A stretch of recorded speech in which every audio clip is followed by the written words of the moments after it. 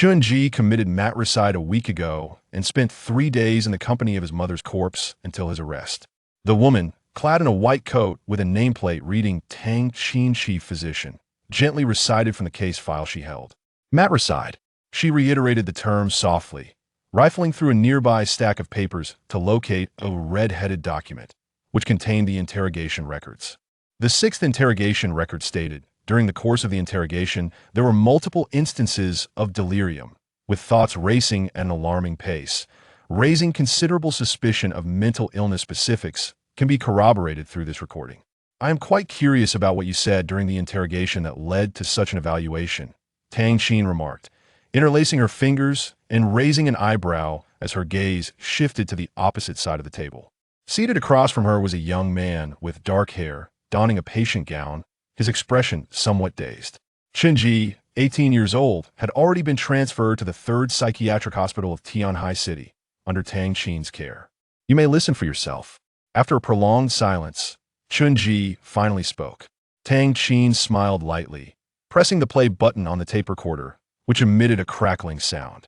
A segment of the recording was abruptly interrupted. The initial voice was youthful and calm, belonging to Chen Ji. Another male voice, presumably that of the interrogator, followed. Recording begins. Chen Ji, I want to ask you a question. Man, go ahead.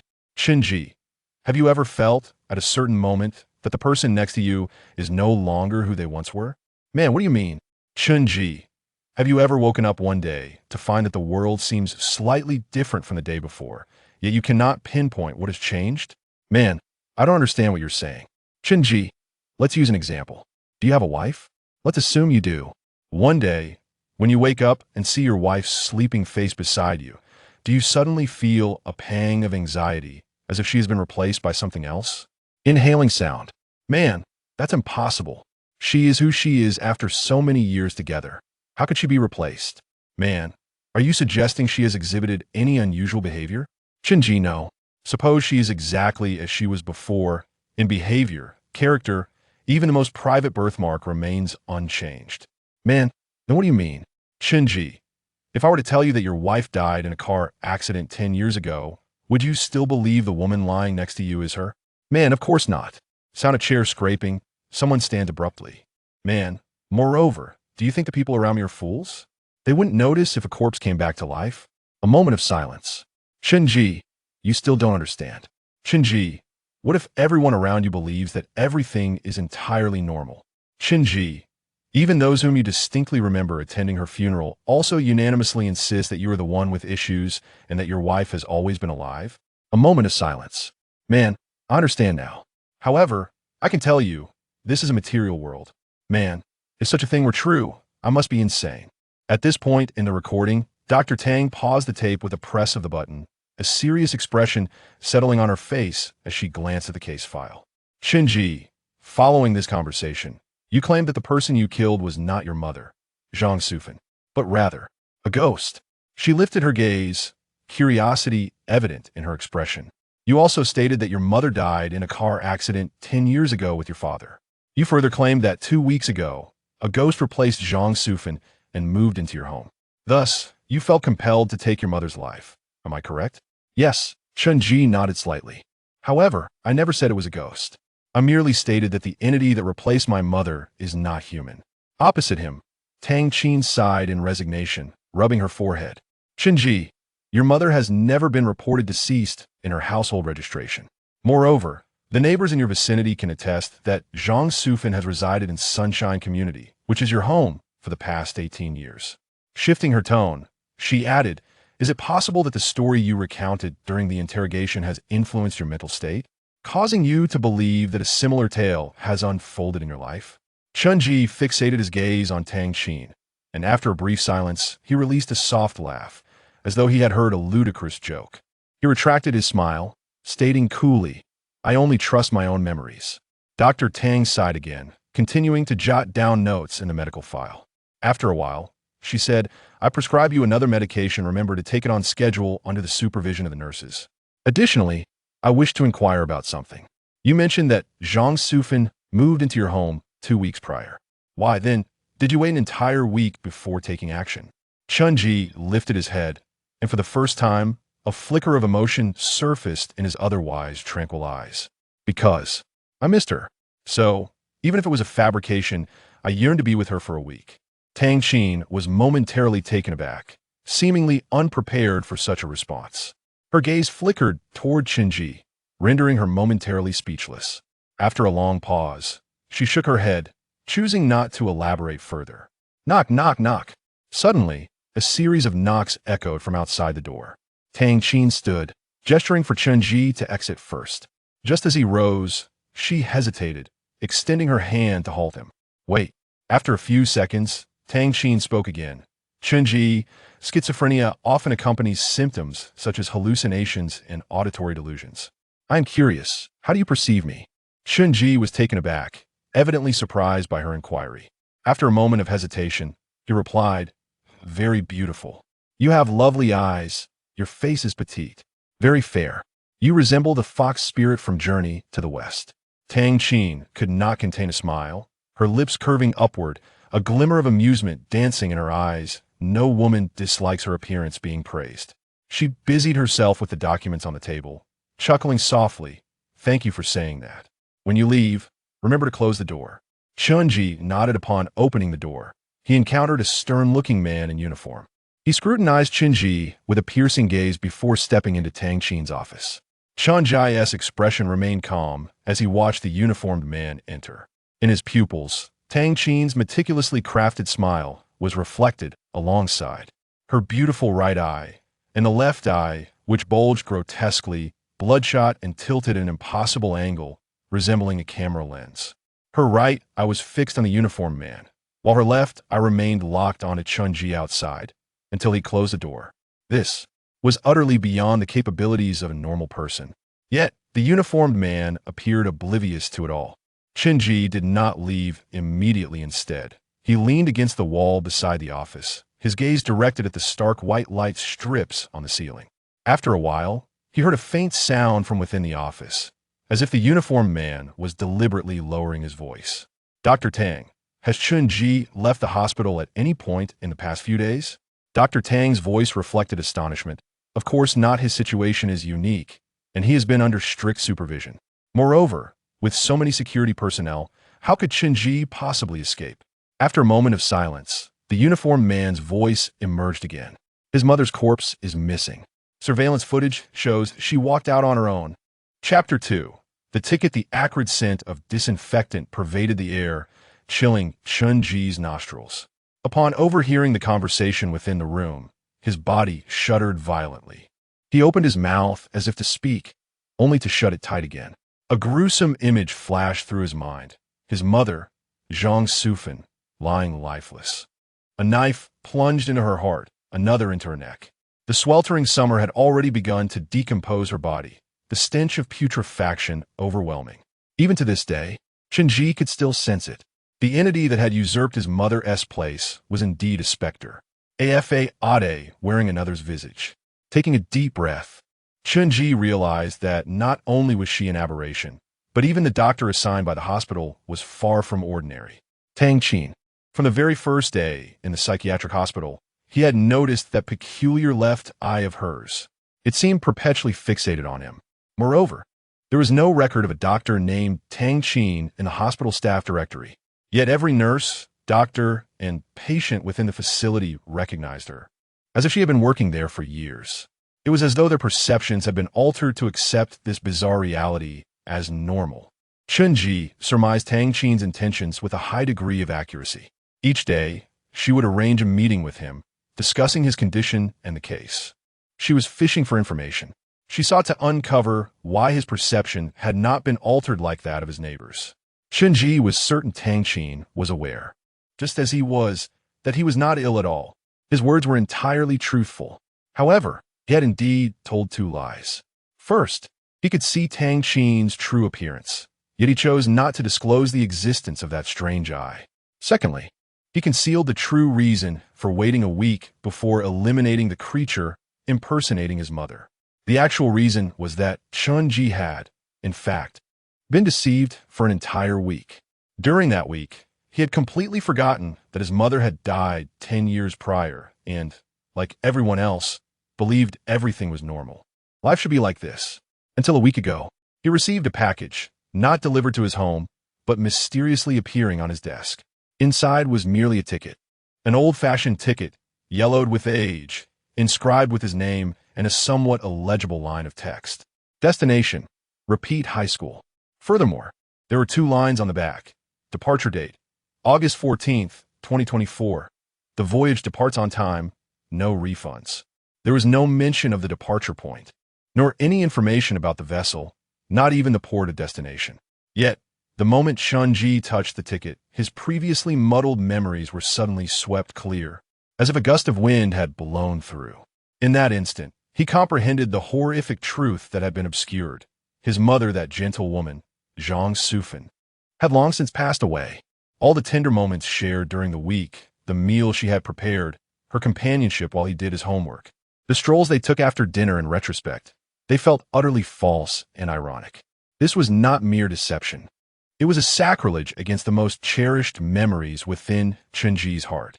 He inhaled deeply, his gaze returning to the sterile corridor of the hospital. The conversation within the room continued, but he had lost interest, his thoughts consumed by a more pressing dilemma. The painted specter had left the morgue and could very well come to the hospital. The intentions of Tang Qin remained unclear. Yet it was highly likely they were linked to the entity impersonating Zhang Sufan. Chen Ji sprang to his feet. He needed to return to his ward. Given his status as a murderer, the hospital had established stringent security measures on the first floor. Coupled with the iron-barred windows characteristic of psychiatric facilities, escape was virtually impossible. However, there remained one potential avenue. He clutched the ticket tightly. It had begun to emit a faint warmth since midnight, and now it felt scorching in his hands. The departure date inscribed on the ticket was today. Chen Ji had no idea where the departure point was or which dock it referred to, but therein lay a sliver of hope. The departure point might be right here. The psychiatric hospital. This notion was far-fetched. Yet everything he had experienced recently instilled in him a belief that it was possible. Even if that hope was exceedingly faint, he would exert every effort to prepare himself. Chen Ji moved swiftly, ascending to the first floor where his ward awaited. Suddenly, he rushed forward, his head bowed, colliding with something, accompanied by a woman's startled gasp, causing him to tumble to the ground. A young nurse had just turned the corner and collided with him. A strong scent of perfume wafted into his nostrils. "Are you a patient? You can't run around in the hospital, don't you know?" she complained, pulling him to his feet. "Where are you in such a hurry to go?" Chen Ji did not lift his gaze, staring intently at his toes, replying in a murmur, "To the cafeteria to eat." The nurse sighed. "Well, I'm headed there too. You can follow me, but don't bump into anyone else." As they walked in rhythmic footsteps towards the elevator, Chen Ji abruptly halted. "Sister, you go ahead. I just remembered I have medication to take," he said softly. The nurse hesitated. "You can take your medication after eating." "Sister, my medication is different. It has to be taken before meals," Chen Ji insisted, his voice barely audible as he took a step back. He had not looked up once, his eyes fixated on the nurse's calves. Beneath her long pants, only the surface of her black shoes was visible, while the other side revealed a few centimeters of heel. Nurses can only wear flat shoes. A nurse would never have their feet facing entirely in the opposite direction. In the next moment, amidst the sound of cracking, Chen Ji whirled around and sprinted forward, icy dread coursing through him. Amidst the heavy scent of perfume, he finally detected an all-too-familiar stench of decaying flesh. Behind him, the nurse's lovely visage began to fissure, and soon, it completely peeled away, revealing the grayish spots of decomposition underneath. After a few seconds of silence, a rapid series of footsteps echoed, unmistakably not the sound of a normal person's stride. Chen Ji dared not glance back. His heart raced violently, his head throbbing as if to burst. The painted specter had arrived far quicker than he anticipated. Chen Ji's grip tightened around the ticket, the yellowed paper now scorching against his skin. Ahead lay the emergency exit. He needed to ascend from there. Just then, he felt a sudden prickling sensation on his face, an intense feeling of being watched, as if a serpent had fixed its gaze upon him. He glanced towards the emergency exit, where, in the eerie green light, a bloodshot eye was fixated on him. Tang Qin stood there, her lips curling into a sinister smile that nearly reached her ears. Chen Ji's arms erupted in goosebumps. Without a moment's hesitation, he turned and darted into the adjacent ward, locking the door behind him.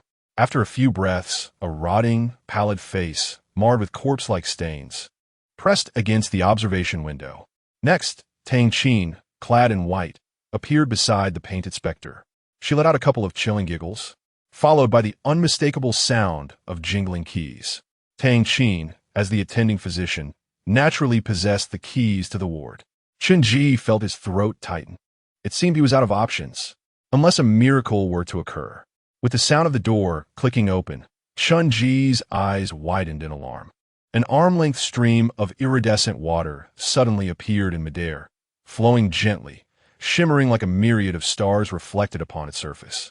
The ticket to the river nestled in his pocket trembled violently, as if urging him to step inside. Indeed, it is the river, Chen Ji murmured. In the next moment, he cast a deep glance at Tang Qin, who had burst through the door, and stepped forward as if to approach the threshold. No. At that instant, Tang Qin seemed to sense something, her expression shifting as she lunged forward to grasp Chen Ji's hand.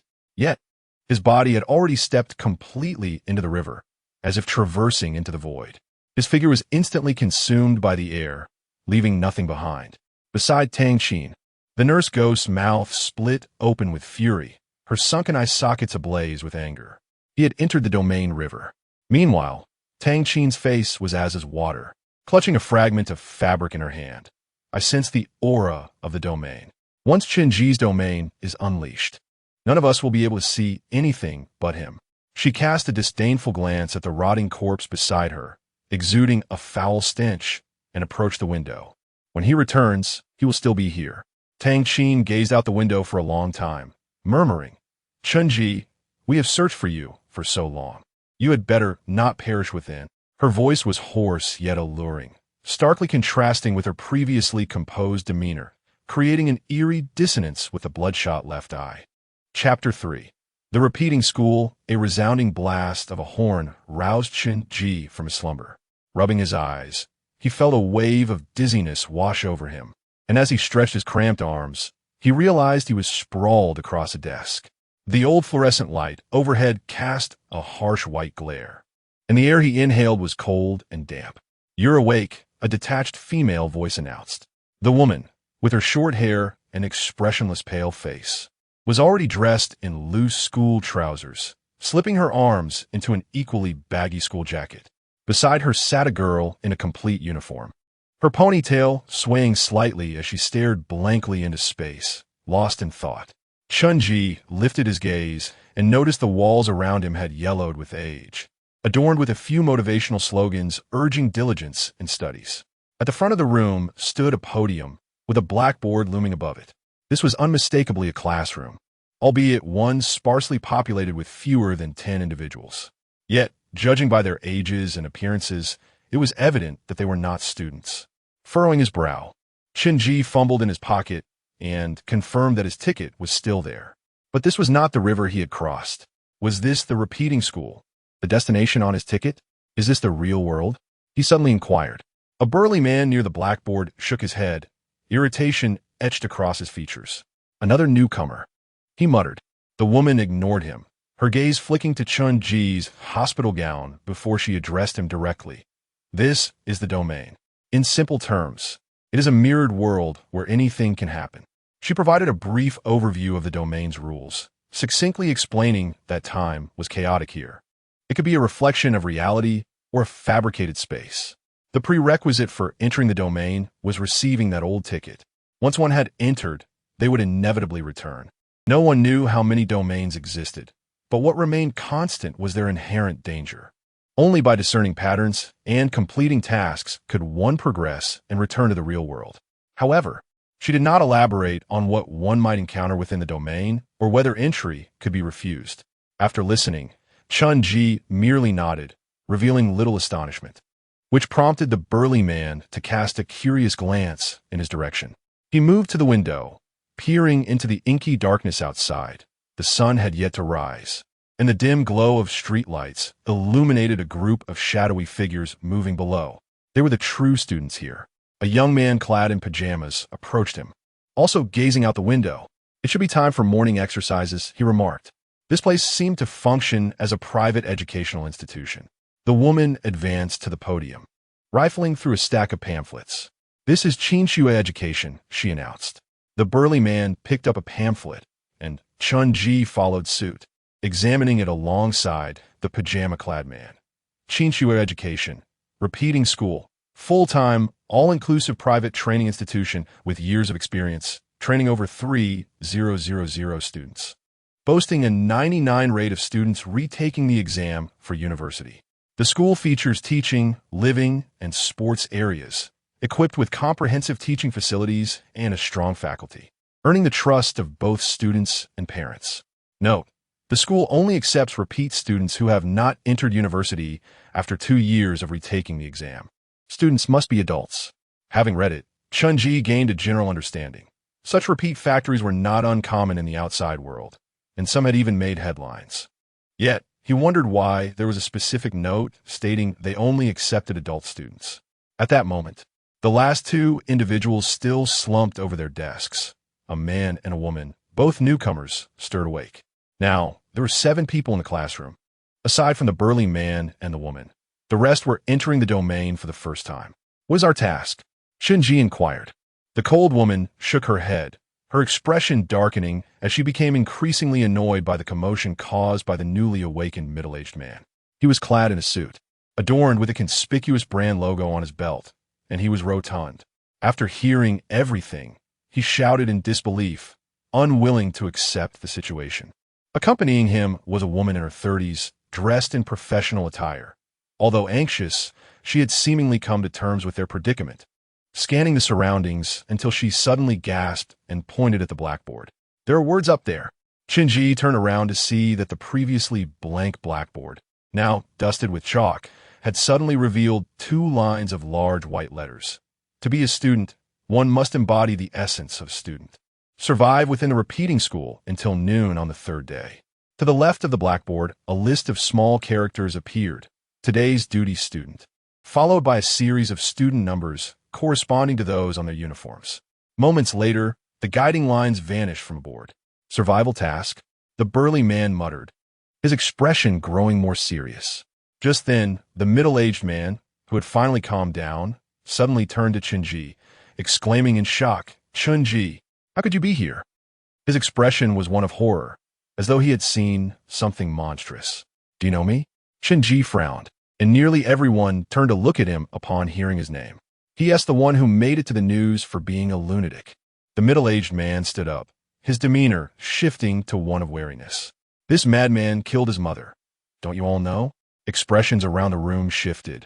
For Chen Ji's case had gained significant notoriety. It was nearly impossible to find someone unaware of it online. The burly man cast a casual glance at Chen Ji and scoffed. "So it really is you." "I didn't kill my mother," Chen Ji replied calmly. "It was a ghost." At this statement, the cold woman abruptly raised her head, a flicker of curiosity in her eyes. "Ghosts cannot be killed," the burly man retorted with a scoff. "Chen Ji, you truly are insane." The middle-aged man trembled, his finger quivering as he pointed at Chen Ji. "Can't you all hear?" He asked, mentally unstable. His gaze swept over the others, and seeing that they did not react as he had, his expression shifted abruptly. "I get it. You're all in cahoots, setting a trap to harm me. Aren't you? What do you want? Money? I can give you anything. Who sent you?" In reality, the middle-aged man had risen to wealth by riding the wave of the times and employing dubious methods. Consequently, he possessed a paranoia that someone would conspire against him for financial gain. Before Chen Ji could respond, the pajama-clad man stepped forward, delivering a slap that sent the middle-aged man staggering. "What he did before has nothing to do with us or this place," he declared. "Look at the clock. It's nearly 6 o'clock. The task is about to begin. Our singular goal is to uncover the patterns and survive together. Let us refrain from divisive remarks." The burly man chuckled softly, approving the pajama-clad man's words. In this realm, survival was the only objective, and for him, the middle-aged man's erratic behavior posed a greater risk than Chen Ji's calm demeanor. The room fell silent as everyone donned their uniforms. Even the middle-aged man dared not stand out. At that moment, the girl with the ponytail, who had been sitting beside the cold woman, suddenly spoke up in a soft voice. The morning exercises will soon conclude. Should we clean up the area? She pointed at the blackboard, where the words duty student were written beside the student numbers.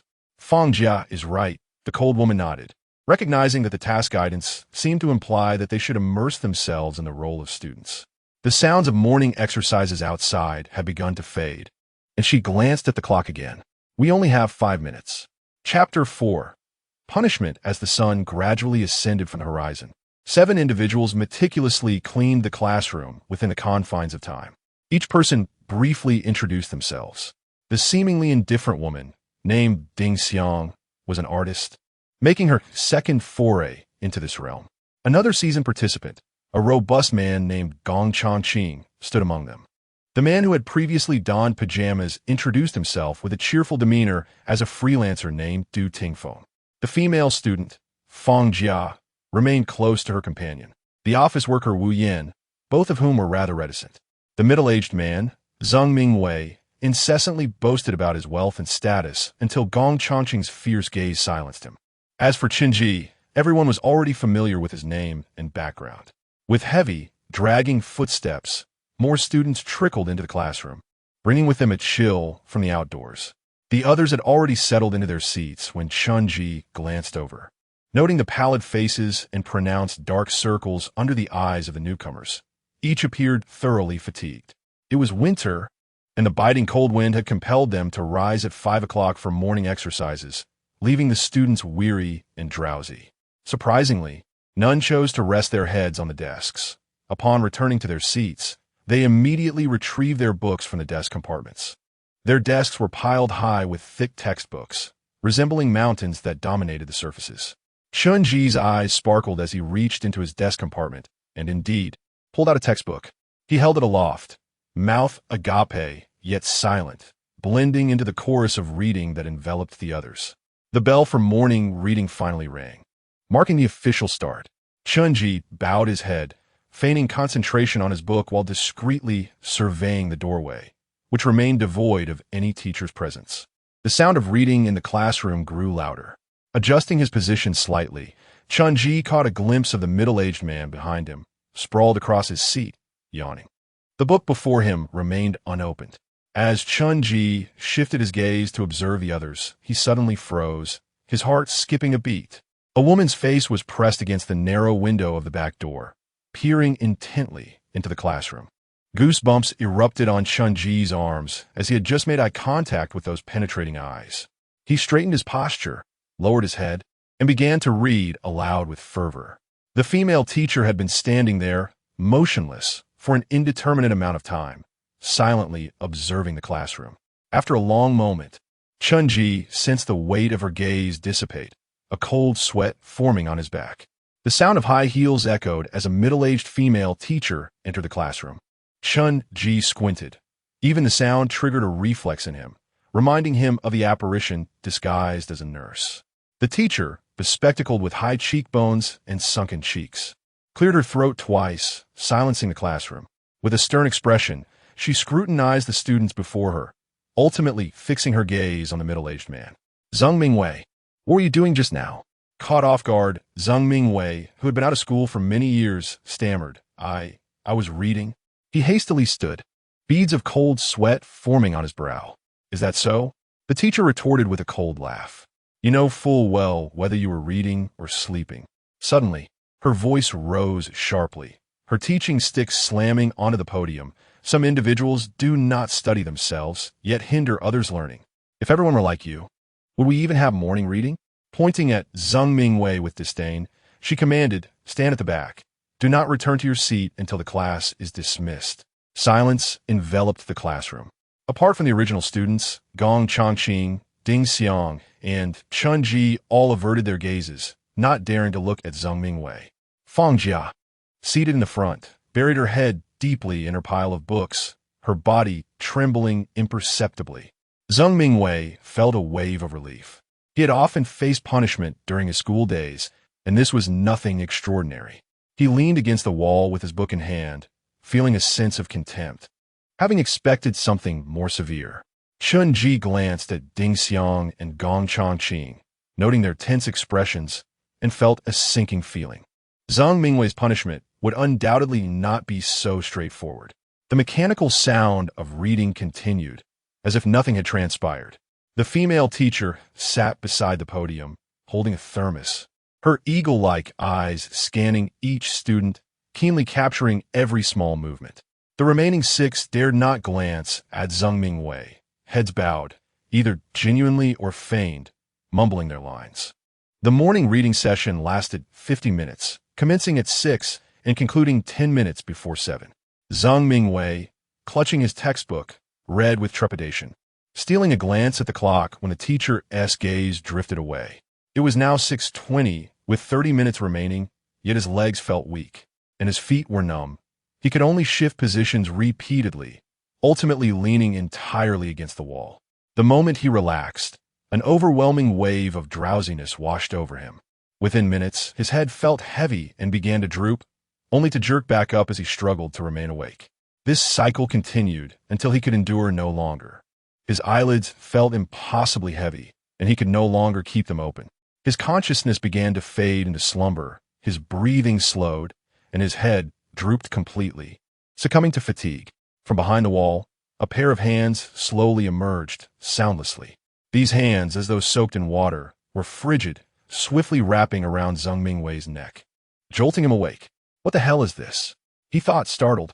The sensation was slick and clammy, reminiscent of a serpent's slither.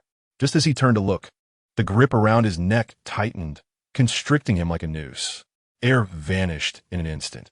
His face flushed crimson as he clawed at the fingers around his neck, attempting to pry them loose, while his other hand groped behind him. There was no one there, only the unyielding wall. Zhang Mingwei flailed helplessly. The more he struggled against his bonds, the tighter they became. His mouth gaped open, yet no sound emerged, only a series of intermittent, choking noises as his airway constricted. His eyes bulged, blood vessels draining, as he felt a soft, chilling touch brush against his skin, tightening around his chest. The teacher imparts knowledge, guiding and resolving doubts. Zhang Mingwei jolted awake, the cacophony of reading gradually becoming clearer, pulling him back to reality. He was not dead. The classroom buzzed with life. Nearby, students recited their texts. Was it a dream? A dream. Zhang Mingwei felt a cold sweat break out anew. Catching sight of the teacher's gaze fixed upon him, he hastily grasped his textbook, opening his mouth to speak, but only fragmented breaths escaped. Oh. Zhang Mingwei cleared his throat, only to realize he was not breathing. The familiar sensation of suffocation lingered. Moreover, why did his chest feel so painful and cold? With trepidation, he looked down, and this time, a chilling sensation enveloped his entire being. Countless pale hands, resembling those of a drowning person, emerged from behind him, tightening around his neck and chest, ensnaring his entire body. No. He struggled fiercely, but it was futile. The grip only tightened until he heard a sickening crack, the sound of his ribcage fracturing. Zhang Mingwei's eyes widened in horror, his hands flailing violently as he hurled the textbook towards the back of a nearby student. Look back. Whoever it may be, turn back. He opened his mouth wide, emitting a silent scream. Save me. I beg you. The students did not turn back. The textbook fell to the ground with a thud, echoing the desperate plea that overflowed from Zhang Mingwei's throat, both engulfed by the orderly sound of reading. Chapter 5. The Untouchable Taboo. With merely 10 minutes remaining until the end of class, Chen Ji busied himself with scribbles and sketches in his notebook. Occasionally, he would lean to the side, his eyes darting as if he were recollecting the content from the textbook. To his left, Ding Xiang's reading suddenly halted before resuming, as if she had merely stumbled momentarily. Chen Ji continued his note-taking, seemingly oblivious to the interruption. Silence enveloped the room, save for the rustle of pages. An ominous shadow loomed over his desk, blocking the light, persisting for several minutes. Without warning, a hand reached out before Chen Ji. The female teacher's face etched with suspicion as she snatched his notebook and flipped through its pages swiftly. Yet, all she found were the passages he had copied down. Nothing more. Chen Ji remained silent, his expression calm and unperturbed. The teacher let out a cold huff, unable to find fault. and shot him a warning glare before returning to the podium. As the teacher lifted her thermos, Chen Ji narrowed his eyes slightly, seemingly raising his pen to his line of sight. The reflections danced upon the stainless steel of his fountain pen, distorting the image of what lay behind him. It was difficult to discern anyone from afar. Chen Ji focused intently, his body freezing as his heart plummeted. Against the back wall of the classroom, a dark figure writhed violently. It was Zhang Mingwei. The boy's bulky uniform was teeming with white entities that slithered like serpents, one of which coiled ominously around his neck. Chen Ji set down his pen. He had not misheard.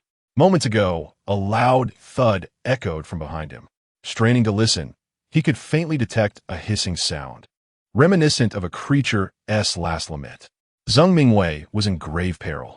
Chen Ji glanced at the others, Du Tingfeng, Gong Changqing, and even Ding Xiang. The reading noise had dwindled, and they must have sensed something amiss. Directly in front of him, Fang Jia remained unresponsive, sitting in a daze. The faint sound from behind gradually faded into silence. Ding dong.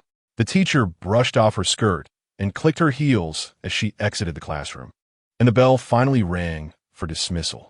Like the others, Chen Ji remained seated, waiting until the surrounding students vacated their seats before he rose.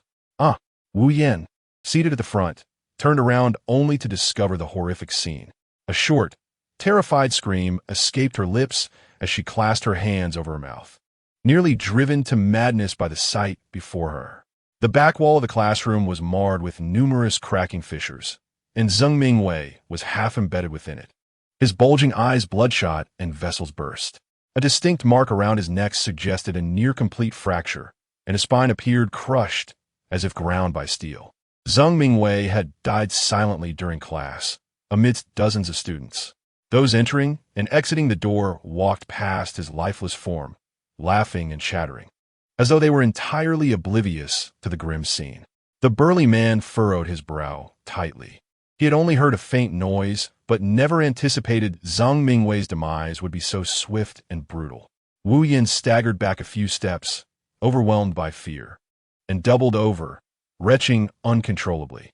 A few girls passed her, casting strange glances, and Ding Xiang quickly positioned herself by Wu Yan's side, explaining to them that she had merely eaten something spoiled that morning.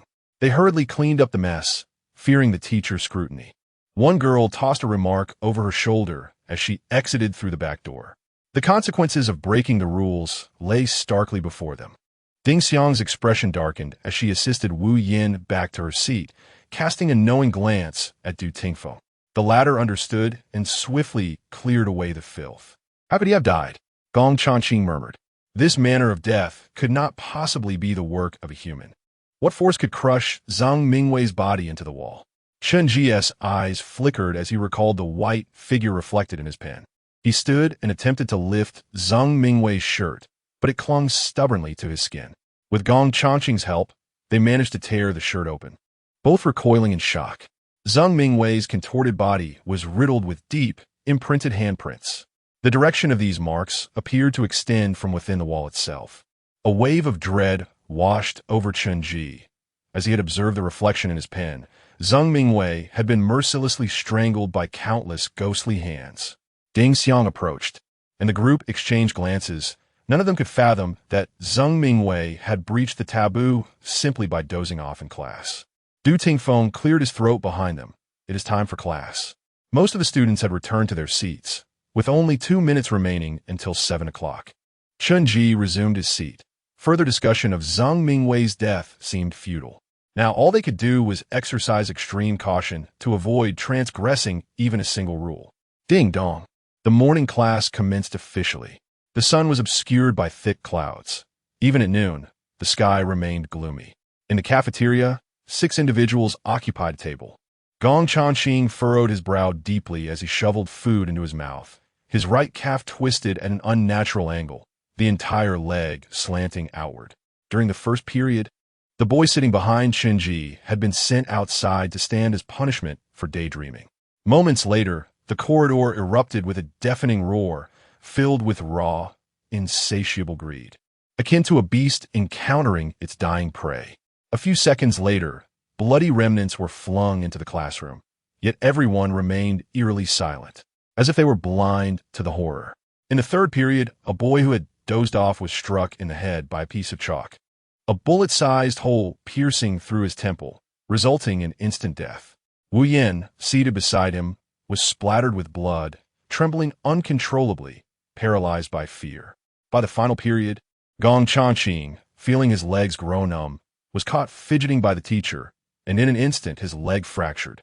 However, exhibiting remarkable fortitude, he remained silent, enduring the excruciating pain as he continued to attend to the lesson, narrowly escaping death's clutches. Though he survived, one of his legs was rendered useless, severely hindering his mobility. This domain was merely concerned with the rules. An injury to one's leg wouldn't have significant repercussions. Ding Xiang reassured, as long as we do not breach the taboos, we should survive until the third day. Before their meal, they had already discerned some patterns, such as the necessity of attentive listening, refraining from whispering, and avoiding distraction. In essence, they had to embody the role of diligent students with utmost severity. Gong Changqing's countenance darkened. Having experienced 2 domains, his instinct warned him that this time would not be so simple.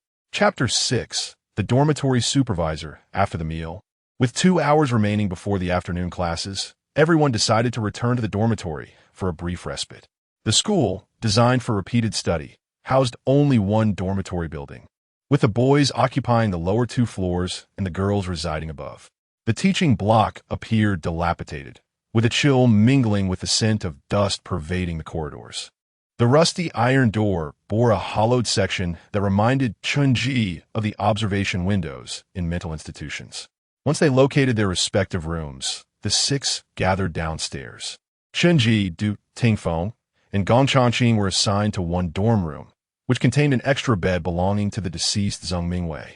Fang Jia and Wu Yin shared a room, while Ding Xiang was alone with 3 unfamiliar girls. After exchanging information, they agreed to reconvene half an hour before class commenced and return to their respective dorms. Chen Ji assisted Gong to his bed and climbed up to his own. The trio had been tense all morning and decided to use this precious time to rest. As consciousness began to fade, the room fell into a profound silence, and one by one, they drifted into slumber. Suddenly, a loud banging resounded. A robust man jolted awake, propping himself on his arms as the dormitory's iron door shook violently. "Who is it?" Chen Ji whispered from the edge of his bed. "It's me, Ding Xiang," came a cold female voice. Chen Ji glanced back at Du Tingfeng and the strong man, exchanging brief looks of understanding.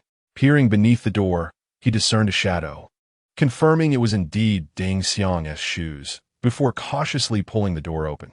Outside, Ding Xiang's complexion was ashen. She was compelled to retract her previous statements, for a sudden transformation had just occurred. "My roommates have all turned into ghosts," Ding Xiang stated gravely. "They appeared normal when they entered, but when I looked again, their faces had vanished." "Vanished?" Chen Ji was taken aback, about to inquire further when a loud crash interrupted them. Bang! It sounded as though the iron door had been forcefully shoved. Chen Ji leaned forward to investigate, but the corridor was empty save for the iron door at the far end, which swayed as if it had been pushed open moments before. Yet, he had not heard any footsteps. As he prepared to turn back, his gaze suddenly fixated on a spectral figure emerging like an apparition from behind the door. Clad in a school uniform, the figure seemed to be a girl, yet half of her face was grotesquely devoid of features, utterly blank. She lingered for merely a second before retreating upon noticing Chen Ji. With a firm thud, he closed the door and locked it tight, turning back to Ding Xiang. "Did she share a dorm?" Ding Xiang nodded, collapsing onto the edge of her bed, wrapping her arms tightly around herself as if seeking solace. Gong Changqing leaned against the headboard, unable to rise, and asked Chen Ji, "What did you see?" "It was Ding Xiang's roommate," Chen Ji replied, peering through the small window of the iron door, but the corridor was devoid of any presence. "I don't know what it was, but it had no face. She was lurking behind the door of the previous dormitory." Du Tingfeng, who had been resting against the headboard, suddenly paled upon hearing Chen Ji's words. "Which dormitory?" Chen Ji pondered briefly. "The one at the very end, the door without a window." At that moment, realization dawned upon him. He exchanged a knowing look with Du Tingfeng, both understanding the implication. No windows, there's only one possibility, Chen Ji murmured. That is the dorm supervisor's room. In any educational institution, it is prohibited for individuals of the opposite sex to enter each other's dormitories. Among those present, save for Chen Ji, the others had long since graduated and forgotten this rule.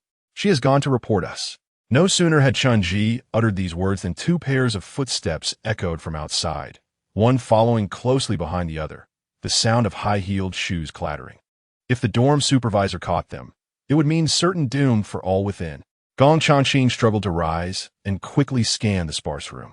It was empty except for a storage cabinet and beds. There was nowhere to hide. The sound of high heels halted at the door. Bang, bang, bang. The relentless knocking ceased momentarily, replaced by a sharp female voice. I warn you, if you do not open the door, everyone will face disciplinary action. Heavy footsteps shuffled from outside, and moments later, Chen Ji opened the door, his eyelids drooping as though he had just awakened. What is it, teacher? He yawned. His voice languid. A flash of red clothing caught his eye. He tilted his head back to see the dorm supervisor's face, which appeared only when he was nearly at the ceiling. The supervisor towered over 2 meters tall, her figure thin as a sheet of paper, with a long, horse-like face devoid of features, save for a single eye embedded in her forehead that rotated mechanically. Behind her stood a diminutive girl against the wall, her face similarly smooth and featureless, the very same girl who had just been peering in. The supervisor brusquely shoved Chen Ji aside, entering the dorm with the girl in tow. Du Tingfeng, leaning against the window, tossing a coin to pass the time, glanced at the supervisor in surprise. Teacher, what brings you here in the middle of the day? The supervisor ignored him, surveying the room. The 3 occupants appeared groggy, as if roused from a deep slumber. Apart from Gong Changqing, who was seated on the bed due to his leg injury, the space was barren, with no sign of Ding Xiang. Turning her gaze back, she fixed her eyes intently on the girl, who clearly panicked and shouted, she was definitely here. I saw her enter this room. The girl's voice emanated from an indistinct source, hoarse and indistinct. Teacher, let us search again. She must be hiding somewhere. The supervisor shoved Du Tingfeng aside and approached the windowsill, the eye on her forehead spinning as she slowly gazed downward. The locks on the windows were rusted, showing no signs of having been opened. She scrutinized each corner of the room, the 3 occupants still bewildered, seemingly oblivious to the unfolding events. As she turned, her gaze suddenly fell upon an incongruous iron storage cabinet in the corner behind the door. This cabinet wasn't here before, was it? The supervisor's voice rose sharply with suspicion. A tense silence enveloped the room until Chen Ji scratched his head and replied, Teacher, we didn't place this here. We just moved into this dorm. Surely you remember? Gong Changqing shot a glance at Chen Ji before lowering his head. The supervisor remained silent as she opened the cabinet door, her forehead freezing in place. After a moment, she bent down, retrieving an object tightly clutched in her hand.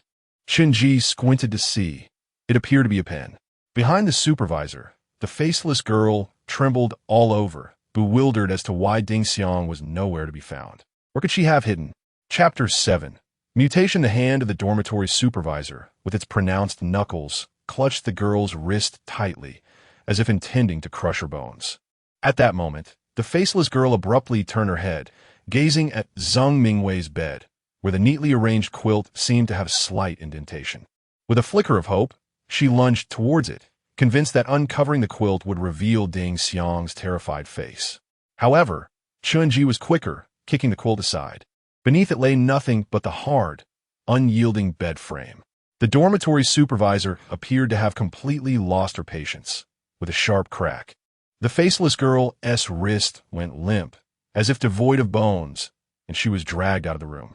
Chen Ji stood at the doorway, waving goodbye to the departing faceless girl and the supervisor before finally closing the door. Almost simultaneously, the 3 exhaled deeply in relief. After a while, a rustling sound emerged from beneath the bed, and Ding Xiang struggled to crawl out, stirring up a cloud of dust. Her face was filled with dread. She had hidden just a second before the supervisor entered. You are truly fortunate, Chen Ji remarked suddenly. For such an obvious spot, the supervisor didn't even check. Ding Xiang was somewhat perplexed. Logically, the space under the bed should have been the first place to inspect. Some individuals are simply born lucky, Du Ting Feng chuckled, pocketing an object resembling a coin. But did you notice? The supervisor took a pen. I checked that storage cabinet, and it contained only some study materials. Why did she specifically take that pen? Chen Ji glanced at the open cabinet, which was filled with notebooks and textbooks, with a few colorful rubber bands scattered in the corner. Gong Changqing shot a glance at the cabinet, suddenly recalling something, and asked Chen Ji, "How did you know we just moved in?" The realm of the domain cannot be explained by common sense. Although they had only been there a day, it did not mean they were new residents of the dormitory. Most of the time, the world line here arranges pre-existing identities for newcomers. It is quite possible that they had been perceived by NPCs as having been at the school for a long time. Chen Ji pointed to the door. The nameplate at the entrance has been recently replaced. The adhesive hasn't tea-dried yet. Before entering, he had noticed the nameplate bearing their names, beneath which faintly revealed a girl's name. This must have been a female dormitory prior. Ding Xiang nodded, suddenly exclaiming, "There are also boys' belongings in my dorm cabinet." The floors for boys and girls must have just been swapped. Du Tingfeng believed that the exchange of floors must have some underlying reason, but Gong Changqing disagreed, feeling it had nothing to do with the domain's task. Perhaps having the girls' dormitory on the first floor would compromise privacy, Ding Xiang added. If it remained as it is, boys would inevitably pass through the corridors while girls wash up, leading to awkwardness and inconvenience. Chen Ji did not ponder this too deeply. At present, the clues were too scant. He was more intrigued by the pen taken by the supervisor. It was entirely normal to have pens in a dormitory, unless that particular pen had an unknown purpose, in which case, the supervisor had no need to specifically confiscate it, as it did not violate any school regulations. He glanced at the clock. There were still 20 minutes until the agreed meeting time. He moved to the window, forcefully unlocking it, causing loose rust to cascade to the ground. The boys' dormitory was on the first floor, directly overlooking a wide expanse of open space. "Exit through the window, but be silent," Chen Ji signaled to Ding Xiang, adding, "After you leave, return to your dormitory. Remember to make some noise so that the supervisor sees you entering from outside."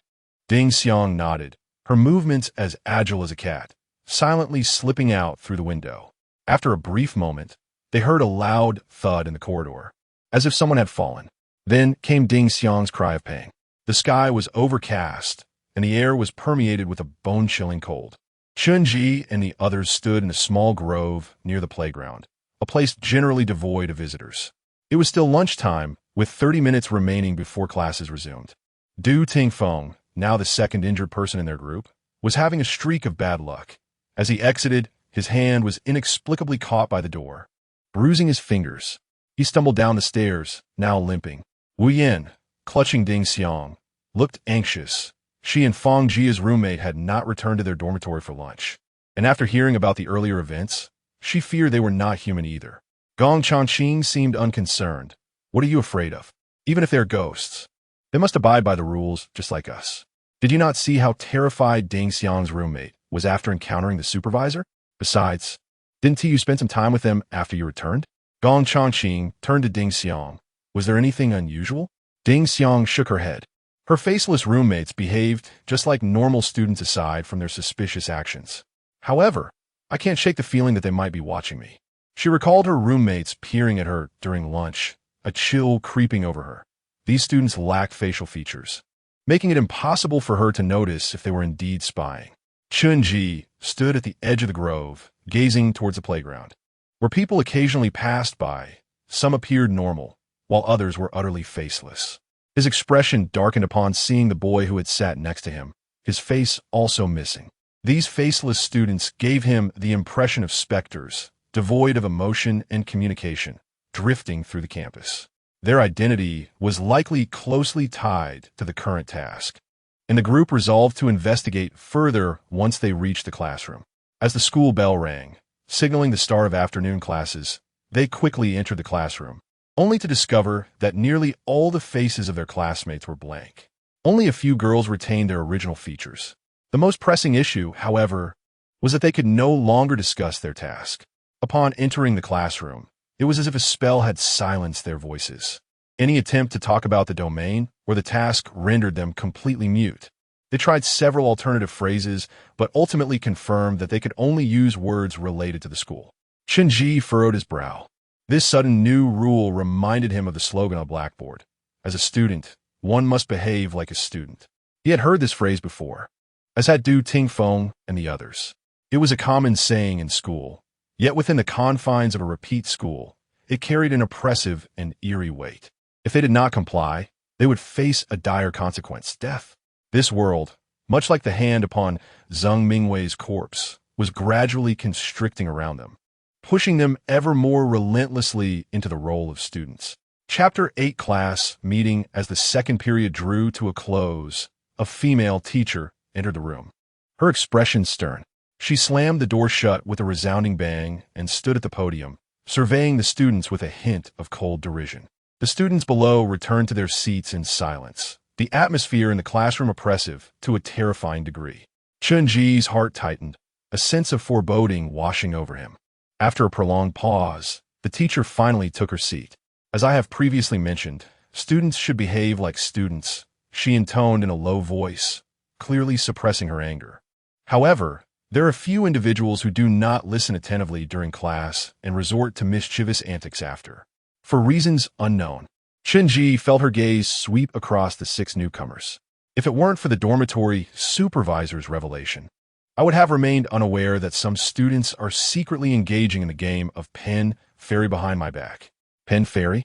Ding Xiang's eyes widened, momentarily locking with Gong Changqing beside her. Both recalled the pen that had been confiscated from their dormitory locker.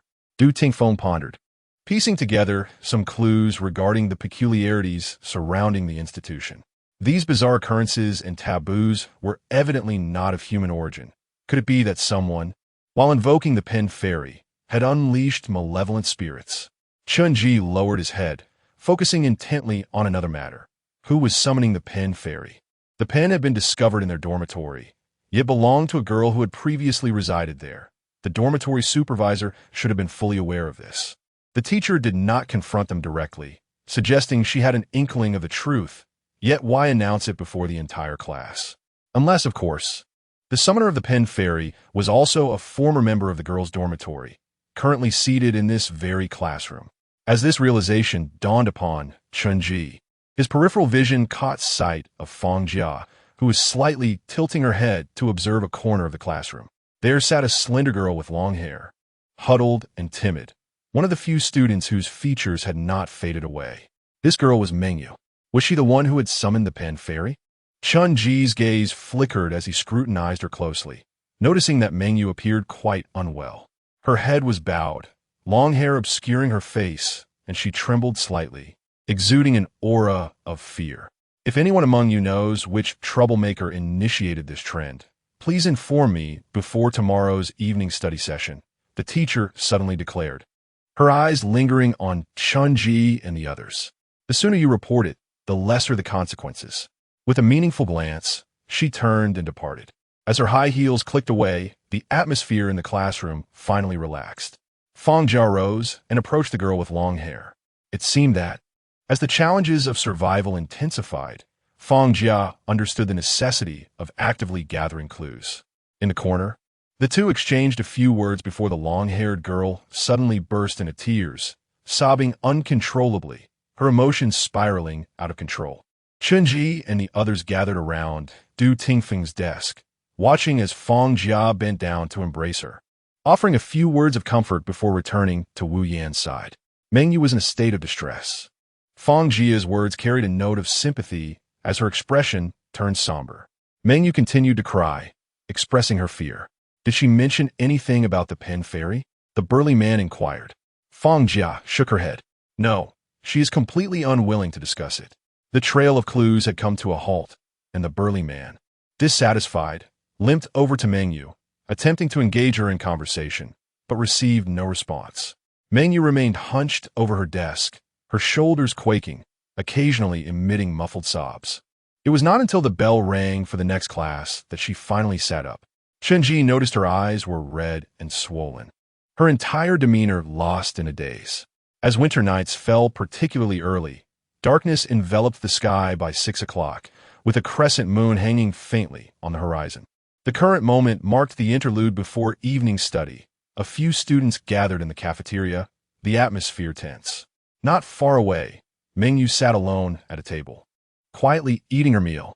She appeared to have no friends, as passing students deliberately avoided her table. Chen Ji observed that some exhibited overt disdain as they walked past, as if Mengyu were afflicted with a contagious ailment.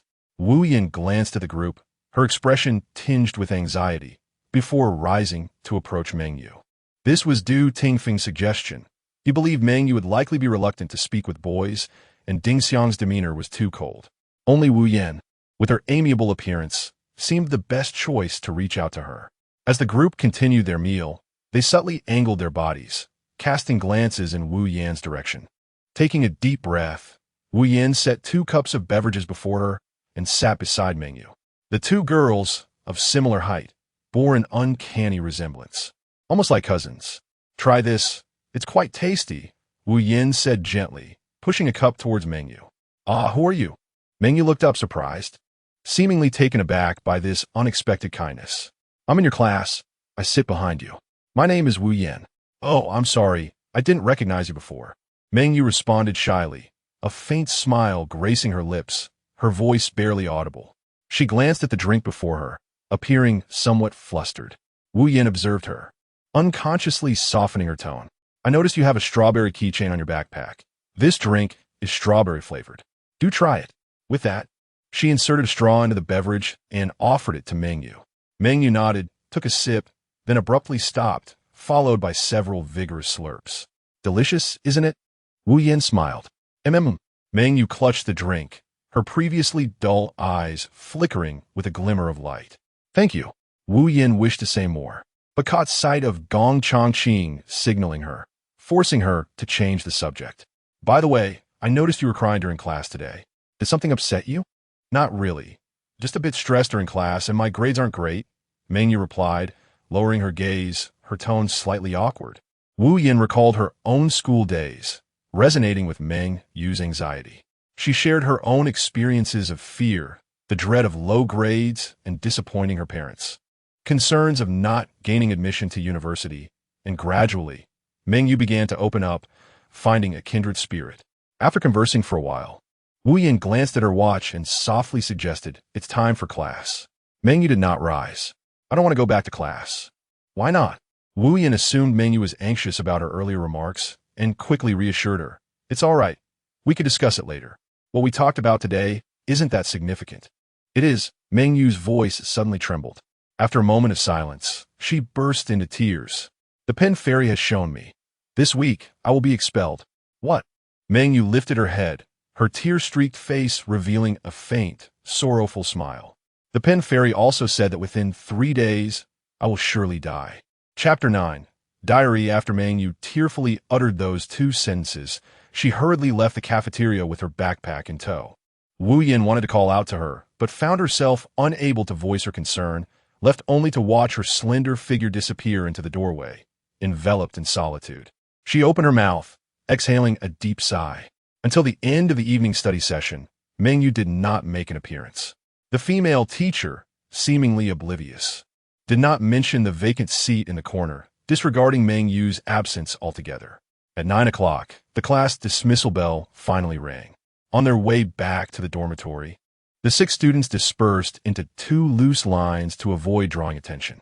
Wu Yin had already recounted her conversation with Mengyu to the others, her demeanor now one of dejection. During their chat, she had felt a twinge of sympathy for Mengyu. Her absence from evening study instilled a sense of foreboding within Wu Yin. Fang Jia gently patted her shoulder, sighing softly, her eyes betraying her worry.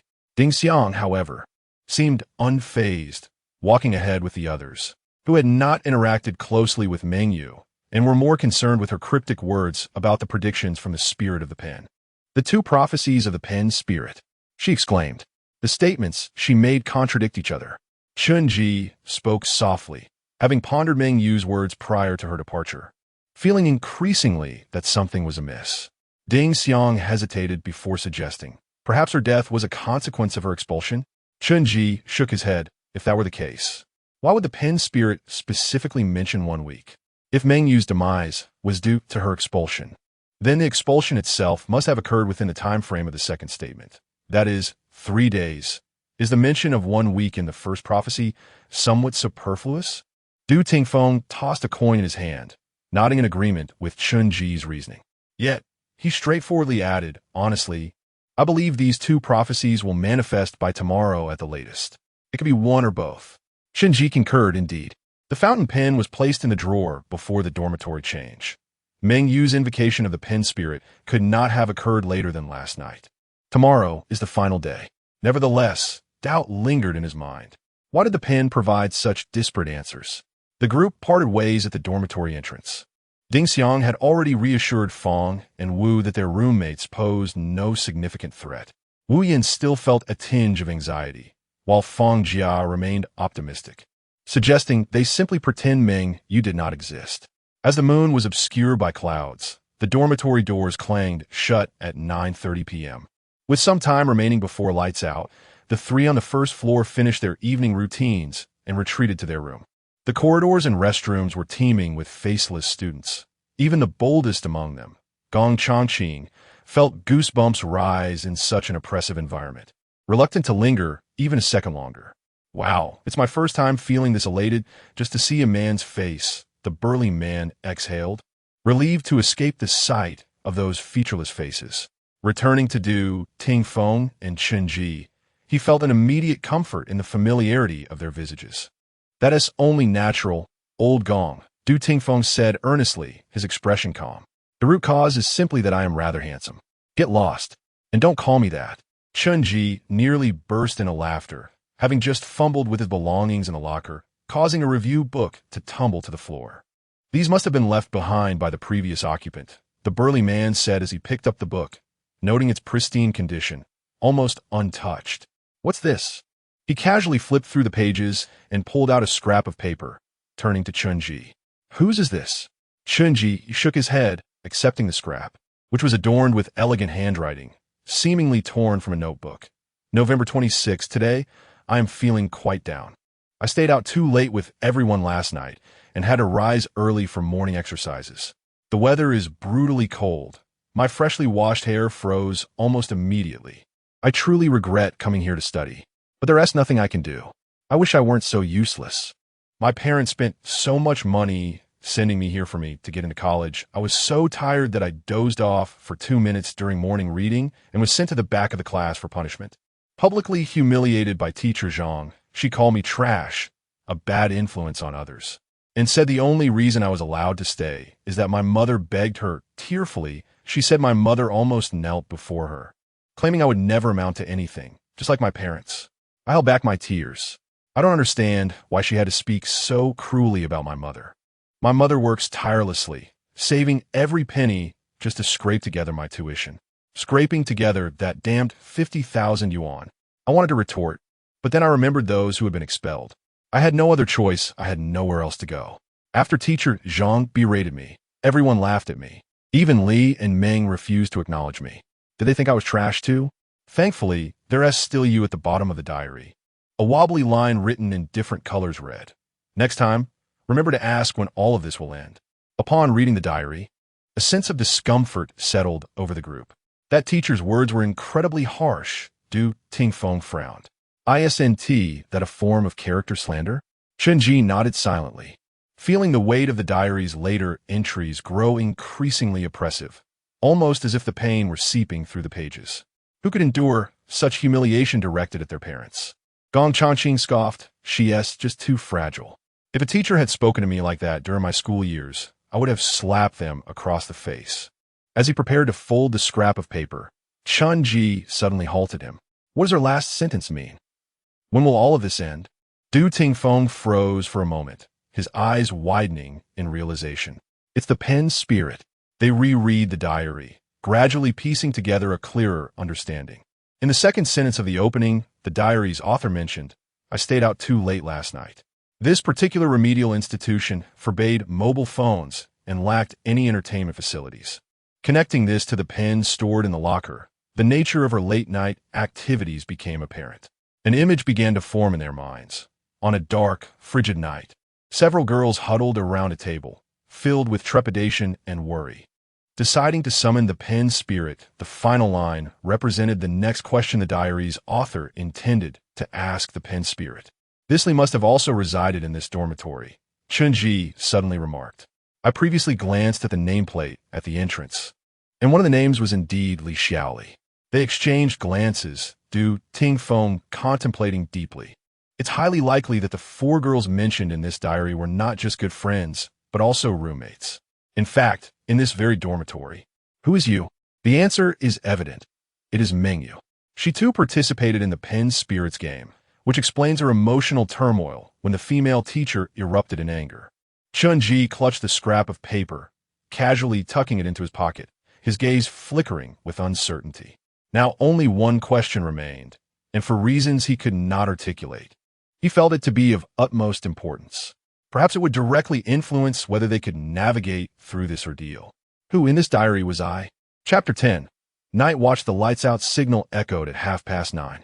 As the illumination from the dormitory buildings abruptly vanished, the entire campus was engulfed in darkness. Inside the dormitory, an eerie silence prevailed, interrupted only by the occasional rustling of bed frames, a testament to the fact that several individuals had yet to succumb to slumber. Have you ever noticed how strikingly similar Wu Yin and Mengyu appear? In the stillness, Du Tingfeng's voice suddenly pierced the silence. Chen Ji responded affirmatively.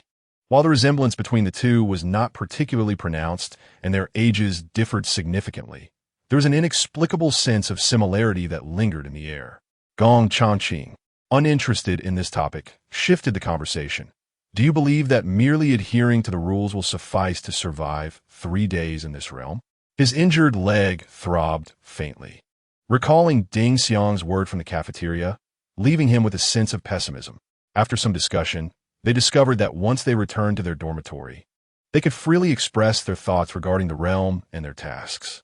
In the darkness, Du Tingfeng turned on his side, fixating on the coin resting beside his pillow. After a brief moment, he returned the coin to his pocket and spoke with deliberate calmness. "The clues we currently possess are far too scant. Posing such questions is futile."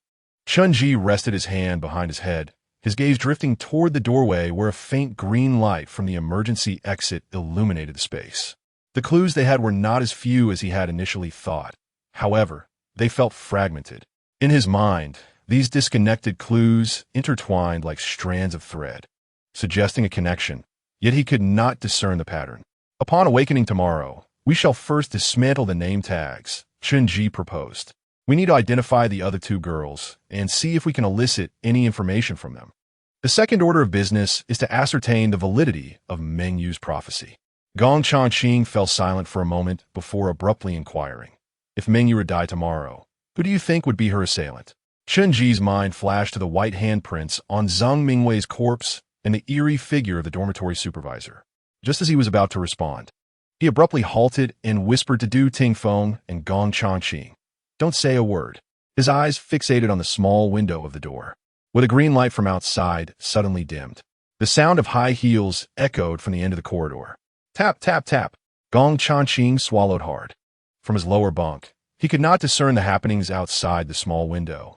However, he could clearly see a distorted shadow elongating on the ground before the iron door. Chen Ji pulled the blanket over his eyes, squinting slightly. The footsteps paused at their entrance. Creak, squeak. The small window on the door was gently pushed open. Chen Ji's entire body tensed as he was closest to the window. In the dim green light, the head of the dormitory supervisor emerged through the small opening, her neck extending like a spring to an impossible length. Her body remained outside. Chen Ji immediately shut his eyes, leaving them slightly ajar. In his peripheral vision, he saw the supervisor's pale, featureless face, a single, grotesquely large eyeball mechanically rotating until it locked onto the robust figure in the room. Subsequently, her slender neck advanced like a serpent, inching toward the head of the strong man, nearly face to face with him. That eyeball pressed closely against the man's head, motionless, seemingly assessing whether he was truly asleep. She was conducting a night watch, A sudden realization washed over Chen Ji. He refrained from looking further and fully closed his eyes, steadying his breath. After a minute or two, he sensed a faint, chilling breeze graze his face, accompanied by a nauseating, foul odor. It was now Chen Ji's turn. A bone-chilling, slippery sensation pressed against his eyelids. Instantly, a bizarre image surfaced in his mind. A featureless face, smooth and white as paper, hovered mere centimeters before him. Silently observing, Chen Ji maintained his prior breathing rhythm, slow and calm, with his eyes tightly shut. Moments later, another gentle breeze swept by, and the small window was abruptly closed with a sharp snap. The sound of high heels retreated, tap, tap, tap, fading into the distance. 2 minutes elapsed before the outside fell silent. Chen Ji cautiously opened his eyes. The green light outside flickered faintly, devoid of any figures. He quickly wiped his eyelids, feeling a wave of nausea. A slimy residue clung to his skin, remnants of the supervisor's eyeball. "Damn," Gong Changqing muttered under his breath, trembling, as he exhaled a sigh of relief. His back was already drenched. Du Tingfeng murmured, "Let us not speak, let us just sleep. That ghastly entity might return later." The three fell silent, lying still in their beds, their minds swirling with thoughts. Chen Ji cast a glance at the glowing alarm clock on the table, which indicated that it was now 5 minutes past 10. Considering the time, the supervisor should have conducted her rounds at 10 o'clock. After an indeterminate period, gentle snoring emerged from Gong Changqing's bunk. Chen Ji had lost all sense of drowsiness, like Du Tingfeng. He believed that the supervisor would not limit her checks to just once. As the clock struck 11, the sound of high heels echoed once more. However, this time it was different. The tapping emerged from the far end of the corridor, gradually receding as it ascended the stairs. Approximately 15 minutes later, the supervisor returned to the first floor, commencing her inspections room by room. Chen Ji noted that during the 10 o'clock rounds, she had not ascended the stairs, implying that she would only check the female dormitories once. Contemplating the confiscated pen, a plan began to take shape in his mind. The night was pitch black, with a biting wind howling, illuminated only by a few antiquated street lamps casting dim light alongside the track. Chen Ji and Du Tingfeng supported Gong Changqing, blending into the tail end of the running group, moving at a leisurely pace. The other 3 girls trailed behind them, their faces revealing signs of sleeplessness.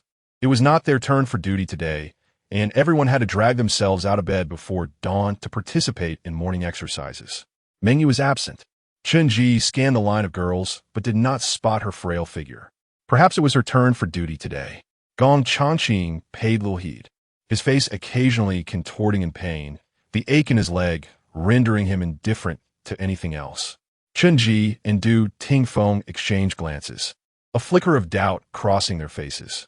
The unease that had emerged that morning intensified. Hush!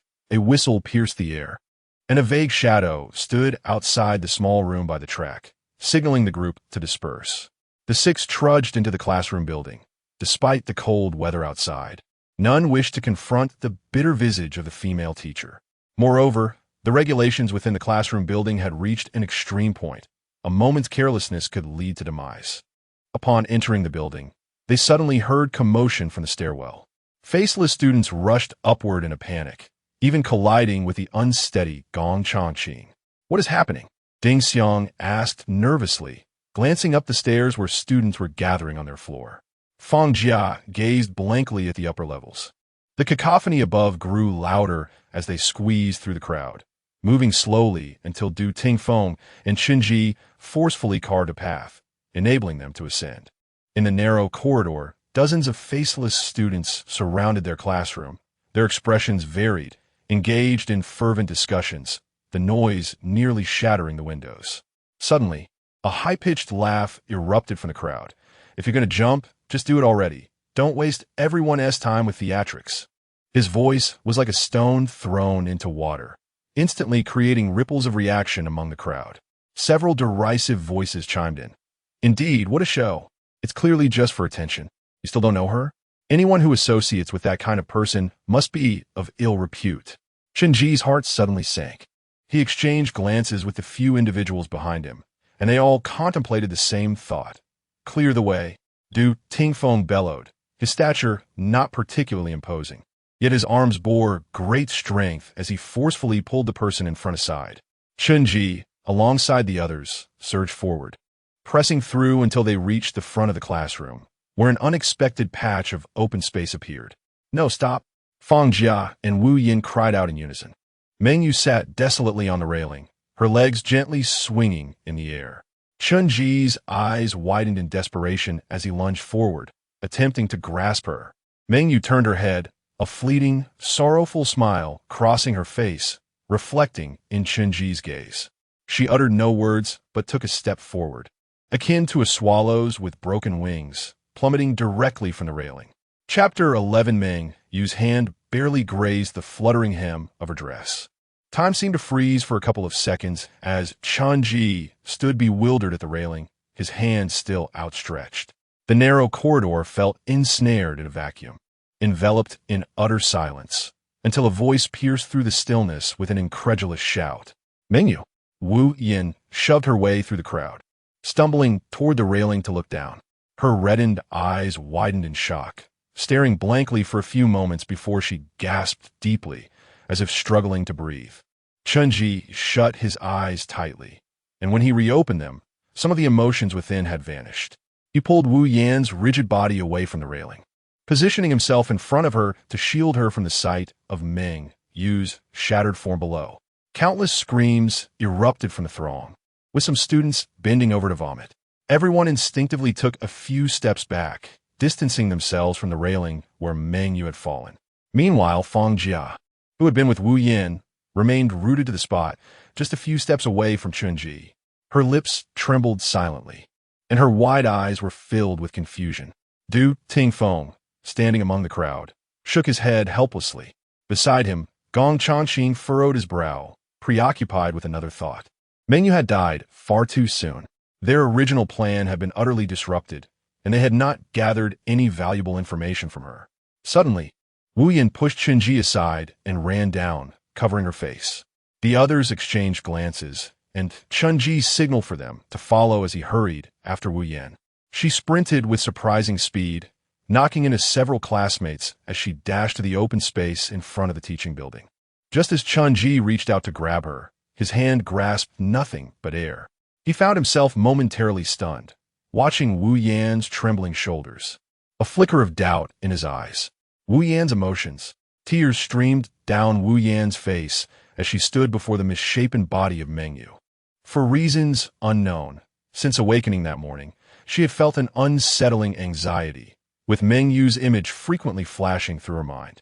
Though Meng Yu was merely an NPC within their realm, Wu Yan harbored a peculiar sensation, as if the one who had died was not just a fleeting acquaintance, but her dearest friend. Immersed in sorrow, Wu Yin remained oblivious to the fact that her grief seemed to have manifested too abruptly, tinged with an eerie irrationality. Chen Ji was about to say something when his gaze suddenly shifted. He knelt between Wu Yin and Meng Yu's body, gently patting her shoulder. Remembering Meng Yu's taunts before her demise, he remained silent for a moment before speaking.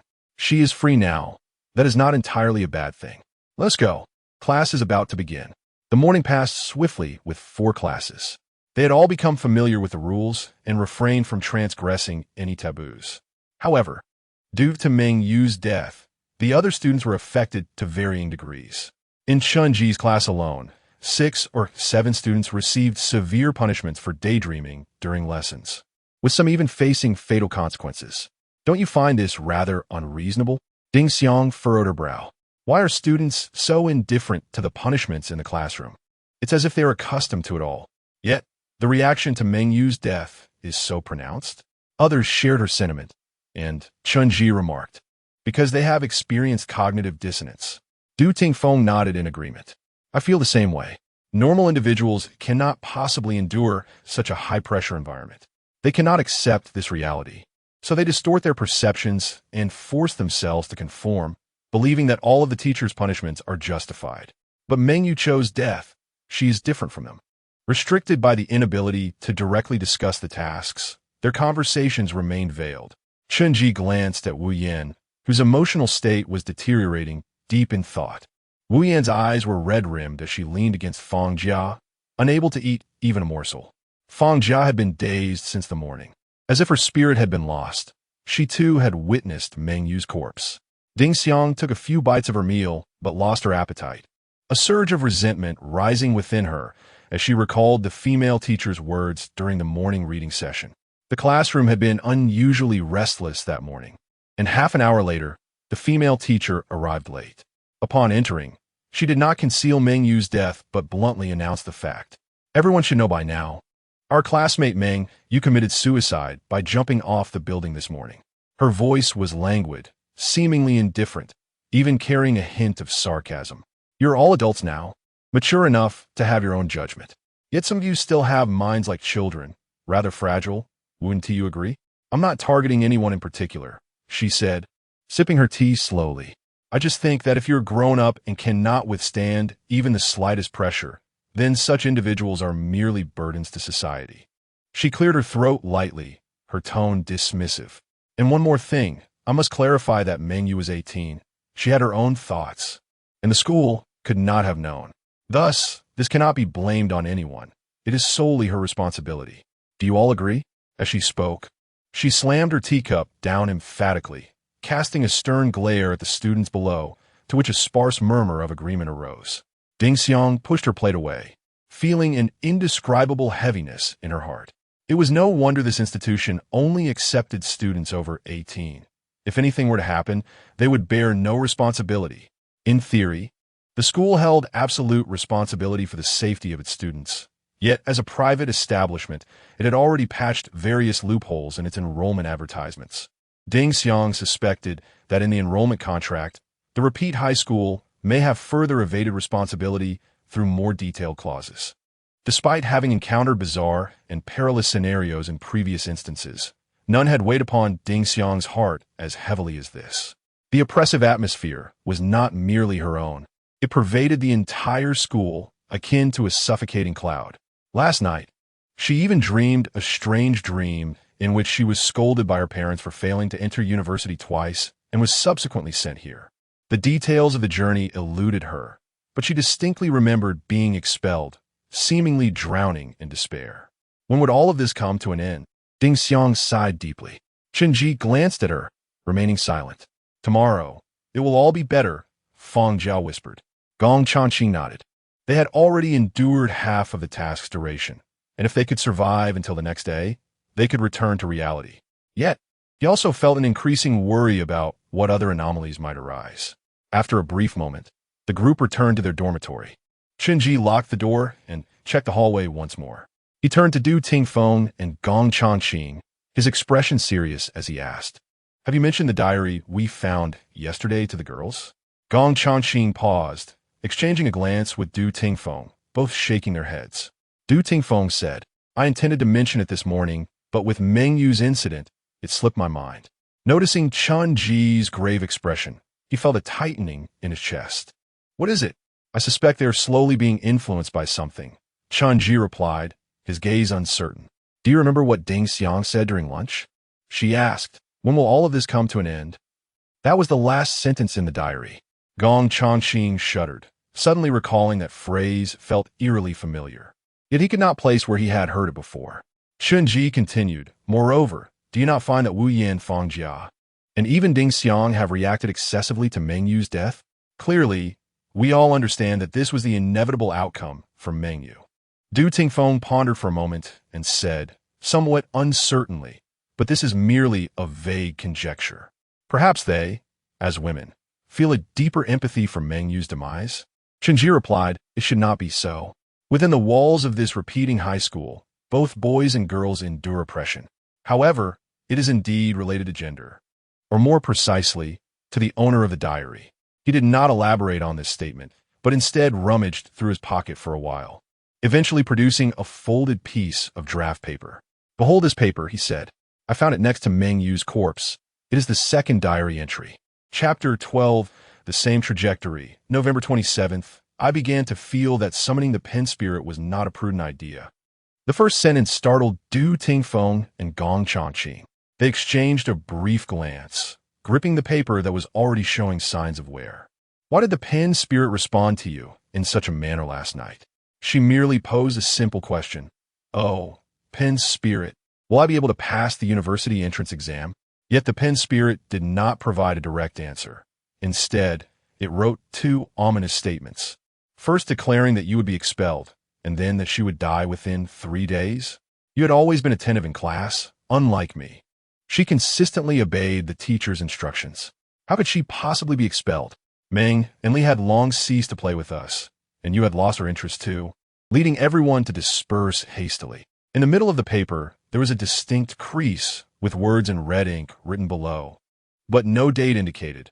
I surprisingly wrote 2 diary entries today, perhaps because I truly have no one left to confide in.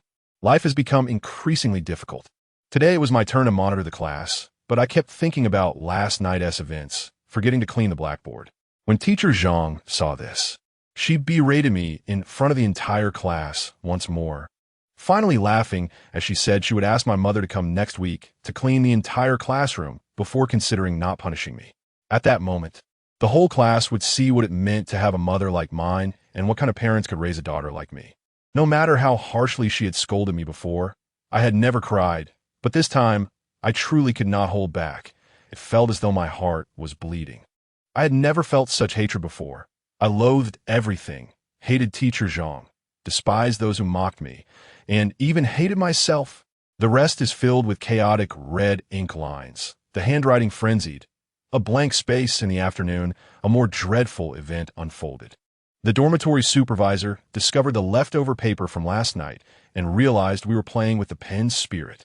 Teacher Zhang flew into a rage, announcing to the entire class that someone must be identified as the source of this detrimental trend, stating that whoever reported early would be exempt from punishment. U.S. mood deteriorated further. I knew she must believe that her impending expulsion was due to this.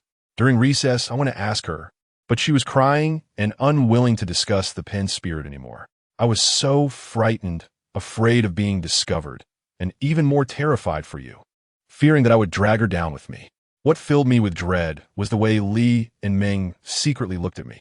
The last few lines of this diary were blurred, as if tears had dripped onto it. Chen Ji tightly pressed his lips together. The trajectory of actions recorded in this diary was eerily similar to their experiences from yesterday. However, the large red letters on the back were the reason he could hardly believe what he had read. He flipped the diary over and placed it before Du Tingfeng and Gong Changqing. The two exchanged grave expressions, staring in disbelief, as if they could not trust their own eyes. Du Tingfeng rubbed his eyes, and upon reopening them, his pupils dilated in shock. On the back of that paper, blood-red characters spanned the entire page, the force of the ink almost piercing through the paper. Meng Yu jumped from the building. Why? Why? How could this be? Gong Changqing exclaimed in shock. Wasn't this what you discovered on Meng Yu's corpse? Why did this diary anticipate her death? Chen Ji looked at the two of them. He had seen this paper earlier, and now he felt calm, having pieced together many thoughts. The first possibility is that someone, after Meng Yu's death, immediately added this sentence and placed the diary beside her body. This would imply that the diary's owner witnessed her friend Meng Yu's demise and rushed downstairs right after she jumped. Du Tingfeng murmured, Wu Yan. But that is impossible, right? Du Tingfeng pondered. We all saw Wu Yan enter the domain. She was the last to awaken, and her age does not match. Indeed. Chen Ji nodded. That is why I say the girls may have been influenced by something, gradually aligning their thoughts and behaviors with those of the characters appearing in this diary.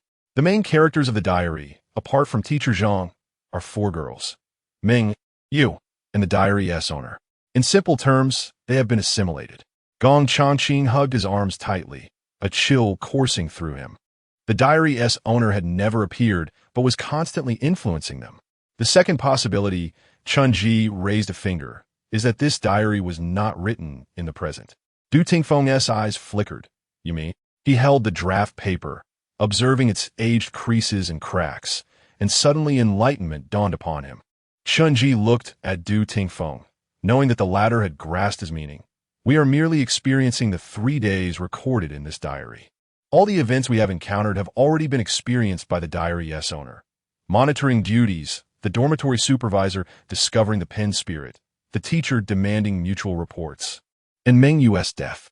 Du Tingfeng murmured. And then there was the incident with Zhang Mingwei being punished for dozing off in morning class. It was also recorded in the first diary as her personal experience. The three of them stared at the two draft papers before them. If this were true, these diaries were far more significant than they had previously thought. They pointed directly to the essence of this world, akin to its foundational code. Similarly, it constituted the key for everyone to complete the task and return to reality. I can roughly guess what happened next, Du Tingfeng suddenly said. Someone must have snitched to Teacher Zhang, revealing the diary's owner. Who reported? The answer is obvious. Li and Meng from the diary, on the day of the second diary entry, which was yesterday in their experience, must have contemplated reporting. Chen Ji nodded, but unfortunately, they still did not know the diary owner's name. Before leaving in the morning, they had dismantled the new nameplate at the entrance, intending to uncover the identity of the last resident of the dormitory. However, the nameplate, originally meant for 4 girls, appeared to have been damaged during construction, missing its lower half. Only the 2 names on the upper portion remained, Li Xiaoli, Guanmeng. Chen Ji closed his eyes, his mind racing. Last night, vague plan had taken shape. At least one more diary, of which we are unaware, still exists.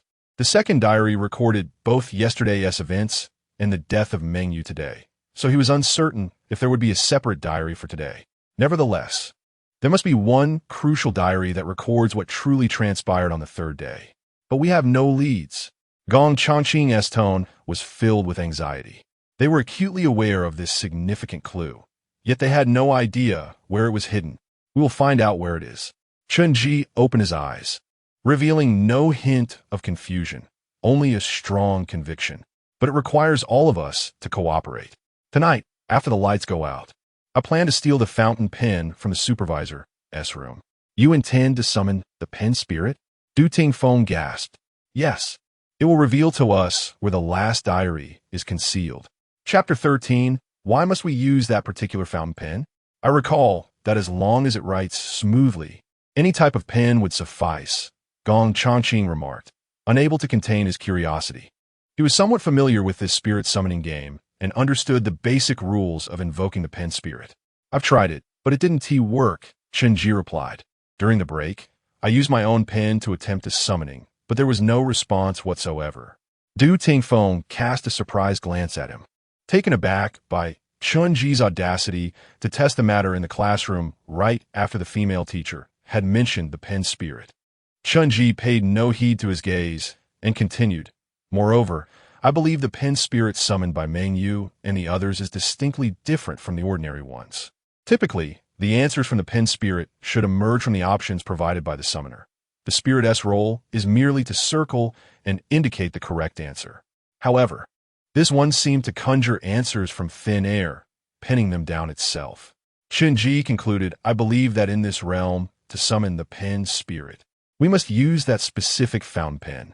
Gong Changqing fell silent, his reluctance to pilfer from the dormitory at such an hour palpable, as the risks were exceedingly high.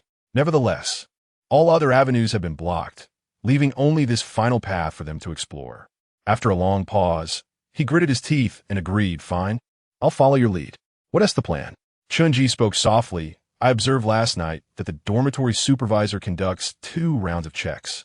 During the first round, she only inspects the first and second floors, and the time is too brief. We must wait until the second round to act. He gestured towards the upper floor, explaining, at 11 o'clock, she will first check the girls' floor, taking about 15 minutes before descending to inspect the boys' area.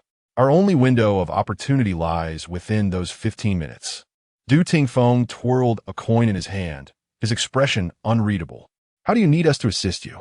You, Chen Ji pointed at him, are to determine when we should set off, down to the exact second. A flicker of doubt crossed Gong Changqing's mind, and just as he was about to inquire further, he heard Chen Ji instruct him, you have 2 responsibilities. First, ensure that our dormitory door makes no sound when it opens. Second, you need to stand guard at the stairway. As soon as you hear the supervisor coming down, immediately turn off the emergency lights in the corridor. After that, return directly to the dormitory. If by the time the supervisor reaches the boys' floor, Du Tingfeng and I have not returned, close the dormitory door, leave a crack in the window, and then do not worry about anything else. The burly man hesitated, glancing at Du Tingfeng, who stuffed the coin into his pocket and turned to Chen Ji with a smirk. All right, we will proceed as you suggest. However, we still need a girl to assist us. If the supervisor descends unexpectedly during her rounds, she must do her utmost to delay the supervisor for a few minutes. If that is not possible, at least we must receive an early warning. They could very well be affected too. Who should we enlist? Gong Chanqing frowned. Besides, with so many floors in between, how could we possibly receive a warning? There are numerous ways, Du Tingfeng replied nonchalantly. We could bang on the walls, throw objects. The floorboards are thin, and it's quiet at night. Any sound will be crystal clear. Chen Ji nodded, acknowledging that it was indeed a safe plan, though it posed a considerable risk to the girl involved. As for whom to recruit for this task, Du Tingfeng stroked his chin, momentarily indecisive. After a moment of contemplation, Chen Ji suddenly suggested Ding Xiang. She is the best candidate. Unlike Wu Yin and Fang Jia, Ding Xiang has already cleared a domain once, and her demeanor is more composed and calm. We shall observe her this afternoon to gauge her level of influence. As the afternoon class bell rang, the bustling classroom fell into an immediate hush. Yet, there was no sign of the teacher at the podium. 2 minutes passed, then 5, and as nearly a third of the class time elapsed without the teacher's appearance, whispers began to ripple through the once silent classroom, gradually spreading like wildfire. Chen Ji twirled a pen, glancing at the remaining students. Ding Xiang and Gong Chanqing were engaged in hushed conversation across the aisle, while Du Tingfeng appeared lost in thought. Even Fang Jia rested her chin on her hand, staring vacantly at the birds flitting outside the window. Only a few, including Wu Yan, remained seated with an air of formality, intently engrossed in their textbooks. After observing Wu Yan for a while, Chen Ji's brow furrowed, sensing her seriousness was genuine, almost instinctive. Just then, a faint tapping sound echoed from the end of the corridor. Someone coughed lightly, and the classroom instantly fell into silence, as if a mute button had been pressed. Chen Ji set his pen down, his gaze fixed on the door, a sense of unease creeping over him. This was not a class conducted by the female teacher. Why was she here? He blinked, watching the red hem of her dress brush past the doorway, followed by her gaunt, haggard face. A brief gasp escaped the room, followed by a sharp intake of breath. Ding Xiang clutched her clothing tightly, biting her lower lip to stifle a cry. The female teacher's face was alight with a ghastly glee. Her mouth twisted into a chilling grin that stretched almost to her ears, reminiscent of someone carrying 2 bags of fruit. In either hand, she held the severed heads of 2 female students, their eyes wide open in eternal fear, their hair grasped tightly in her hands. Classmates, the teacher proclaimed, tossing the heads onto the podium, her voice dripping with mirth. Today, our class has finally rid itself of 2 troublesome elements. The classroom was engulfed in a suffocating silence. Chen Ji's breath quickened as he found himself unable to avert his gaze from the lifeless eyes of the severed heads fixed upon him. He heard the teacher emphasize the last words with chilling clarity, and his mind erupted with 2 names, Li Xiaoli and Guanmeng. The teacher's voice turned cold. This is the price they pay for playing the pen spirit game. Why? Why do they have to die? Chen Ji questioned in disbelief. According to the diary, had they not been the ones to report the matter? His mind spiraled into chaos, grappling with the surreal scene before him. At that moment, scattered applause erupted around him. A few mechanical voices echoed a singular phrase, soon harmonizing into a chorus. Chen Ji raised his head in bewilderment, scanning the room, only to be met with the incredulous sight of Wu Yin and most of the students clapping their hands, numbly chanting, "Wonderful! Wonderful! Wonderful!" Chapter 14. The second night, like a chant, the mechanical repetition of harmonies bore an insincere mirth. Ding Xiang gaped in astonishment, her mind buzzing. A chill crept into her heart as she observed Wu Yin, whose formulaic smile pierced through the crowd, and for reasons unknown, she felt an unsettling illusion, as if the very features of her face were slowly dissolving. Why was she doing this? The thought flickered in Ding Xiang's mind before she suddenly felt dazed for a moment. Because students ought to behave this way. Because I must prepare for university. These two thoughts, seemingly from nowhere, began to fill her mind. The female teacher cleared her throat, and the clapping crowd fell silent. Hands neatly placed on their desks, postures proper. She announced that the remainder of the class would be self-study, then slowly sat down, taking a sip from her thermos, and began to lean over to grade assignments. A gentle breeze wafted in from outside, brushing against the podium and stirring the blood-matted hair of Li Xiaoli and Guanming. A faint metallic scent pervaded the classroom. As the class bell rang, Chen Ji and his companions rose to leave. Before departing, they exchanged glances with Ding Xiang, who sluggishly registered the message. Moments later, a wisp of flowing short hair appeared around the corner, and Ding Xiang silently followed. They were on the rooftop of the teaching building, the ground covered in dense moss, exuding a damp aroma, typically kept locked. In the corner lay 4 abandoned chairs. This location was chosen to explore whether they could discuss the task and the domain here. Prior to the afternoon class, Gong Changqing had stealthily infiltrated the rooftop, prying open the door leading to it. "What's going on?" Ding Xiang inquired, somewhat puzzled as she looked at the group. Chen Ji leaned against the railing, glancing at her dark circles, and softly asked, "Did you not sleep well?" Ding Xiang nodded, taking a deep breath and gazing over the edge. The campus beyond was shrouded in layers of mist, marking the boundary of the domain, while students moved about below, breathing in the crisp air. She finally felt a sense of long-lost relaxation. It seemed that the heavy oppression lingering in her heart had dissipated somewhat. "Today, I constantly felt dizzy and emotionally drained," she murmured. "Only now do I feel a bit better." Chen Ji and Du Tingfeng exchanged glances, and the latter immediately remarked, "Do you not sense something amiss within yourself?" Ding Xiang replied, slightly confused. "Let me ask you, what are we truly supposed to do here?" Chen Ji pressed. Ding Xiang, naturally responding, said, "We must abide by the rules here. Think again, what did the guiding phrase on the blackboard say yesterday?" Ding Xiang furrowed her brow, instinctively recalling the events that had transpired. Yet everything felt hazy. Her memories were like the mist outside the campus, heavy and chaotic, and only through diligent excavation did she begin to glimpse a path. From the death of Meng Yu to the punishment of Zheng Mingwei. Suddenly, she whipped around, her eyes wide with horror. "How could?" She swallowed hard, nearly stammering. "How could I have just said our goal is to follow the rules here? Clearly, our original objective was to identify the patterns and survive for 3 days. Yet I had nearly forgotten. In the span of half a day, it seemed that after Meng Yu's death, her memories and emotions had gradually become blurred, slipping beyond her control. You 3 girls have, to some extent, been assimilated," Chen Ji stated. "So, what has assimilated us?" Ding Xiang murmured. "Look at these 2 diaries and you will understand," Chen Ji said, pulling out a piece of draft paper. "These were found in the locker and beside Meng Yu's corpse." Minutes later, after reading the diaries, Ding Xiang's hands trembled, disbelief mirroring that of her companions. Chen Ji briefly explained the current situation and the reasons for his silence. "So, we have 1 day left. How we find the last diary?" Ding Xiang placed the diary down, her expression revealing confusion. Du Tingfeng turned to Chen Ji, and after a moment of shared understanding, he earnestly looked at Ding Xiang. "This requires your assistance." After evening study, the gruesome heads on the podium had vanished, seemingly cleaned away. Just before the bell rang, Wu Yin and Fang Jia returned to the classroom, leaning on each other for support. Wu Yin was reluctant to converse with them any longer. Her gaze towards the others filled with an inexplicable complexity.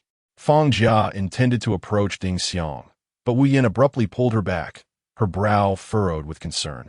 "Wu Yin is preventing Fang Jia from getting close to us," Ding Xiang whispered, a hint of trepidation filling her heart as she observed the deeply affected Wu Yin.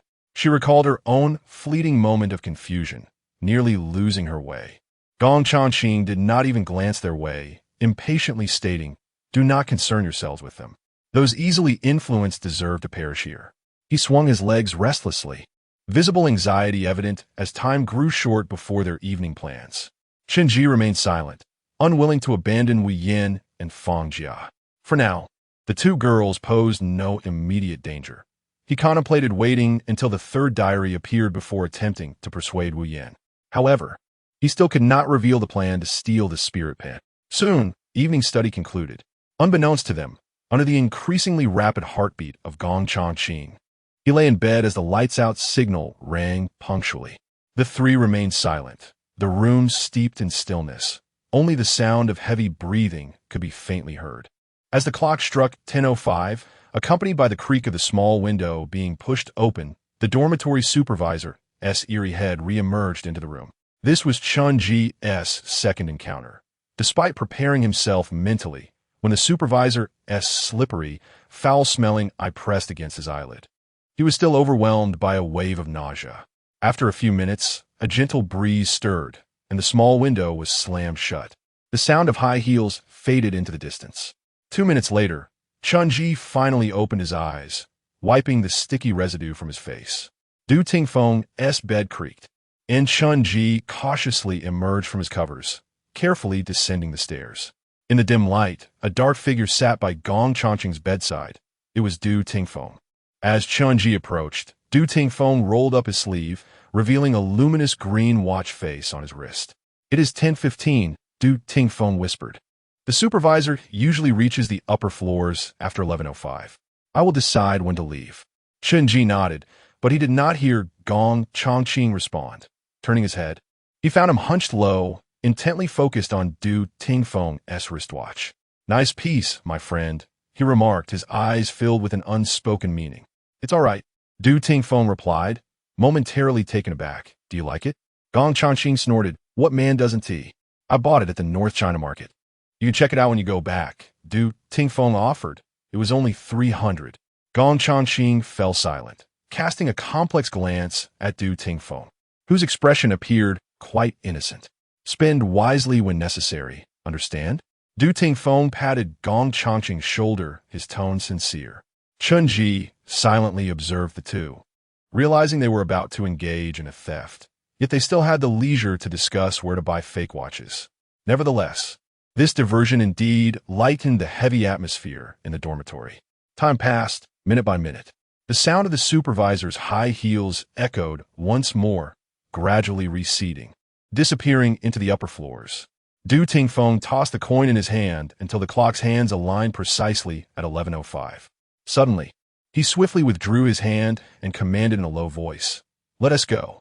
Bathed in the green light from outside, Chen Ji inadvertently caught a glimpse of a faint sequence of tiny digits etched onto the coin in Du's palm, possibly reading 5,000. Without further contemplation, Gong Changqing had already pried the door open a crack, and the three of them quietly squeezed through. The corridor was dimly lit, illuminated only by the faint glow of emergency lights. Every small window of the dormitory was shrouded in darkness, except for a windowless iron door at the far end, from beneath which a feeble light seeped. Gong Changqing leaned against the wall by the stairwell, signaling discreetly to Chen Ji and the others. His position was conveniently close to the emergency light socket. Chen Ji placed a piece of paper beneath the hinges of the iron door, and when he pushed it open, the creaking sound was barely perceptible. A musty, rancid odor surged into their nostrils. Chen Ji closed the door, withdrew the paper, and exchanged a glance with Du Tingfeng, both sharing the same unspoken concern. Under the dim light of an old desk lamp, every wall and every patch of floor was cluttered with debris and cabinets, resembling an ocean of refuse, leaving hardly any space to tread upon. Chapter 15. The searched Chen Ji raised himself cautiously on tiptoe, surveying the room. There were 4 or 5 large, abandoned iron cabinets scattered about, not to mention the desk, cluttered with documents and miscellaneous items, haphazardly arranged, with every available space crammed full. He refrained from advancing recklessly, instead turning to Du Tingfeng, inquiring, "Where do we search?" Du Tingfeng pressed his lips together, gesturing toward the narrow end of the room, where a desk and an iron cabinet were piled against the window, accompanied by several stacked boxes. Chen Ji remained motionless, awaiting further instructions from Du Tingfeng, as the room fell into a brief silence. After a moment, he turned his head, his expression clouded with confusion. "What now? I can't see through things." Du Tingfeng rolled his eyes. "The general direction is over there." "Very well." Chen Ji shrugged, about to squeeze into the only available crevice in the room, when Du Tingfeng halted him. Although first, with that, he carefully stepped forward, gliding into the winding path surrounded by clutter with the grace of a deer. Chen Ji closely followed him, but after just 2 steps, Du Tingfeng abruptly stopped. "What's wrong?" Chen Ji whispered. Du Tingfeng remained silent, his gaze fixed on the ground. A moment later, it seemed as if a gust of wind had stirred, and from the gap between a pile of books, a handful of marbles rolled out, glistening and nearly blending into the floor. Had they not halted, they would have undoubtedly lost their balance by stepping on them. Given the density of this room, if either of them had fallen, it would have triggered a violent chain reaction. Du Tingfeng's face paled as he led Chen Ji past the marbles, each step more tentative than the last. The room was cramped, and within a minute, they had navigated to the cabinet by the window. "It's so cramped," Du Tingfeng complained, awkwardly sidling up to pull open the upper door of the iron cabinet. "The dormitory manager might have a hoarding problem," Chen Ji casually remarked, rummaging through the cabinet's contents, which were stacked with over 20 glass bottles. He crouched down, allowing the light to filter in, and barely discerned what was inside. Each bottle contained the same substance, a white, round mass submerged in liquid. For reasons unknown, Chen Ji felt as though these items twitched slightly. Suddenly, Du Tingfeng's expression shifted, standing beside the cabinet. Unaware of its contents, he urgently whispered, "Quick, close the door. The pen isn't there." Before he could finish his sentence, the items in the glass bottles began to slowly rotate, and in the blink of an eye, they had tilted halfway over. Chen Ji slammed the cabinet door shut, cutting off the light, fully aware of what those things were. He turned to see Du Tingfeng's face, even more ashen than when they nearly stepped on the marbles. "What on earth is inside?" Du Tingfeng stared at the cabinet, his voice hoarse. "Eyeballs." Chen Ji took a deep breath and added, "Moving eyeballs. Almost turned their pupils towards us." They exchanged glances, both recalling the eyeballs on the dormitory manager's forehead. If those eyeballs had fully turned and made eye contact with them, the consequences would be unimaginable. What on earth is she guarding against? Du Tingfeng sighed, wiping away sweat. The vague image of a future scene that had flashed in his mind slowly dissipating. They decided to temporarily abandon the search of the iron cabinet and turn their attention to the desk. The desk had no drawers, only papers and documents scattered across its surface. Du Tingfeng flipped through them, finding neither the pen nor any papers that resembled a diary, only official documents. Chen Ji, sensing the futility, spoke up, "The last diary is unlikely to be here. A common scrap of paper would never be taken by the dormitory manager." He casually flipped through the papers, seeing only dormitory inspection sheets and daily hygiene checks. The only remaining items were several paper boxes beneath the table. For some reason, Chen Ji felt that these tattered boxes had been there for a long time, some even showing signs of mold and decay at the bottom. Du Tingfeng stood closest to the boxes but did not move, instead taking a few steps back and standing to the side. "Start by moving the top few down," he instructed Chen Ji. Chen Ji shot him a puzzled glance, crouching down to retrieve the boxes stacked highest.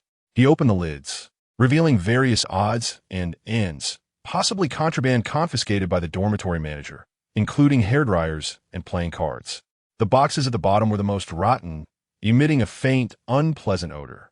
Chen Ji hesitated, but seeing Du Tingfeng's calm demeanor, he proceeded to open one. As his hand pried the lid open, several dark creatures suddenly surged out, climbing up Chen Ji's hand. "Are those bugs?" Chen Ji felt a wave of disgust, swatting them away, only to discover they were plump cockroaches. He quickly grabbed a booklet from the table and smashed the oddly large cockroaches, only to see countless long antennae peeking out from the box's crevice. He ceased his inspection of that box. The pen was unlikely to be hidden there. Du Tingfeng silently observed, and once the box was returned to its place, he grinned and squatted beside Chen Ji, casually resuming their search of the remaining items. Chen Ji sighed, realizing he had been relegated to the role of a mind clearer. Minutes passed, and aside from the box filled with bugs, they had collected everything else. The pen was not among them. Their expressions grew increasingly anxious. "What time is it?" Chen Ji suddenly asked. Du Tingfeng held his watch up to Chen Ji's face. It read 11:11. 6 minutes had elapsed since they left. Could the pen really be in that box full of cockroaches? Du Tingfeng said irritably, his aversion to insects making him reluctant to revisit the previous box. Chen Ji shook his head. I don't think so. Let's keep searching. I can sense the pen is right beside us. Du Tingfeng spoke rapidly. Time was slipping away. They resumed their search, their gazes drifting back to the iron cabinet. The cabinet, topped with the eyeballs, couldn't be opened, and the massive, flat surface below appeared to be merely a support, lacking a handle. Chen Ji pressed his ear against the cabinet, tapping on the metal surface above. It was hollow. He ran his hand over the smooth surface, reaching the side of the iron cabinet, where there was only a narrow gap between it and the wall. There's a switch. Chen Ji turned to Du Tingfeng, twisting his hand, and heard a creaking sound as a gap opened at the bottom of the iron cabinet. It was an upward opening door. The two gently pushed it open, and as the light spilled inside, a pale blue object came into view. Is it her?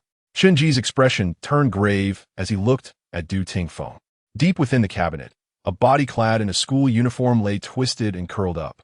Her legs were forcibly contorted to align with her upper body, her neck nearly broken, her pale, flat face marred by corpse-like spots, hanging down to face Chen Ji and Du Tingfeng directly. It was the girl who had previously reported to the dormitory manager. Chapter 16, Misfortune from the hue of the post-mortem lividity. It was evident that she had met her demise the previous day. This was also a form of punishment imposed by the dormitory supervisor. Could the pen be behind her corpse? Du Tingfeng, utilizing the light, discerned a small space behind the female cadaver. Let me take a look, he suggested. As Chen Ji spoke, his hand delved deep into the cabinet.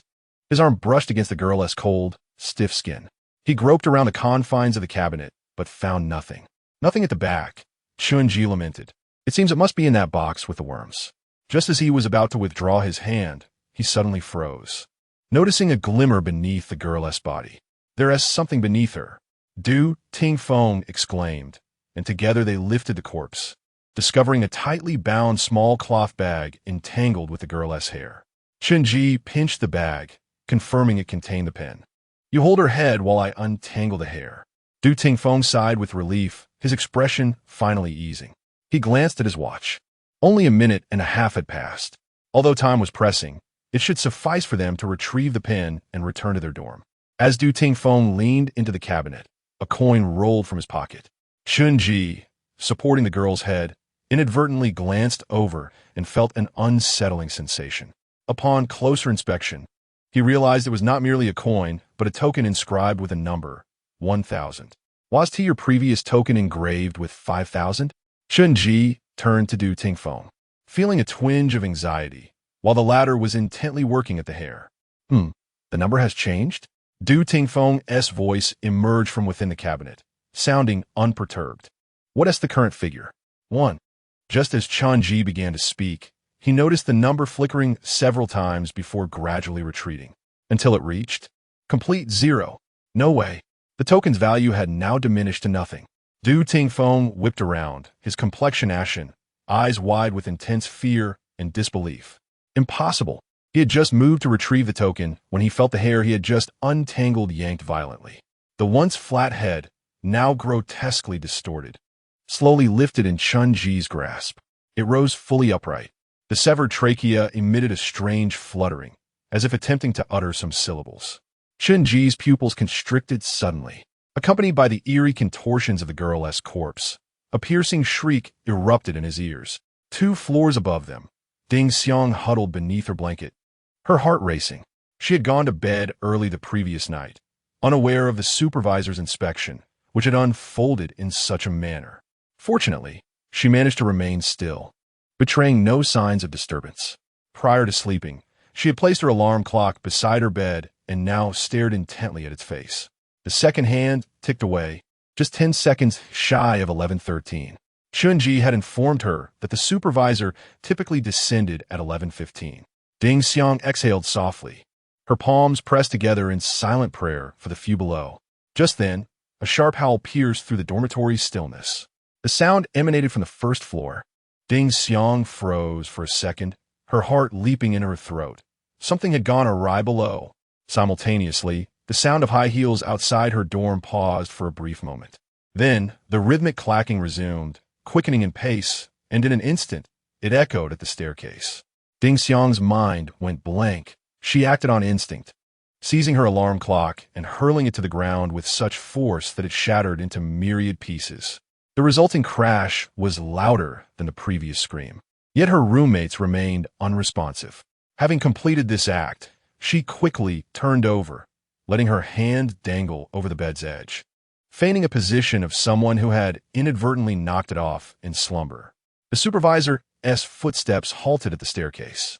Several seconds passed, yet no sound followed. Ding Xiang felt a surge of dread. She feared the supervisor's arrival, but even more so, the prospect of her absence. The sound of heels did not return. What was happening outside? Why wasn't she coming to investigate? Ding Xiang's mind spiraled into chaos, filled with horrific conjectures. Suddenly, a sharp sound resonated from the small window of their door. A chilling breeze swept through, carrying a foul odor. Ding Xiang's back turned icy, and goosebumps erupted across her skin. There were no footsteps. The supervisor lingered at the staircase. Her neck, bearing the head, stretched across the corridor into infinity, penetrating the depths of Ding Xiang's dormitory. A low, indistinct murmuring, akin to the world's most vile curse, echoed in Ding Xiang's ears. The supervisor's single eye bulged grotesquely, straining against Ding Xiang's eyelid. She was furious. "Let us go," Chen Ji hissed, breathing heavily, as he too heard the thunderous commotion from above. The sound of heels was absent. Ding Xiang was buying them time. The door swung open violently, revealing Gong Changqing. His brow furrowed and his expression fraught with anxiety. He refrained from speaking, gesturing urgently for the two inside to leave. "You and old Gong should head back." Du Tingfeng remained half-hidden in the cabinet, deliberately lowering his voice. A sense of foreboding washed over Chen Ji, an ominous premonition taking root. Gritting his teeth, Chen Ji turned but did not move. Gong Changqing, gripping the door frame, was visibly agitated, gesturing frantically, bewildered by the immobility of the two within the room. Yet, Chen Ji remained still. He tossed the bag containing the pen into Gong Changqing's arms, waving his hand to urge him to depart first. Gong Changqing took the bag, weighing it in his hand, before exhaling deeply and casting a complex glance at the two. Without a moment's hesitation, he tucked the bag under his arm and turned to leave. The pen was secured. The fates of Du Tingfeng and Chen Ji lay solely in their hands. The corridor's emergency lights flickered out abruptly. Chen Ji's throat tightened as he glimpsed the pitch-black doorway and retreated into the cabinet. Damn it! Du Tingfeng felt movement behind him and instinctively turned, startled by Chen Ji's presence. "I thought you had left. What is happening?"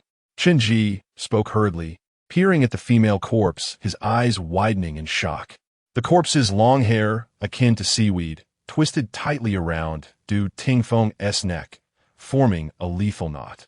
Her grotesquely distorted arms clawed at Du Tingfeng's upper body, as if attempting to constrict his form. Chen Ji hastily seized the corpse's hair. It tightened as though animated. "Don't pull." Du Tingfeng gasped, his face reddening. "Isn't she dead?" Chen Ji muttered, straining to pry the corpse's arms apart, finally managing to free one. Du Tingfeng could finally half-lift himself, deftly disentangling the hair strand by strand, though many remained ensnared around his neck. "Who knows?" He chuckled bitterly. "Misfortune has arrived. It cannot be averted." Chen Ji frowned, observing Du Tingfeng's pallid complexion. How could he still find humor in this dire situation? Just then, Du Tingfeng's ears perked up, his expression shifting dramatically. He shoved Chen Ji forcefully, hissing, "She is coming down. I need at least 2 more minutes. Don't worry about me. You go first." Chapter 17. The pen spirit Du Tingfeng's complexion was an extreme shade of pale. His palms were damp, slick with sweat induced by anxiety. Yet this did not hinder his speed in untangling the hair from around his neck. However, the amount he had released was merely a drop in the ocean compared to what remained. Faster, faster. Du Tingfeng occasionally glanced at his watch. Only a few seconds shy of 3 minutes had passed since the piercing wail echoed. Just then, the ominous sound of high heels reverberated through the stairwell, echoing ominously. Chen Ji had been sent back to his dormitory a minute prior. Du Tingfeng heavily closed his eyelids, his fingers still deftly working to free the hair. And when he opened his eyes again, much of his fear had dissipated. He had done all he could. The rest was in fate's hands. Strands of hair fell away, and the remaining tresses around his neck writhed. Although still plentiful, they could now be considered merely a layer. Yet, these eerie strands tightened their grip as they diminished. The sound of high heels drew ever closer. The dormitory supervisor had descended to the second floor. Just a few more flights of stairs led to her room. At that moment, Du Tingfeng's eyes glimmered with a hint of derision. The second hand on his watch had finally reached the top. For Du Tingfeng, bad luck could not persist indefinitely. Fortune had woven itself through the latter half of his life. In an instant, the corpse of the female spirit transitioned from rigidity to softness, and the hair and arms that had ensnared him seemed to lose their vitality, ceasing to writhe. Du Tingfeng swiftly grasped the remaining strands of hair around his neck, yanking them apart with a sudden force. The frigid air rushed back into his lungs. The dormitory supervisor clutched the handrail, her eyes ablaze with fury. With the emergency lights extinguished, the corridor resembled an abyss, severely limiting her visibility.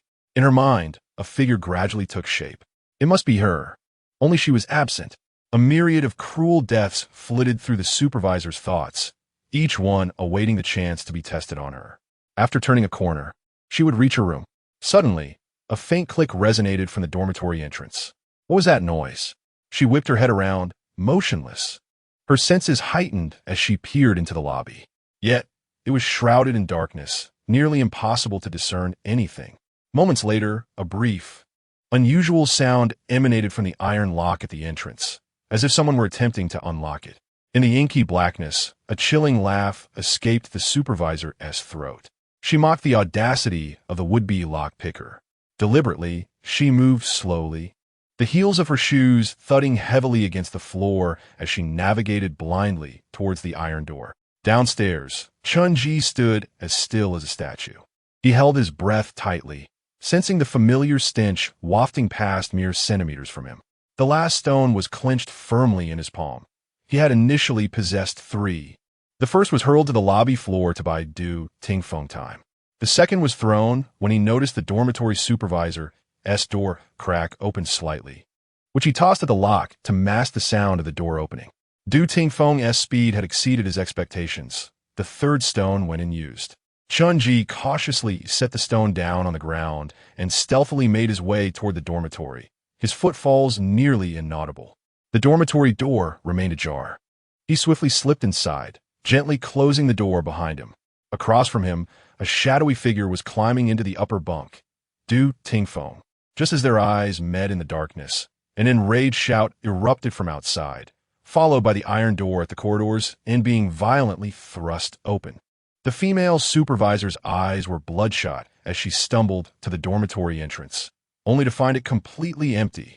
The lock showed no signs of having been tampered with. Contrary to her expectations, even her own room exhibited no abnormalities. Everything was neatly arranged in its rightful place. Hence, the earlier scream could only have been emitted by a student.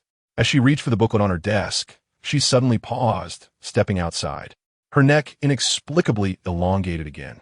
Probing room after room, the luminous clock displayed that it was now 1 o'clock. An hour had passed since this horrifying farce began, as Chen Ji had anticipated. Just as he laid down to regulate his breathing, the supervisor commenced her rounds. This time, the duration felt unusually prolonged. Fortunately, the group had honed their skills in feigning sleep to perfection, and no incidents transpired. The lower bunk occupant, Gong Changqing, suddenly chuckled. "I thought you wouldn't return." The atmosphere in the dormitory relaxed immediately, with Du Tingfeng clutching his cards, his tone light. "I don't even fear death. What are you worried about?" "Oomph. Then what are you all doing over there? Seeking thrills?" The burly man rolled his eyes. It was evident to anyone that Du Tingfeng had encountered trouble. Yet, he was genuinely curious about what had transpired.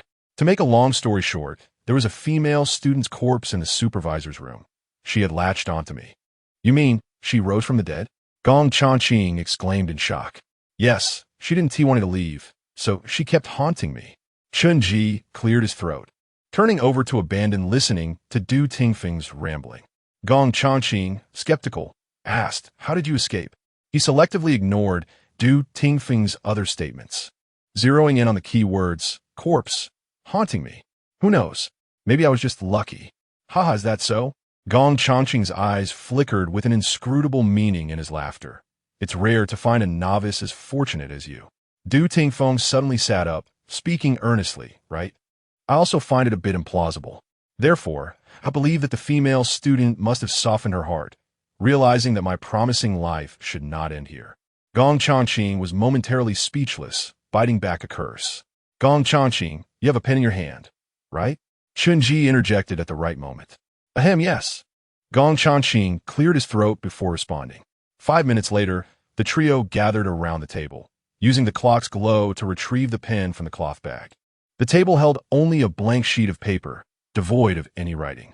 All three grasped the pen simultaneously, with the burly man leading, as they recited together, "Pen spirit, pen spirit, with sincerity and earnestness, we beseech you, continue our fate." This invocation was provided by Gong Changqing, and after several repetitions, the pen remained still. Strange. It should work, Gong Changqing murmured awkwardly, urging, "Let's try a few more times."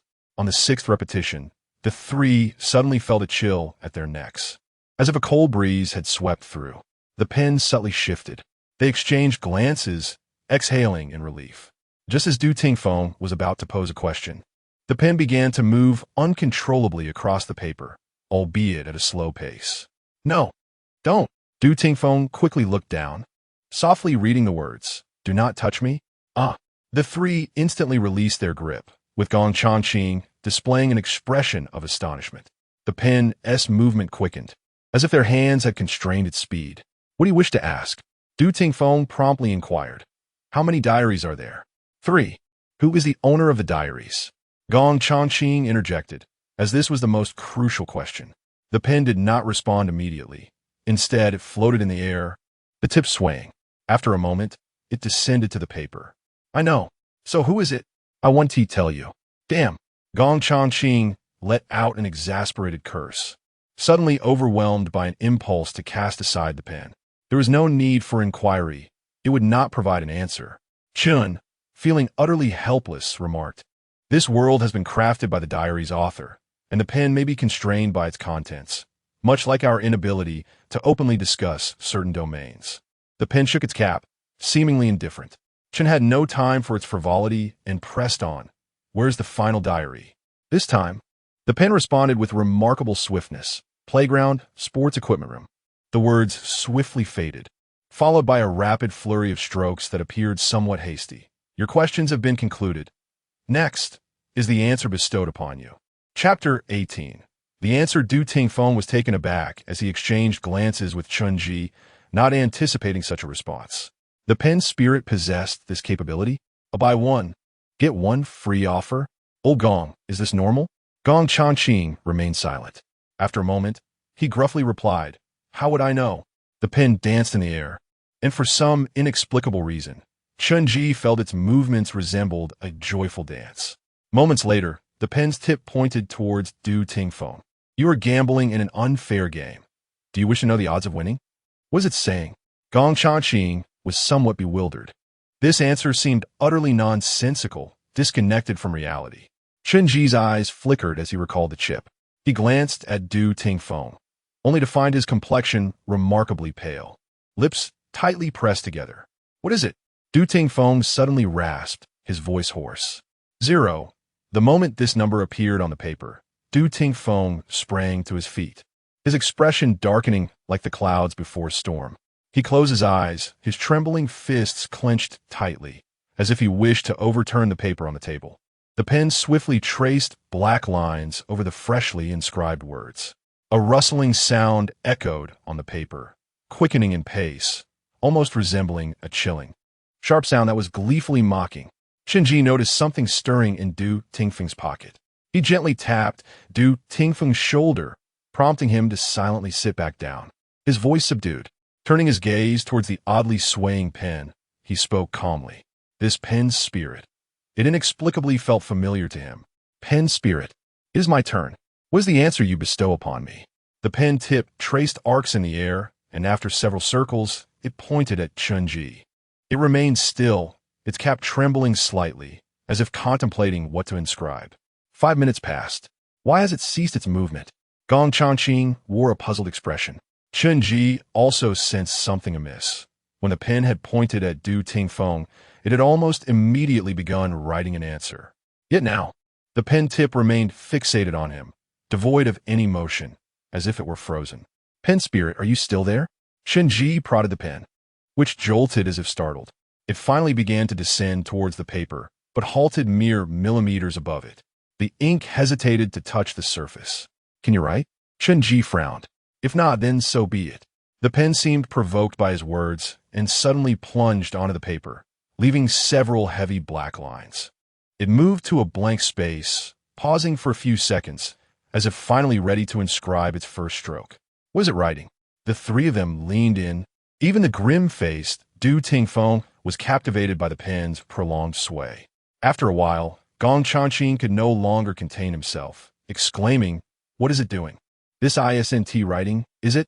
The pen had slowly traced several irregular circles on the paper. Are you planning to buy an Audi? Du Tingfeng looked at Chen Ji, perplexed. I don't even have a driver's license. Suddenly, the pen's previously languid strokes accelerated, entering a frenzy, rapidly smudging over the 4 circles it had drawn. Each black line was forceful enough to nearly pierce through the paper. In the end, that small area was completely obscured, leaving no trace of its earlier markings. Is this it? Gong Changqing seemed incredulous, glancing at Chen Ji, who wore a similarly puzzled expression. Wait a moment. Chen Ji suddenly froze as the pen shifted to another location. This time, it moved swiftly, sketching a winding line. It resembled a strand of hair, or perhaps a poorly drawn worm. This is your answer. Upon completing its drawing, the pen swiftly inscribed this sentence on the paper, then immediately ceased all movement. The three exchanged bewildered glances. Gong Changqing attempted to communicate with the pen spirit again, but remained unresponsive, as if lifeless. Where's old Gong's answer? Du Tingfeng glanced at Gong Changqing, then at Chen Ji. And what was that line supposed to represent? Chen Ji shook his head. He had no idea. Gong Changqing's expression darkened. This cursed thing is merely toying with us. Can't you see that? After a moment of silence, Chen Ji replied, Let be. At least we have obtained the most crucial piece of information, the location of the third diary. Du Tingfeng nodded absently. The three fell into a contemplative silence, each lost in their thoughts. Gong Changqing suddenly asked, Is it possible that it spoke falsehoods? Chen Ji did not respond immediately. He furrowed his brow, harboring the same doubt. This pen spirit was peculiar. Its behavior and processes diverged entirely from that of ordinary pen spirits. Even the previous summoning steps seemed inconsequential in its presence. The answers given to Meng Yu and Du Tingfeng were palpably malevolent. The eerie rustling sound emitted when the pen answered Du Tingfeng sent chills down their spines, almost as if a malevolent spirit were gleefully mocking them. However, the answers provided by the pen spirit remained their sole guiding light. After a moment of contemplation, Chen Ji spoke. Regardless, we must investigate the sports equipment room. It is the only path to progress. Du Tingfeng silently nodded. Indeed, they had no alternative choices left. Gong Changqing hung his head, a flicker of malice evident in his gaze. The trio conferred for a while, settling on a time for their exploration, the break following their morning run the next day. The sports equipment room was conveniently located beside the playground. At 5:30 in the morning, everyone gathered on the track. The temperature had warmed slightly, making it less frigid, although the sky remained pitch black. The sun would not rise until 6 at the earliest. If fortune favored them, in less than 7 hours, they could escape this accursed place. Gong Changqing was sandwiched between Chen Ji and Du Tingfeng, followed by Ding Xiang, who, due to his leg injury, was unable to run. What will you do once we get out? Chen Ji inquired. Unless we die, the injuries sustained here cannot be transferred to reality, Gong Changqing simply explained, recalling more severe injuries he had endured in previous realms. Once we emerge, I plan to indulge for a month. Take me with you. Gong Changqing's words abruptly ceased as he shook his head, glancing at the others. What about you all? Playing games, of course, Du Tingfeng replied nonchalantly. Ding Xiang behind them added with a hint of longing in her cool voice, I intend to retreat into the mountains for a vacation, to sketch and gather inspiration. Since we don't know when we might meet our end, it's better to see more of the world in this limited time. After saying this, she turned to Chen Ji. And you? Where else could he go? Gong Chanqing rolled his eyes. He'll probably just stay in the mental hospital.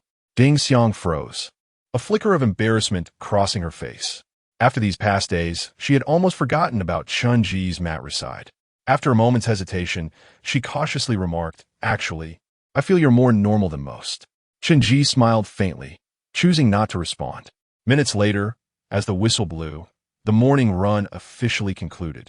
The crowd dispersed towards the teaching building, with Ding Xiang among them, who from a distance made a gesture of prayer towards the three.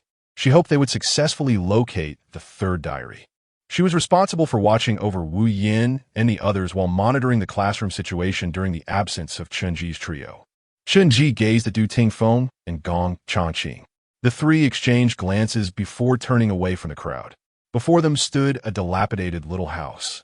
The very sports equipment room. Chapter 19. The third diary, the equipment room, was modest in size, resembling a small workshop, with a large iron door at the entrance. The door stood ajar, a rusted lock still intact and unlatched. Gong Chanqing, limping slightly, leaned against the wall and said, I'll keep watch at the entrance. If you find any clues, make sure to let me know immediately. Don't hesitate. Chen Ji nodded in agreement, and alongside Du Tingfeng, pushed the door open and slipped inside. The sun had just risen, and the outside world was still shrouded in dim light, while the interior was engulfed in darkness. Chen Ji rubbed his eyes, gradually discerning the room's condition. It was evident that a fire had ravaged this space. The walls were char-black, with much of the paint peeling away to reveal the gray bricks beneath. The iron beams overhead and the tall skylights bore distinct marks of smoke damage. Most of the equipment within had been destroyed, and the remnants were twisted and deformed from the heat.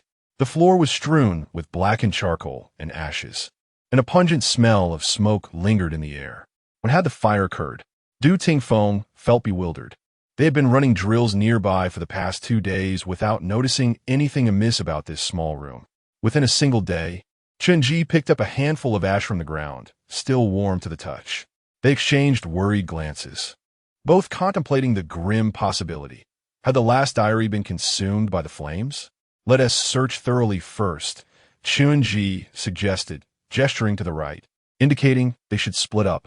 He made his way to the equipment area, which was nearly a ruin, yet a few intact iron cabinets remained, showing minimal damage. He opened each cabinet, inspecting every nook and cranny, but mostly found dumbbells and a few flattened ping-pong balls and tennis balls. Another cabinet contained medals and certificates, but even those had mostly melted, emitting an unpleasant odor. Suddenly, Chen Ji caught a whiff of something. Among the acrid scents of burnt plastic and metal, he detected a faint but sharp smell of gasoline. Following the scent, he moved aside a shapeless black object and discovered several large barrels of a yellowish transparent liquid in the corner. Du Tingfeng, he called out, but just then, a surprised exclamation came from his companion. I found several barrels of gasoline here. Chen Ji's eyes widened, and he hurried over, confirming that indeed. There were several barrels stacked in the corner on the right side of the room, almost 10 in total. I have some over here as well, he noted, furrowing his brow. What on earth are they doing with so much gasoline? The school has no use for it. Upon closer examination, they discovered that 4 or 5 of the barrels had been emptied, leaving only a small residue at the bottom. Forget about that for now, Du Tingfeng said, rummaging through the debris on the floor. I haven't seen any sign of the diary, not even a shred of paper. The two exchanged areas and searched again, even clearing away the ashes, but yielded no results. A minute later, Du Tingfeng sat atop a burned table in the center of the equipment room. His brow furrowed as he surveyed the surroundings. Either the spirit is lying, or the diary has indeed been destroyed. Chen Ji pulled out a pen, ready to summon the spirit. I'll ask it. Just then, the iron door swung open with a loud bang. Gong Chanqing appeared, visibly impatient. Haven't you found anything yet? As he opened the door, the bell for morning classes rang out across the campus. Everyone is already in class, he complained, then suddenly paused. What happened to this room? It was burned. Most likely the diary is gone, Du Tingfeng scoffed. Gong Changqing's gaze fixated on him, suspicion flickering in his eyes. Isn't it right next to you? Brother, we've searched everywhere. There's absolutely nothing in here. Du Tingfeng began, but abruptly halted, his eyes wide with disbelief. A piece of scrap paper lay quietly on the table beside him. How is this possible? He jumped up, turning to Chen Ji. Was there paper on this table before? Chen Ji shook his head, his eyes locked onto the paper, a sudden chill coursing through him. The scorched table was merely 2 steps from the entrance, plainly visible upon entry. Previously, it had been completely bare. He snatched up the paper, noticing the ink still glistening, indicating it had been written not long ago. November 28th. This must be the 3rd diary, Chen Ji said solemnly, sharing the discovery with Du Tingfeng. I believe this will be my final entry. Li, Meng, and you're no longer here. In this dormitory where we once shared endless conversations, I am now alone. I lie on Yu's bed, wanting to cry, yet no tears will come. It was the spirit that caused her death. She was terrified of being expelled, which led her to betray us to Teacher Zhang. Upon reading this, a thunderclap echoed in Chen Ji's mind, and he shot a glance at Du Tingfeng, both of them stunned. It was Meng Yu who betrayed us, Chen Ji murmured, all the clues clicking into place. This was the reason why Li Xiaoli and Guan Meng had been killed by the female teacher in this world. He suppressed the new questions rising in his mind and continued reading the diary. Teacher Zhang said that the informant would be exempt from punishment. She deceived us. What awaits the 4 of us is a notice of expulsion next Monday and endless humiliation. Li and Meng were sent home the day before yesterday after class. They have repeated 3 years, and their family's situation is dire. The previous tuition fees were cobbled together through loans. Li returned home only to be beaten by her family. Yesterday at dawn, the 2 of them held hands and jumped into the lake. They did nothing wrong. I understand Li and Meng. What they couldn't endure was not just the beating or expulsion.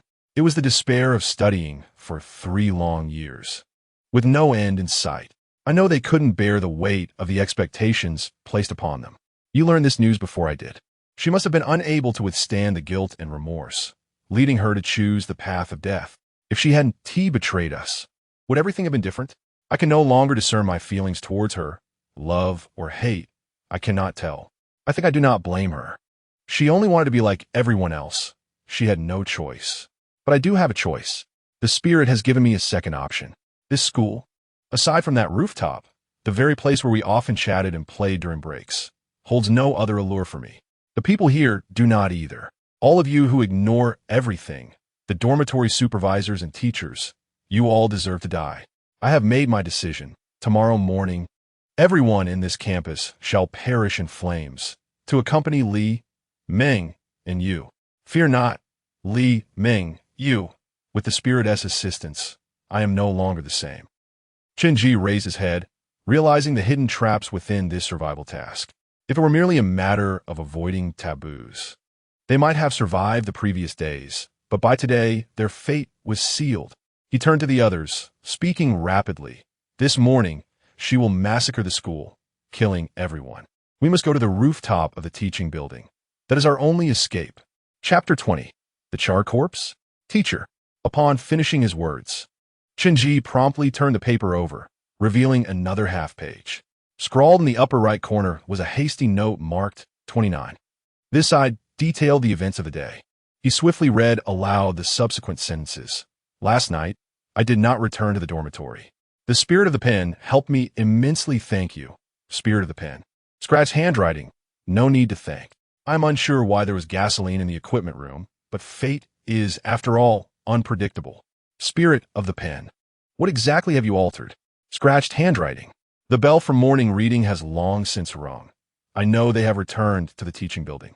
At this moment, I sit in front of the equipment room, clearly hearing the sound of flames consuming everything within. The destiny orchestrated by the spirit of the pen begins in the equipment room and extends to the teaching building. He told me that this is a predetermined path, irreversible. Scratched handwriting. Indeed, it matters not. Every physical education class. Have you not mocked us similarly? Oh, and the corporal punishment. Was it not Zhang Laosher who instructed you to treat us this way? He is dead. There was no time to hear the end of my inquiry. I witnessed the physical education teacher perish in flames, yet felt nothing. His skin turned to charcoal little by little, cracking and disintegrating. The sensation of burning must be painful.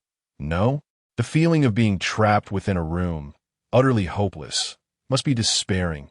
No, yet none of this compares to the pain of Yu's leap from the building, nor the hopelessness of Li and Meng drowning. I must head to the teaching building. Wait for me. Yu, Meng Li, a simple drawing, seemingly 4 girls holding hands, smiling exaggeratedly, their grins stretching to their ears. A simple drawing. Beside them is a fountain pen, also adorned with a smiling face. In the 3 diaries. The mental state of the diary's owner visibly deteriorated until complete collapse. She has gone mad. It is difficult to ascertain whether it was the spirit of the pen that seduced the diary's owner or if the school drove her to madness. Chen Ji sighed and was about to rise when he noticed Gong Changqing outside the door, his eyes fixed intently on Chen Ji's back. An overwhelming sense of fear filled the air. Chen Ji felt a chill run down his spine, and in the next moment, a pungent odor of charred flesh wafted toward him. Du Tingfeng stood at the back, his entire body paralyzed. He clearly saw that almost immediately after Chen Ji finished reading the diary, a fully charred corpse appeared behind him like a ghost. The timeline of the diary overlapped with their current reality. The charred corpse was entirely carbonized, with much of the skin already peeled away, revealing muscle and bone beneath. It was the physical education teacher, burned alive by the diary's owner in this very room. The moment Chen Ji caught a whiff of the scent, he understood everything. His mind raced, and he shouted at Gong Changqing, "Run!" In the next instant, he dashed toward the door, intending to lure the charred corpse outside. In this small room, the charred corpse could kill them with ease. Just then, Chen Ji's eyes widened in horror. He could feel the charred corpse closely trailing behind him, with the iron door just a step away. Yet the iron door was swiftly closing, revealing Gong Changqing's sinister face through the gap. The sunlight streaming in from outside gradually faded, until the very last ray of light was completely cut off. The next moment, the sound of a lock clicking echoed from outside. Last night, at 11:14, the fountain pen had been retrieved, but the other 2 were nowhere to be found. Gong Changqing curled up on his bed, his heart racing as if it would burst from his chest.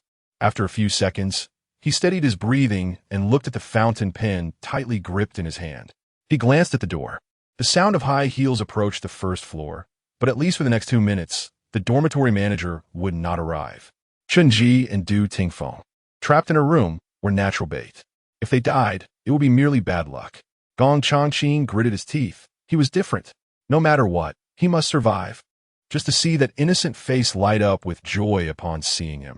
Without a moment's hesitation, Gong Changqing snatched a piece of paper from the table, gripping the fountain pen tightly in both hands. The glow of the alarm clock illuminated his distorted expression. Spirit of the pen, spirit of the pen, I sincerely beseech you to renew our bond. A minute later, he tucked the paper away, his expression now calm. Yet in Gong Changqing's eyes, only an endless chill and determination remained. 105. As the answers from the 3rd diary emerged, Gong Changqing vanished behind the 2. In the darkness, the malice on his face went unseen. The 2 phrases from the spirit of the pen resurfaced in his mind. You will die. Die in the equipment room. The sun had fully risen, casting morning light upon Gong Changqing's face. He leaned against the iron door, exhaling deeply. He had escaped his fate. The prophecy was crystal clear. Gong Changqing's path to demise lay within that charred corpse in the equipment room. Last night, he had sensed the presence of malevolence within the equipment room. Yet he was compelled to go, for the final clue resided there. Although he felt a flicker of guilt, it was fleeting. If he followed Chen Ji's idea and allowed the charred corpse to emerge, his limited mobility would increase his likelihood of death compared to others. The sunlight enveloped him in warmth, banishing the last remnants of guilt. He straightened up, limping toward the teaching building, glancing up at the rooftop, a glimmer of longing in his eyes. For a moment, it resembled the terrace of his home, where a small figure would smile at him against the sunlight. He murmured as if repeating an unfinished sentence. Once out of this realm, I want to take my daughter to Disneyland. behind the door. Chen Ji's hand pressed firmly against the cold, iron door. He detected a powerful scent of charred flesh drawing near to his ear. The specter of death was about to knock upon this door. Suddenly, a more pungent odor than that of burning flesh wafted from behind him. In the next moment, a large splash of slick, acrid liquid drenched him. It was gasoline. Before Chen Ji could react, he heard the glass of the trophy display case shatter in the distance with a sharp sound. A wave of heat rushed in, and the corpse behind him, as if drawn by an unseen force, slowly turned to gaze at the display case. Chen Ji immediately turned his head, and his breath caught in his throat as he beheld the charred corpse, which was far more terrifying than he had imagined, nearly 2 meters tall, its human form barely discernible. All its features and limbs were grotesquely twisted from the flames. However, behind the corpse, Du Tingfeng was nowhere to be seen. A sudden tightness gripped his heart. Just then he felt a tug at his hair. Du Tingfeng was perched atop the iron beam, one hand dangling down. The moment Chen Ji locked eyes with him, he immediately made a shushing gesture, then pointed to his own ears and nose, making an X sign with his eyes. Chen Ji instantly understood. The charred corpse could only hear and smell, but could not see. Thus, the gasoline spilled on him and the ground was Du Tingfeng's clever ruse. The shattered glass of the trophy display case lay scattered around, with an empty gasoline can thrown down by Du Tingfeng to divert the corpse's attention. Du Tingfeng then gestured for him to climb from the ping-pong table they had just occupied to the iron beam. The door remained silent for the moment. The scent concealed. The charred corpse had wandered toward the exhibit case. Chen Ji gritted his teeth, striving to rise on tiptoe as he cautiously advanced step by step. His hands gingerly supported the surface of the ping-pong table as he swung his legs over, nearly crawling atop it. Jiao Shi was fumbling with the cabinet using his shapeless palm, and in less than a minute, he would realize that there was no one there at all. Chen Ji trembled as he rose from the table, glancing up at the iron beam, which still loomed a short distance above his head. Du Tingfeng had already climbed from the doorway to the top of the ping-pong table, with half of his body hanging from the iron beam, one hand dangling down. He silently mouthed the words, "Catch me." Chen Ji nodded and grasped Du Tingfeng's hand, whose immense strength effortlessly lifted him upward. Seizing this opportunity, Chen Ji reached with his other hand for the iron beam and leaped vigorously, finally managing to ascend. Crack, crack, before he could steady himself.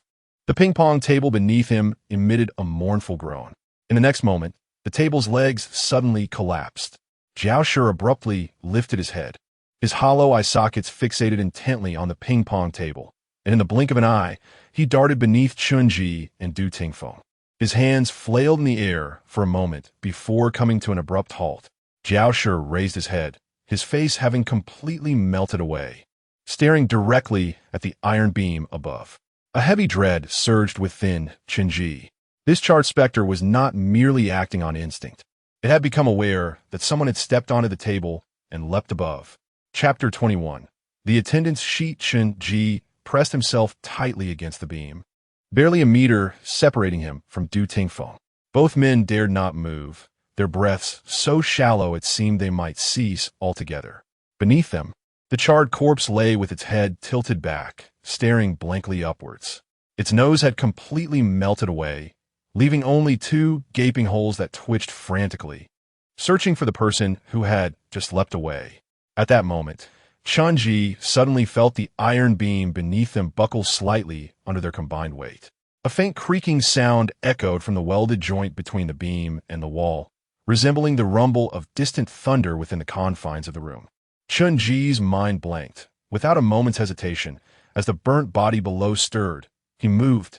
Du Tingfeng, without a word exchanged, seemed to share a silent understanding with him, both scrambling forward with fervor toward the skylight, just a few meters ahead. In the cramped equipment room, iron pipes clanged together as they were jostled. The speed of the charred corpse was astonishing. Like a gecko, it sprang to the wall, reaching the source of the noise in mere strides. It paid no heed to whether anyone was above, and with a ferocious strike, it hammered the iron beam, creating a deep dent in the solid metal. The burnt skin on its hands shattered upon impact, fragments scattering, some even splattering onto Chen Ji's face. In the next instant, The corpse was drawn to the sounds made by the two men, its body pressing tightly against the beam as it lunged toward Chen Ji. Du Tingfeng had already flung open the sooty window and squeezed through with all his might, landing with a thud on the ground outside. Chen Ji gritted his teeth, feeling the hot wind from the corpse behind him. The rising temperature signified the corpse's proximity. With a sudden lunge, he reached for the window ledge, slipping out like a sleek eel. But at that moment, the charred corpse followed suit, arriving at the windowsill. Chen Ji's hand barely grazed the corpse's skin, instantly searing him with blisters, his flesh cracking with the intense heat. All of this transpired in less than 10 seconds. Chen Ji quickly retracted his hand, gripping the wall nearby, half his body dangling in the air. Simultaneously, his other unscathed hand forcefully pushed against the window, wrenching the lock free. Once he completed this task, he released his grip and fell to the ground. Du Tingfeng was already waiting below, helping Chen Ji to his feet, glancing upward. The charred face of the corpse was pressed tightly against the glass of the narrow skylight. Even without eyeballs, the intense malice was evident in its expression. Leaning against the wall, Chen Ji took a deep breath, stating, "Had we hesitated even a moment longer, we would have been scalded alive by the heat radiating from it." With that, he opened his hand to show Du Tingfeng the burns on his palm, where the skin had ruptured and charred from the flash of searing heat. Du Tingfeng, still shaken, felt the cold sweat on his back chill him further as the wind blew. Damn, he trailed off, his expression tinged with frustration.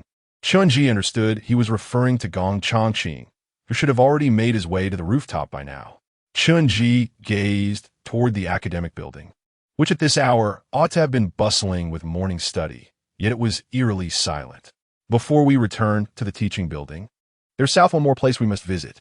He turned his head towards the west, where the dormitory stood. "There is something in the dormitory manager's room that we must retrieve, the attendance sheet." Du Tingfeng paused, noticing Chen Ji pulling out a third diary from his pocket, pointing to a sentence within. "Last night, I did not return to the dormitory." He immediately grasped Chen Ji's implication. The dormitory manager conducted nightly checks, and anyone unaccounted for would undoubtedly be recorded. The diary's owner had completely lost her sanity, and judging by its contents, she was likely the greatest evil in this world.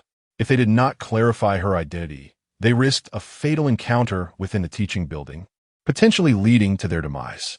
Time was of the essence. The situation inside the teaching building was uncertain, and they needed to procure the attendance sheet without delay. After a brief analysis, they quickly established a plan to retrieve the register without even needing to enter the dormitory.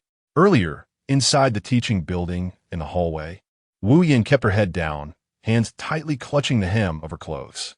She passed by silent classrooms, finally halting at the end of the corridor. "Come in," came the voice from within. Wu Yin pushed the door open, stepping to the desk, only lifting her gaze after a long moment. Before her, the face of the female teacher had grotesquely contorted, features resembling a jumbled mess as if churned in a washing machine. Yet, Wu Yin paid it no mind. The previous afternoon, she had inadvertently spotted Ding Xiang stealthily ascending to the rooftop. She had followed quietly, eavesdropping on the plans of Chen Ji and his companions. Wu Yan's heart thundered with disbelief. How dare they steal the pen and privately summon the pen spirit? Restless throughout the night, the fear of expulsion consumed her thoughts. The echo of her own mutterings haunted her. She could not afford to be expelled. If discovered, would the teacher suspect her involvement? No. She must inform the teacher first to avoid punishment. Of course, she had forgotten why she feared expulsion or why she felt compelled to inform. All that remained in her mind was a single phrase, like a commandment, etched deep within her subconscious. As a student, one must embody the essence of a student. In the office, Wu Yan's expression was blank, her eyes unblinking. She spoke mechanically, her voice high-pitched and thin. Anyone present would be chilled to the bone. It was almost identical to Meng Yu's voice. "Teacher, I wish to report." At the moment she uttered those words, a shadow outside the door silently drew a knife. In the dormitory building, on the first floor, outside, Chen Ji crouched beneath the window of the dormitory manager's room, obscured by a cluster of bushes. Above, the window was slightly ajar, and the dormitory manager was seated at the desk, writing. A few meters away, hidden behind a tree? Du Tingfeng clutched a sturdy rock, surveying the dormitory building. Eventually, he fixed his gaze on the second window from the left on the second floor. This way, the trajectory of the stone would remain unseen by the dormitory manager, yet the noise it created would be unmistakable to her. Seconds later, the sound of shattering glass echoed, followed by the clatter of the stone rolling on the floor. The dormitory manager sprang to her feet, her eyes widening in alarm as she scanned outside. But there was no one to be seen. As the sound of her high heels ascending the stairs receded, Chen Ji gradually straightened up and peered inside. He had seen the attendance sheet on the desk yesterday and easily located it now. Having obtained the document, he exchanged glances with Du Tingfeng and quietly. They slipped away from the area. Damn, that's disgusting. In the thicket, Du Tingfeng grimaced as he grasped the corner of the attendance sheet, his face twisted in distaste. The back of the document was smeared with the putrid remains of cockroaches, the very ones Chen Ji had used to bludgeon the pests the previous night. Suppressing his discomfort, he flipped through the pages. The attendance sheet bore many dates, with most pages blank. A few pages listed names, marked with already reported in the margins. Let's check the record for the 28th, Chen Ji whispered. Du Tingfeng quickly flipped through the pages until he reached the last few, finally landing on the record for the 28th. There, only one name appeared. Du Tingfeng's eyes widened in shock. A chill ran through him as he scrutinized the name multiple times before handing the sheet over to Chen Ji. The two individuals exchanged a glance, each perceiving the profound disbelief reflected in the other's eyes. It was truly her. Chapter 22. Outside the teaching building, beads of sweat, large as beans, dripped onto the concrete ground. Ding Xiang's breaths were so faint they were nearly imperceptible. She nestled within a pile of grass, her body completely concealed. Ding Xiang had to remain vigilant to alert the other intruders still outside. Staying in the teaching building was no longer safe. Her heart raced, and her expression was one of extreme alertness. She could not forget the horrors she had witnessed earlier. After the physical training session, she wandered alone among the crowd. Yet neither Wu Yin nor Fang Jia could be found. Ding Xiang merely turned her head slightly, intending to search for the two girls, but to her astonishment, the once boisterous throng behind her had vanished entirely. When she turned back, she was struck dumb. Before her lay an empty expanse, immense staircases, the entrance to the teaching building, and even the corridors were devoid of life. It was as if everyone had vanished in an instant. Only she remained, standing there in a daze. Not even the classrooms emitted a whisper of sound. A wave of intense unease surged within Ding Xiang, yet she had no choice but to move forward, waiting for news from Chen Ji and the others. However, as she approached the classroom, the sight through the window sent chills racing down her spine, raising goosebumps all over her body. Countless corpses, clad in school uniforms, their exposed skin charred and blackened, dangled from the incandescent bulbs overhead. A cold breeze swept through, causing the bodies to sway and collide, resembling wind chimes. Ding Xiang took a step back. She could no longer remain in that classroom. Just as she quietly passed the doorway, the hanging corpses seemed to sense her presence. Dozens of heads turned in unison toward her. Beneath countless sunken eye sockets, their twisted, melted faces suddenly parted in a ghastly grin. "It's time for class, why don't you come in?" Ding Xiang recalled that death-like whisper. She curled her body tightly, wrapping her arms around herself, yet the coldness still seeped through. A dragging sound of footsteps echoed from afar. Peering through the grass, Ding Xiang discerned a figure dressed in a school uniform, carrying a backpack. It appeared that this person was about to ascend the steps leading into the teaching building.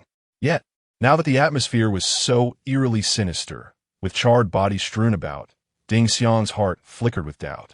Classes had already commenced. Who else could be lingering outside? This appearance seemed exceedingly peculiar. In that moment, she was nearly convinced that the student ascending the stairs was a ghost. Silently, Ding Xiang remained crouched in the grass, her silence profound. The figure ahead, judging by the unburned skin, appeared unscathed, even quite fair. Her gaze followed the distant silhouette until it turned into the staircase. Suddenly, Ding Xiang froze. A glimmer of joy appeared on her face, only to be swiftly replaced by concern. Just as the student rounded the staircase, Ding Xiang caught a glimpse of her face. It was Fang Jia. At long last, she had found her. Just as Ding Xiang prepared to rise and call out to her, a jolt coursed through her entire being. Someone had tapped her shoulder. "Hush!" came Chen Ji's voice from behind her, his words causing Ding Xiang's scalp to prickle. "Do not go out. Fang Jia is the owner of the diary. She is the ultimate malevolent spirit of this realm." Chen Ji's expression was grave. He and Du Tingfeng had just arrived at the side of the teaching building when they spotted Fang Jia's back.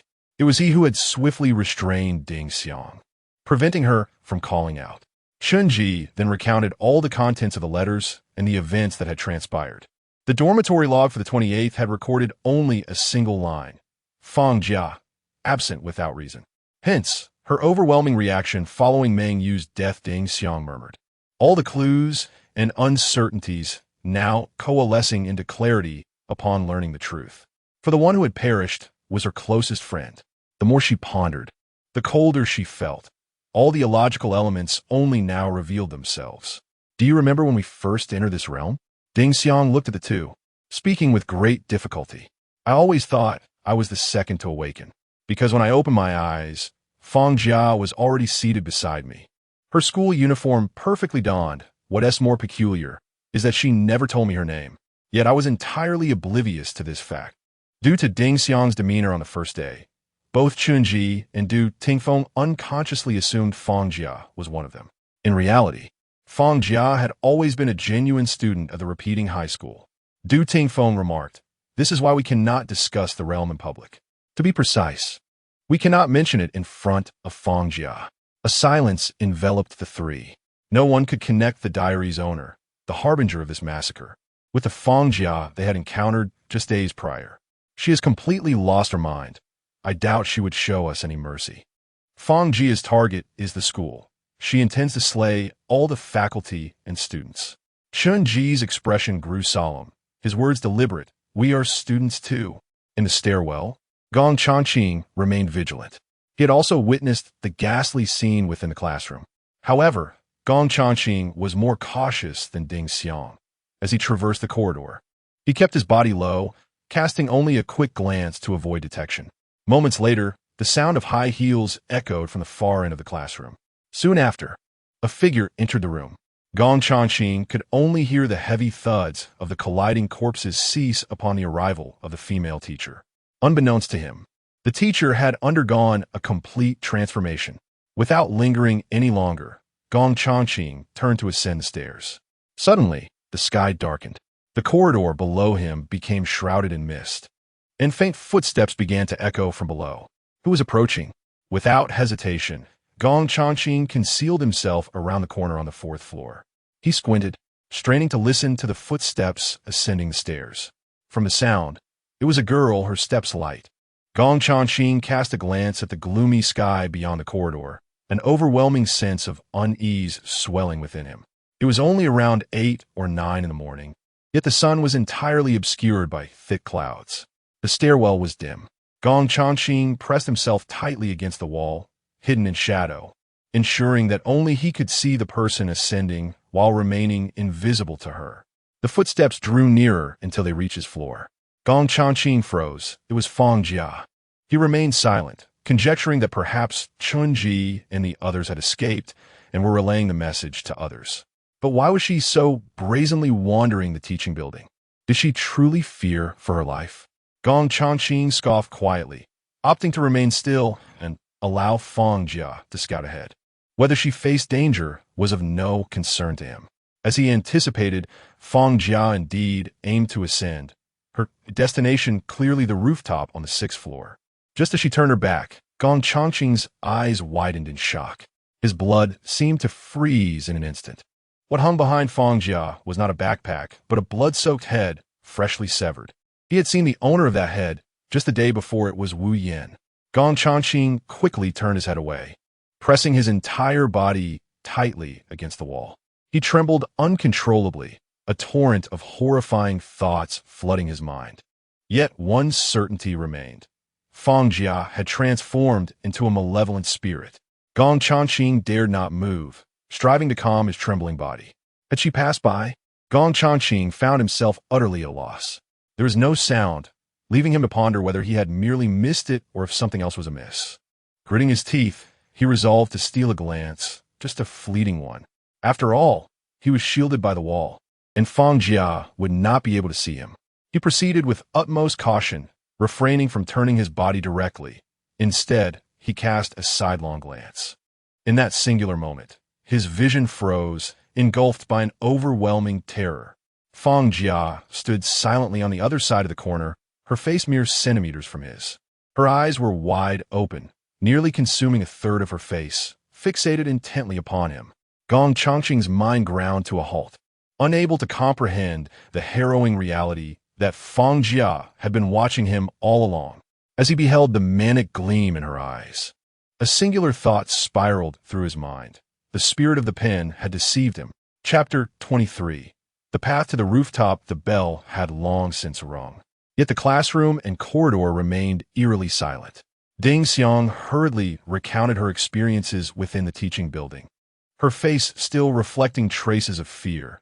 I was utterly petrified by the scene before me, and without a second thought, I dashed downstairs. However, it seems the bodies of those students were trapped within the classroom and did not pursue us. Chen Ji felt a sense of unease. There may be constraints we are unaware of. Du Tingfeng nodded in agreement. Regardless, the fact that the students' spirits were confined to the classroom was a fortunate circumstance for them. As he pondered this, he suddenly froze. Where is Wu Yan? Gong Changqing was likely already making his way to the rooftop, knowing the location of the exit. Among the six of them, Fang Jia was the malevolent spirit of this world, but it was Wu Yan who had always been suspected that was truly a person from reality. Ding Xiang interjected. I didn't see her during morning exercises. The three exchanged glances, a sense of dread settling within them. Chen Ji rummaged in his pocket for a moment. Retrieving a fountain pen and a piece of diary paper, he intended to consult the pen spirit. This time, he did not recite the incantation provided by the robust man, but simply removed the pen cap and placed the fountain pen on the paper. Since the divination yesterday, he had sensed that this pen spirit was unlike any ordinary being. It possessed intelligence. Du Tingfeng immediately inquired, Pen spirit, tell me Wu Yan's condition. The fountain pen did not respond in any way. Technically, it did move, merely flipping over on the paper, yet it showed no intention of writing. A glimmer of realization crossed Chen Ji's eyes. Allow me to ask. He reiterated Du Tingfeng's question, gripping the fountain pen firmly. Unlike before, he did not let the pen float freely. Instead, he restrained its movement. As his hand made contact with the pen, it began to tremble, mimicking the motion from the previous night's writing. It trembled for merely a few seconds before gliding across the paper, the movements delicate and cautious. Wu Yan has reported you regarding your actions last night. It wrote swiftly this time, the script remarkably elegant. Ding Xiang found it hard to accept. She reported us? Why? She gains nothing from this. Du Tingfeng was taken aback. He had only intended to ask where Wu Yan was, not expecting such a revelation from the pen spirit. After a moment's contemplation, he accepted this answer with little emotional upheaval. As we suspected, Wu Yan has indeed been assimilated. Chen Ji nodded thoughtfully, though we do not know who influenced her. It should not be Fang Jia. Based on her diary, she would never betray her companions. Just as Chen Ji finished his speculation, he suddenly turned to Ding Xiang. Did you see the female teacher while in the teaching building? Ding Xiang shook her head. Chen Ji's expression darkened. I fear the female teacher may be another malevolent spirit residing in this building. She has likely become aware of our summoning of the pen spirit. Should we encounter her, we are doomed. Du Tingfeng glanced at the sky. The sun remained hidden behind clouds, casting the entire campus into a gloomy twilight. The three deliberated for a while, concluding that they could no longer delay. Now that all potential dangers were known, the rooftop was their only sanctuary. 5 minutes later, Chen Ji cautiously descended from the staircase, signaling to the two behind him. The coast was clear. For now, they were safe. The teaching building comprised 5 floors. Ascending the left staircase to reach the 3rd floor, then traversing the hallway to ascend the rooftop via the staircase at the right end. The trio arrived at the 2nd floor, which was as silent as a tomb. Chen Ji led, with Du Tingfeng bringing up the rear. Their footsteps were light, pausing intermittently to listen for any disturbances. Upon reaching the third floor, they faced their most challenging obstacle. They needed to evade the gaze of the corpses within to reach the staircase on the other side. It was on this very floor that Ding Xiang had been discovered by the bodies while attempting to cross the corridor to the classroom above. Chen Ji crouched low, ensuring their figures were concealed from the window's view. The three moved cautiously and slowly along the ground, gradually making their way through 2 classrooms. Suddenly, Chen Ji halted abruptly. He swiftly turned to the others, signaling for silence. In the profound stillness, the sound of high heels echoed from the staircase on the right side of the corridor. The female teacher was descending. Whether she passed through the corridor or paused on this floor, a confrontation with Chen Ji and the others was inevitable. Ding Xiang's heart raced. She scanned her surroundings, and her eyes lit up as she tugged at Chen Ji's sleeve. Mere meters away was the restroom on this floor. The sound of heels grew increasingly closer. The trio moved swiftly, controlling their noise as they slipped into a stall in the men's restroom. Ding Xiang's breath quickened as she squeezed into the corner, her palms clammy with sweat. The unknown was always closely tied to fear. They had no idea where the female teacher was headed. Would she remain on this floor or descend further? Or perhaps, would she linger in this corridor? More crucially, they knew that should they encounter the female teacher, punishment would be inevitable. Yet, they were entirely ignorant of her current state. Even the students had undergone transformation. What changes had occurred within the female teacher? The sound of heels passed by 2 classrooms, growing louder until it stopped at the restroom door. Chen Ji's body tensed instantly, the atmosphere within the stall becoming palpably tense. Time trickled by, yet the footsteps at the door remained silent. Du Tingfeng suddenly grasped the situation. The spirit outside was waiting for them to emerge. Yet, there was no time. They could not remain hidden indefinitely, and none knew when the female teacher might enter. Chen Ji turned to Du Tingfeng, gesturing in a silent circle with his fingers, mouthing the words. Can it be used? He referred to Du Tingfeng's token. Du Tingfeng shook his head, while Ding Xiang was left bewildered, unaware of their discussion. Chen Ji offered no explanation, nodding as he withdrew the fountain pen from his pocket, writing 2 characters on his arm, path to survival.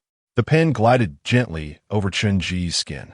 1 minute later, Ding Xiang exhaled deeply, her greatest fear being that the pen spirit would inform them that there was no possibility of survival. Du Tingfeng's expression was peculiar. He did not doubt the pen spirit's words and began a countdown on his watch. The only thing troubling him was the pen spirit's attitude towards Chen Ji, which was markedly different from its demeanor towards the others. According to the 3rd diary entry, Meng Yu's death had been entirely preventable. It was hard to say whether this fountain pen had planted a seed in Meng Yu's mind, steering her towards her demise. And what of its influence over Fang Jia's actions at school? Du Tingfeng's thoughts flickered, recalling the answer the pen spirit had given him, leading to a moment of relief. 60 seconds elapsed in the blink of an eye. Just as the second hand approached the final tick, the class bell rang out suddenly. Chen Ji exchanged uncertain glances with the others, yet there was no choice. He flung open the stall door, finding no one in the doorway. Ding Xiang was pulled by Du Tingfeng, racing out of the restroom and down the corridor ahead, her legs moving mechanically, yet her eyes widened in terror as she glanced sideways. The female teacher had just brushed past them. Had they waited an additional 30 seconds, they could have avoided crossing paths with her. Was the spirit of the pen a deception upon them? Chapter 24. The chase the female teacher had undergone a complete transformation into a malevolent spirit. Her face was grotesquely inverted, rage filling her elongated eyes, while her crimson mouth suddenly split open, revealing her jagged teeth, poised to sever Ding Xiang's neck. In that instant, Du Tingfeng lunged forward, tumbling to the ground with Ding Xiang, allowing the teacher's maw to feast only upon the air. Ahead, Chen Ji's eyes flickered, and he shouted behind the teacher, Fang Jia, Teacher Zhang is here. As soon as he shouted, he swiftly pulled Du Tingfeng and Ding Xiang, racing toward the end of the corridor. The teacher abruptly twisted her head, disregarding Chen Ji and the others who were merely a few steps away.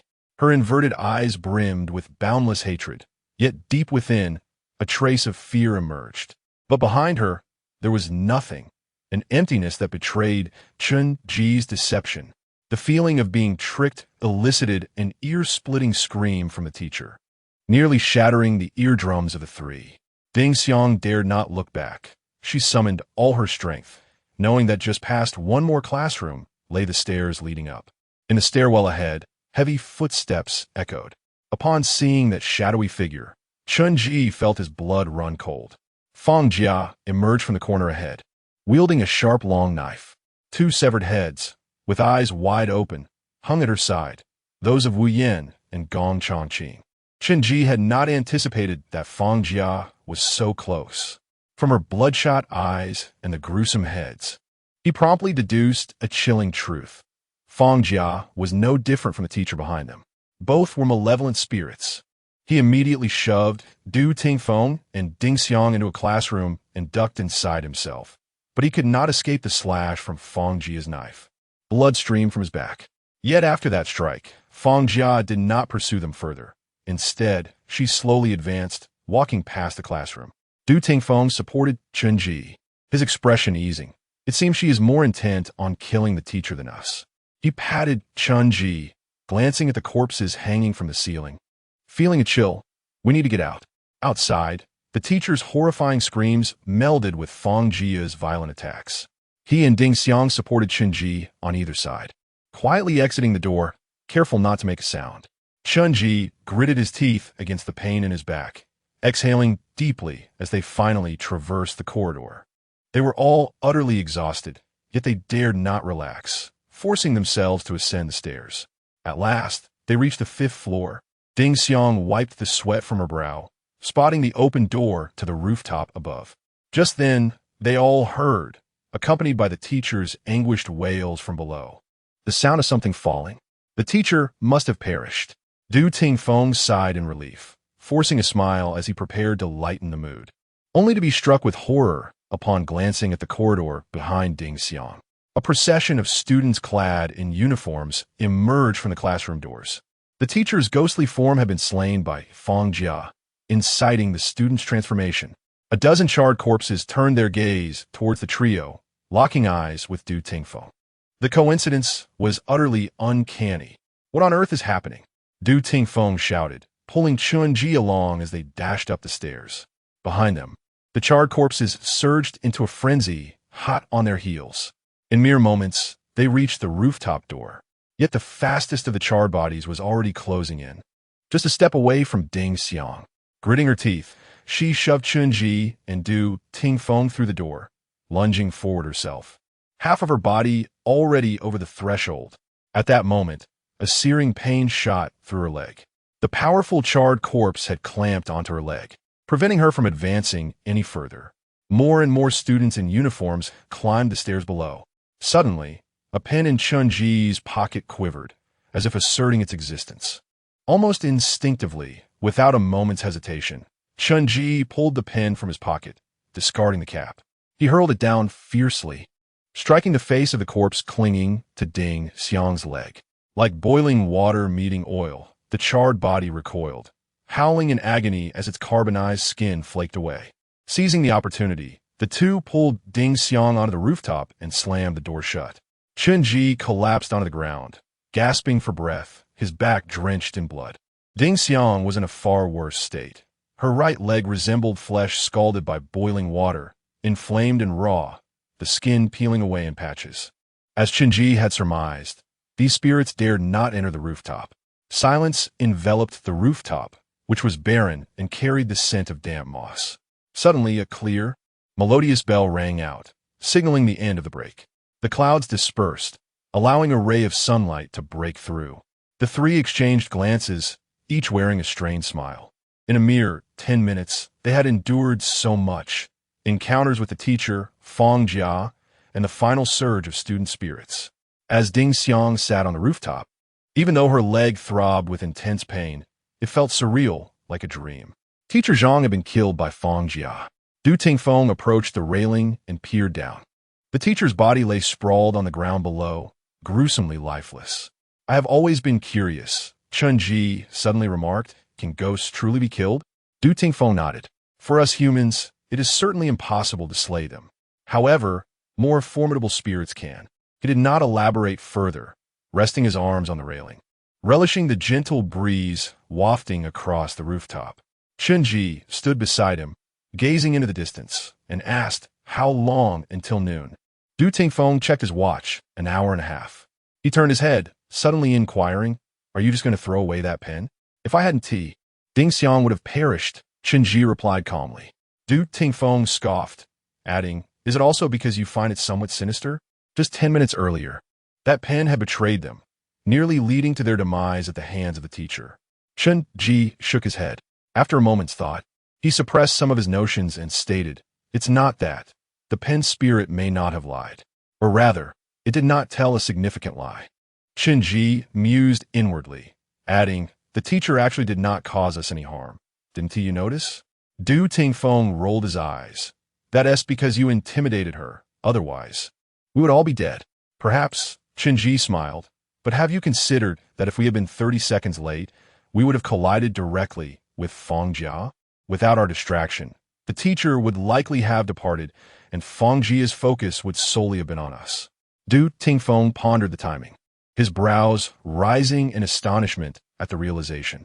He turned to Chen Ji, curiosity gleaming in his eyes. "How can you be so certain that the ghostly pen would not deceive you?" "Firstly, based on its answer, we indeed survived. Secondly, it's my instinct. It dares not." Upon hearing this, Du Tingfeng stepped back, scrutinizing Chen Ji thoughtfully. He suddenly asked, "Are you truly a newcomer?" "Yes." Du Tingfeng indeed discovered that the pen was exceptionally obedient in Chen Ji's hands, displaying a demeanor starkly contrasting with its behavior towards others. Yet, he was acutely aware that an object as enigmatic as this pen could not be devoid of complexities, inevitably possessing some adverse effects. It was evident that the pen's response would deliberately steer one towards demise. However, this aspect seemed entirely absent in Chen Ji's case. He reached into his pocket to touch the chips, and a fleeting look of bewilderment crossed his eyes. Chapter 25. Conclusion. The three sat on the ground for a while, enjoying the refreshing breeze on the rooftop, feeling a sense of contentment. Although Ding Xiang's legs ached to the point of numbness, she paid little heed to it. Once they departed from this place, all injuries would vanish. Chen Ji remained turned away from the two, silent and seemingly lost in thought. After a few minutes, he suddenly gestured for Du Tingfeng to join him in a secluded corner. Ding Xiang cast a curious glance at the two, but refrained from asking further, as she was utterly exhausted and longed to close her eyes in quiet repose. "What's the matter?" Du Tingfeng inquired, leaning against the railing as he followed Chen Ji. "Once this mission concludes, will I be directly transported back to the place I resided in the real world?" Chen Ji asked straightforwardly, for this was a question of paramount importance to him. Should this be the case, he needed to prepare in advance. From Tang Qin's intervention prior to entering the domain, Chen Ji could ascertain that she was aware of the domain's existence, and perhaps she herself was an intruder. She would undoubtedly lay a trap in the psychiatric hospital, waiting for Chen Ji's return. Du Tingfeng paused, having long since realized that Chen Ji was not a newcomer. Thus he spoke candidly. "Yes and no.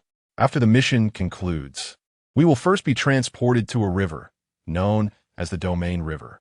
During our return, each successful participant must drift to the river's end, where a door waits, leading back to the real world, specifically the place you were in before entering." "Drift?" "Indeed, it is quite literal. We will embark on a small boat beside the Domain River. Personally, I feel that this process resembles a loading screen in a game, merely a passage between the real world and the domain." Chen Ji nodded in understanding. He did not pause, but threw out another statement. "I would like to ask a favor of you." "What is it?" Du Tingfeng's eyes sparkled with interest. "Do you want me to help you escape from the psychiatric hospital?" "Yes," Chen Ji replied frankly, as this plan had crystallized in his mind since yesterday. "I can tell you are also from Tianhai City. Our accents are quite similar." "I do indeed live in Tianhai," Du Tingfeng chuckled lightly. "You are quite observant. But why should I assist you?" Chen Ji's tone was steady. "When you were trapped in the dormitory, I was the one who distracted the dormitory supervisor."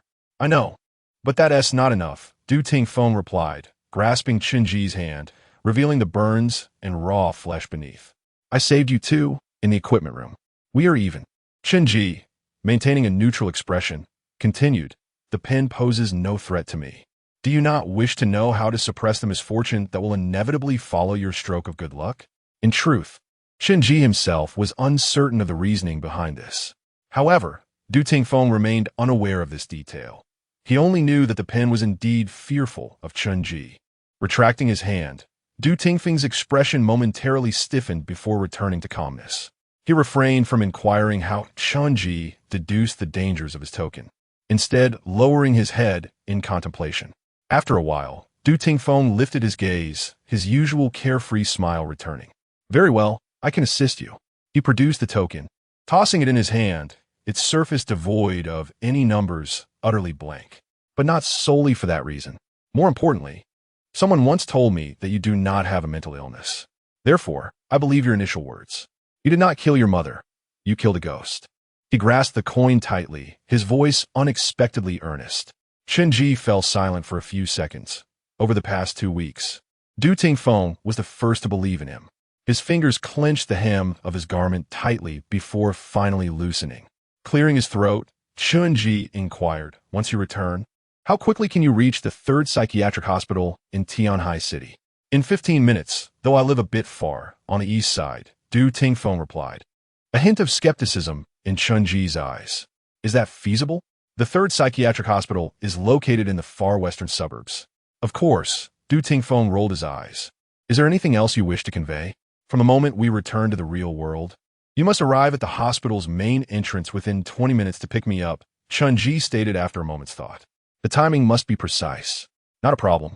After this exchange, both fell into silence, Chen Ji leaning against the railing, his brow still furrowed. Meanwhile, Du Tingfeng turned to gaze downwards. Wow, Feng Jia is ruthless, he exclaimed, calling Ding Xiang over to look down. On the ground floor, the body of the female teacher was entirely obscured by layers of student corpses, forming a veritable mountain of death. Even as a ghost, would she still repeat her previous actions, slaughtering everyone? Ding Xiang gazed at the horrifying scene below, her expression complex. That is her obsession, Du Tingfeng remarked. Obsession does not dissipate easily.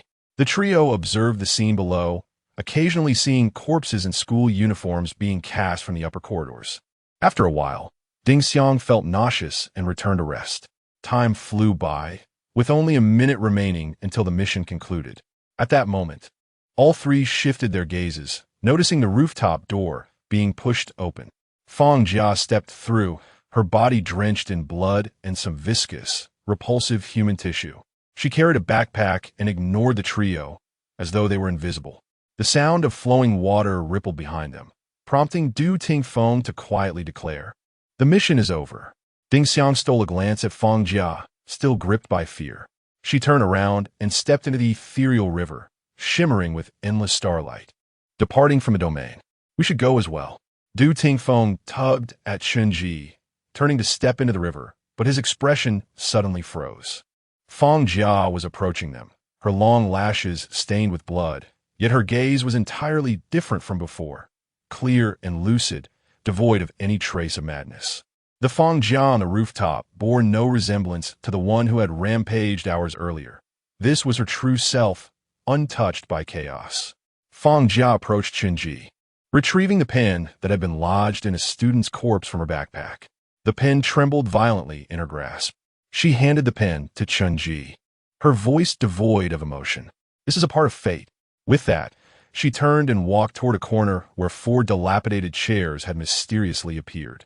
Chen Ji clutched the pen, his eyes reflecting an indescribable emotion as he watched Feng Jia sit on one of the chairs, carefully producing 3 severed heads from her backpack, placing them on the remaining seats. It was Li Xiaoli, Guanming, and Wu Yan. Yet, Wu Yan's face appeared somewhat peculiar, at times resembling her own, and at others, bearing the features of Meng Yu. They're gone, Du Tingfeng murmured, pulling Chen Ji into the river. Behind them, the rooftop was enveloped in silence, a gentle afternoon breeze wafting through. Feng Jia shook her head, her gaze suddenly distant. Just now, she did not dwell on it. Her voice transformed once more, as her gentle hands caressed the other 3 faces, lifting the corners of their mouths. She too blossomed into a similar smile. At last, we could gather together again. In the vast expanse of the campus, the The melodious laughter of the four girls drifted away with the breeze. Chapter 26.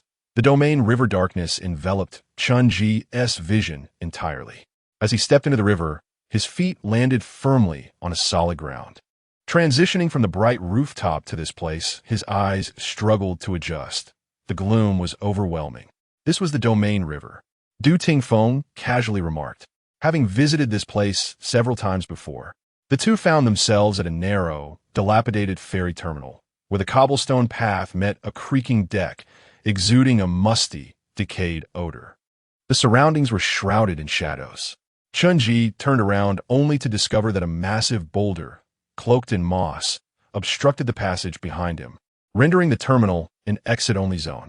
Gazing upwards, he realized the boulder was merely a fragment of towering mountains that stretched endlessly, the peaks disappearing into the void. Before them lay a long, meandering river, flanked by the same towering mountains on the opposite side. The mountains formed a canyon, enclosing the river within their grasp. The depths of this river were unfathomable, its waters murky. Yet, the riverbed sparkled with countless shimmering grains, adding a touch of brightness to the dismal ambience. "Where is Ding Xiang?" Chen Ji pondered, his gaze sweeping the dimly lit ferry terminal adorned with faint red lanterns, realizing they were the only two present. "She must have left before us," Du Tingfeng noted. Chen Ji nodded, suddenly hearing the gentle lapping of water. A small wooden boat drifted towards them from afar.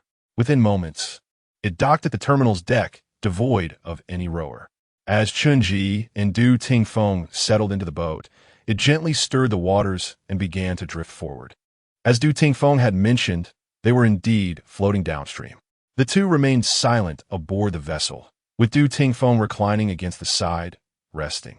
As the boat glided along, the scenery along the riverbanks gradually came into view. Along the shores, a ferry terminal had been constructed at intervals, each corresponding to different domains. After several minutes of drifting, the terminal along the bank began to fade into the distance as they entered a new realm, surrounded solely by the oppressive mountains. Yet upon these vast mountain ranges, a colossal stone statue, resembling a giant Buddha, was intricately carved into the mountainside. This statue towered impressively, rivaling the height of a dozen stories, exuding an eerie aura. Chen Ji's pupils dilated. In his 18 years of life, he had never encountered such a magnificent sight. Du Tingfeng sat upright, his gaze following the giant statue, quietly exclaiming, "When I first beheld them, I was equally astounded, just like you. There are a total of 28 giant statues here." If fortune favors you, he abruptly fell silent, both he and Chen Ji looking towards the riverbank. Just as Du Tingfeng had indicated, the boat drifted past one statue after another.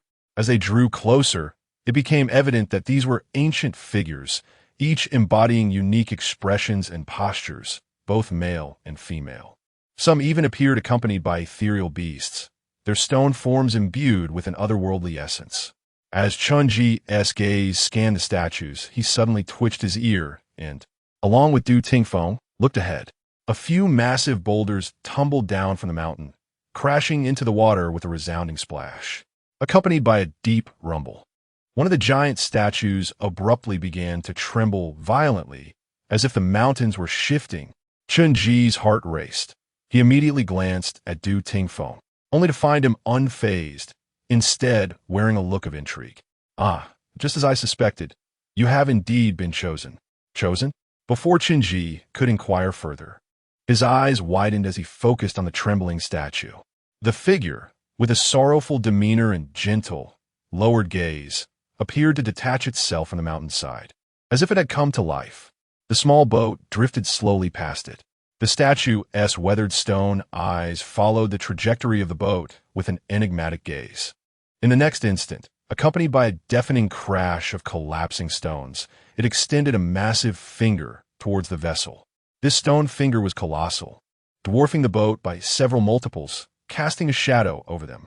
Chen Ji's vision was instantly consumed by darkness, yet at that moment, he felt a peculiar warmth radiating from his wrist, accompanied by a searing pain, as if something was being branded onto him. After a minute or two, The boat emerged from the shadow of the finger and continued its journey downstream. Chen Ji turned to glance back at the statue, which had retracted its finger and was gradually returning to the embrace of the mountain. He promptly rolled up his sleeve, revealing 6 faint red dots arranged in a crooked line on his wrist. Du Tingfeng leaned closer, and upon seeing the mark on Chen Ji's wrist, he too pulled down his collar. There, similarly formed by red dots, was a more intricate pattern that resembled a simplistic tiger's head, imprinted upon Du Tingfeng's collarbone. What do these marks signify? Chen Ji furrowed his brow. On the day you first entered the domain, did you not receive a ticket? Du Tingfeng suddenly inquired. Yes, but what does that have to do with the marks? Chen Ji frowned, recalling that the ticket still lay in his pocket. Its destination now vanished. It had merely been an invitation of sorts. Upon re-entering the domain, there would be no further reminders. Perhaps one moment you are on a date, and the next, the domain river appears before you. Du Tingfeng shrugged. The purpose of the mark is to provide you a few minutes warning. From now on, whenever the domain is about to open, your mark will burn. However, I believe this mark is more than just that, for not all who pass through receive it. He pondered for a moment before continuing. Among all the domains I participated in, you are the second person to receive a mark from the giant statue. The other is myself. In that instance, I was the only survivor, and on the return journey, I experienced something akin to what you just did. After a pause, Du Tingfeng added, of course, it was another giant statue that branded me. Chen Ji nodded, understanding why Du Tingfeng had only spoken halfway earlier. Had he not been marked, Du Tingfeng would naturally have been reluctant to divulge his secret. After all, those with marks were few even among the entrants. But it's not that rare. Du Tingfeng waved his hand dismissively. There are quite a few entrants. I estimate that as long as one performs well within the domain, they can obtain this mark. Chen Ji nodded, finding this consistent with his assumptions. There must be more than 28. He glanced again at the curving line on his wrist, feeling an unsettling familiarity. He turned to Du Tingfeng and asked, "Do you find this mark somewhat familiar?" Du Tingfeng inspected it and straightforwardly replied, "It looks like a worm." Chen Ji was momentarily speechless. He had intended to ask if Du Tingfeng had seen this mark elsewhere. Suddenly, he was struck with a realization of where he had seen this curve before. A pen. I once drew this pattern with it. Du Tingfeng seemed surprised as he recalled. Indeed, you're right. Suddenly remembering something, he exclaimed, "Forget about the line for now. Let us check the condition of the pen and see if it's still usable." Chen Ji nodded and retrieved the pen from his pocket. This pen had originally been destined to remain at the preparatory school, yet for reasons unknown, Fang Jia had ultimately given it to him, accompanied by a cryptic remark. Chen Ji unscrewed the cap of the pen, and a nauseating stench immediately assaulted both of their nostrils. Du Tingfeng, standing nearby, furrowed his brow, his face contorted in disgust. The pen's nib had once been thrust into the face of a charred corpse, now coated with a viscous filth, trailing strands of flesh and some indiscernible human tissue. "Pen spirit, emerge," he commanded, yet the pen remained unresponsive. "Come out quickly, stop feigning death," Du urged. Having traversed 4 realms and encountered numerous bizarre artifacts, he understood that the pen could indeed be treated as a token, capable of being summoned and reused. Chen Ji shook his head. It seems the ink outlet is clogged with something foul. With that, he bent down and rinsed the pen in the river water. Almost the instant it touched the water, the pen reacted as if scalded by boiling oil, violently leaping from Chen Ji's grasp, its entire body quivering. Upon closer inspection, patches of corrosion had already formed on its surface. "Brother, this is the domain river. Do you dare to use its water?" Du Tingfeng exclaimed, his pupils shaking in shock. Chen Ji's actions had been too swift for him to intervene in time. In his pocket, the tokens seemed to resonate with the pen's plight, trembling slightly in sympathy. Chen Ji murmured, raising an eyebrow. Is it truly afraid of the water in the domain river? The pen hovered near him, leaning downward incessantly, as if pleading to be spared from further immersion in the river. It then gently floated to Chen Ji's arm, revealing 3 lines of ink. "Brother, don't mess with me. I'm still useful." Chapter 27. The power of the fountain pen. The fountain pen exhibited extraordinary abilities, prophesying the futures of Meng Yu and others. Its sole downside was its intermittent deceit, leading individuals toward their demise. However, this seemed ineffective against Chen Ji. With a twinkle in his eye, he smiled at the pen and inquired, "What assistance can you offer him?" The pen began to glide gently over Chen Ji's arm, writing with utmost delicacy. "When you encounter a life-threatening situation, I can issue a warning 10 seconds in advance." It deliberately rendered the words 10 seconds vague, seemingly attempting to diminish their significance. Chen Ji was taken aback. Was not the spirit of the pen supposed to prophesy? Although the distinction between a warning and a prophecy was merely a word apart, the latter undoubtedly encompassed a broader scope. As if aware of his thoughts, the pen continued, "Leave the school. My abilities will weaken. What could a mere 10 seconds change?" Du Tingfeng scoffed, casting a glance at Chen Ji. "Moreover, one must risk being deceived by it." In an unspoken agreement, Chen Ji and Du Tingfeng exchanged skeptical glances, both harboring the same doubts. The pen had previously exhibited blatant fraudulent tendencies, and its current claims appeared far too inadequate, likely concealing something unsaid. Additionally, Fang Jia's diary had frequently mentioned the concept of fate, asserting that the pen had been of great assistance to her.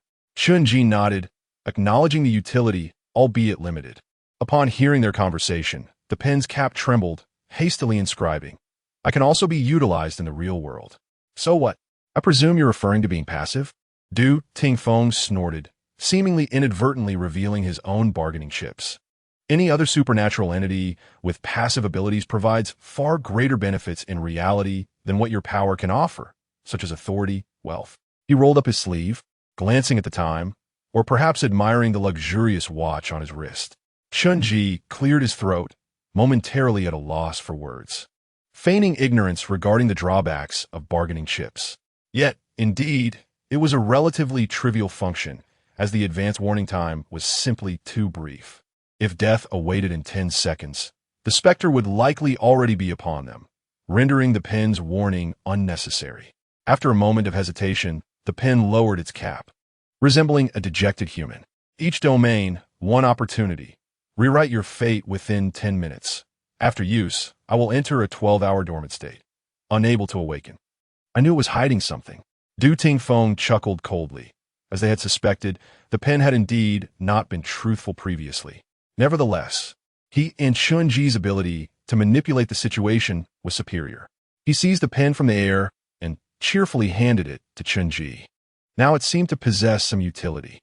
Chen Ji received the pen, casually pocketing it, appearing unconcerned as he turned to gaze at the river ahead. However, a tempest brewed within him, betraying the calm he projected. If Chen Ji's intuition was correct, this was the pen's true essence, not merely prophecy.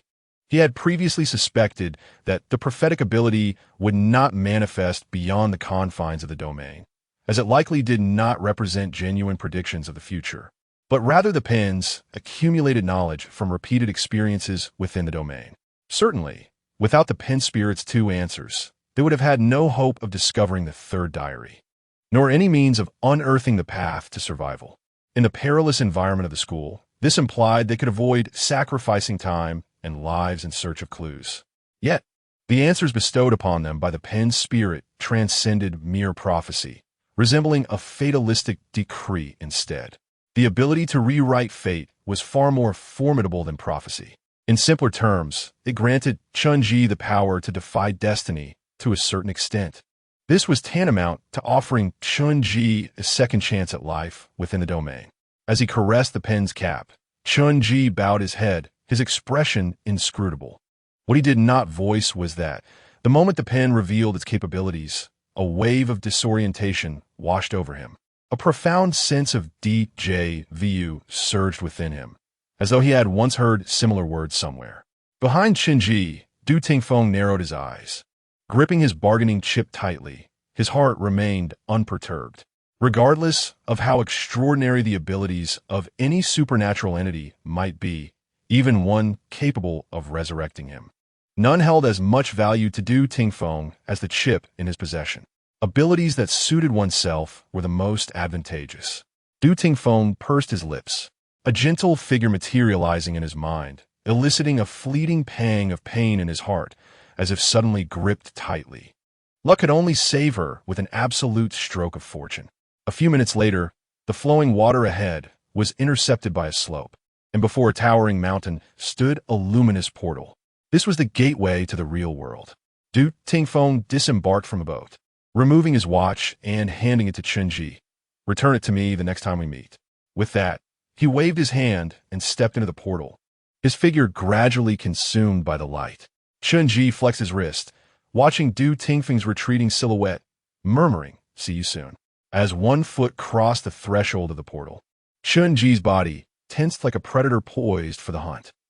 In the eastern district of Tianhai City, a villa atop a mountain, Du Tingfeng opened his eyes, still clad in the attire he wore before entering the domain. He was greeted by the soft beams of spotlights. The curtains were drawn slightly, revealing the darkness of night outside. He immediately glanced at the clock. It was precisely 7 o'clock. His agreement with Chen Ji was to arrive at Tianhai Psychiatric Hospital before 7:20. A gentle female voice resonated from outside, seemingly sensing the stir within the room. "Xiaofeng, you're back?" Du Tingfeng donned his coat and pushed the door open, about to speak when he suddenly sniffed the air. The next moment, he helplessly called toward another room. "Did you cook again?"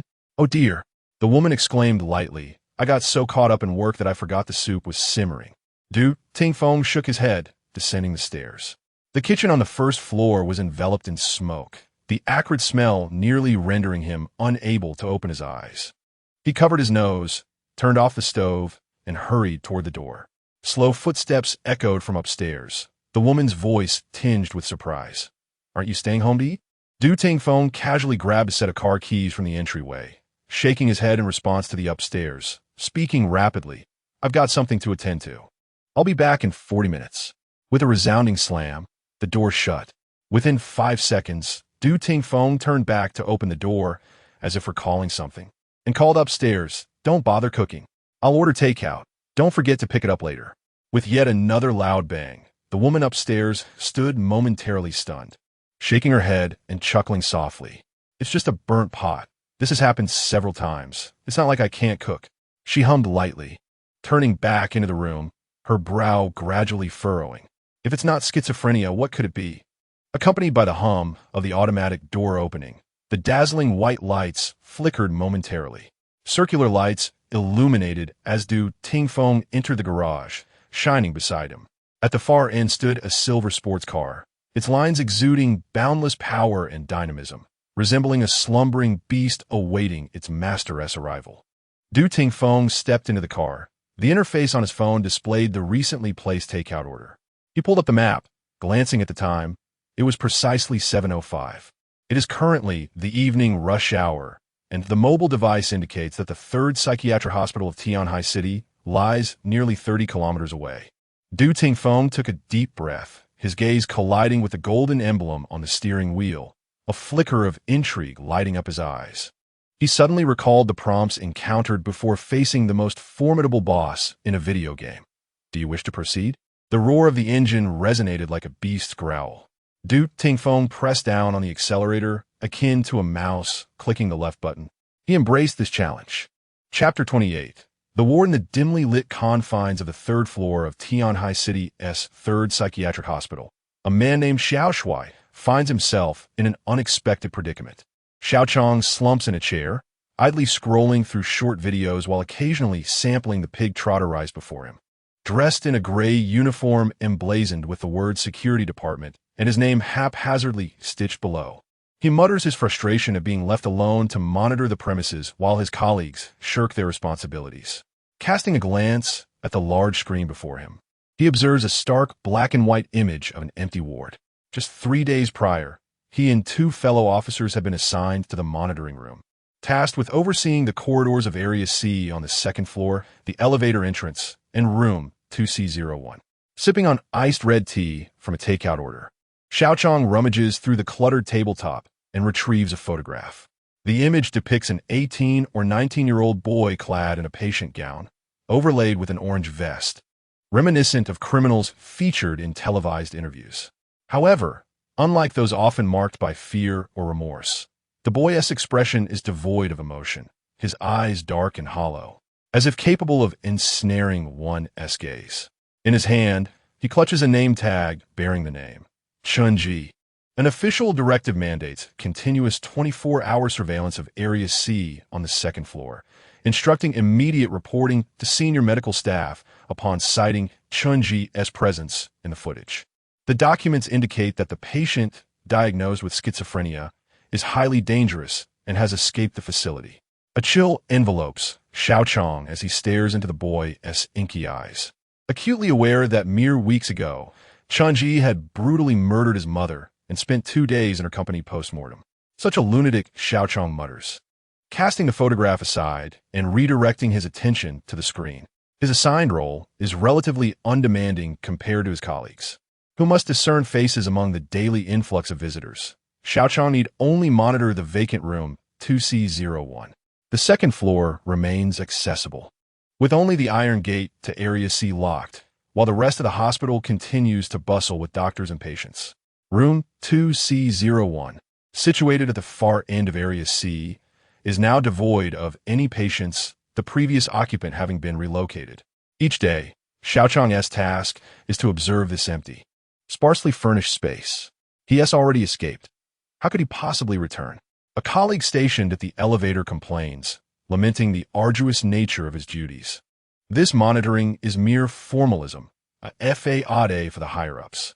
Xiao Chong merely smiles in silence, having been in the service longer than either of his companions. From the very first day of monitoring, he has not ceased to indulge in distractions. There is no one in room 2C01. The doors and windows securely shut. Could Chen Ji really materialize from thin air?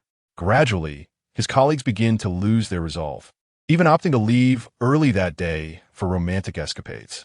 After finishing his last bite of food, Xiao Chong glances at the time on his phone, nearly 7 o'clock. Stretching lazily, he decides to indulge in another half hour of mobile entertainment before heading home. The video he is watching takes a sinister turn, featuring Xiao Shui rising in the dead of night, only to encounter a shadow on the staircase. Xiao Chong's breathing quickens as he watches the flickering lights, the shadow creeping ever closer to the protagonist. In an instant, a ghastly, pallid face fills the screen. Damn it, no jump scares, Xiao Chong exclaims, startled, hastily attempting to close the video when he notices the lights in the room flickering ominously. In that moment, a wave of goosebumps cascades down his arms. Raising his gaze, he realizes the monitoring screen is erratically fluctuating. As the electrical system malfunctions, the once clear black and white display becomes a chaotic swirl of static, obscuring the image. Feeling a surge of anxiety, Xiao Chong reaches for the desk phone to report the issue to maintenance. Suddenly, his eyes widen in disbelief. The screen stabilizes, revealing a boy in a patient gown stepping forth from a void, his movements fluid and natural. With a crash, the phone slips from his grasp, hitting the floor as Xiao Chong stands agape, barely able to utter a sound, only managing to stammer in terror. This Chen Ji. The boy on the screen raises his head, his gaze locking onto the center of the monitor as if perceiving Xiao Chong's very presence. In the next heartbeat, he gestures, distorting the image into a flurry of static. Gasping for breath, Xiao Chong regains his composure after several moments, hastily retrieving the phone and dialing a number he had long thought to be ornamental. Beep beep hello, this is Dr. Tang. Clutching the receiver, Xiao Chong's voice trembles with urgency and fear. Dr. Tang, in room 2C01, Chen Ji has suddenly appeared. Taking a deep breath, he quickly adds, he just emerged from the air. Chen Ji has returned. The voice on the other end turns grave. Shut down all elevators immediately. You must proceed at once to meet the attending physician and guard the entrance of 2C01. If Chen Ji has indeed emerged, apprehend him without delay. He must not escape this floor. I will arrive in 5 minutes. Xiao Chong's hand trembles as he stutters. Dr. Tang. The hospital's elevators cannot cease operation. What if a patient experiences a medical emergency? Also, Chen Ji's appearance is far too bizarre. Could he have become a ghost? I'm alone here. I fear his reluctance becomes palpable. After all, he is merely a worker. And the surreal nature of Chen Ji's sudden manifestation, especially as a deranged murderer, hardly seems worth risking his life over a mere few thousand yuan salary. On the other end of the line, Dr. Tang sighs in exasperation, her voice suddenly taking on a husky, seductive tone, as if a different person had taken the call. Shut down the elevators immediately. Chen Ji is not a ghost. Within 1 minute, you will stand at the entrance of 2C01. Xiaochang bristles at her brusque command, ready to protest when a fleeting daze washes over him, compelling him to murmur, yes. He swiftly rises, pressing the emergency stop button for the elevators, then seizing a nearby electric baton. His once mechanical movements now flow with a strange purpose, as though it were his destiny to act thus. In under 30 seconds, Xiaochang traverses the emergency exit to reach the second floor. Cautiously, he slips into the corridor, pushing the emergency door shut with meticulous care, ensuring it closes without a sound. Patients in areas A and B should be in the cafeteria at this hour. The corridor is deserted, steeped in an eerie silence, illuminated solely by the cold white tube lights overhead. As Xiaochang treads softly, he suddenly spots a doctor stationed in the C area, slumped motionless on the floor. Through the iron bars, he notices a deep strangulation mark around the doctor's neck. Is he dead? A chill races down Xiaochang's spine, cold sweat beading on his forehead. The doctor was killed by Chen Ji. Chapter 29. The nurse Xiaochang's heart raced, nearly leaping from his throat as he clutched his phone, poised to call Tang Qin at any moment. Suddenly, the once silent doctor gasped, his chest heaving violently, and his limp hands flailed helplessly in the air. After several labored breaths, he finally opened his eyes, bloodshot and wild. Doctor? Doctor! Xiaochang's heart plummeted, and he grasped the iron railing, softly calling out to the physician. The doctor, masked and disheveled in his white coat, appeared to have just emerged from a fierce struggle, his expression still fraught with shock. Chen, cough at Chen Ji. Xiaochang's heart tightened, and he hurriedly inquired, "Where is he?" As he spoke, he swung open the iron door, scanning the surroundings with heightened vigilance. The attending physician attempted to rise, but lacked the strength. Xiaochang rushed to support him. I heard a strange noise, and when I went to check the ward, Chen Ji ambushed me from behind the door. He struck hard, nearly choking me to death. The doctor's voice was hoarse, the visible bruises on his neck a testament to his ordeal. Fortunately, I managed to strike him unconscious with a vase while he was off guard and barely escaped.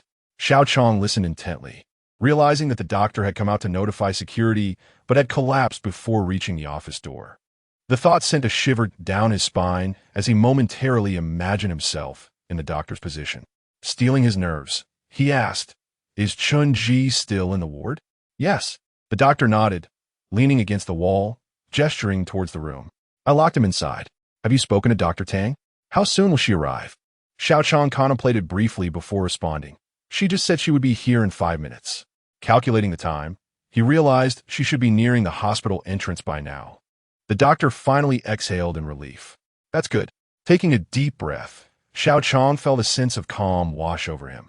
If the frail doctor could subdue Chen Ji, perhaps he had less to fear. He advanced into the dim light, stopping at the door of room 2C01. Inside, it was dark, and he could barely discern a man lying on the floor, a pool of blood seeping from his head, alongside shards of a broken vase.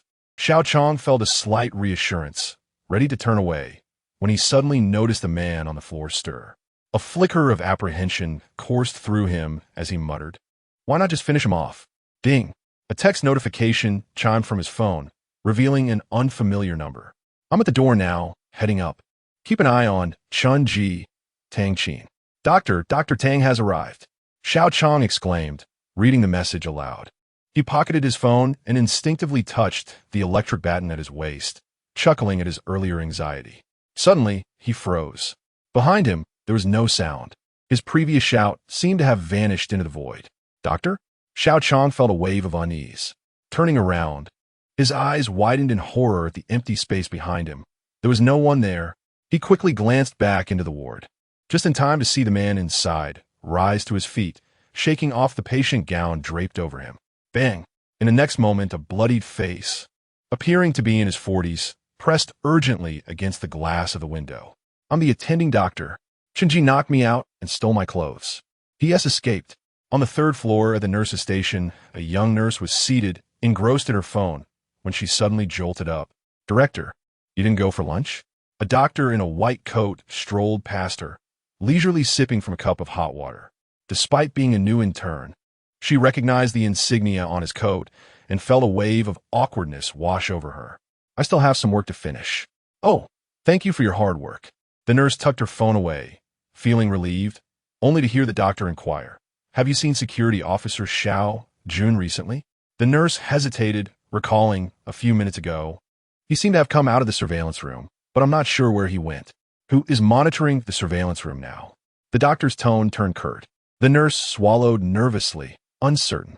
"It seems Xiao Jun is the only one on duty today." The doctor clicked his tongue, opting not to ask further, and continued on his way. Only after he rounded the corner did the nurse allow herself to breathe, muttering, "Someone's going to be in trouble."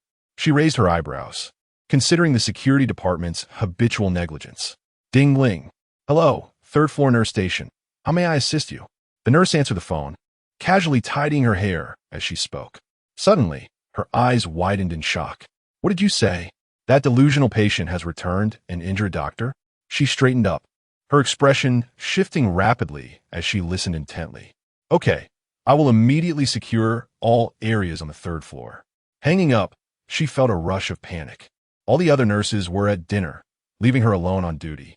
Suddenly, the thought of the doctor she had passed earlier struck her with alarm. The call had mentioned that Chen Ji had taken a doctor's clothes. Could it be? Without a moment's hesitation, she dashed from the nurse station and hurried to the surveillance room. The door was tightly shut. She tugged at the handle but found it locked, requiring special access. Thank goodness, she sighed in relief, realizing that this meant Chen Ji could not enter the surveillance room. Inside were various security devices, such as electric batons and shields. If he were to obtain them, the consequences would be dire. Turning back, she began to check the wards one by one, searching for the doctor's whereabouts. At this hour, most patients were in the cafeteria on the first floor, with only a few immobile patients already fed by caregivers, resting in their rooms. To be cautious, the nurse knocked on doors to inquire if anyone had seen the doctor. The patient in room 3B05 mentioned that the doctor had headed towards Area C. Area C? The nurse, having not been there long, knew that it was where Chen Ji's original ward was located. What could Chen Ji possibly want? Her heart raced. She had previously cleaned that ward, and aside from a photograph with his mother, he had left nothing behind. The thought of earlier rumors flooded her mind. Was Chen Ji returning to the hospital merely to retrieve that photograph? As she closed the door behind her, her footsteps gradually faded away. In the accessible restroom of room 3B05, a white coat lay crumpled on the floor, entangled with a patient gown. Chen Ji turned on the faucet, washing his hands, which were stained with the blood of the doctor he had assaulted. Clad in a sweater and jeans pilfered from the surveillance room, the fit was slightly short but adequate. He rummaged through his pockets, discovering a few coins, a crumpled tissue, and a fidgeting pen. Other than the pen, the items belonged to the original owner of the clothing, Xiao Jun. He also found a hospital pass that he had swiped from Xiao Jun on the second floor. Shaking his hands, he pushed open the restroom door, glancing towards the bed where a figure lay. A bald man, pulling the blanket over his mouth, was unable to contain his laughter.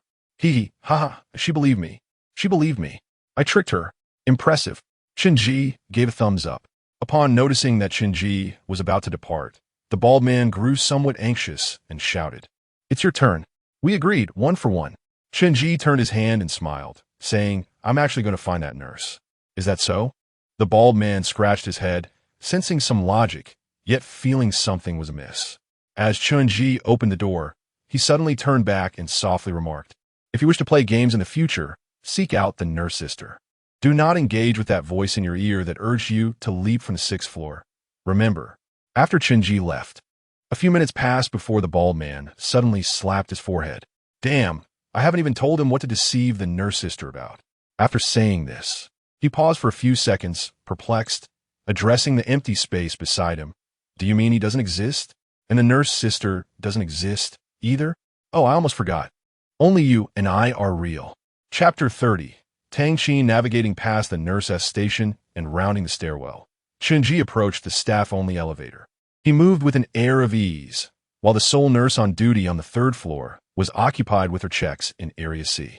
In less than 5 minutes, she would surely realize that the attending physician she had encountered earlier had inexplicably vanished from this floor. Chen Ji paused beside the nurse's station, casting a glance at the desk where, apart from the hospital's internal phone, lay a few documents and a modest bouquet of lilies. The flowers had been delivered earlier by a patient's family member. He halted, lifted the phone's receiver, and set it aside. Any calls from the hospital would now only result in the sound of a busy signal. After a moment's thought, he picked up the bouquet of pristine white lilies, their petals obscuring his face partially. At that moment, Chen Ji appeared merely as an ordinary family member visiting a patient. The hospital boasted 3 elevators, 2 in the lobby, conveniently close to the emergency exit, while the other was located in a corridor at the hospital's periphery, exclusively for staff used to transport medical equipment. Chen Ji felt the access card in his pocket. This card permitted entry to most hospital doors, including the surveillance room and emergency exits. However, he could no longer use the emergency route. Just minutes ago, upon pushing open the emergency door on the second floor, he had distinctly heard voices from below. At least 10 staff members stationed at the stairwell on the first floor. Among them, Tang Qin's voice stood out most prominently. This was precisely why Chen Ji had opted not to descend directly, but had instead taken the longer route to the third floor. He needed to access the surveillance room to independently operate the staff elevator and descend to the first floor from there. The LED panel on the wall indicated that the elevator was descending from the 5th floor. Standing in the elevator vestibule, Chen Ji glanced at the watch borrowed from Du Tingfeng. The time read 7:13. Ding dong. The elevator doors creaked open slowly, the lights flickering ominously, long overdue for maintenance. Chen Ji inhaled the faint fragrance of the lilies cradled in his arms and pressed the button for the first floor. Where are the maintenance workers? If the elevator is out of order, why can't we use the stairs? This foolish hospital is filled with idle people. On the first floor, the lobby was adorned with 2 warning signs indicating repairs, cordoned off with black and yellow tape in front of the elevator. A bustling crowd, predominantly clad in patient gowns, gathered outside the barrier, having waited for some time. Many had just finished dinner and were eager to return to their rooms. By order of Tang Qin, the emergency exit had also been entirely sealed off, resulting in an increasing number of individuals being trapped in the first floor lobby. Zhang Ting, dressed in a patient gown, stood alone in a corner of the crowd. Her hands trembled uncontrollably, her heart racing, while the cacophony of voices around her felt as though were separated by a membrane, amplifying her sense of unreality. She bent down, attempting to calm her escalating heartbeat, but was instead overtaken by a wave of nausea. The sheer number of people and noise triggered her panic attack. Overwhelming anxiety and fear left Zhang Ting feeling teetering on the brink of collapse. Suddenly, a warm hand brushed against her. In the next moment, a bouquet of fragrant white lilies was presented before her. Take a whiff, it might make you feel better. As she followed the petals with her gaze, Zhang Ting was taken aback to see an ordinary young man, clad in a mask, holding the flowers as if visiting a patient. Thank you. Zhang Ting managed a weak smile. The subtle scent of the flowers and the man's calm voice eased her anxiety somewhat. Just as she contemplated standing up, she unexpectedly staggered, and the man deftly maneuvered a wheelchair to support her. Are you here to visit a family member? Zhang Ting asked, feeling somewhat awkward. Social interactions were not her forte. Yes, I'm here to take my sister out for some fresh air, the man replied softly. She suffers from anxiety and needs to wander around the grounds daily. However, it seems today won't allow for that. Ahead, a dozen staff members continued to maintain order, and the elevator remained inoperative. Could you take me outside for some fresh air? Zhang Ting hesitated. I can't breathe here. It's particularly suffocating. Without a family member's accompaniment, patients were generally unable to leave their wards freely. Let me think. The man hesitated, glancing toward the main entrance of the inpatient department, where numerous security personnel were stationed, denying entry and exit. Zhang Ting also looked outside, but her gaze was not on the guards. Instead, it was fixed on the starry sky beyond, revealing a glimmer of longing in her eyes. It's all right. I'll just say I had a panic attack and couldn't stay in a crowded area. After a moment's thought, she added, I have anxiety too. Just like your sister. Well then, the man paused briefly but ultimately acquiesced.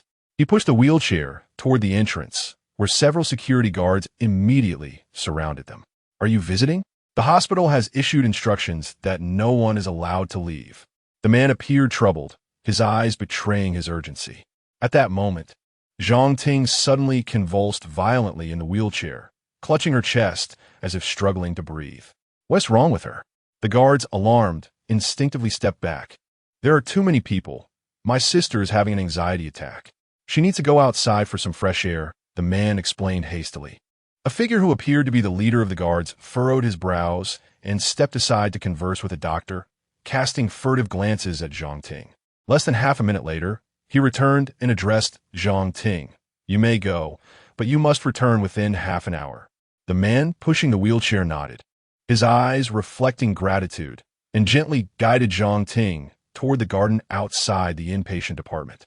Beside a serene cluster of flowers, the man halted. This location was near the hospital's entrance, close enough to hear the sounds of traffic from the main road. You can stay here by yourself. Remember to return within half an hour and do not exit the hospital gates. He glanced at his watch, seemingly pressed for time. Oh, all right. Zhang Ting stood from the wheelchair, inhaling the long-awaited fresh air.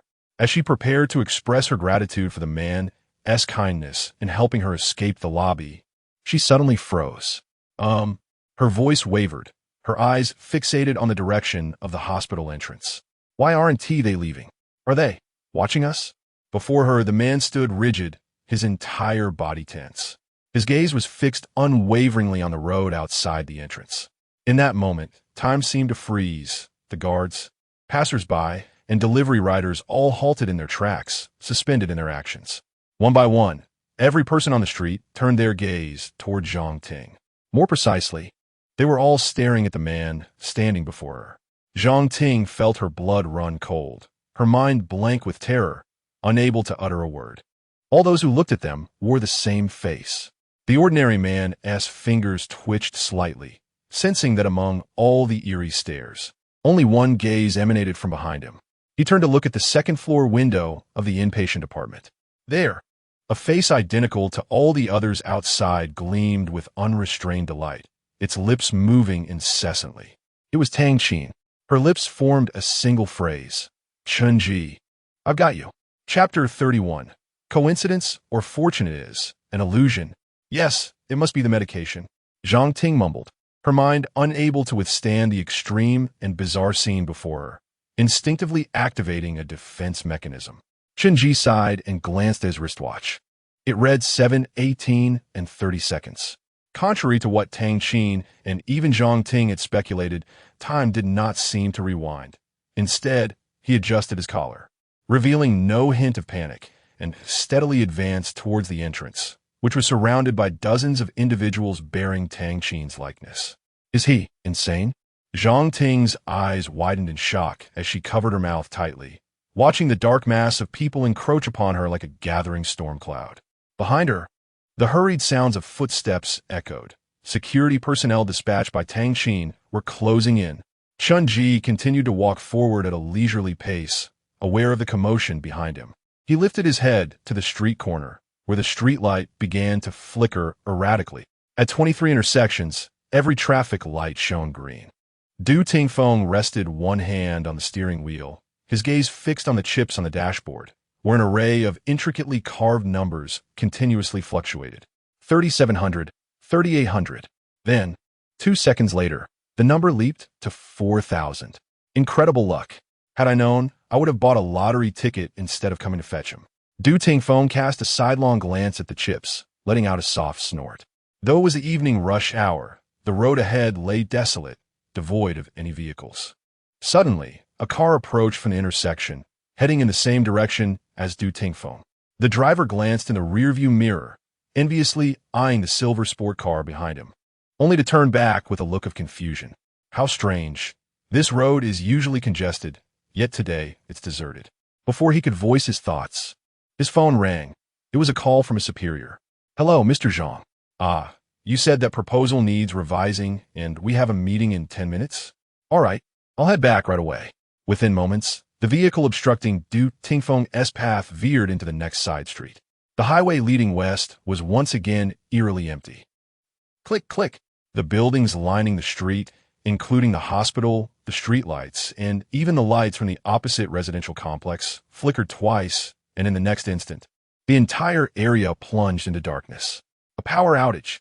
Tang Xin stood in her second-floor office, her vision swallowed by pitch blackness, rendering her unable to see anything below. Not only Chen Ji, but also the throngs of people she had manipulated, once exposed to the streetlight, were now enveloped in shadow. A faint thread emanated from the center of her left pupil, dispersing into countless strands of light connecting her to the crowd below, indistinct and elusive. Yet at that moment, it suddenly snapped. "Damn it," she shouted, shoving the doctors surrounding her aside as she rushed down the stairs. She could feel a violent backlash exploding in her eye socket, causing a piercing pain deep within her eyeball. Even more terrifyingly, dark figures began to materialize in her line of sight, lurking behind walls, by doorways, in every shadow. Watching her furtively, Tang Xin immediately covered her left eye, unwilling to let it open even a fraction, yet that eye twitched uncontrollably, as if yearning to break free of her grasp to see something. She pulled out her phone and dialed, almost as soon as the ringing ceased. She yelled into the receiver, "I'm experiencing backlash. Why has this area suddenly lost power? I told you to ensure the hospital lights never go out." A man's voice on the other end responded with resignation. "Sister Chen, don't panic. I'm aware your abilities are temporarily compromised, and I'm heading to the hospital entrance. However, there's a bit of jam." The man's voice carried a hint of confusion, but the incoming lane seems fine. Just then, an excruciatingly loud noise erupted from the receiver, akin to tires screeching against asphalt. Tang Xin inhaled deeply, stifling her overwhelming anger, cursed into the phone, and shoved it into her pocket. A strong sense of unease washed over her. Their deployment was meticulous. Aside from the hospital's own defenses, there were guards at the main entrance and both side streets. The left and right entrances, along with Tang Xin stationed within the hospital, formed a triangular blockade, sealing off any escape routes for Chen Ji. Moreover, the other two individuals were not ordinary people. But why was her heart racing so fiercely? Tang Xin looked up to see flickering car lights ahead. The delivery riders who had been cycling had returned to normalcy. Yet, collectively, they halted at the hospital entrance, forming a loose but formidable human barrier that separated her from Chen Ji. "Ah, all right, I'll arrive in 5 minutes. Damn, I'm exhausted. I'll stop for a drink." Some stopped to make phone calls. Others leaned against their bicycles to hydrate. Guards took smoke breaks. And even stray dogs lay deliberately across the entrance, obstructing her passage.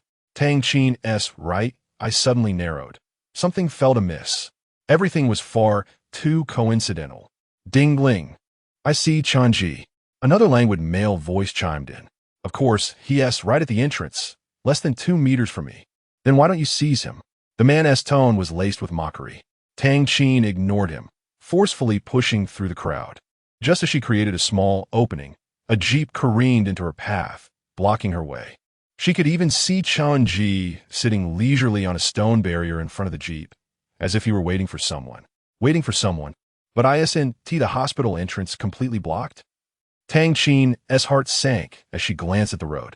It was a two-way street. One side was gridlocked, while the other side lay empty, devoid of cars. Suddenly, a roaring engine surged from the end of the road. 2 blinding beams of light illuminated the thoroughfare. On this narrow, crowded two-way street, a silver sports car sped toward them at nearly 130 kilometers per hour. Strangely, the road ahead was completely clear, as if crafted specifically as a racetrack. Tang Xin's heart thundered in her chest. She immediately shouted into the receiver, "Su Sandow, quickly, block that silver sports car." The voice on the other end responded slowly amidst a cacophony of noise. "Sister Chen, I can't. My car was hit." The same was true on the other end. The silver sports car reached the hospital entrance in the blink of an eye, gliding smoothly without encountering any hindrance, before coming to a sudden halt. The car door slowly lifted, resembling a pair of pure white wings unfurling to embrace Chen Ji. Moments later, with a roar of the engine, the sports car surged away from the vicinity. Tang Xin's hand, covering her left eye, trembled uncontrollably. She could not fathom how Chen Ji had managed to escape so effortlessly. Right beneath her nose, she fell into a heavy silence, and just then, the hospital lights flickered back to life, restoring illumination. The crowd that had blocked the entrance returned to normalcy, and with the resumption of traffic, the sounds of honking filled the air. Tang Qin retrieved her mobile phone and dialed a number that was not saved in her contacts. It was etched deeply in her memory. "Hello, Uncle. Chen Ji has escaped once more." The individual who took him away was also an intruder. Tang Qin paused for a moment, gradually lowering her hand that had been shielding her left eye, revealing an eye that was bleeding profusely. One of her eyes remained tranquil, but the newly exposed eyeball was brimming with insatiable greed, fixated on the direction in which the sports car had departed. Rest assured, the teacher is unaware of this matter. That person will certainly not know either. After a few seconds of silence, Tang Qin suddenly spoke again. "There is one more thing. I sensed that the intruder who took Chen Ji possesses an object of at least Class A. No, wait. It is of superclass." Chapter 32. Dumuyu in the bustling city of Tianhai, on the East-West Expressway, a silver sports car's license plate was discreetly obscured by another. Chen Ji picked up the chips from the dashboard, noting that the numbers had dropped from 4000 to 2000, now stabilizing without further fluctuation. He turned the chip over, curious to see that the reverse bore the same figure. Could it be used in reality? Du Tingfeng, with one hand on the steering wheel, glanced at the chip before speaking. Skills cannot be utilized, but passives can. After a moment of contemplation, he elaborated to Chen Ji.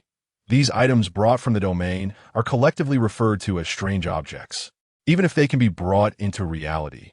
Many strange objects cannot be employed, as they possess only one skill, which functions solely within the domain. He gestured toward Chen Ji, stating, "Yet, there are a few strange objects that inherently possess passive traits, such as this chip. And also, your pen?" Chen Ji nodded, retrieving the pen from his pocket and placing it alongside the chip. When confronted by Tang Qin, the pen remained utterly still, as if lifeless. Yet now it vibrated, exuding a lively demeanor. Thus, Chen Ji recalled the words inscribed by the pen during their time in the domain river. Its passive ability served as a 10-second death warning. Indeed, Du Tingfeng replied succinctly, hesitating briefly before succinctly describing the passive of his chip. "The face value, starting at 2000, determines my luck. The greater the amount, the higher my fortune. The figures fluctuate constantly.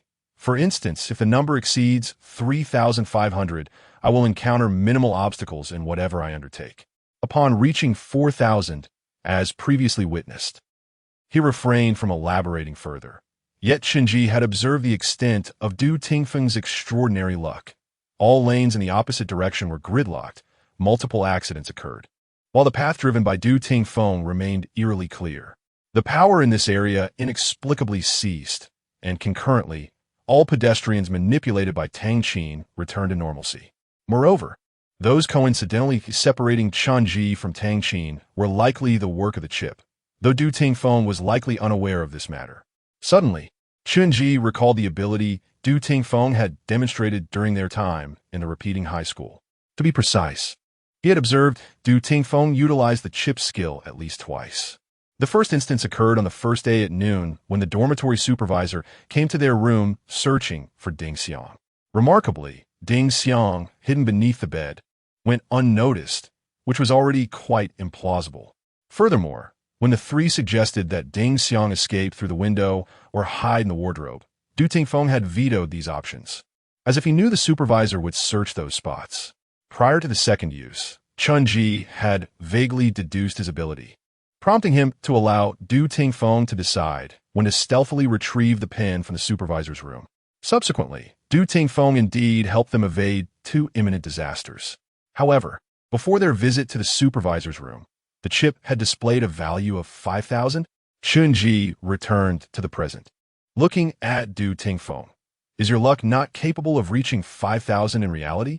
Du Tingfeng shook his head. "In reality, it maxes out at 4,000. What you refer to pertains to the chip's skill, which operates on a different level. Only within the domain can I actively employ the skill to elevate the value to 5,000, which is also the upper limit. Once the skill is activated, It bestows upon me not merely good fortune, but an ability akin to foresight, enabling me to glimpse the consequences of each choice I make, thus discerning the most seamless path. I can utilize this skill only once every 24 hours, lasting approximately 10 minutes, after which I will endure a 3-minute backlash, during which my luck plummets. However, last time, Du Tingfeng hesitated, choosing not to divulge further details. Chen Ji cast a sidelong glance at him, understanding why Du Tingfeng had inexplicably become entangled with the female corpse, yet felt assured that he could extricate himself within minutes. The two fell into a contemplative silence, the car's speed gradually diminishing as they ascended a mountain road. Suddenly, Du Tingfeng recalled something and turned to Chen Ji with curiosity. By the way, when I picked you up, there was a woman behind you who kept glaring. Is she your fellow patient? Not at all. She is a domain entrant. Chen Ji replied calmly. Du Tingfeng abruptly turned his head. Upon encountering Chen Ji, he had only seen the latter leisurely seated at the hospital entrance. Thus, he instinctively believed that Chen Ji's departure from the hospital should have been rather uneventful. Why would there be any connection to a domain entrant? Chen Ji succinctly recounted the events concerning Tang Qin, including the ghost impersonating his mother and Tang Qin's peculiar suggestive abilities. Although Du Tingfeng had largely accepted Chen Ji's prior assertions, disbelief flickered in his mind at this moment. So, this woman you speak of, named Tang Qin, possesses at least two abilities. 1. Mental suggestion, and 2. Manipulating others through light? Chen Ji nodded, having discerned the latter after the power outage. Is she human or ghost? Du Tingfeng furrowed his brow. Human. I have made close contact with her. However, there's a ghost accompanying her, though I do not know to whom it belongs. Du Tingfeng's expression wavered as he began to doubt whether bringing Chen Ji home was the right decision. Behind Chen Ji, an indistinct fog seemed to envelop him, with countless dense threads extending from it, entangling him. Now, he too had become one of those threads. Beside Du Tingfeng, Chen Ji gazed out of the car window, a contemplative glimmer in his eyes. He could ascertain one thing. Tang Qin and the ghost impersonating his mother did not merely seek to claim his life. Otherwise, there would be no need for such elaborate schemes. After being unmasked by Chen Ji, Tang Qin had only then begun to establish defenses within the hospital to capture him. What could be the reason? What was it about him that attracted this group? At that moment, Du Tingfeng's voice shattered the silence. We have arrived. Chen Ji jolted, realizing that the car had come to a stop in front of a villa. The surroundings were tranquil, and the environment was picturesque. Warm light emanated from the villa's windows. Do you live here alone? Chen Ji inquired, noting the villa's expansive grounds. Du Tingfeng shook his head, a hint of relaxation finally surfacing in his expression. He exited the car and opened the front door, calling upstairs. I'm back. The sound of slippers pattering down from the upper floor soon followed, and a graceful figure appeared at the railing on the second floor. I saved you some food. Huh. The woman adjusted her gold-rimmed glasses.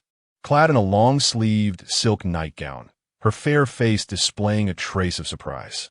She appeared to be in her 20s, slender in build, with a soothing voice that exuded a calming presence. Sister-in-law. Chen Ji felt somewhat awkward under her scrutinizing gaze, softly addressing her while his eyes kept darting toward Du Tingfeng.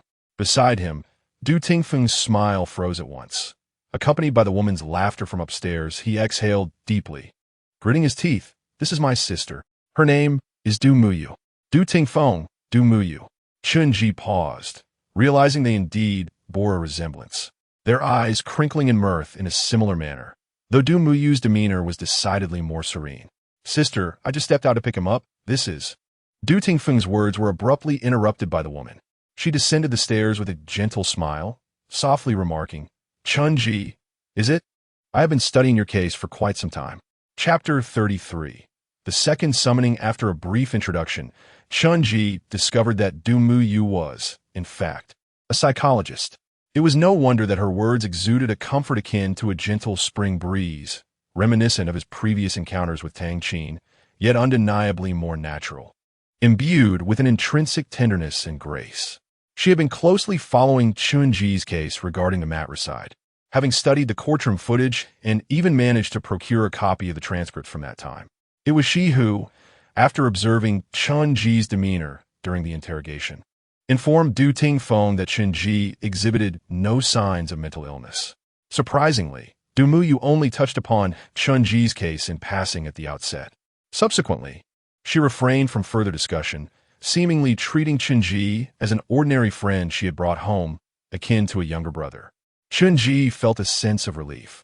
At that moment, he yearned for a reprieve, wishing not to recount the events surrounding Tang Qin or the specter of the painted skin. After the trio finished their takeout, Du Muyu led Chen Ji to a guest room, which was impeccably clean, spacious, and filled with light. With thoughtful consideration, she placed a bouquet of flowers in the room, then turned to close the door, leaving Chen Ji to rest alone. Lying on the soft bed, a gentle, warm light illuminated his face, inducing a feeling of disorientation. This was perhaps the most comfortable bed he had experienced in 3 weeks. Just half a day prior, he had been evading the relentless pursuit of Feng Jia and the female teacher, teetering on the brink of life and death. The current sense of safety felt surreal to Chen Ji. He shook his head, dismissing the illusion, a hint of self-mockery gracing his lips. This tranquility was bound to be fleeting. Aside from the persistent pursuit of Tang Qin, a more significant concern loomed: the domain. Ding Xiang had mentioned that anyone who entered the domain once would invariably return or face dire consequences. The domain was fraught with peril. Even with the protection of supernatural entities, one could not resist its call. Numerous questions awaited answers. Firstly, what was the interval between the 2 entries into the domain? How long would it be before the domain summoned him again? Chen Ji turned over. This question could be swiftly resolved by merely inquiring with Du Tingfeng the following day. The second matter pertained to the vague skill described by the pen during his time in the domain river. Rewrite the fate within 10 minutes. Chen Ji sat up, took a tissue, and glanced at the pen resting on the bedside table, softly asking, what is the precise method for utilizing the ability to rewrite fate? Contemplating further, he posed another question that had lingered in his mind. Additionally, what restrictions accompany this ability, aside from the excessively long cooldown period? Chen Ji sensed that the pen's ability must adhere to certain rules. If he could indeed alter events in the next 10 minutes without limitation, he could easily orchestrate an extraordinary advantage for himself and effortlessly navigate through the domain. As if sensing his thoughts, the pen delicately inscribed on the tissue, you can only rewrite 1 sentence, and it must be logical. 1 sentence? Chen Ji was taken aback. This quantifier rendered the ability to rewrite fate less abstract. In the bedroom, Chen Ji is playing on his phone. Suddenly, there's a knock at his door. It is Du Muyu. Noticing that he barely touched his dinner, Du Muyu opens the door and brings in a plate of fruit, assuming the skill activates. Your mind will conjure images of events you will encounter in the next 10 minutes. The following are things you cannot alter. You cannot write. Du Muyu opens the door and reveals the reason for your ongoing pursuit. Nor can you write. Du Muyu opens the door and presents a handgun, because Du Muyu is unaware of your pursued status, and she possesses no firearm. This is illogical and constitutes fabrication. I see. Chen Ji nodded, comprehending the pen's implications. The factors supporting the rewriting of fate must align with reason and logic. One could not simply annihilate a ghost or force an immediate resolution. So how might I rewrite? You may write. As Du Muyu ascends the stairs with the fruit platter, she receives a call from her company, placing the fruit on the table, which is subsequently taken by her brother. Due to the absence of the fruit, Du Muyu will not open Chen Ji's door in the next 10 minutes. Chen Ji's expression shifted slightly, feeling intrigued. Is this extent of expansion permissible? Not much. This is merely one event, illustrating a change in causality. All right, I understand now. Chen Ji nodded, gaining a deeper insight into the pen's ability to rewrite fate. In essence, he could modify events, but they must be logical transformations. Another thought struck him. Chen Ji recollected the peculiarities that had transpired during the domain river, rolling up his sleeve to reveal a series of red dots forming a pattern. The answers you provided during my repetitions in middle school were also this. What exactly is it? The pen remained motionless on the paper for an extended period. Could you not feign ignorance again? Chen Ji felt exasperated. Recognizing the pen's evasive tendencies, it would immediately go mute when confronted with questions it preferred not to answer. He grasped the pen firmly, pressing it down onto the tissue. The pen quivered slightly, as if attempting to break free from Chen Ji's grip, yet it was firmly restrained. Unable to move, after a prolonged pause, it finally inscribed 3 words on the tissue. Zhen Shuiyin. Zhen Shuiyin? An earthworm? Chen Ji was taken aback, and the pen seized the opportunity to slip from his grasp, flopping lifelessly onto the bedside table. Clearly, it had no intention of answering any further questions. Chen Ji pondered, a sense of familiarity washing over him regarding the term structure. He retrieved his phone and searched online, uncovering numerous web pages. Zhen Shuiyin refers to one of the 28 celestial lodges in mythology, belonging to the southern vermilion bird's 7 lodges. The domain river also contained 28 colossal statues, aligning with the count.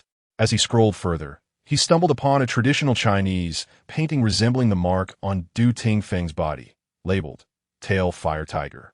Why were there 28 colossal statues of the celestial lodges in the domain river? What marks were they leaving for those who entered the domain? Was it indeed, as Du Tingfeng had suggested, a sign of chosen favor? Or perhaps a categorical marking? Knock, knock, knock. Chen Ji's contemplation of the statues in the domain river was abruptly interrupted by a series of knocks on the door. His eyes flickered, glancing at the pen before he descended to open the door. Standing outside was Du Muyu, clad in plush slippers and carrying a plate of fruit. It included green grapes, strawberries, and a small cake beside them. Yujie, you're still awake? Chen Ji scratched his head awkwardly. Du Muyu shook her head, her voice warm and soothing. I noticed you barely ate your dinner, and I was concerned you might be hungry at night, so I brought you some fruit and snacks. Oh, thank you, Yujie. Chen Ji accepted the fruit platter, placing it on a nearby table, feeling a touch embarrassed, as if perceiving Chen Ji's thoughts. Du Muyu smiled gently and said, no need for thanks. Consider this your home. Rest well tonight. Tomorrow, I'll have Xiao Feng take you shopping for some clothes and personal items. You needn't worry about anything else. Du Muyu's gaze towards him mirrored that of her brother, viewing him as an ordinary individual. Chen Ji silently nodded, realizing that Du Tingfeng must have mentioned to his sister that Chen Ji would be staying long-term.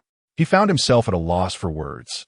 During this time, even after entering the domain, others often regarded him with fear or disdain. After all, everyone knew that Chen Ji had killed his mother. Only Du Muyu and her brother viewed him as a normal person, believing in his words. After gently closing the door, Chen Ji found himself seated on the small sofa in his bedroom, absent-mindedly consuming fruit. Though the dilemma with his fountain pen had been resolved, the relentless machinations and pursuits orchestrated by Tang Qin in the realm of reality remained unabated. Tang Qin, the painted skin demon, and perhaps even more individuals, harbored intentions that eluded his understanding. Chen Ji lowered his head, attempting to dismiss the fleeting confusion that lingered deep within his mind. That night, Chen Ji slumbered soundly, until a sudden pain shattered his reverie. It felt akin to a searing hot iron pressed directly against his skin. He jolted awake, his previously muddled consciousness sharpening instantly as he glanced at his wrist, where crimson spots flickered ominously, emanating waves of intense burning sensations. In haste, he rolled over and activated his phone, revealing the time to be precisely 9 o'clock in the morning. He hurriedly donned his clothes and flung open the door, rushing outside, only to collide with Du Tingfeng, who was yawning sleepily on the staircase. What is the rush? Du Tingfeng asked, taken aback upon noticing the pallor of Chen Ji's complexion. What is the minimum interval between summons from the domains? He inquired, somewhat puzzled. At least a month.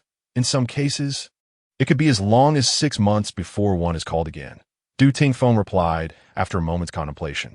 Chen Ji rolled up his sleeves, revealing a pattern of luminous dots on his wrist that flickered erratically. Du Tingfeng's eyes widened, the remnants of sleep dissipating in an instant. He understood all too well what this signified. A new summons had been initiated by the domain for Chen Ji.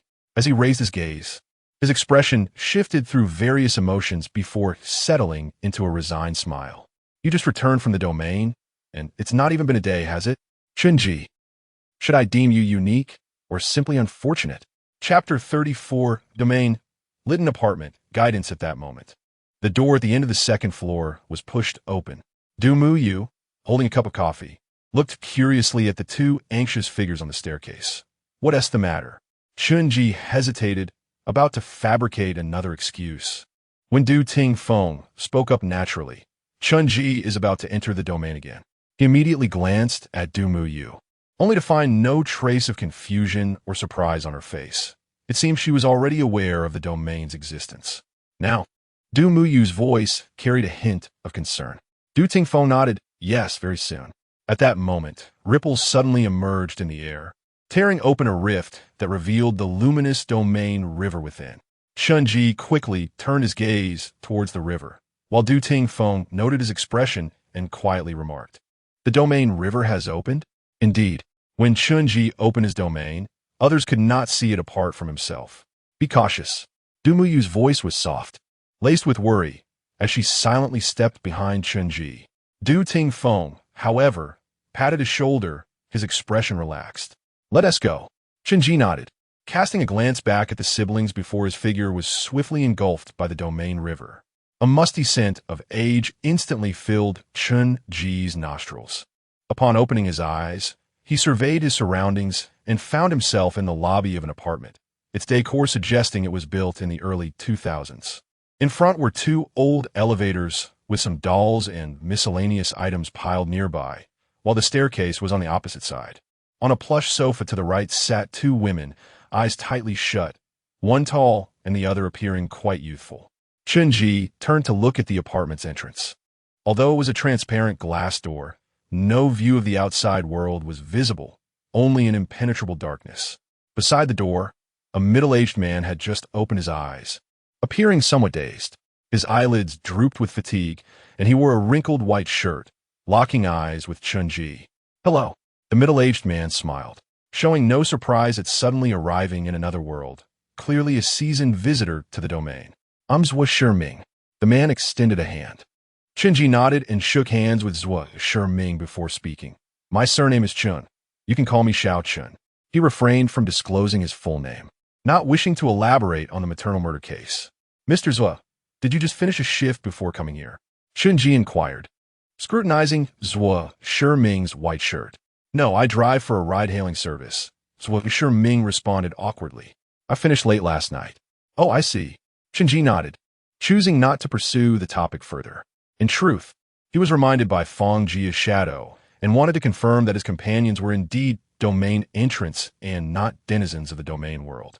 Hence, he had intentionally probed Zhuo Shiming about his profession. At that moment, a series of faint rustling sounds emerged from beside the sofa. Chen Ji and Zhuo Shiming turned their heads to discover a man leaning against the sofa, previously obscured from view. He was a young man in his 20s, wearing glasses and carrying a camera. He rubbed his eyes, blinking in confusion. Where am I? As he spoke, he pushed himself up from the arm of the sofa, inadvertently brushing against the arm of one of the seated women. The young man was immediately captivated by the two women on the sofa. Ahem. Zhuo Shiming cleared his throat, attempting to redirect the man's attention. Just as he was about to speak, the two women on the sofa stirred, simultaneously opening their eyes. Li Jia. The young girl happened to meet the young man's gaze, startled, and instinctively leaned against her friend. A few minutes later, following Zhuo Shiming's introduction, the three newcomers learned of the domain's existence, struggling to accept the revelation. The tall woman, Hu Li, a dance teacher, was good friends with a young girl, Yuan, who appeared pale and trembling, yet protectively held Yuan close. After a moment, she mustered the courage to look at Zhuo Shiming. Mr. Zhuo, what dangers lie within the domain? Zhuo Shiming pondered before responding. It could be quite perilous. Chen Ji glanced at him, understanding that Zhuo Shiming was being cautious of the newcomer's mental state, opting for a gentler approach. He then addressed the three directly, stating, they're ghosts, and they can kill. What? Zhuang Rui let out a short scream, her eyes wide with terror. Both Yuan and Hu Li turned ashen upon hearing this. Zhuo Shiming cast a helpless glance at Chen Ji. Yet he knew the newcomers would eventually face this truth. It was better to prepare them mentally than to let them collapse under the weight of such a revelation later. Ghosts? What is so frightening about that? Suddenly, an impatient female voice emanated from near the elevator. Chen Ji was momentarily taken aback, turning his head to see, to his astonishment, that what he had thought was a discarded doll was actually a girl, hidden by her diminutive stature and obscured by clutter, making her undetectable to Chen Ji. Accompanied by the rustling of lace and satin, a girl barely 5 feet tall emerged from behind the pile of debris. Dressed in an extravagant frock, she sported 2 curly pigtails, her doll-like face adorned with exquisite features, resembling a living doll. Clearly, this girl was not a newcomer. Fei Zhua Shiming, standing behind Chen Ji, froze for a moment, wiping the sweat from his brow, softly calling out her name. They appeared to know each other, possibly having participated in the same domain.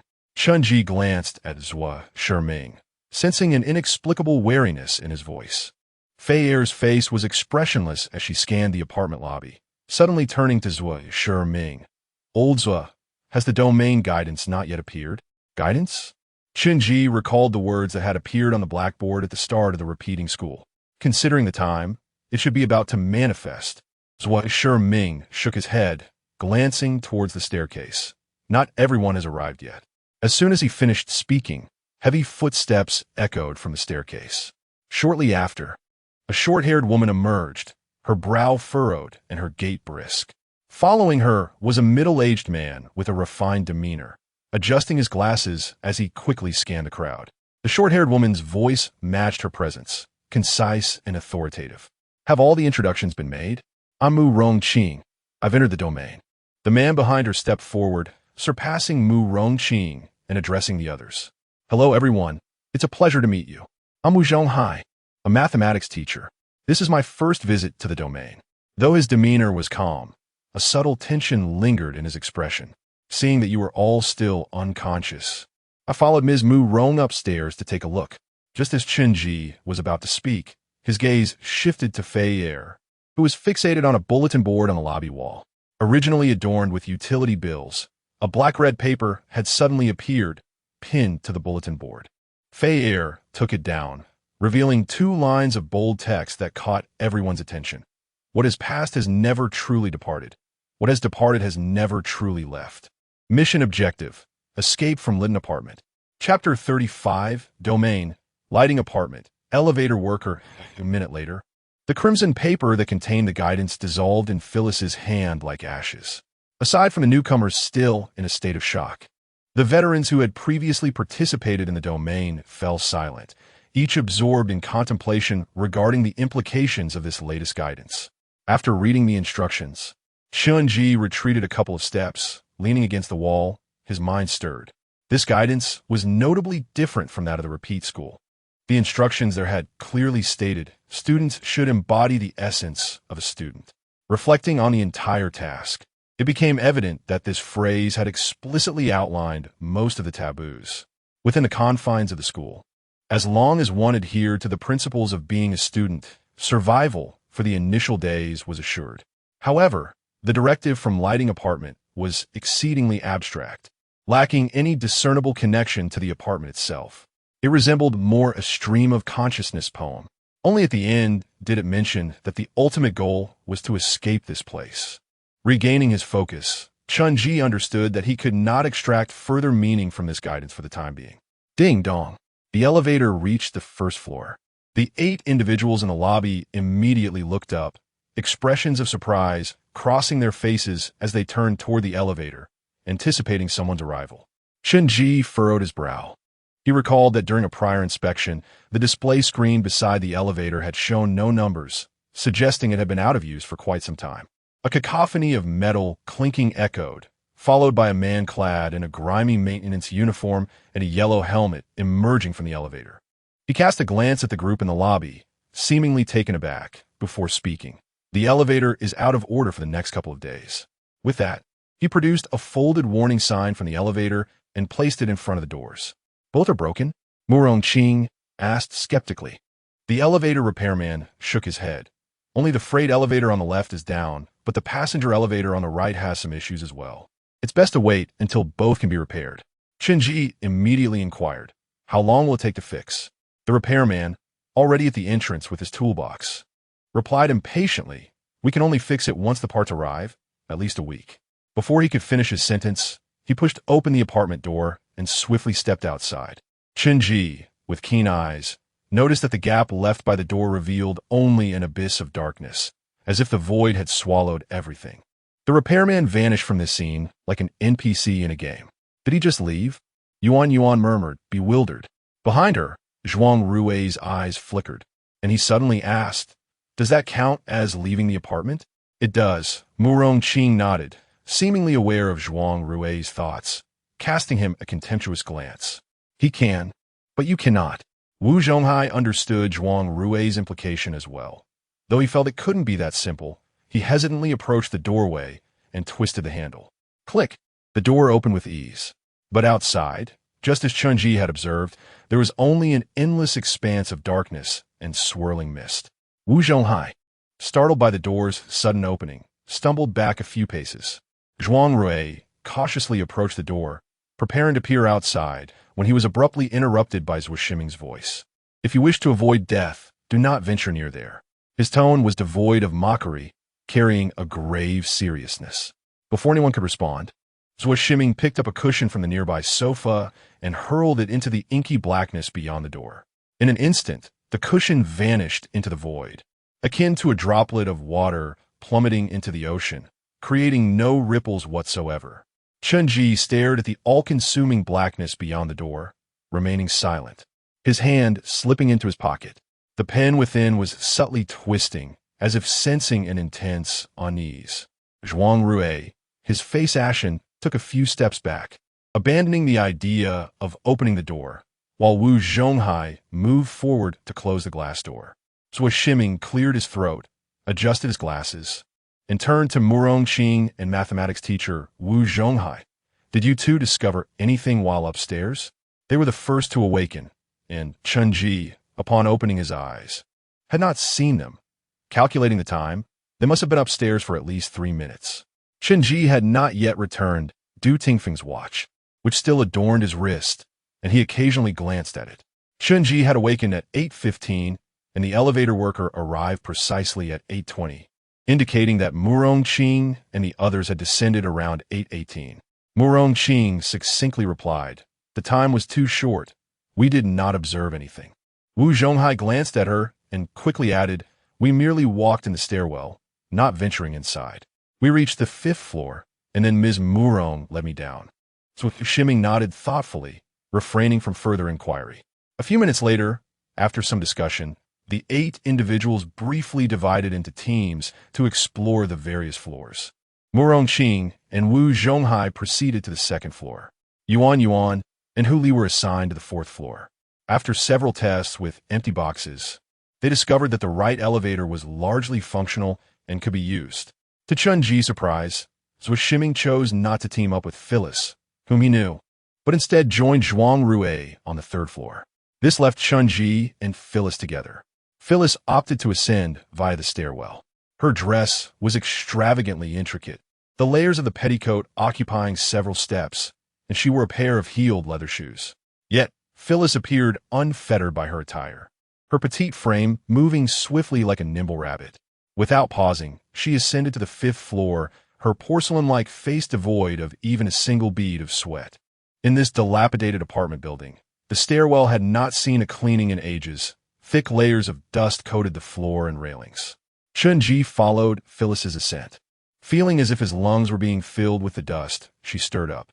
Upon reaching the 5th floor, he found Phyllis gazing at him with an expression of disdain, as if she deemed his pace too slow. Chen Ji, covered in dust, pushed open the stairwell door, his voice stiff. "Ha, you go in first." Just as he was about to step into the corridor, he suddenly felt his collar being yanked with considerable force, yanking him back from the doorway. "Phyllis? Is there danger inside?" But the pen didn't give any warning. Chen Ji was taken aback, turning to see Phyllis's face just behind his shoulder, her long lashes fluttering slightly, followed by a look of confusion on her face. Chen Ji. His heart skipped a beat.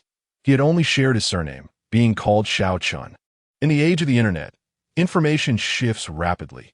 News one reads today may be forgotten by tomorrow. Moreover, Chen Ji was not garbed in a psychiatric hospital uniform as he had been previously. Almost instinctively, a look of confusion crossed his face. Who? Receiving no response.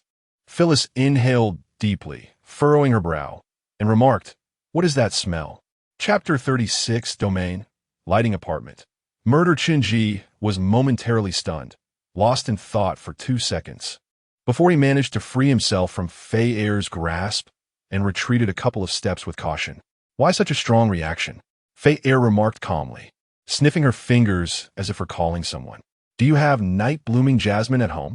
Chen Ji hurriedly inhaled the scent of his clothing and faintly detected a subtle floral aroma. Barely discernible. He paused. Night-blooming jasmine? It's a white flower, akin to wheat spikes, with numerous buds and a rich fragrance that seems to permeate dreams, Fei Er softly explained. After pondering, Chen Ji recalled that he had indeed placed a vase of such flowers in his bedroom yesterday, though he couldn't quite remember the details. Now that you mention it, I think there might be some in the living room, too. It seems that Dumu really likes these flowers, he mumbled. I'm not sure. You might have misheard, he added. Fei Er scrutinized him closely, her expression returning to its usual neutrality, yet devoid of the previous disdain. Perhaps, she replied coolly, pushing open the stairway door. You take one room, I'll take the other. If you notice anything unusual, just call me, Xiao Chun. The last 2 words she pronounced with emphasis. Chen Ji's gaze flickered. All right. With that, Fei Er entered room 501 without examining the stairwell further. Watching her go, Chen Ji pursed his lips, feeling somewhat helpless. Fei Er's temperament seemed peculiar, unpredictable, and her speech often lacked clarity. He slowly advanced, sniffing his sleeve again, but aside from the acrid scent of dust, he could detect no floral fragrance. Is her sense of smell so acute? He shook his head, dismissing the thought, and focused ahead. This floor comprised 5 households, 2 rooms facing east and west, with the remaining 3 oriented north and south. It appeared that all 5 units had been occupied at some point, as various items cluttered the doorsteps, shoe cabinets, stacked cardboard boxes, and even a child's scooter, making passage difficult. Fei Er entered the eastern unit closest to the stairwell, adjacent to a fire exit that led to room 502. Overall, the decor in room 502 seemed more modern than the others, with vibrant red couplets adorning the door. Like the others, it featured an old-fashioned security door, which was unlocked. Upon pushing the door open, Chen Ji was greeted by a red bead curtain that brushed against his face. He lifted it aside, immediately engulfed by a wave of intense unease. The room was dimly lit, with tightly drawn curtains, and as soon as he stepped inside, his shoes squelched against a slick, viscous substance. A pungent metallic scent of blood assailed his nostrils. Chen Ji left the outer door ajar, flicked on all the lights, and his expression grew grave. Under the harsh white light lay a horrifying scene. The less than 30 square meter living room was awash with thick, congealed blood on the tiled floor. Even the walls and chandelier bore splatters of crimson. On the dining table, several bloody handprints were left behind. This place had evidently witnessed a gruesome murder. Blood droplets trailed into the innermost bedroom. The bedroom door was adorned with a red double happiness character, a sight that should have been celebratory. Yet combined with the splattered blood, it sent a chill down Chen Ji's spine. Taking a deep breath, he gingerly maneuvered around the blood on the floor and pushed open the bedroom door. Instead of entering immediately, he allowed the living room light to spill into the bedroom, ensuring no other entities lurked within. The bedroom was small, the bed's covers were crumpled, a set of deep red wedding blankets. It was difficult to discern whether the dark hue was the original color or a result of blood. Chen Ji inspected the bedding, finding each layer soaked and heavy with blood, a state echoed by the mattress beneath. 2 pillows rested on the bed, but the blanket only covered the left side, revealing a vague, human-shaped bloodstain underneath, a petite figure, while the right side bore more splattered blood. In this room, the vivid crimson was primarily concentrated on the bed, contrasting sharply with the relatively clean floor opposite to the living room. Chen Ji withdrew his hand, a chilling image flashing in his mind, perhaps occurring last night or the night before, but certainly not long ago. The wall decorated with double happiness. The large black wooden bed draped in a deep red mandarin duck wedding quilt, This was a newlywed couple's abode. The husband was likely the first victim, with blood scattered broadly outside, suggesting a brief struggle before he succumbed. Following that, it was the wife, who must have been blissfully asleep in the room at the time. There were no signs of resistance. The wife had not sought refuge elsewhere, indicating she had perished in a state of utter vulnerability. Chen Ji furrowed his brow tightly before proceeding to the bathroom and study, both of which displayed no signs of intrusion and were remarkably clean. Then where's the body? He pondered, returning to the living room and surveying the surroundings. The oppressive atmosphere of the two-bedroom apartment was unmistakable. The walls were festooned with colorful decorations, balloons, red ribbons, and numerous small double happiness characters. Yet the overall ambience lacked any vibrant hues. The black leather sofa, gray curtains, and even the wooden furniture were all of dark tones. The only bright element was the red wedding quilt in the bedroom. A soft click echoed from the corridor as a door gently closed. Chen Ji peered outside to see Fei Er. The occupants of room 501 had already vacated, leaving little behind. She offered a brief explanation before approaching the door to room 502. Fei Er raised her eyebrows in surprise, lifting her skirt as she entered the room and stood beside Chen Ji. Could be a ghost? Not necessarily.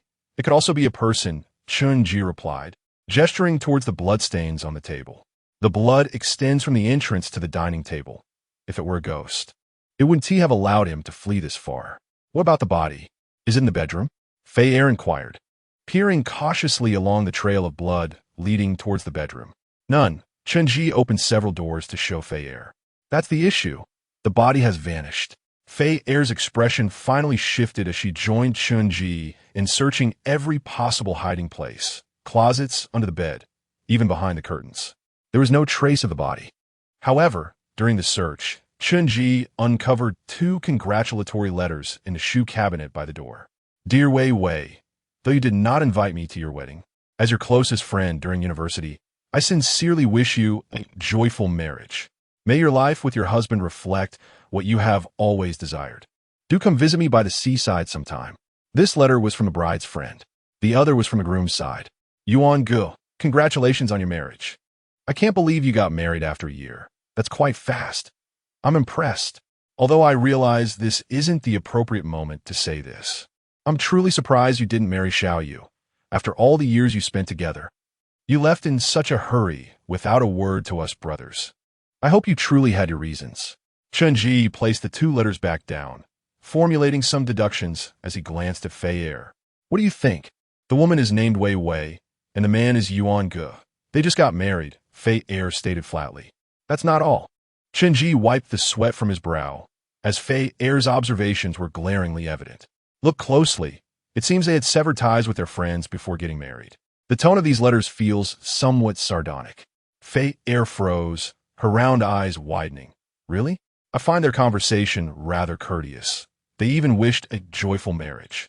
Chen Ji was momentarily speechless, intently gazing at Fei Er, noticing her eyes blinking and her head tilting slightly, devoid of any playful intent.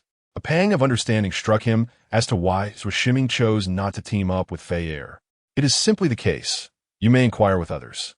Chen Ji, at a loss for how to convey the concept that not all kind words express genuine goodwill, opted to hastily conclude the topic.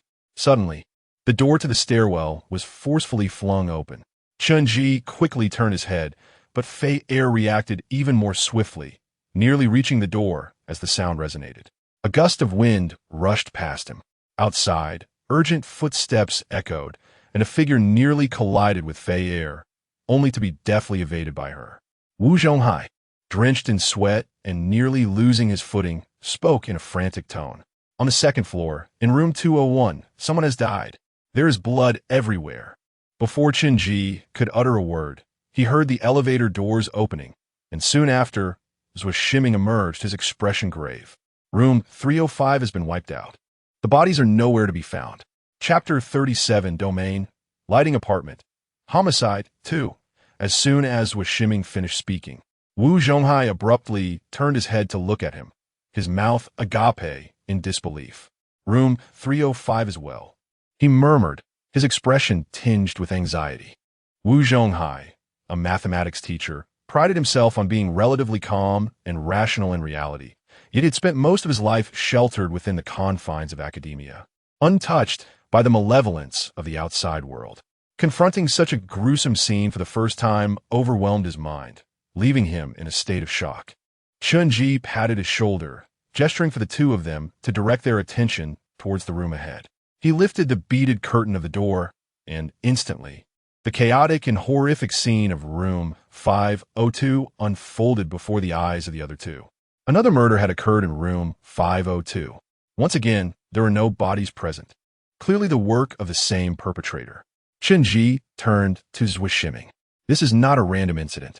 However, Zhui Shiming's expression relaxed. For the intruders, this was, in fact, a fortuitous development.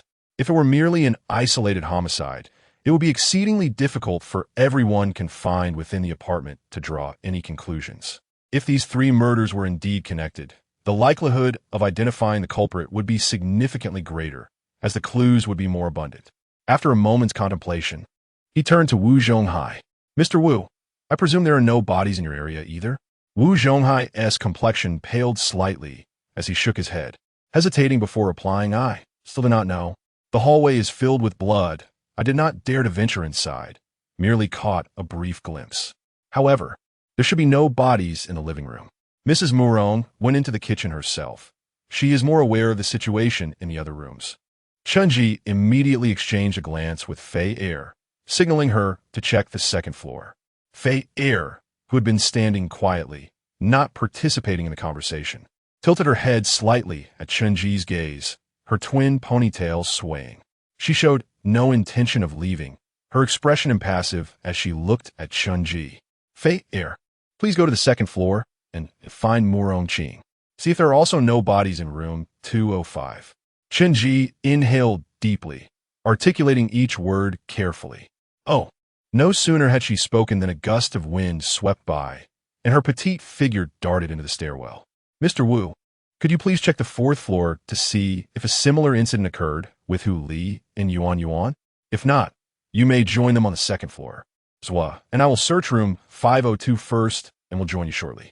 Wu Zhonghai wiped the sweat from his brow, nodding vigorously. All right. With legs feeling weak, he stepped into the elevator. Once the elevator doors closed, Zhui Shiming parted the beaded curtain and entered room 502 alongside Chen Ji. His dark circles under the stark light appeared even more pronounced. After surveying the surroundings, he turned his gaze to Chen Ji. Xiao Chun, I never expected Fei Er to heed your words. He adjusted his glasses, revealing a hint of a wry smile.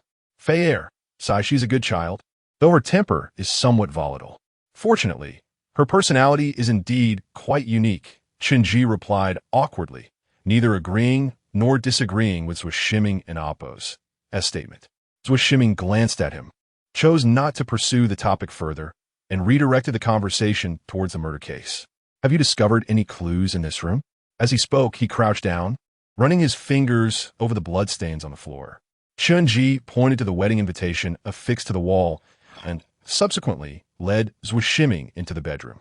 The victim in this room was a newlywed couple. The husband, Yuan Gu, had been slain in the living room, while his wife, Wei Wei, was found dead in the bedroom, having offered no resistance at the time of her demise. He pulled out 2 congratulatory letters from his pocket, intending to show them to Zhui Shiming. Suddenly, his pen shifted within his pants pocket, sliding out and clattering to the ground. Zhui Shiming bent down to retrieve the pen. After wiping away the bloodstains, he returned it to Chen Ji, his tone gentle. Be careful, do not misplace it. Chen Ji fell silent for a moment. The pen had remained motionless prior, and the recent movement seemed rather deliberate. Nodding, he replied with a hint of embarrassment. The pocket is too shallow. It happens often. You might consider threading it onto a string to wear around your wrist or neck, Zhui Shiming suggested. My niece frequently misplaces her phone. She eventually bought a phone strap, which solved the issue. Having said that, he adjusted his glasses, squinting as he examined the congratulatory letters. Zhui Shiming read swiftly, flipping through the 2 pages before pausing in contemplation. This couple does not appear to have a good relationship with their friends. Moreover, it seems they had a whirlwind marriage. Chen Ji nodded in agreement. Indeed, and the husband had a long-term ex-girlfriend. They had not broken up at least a year before his marriage. Furthermore, Chen Ji scanned the room, noticing the absence of wedding photos, or even a single picture together. The home felt stark and empty. Aside from basic furniture, there were no decorations that reflected a vibrant domestic life. Apart from the congratulatory letters and the new bedding, it was challenging to discern any signs of newlywed bliss. Perhaps they had just moved in, so Shimming observed, glancing around.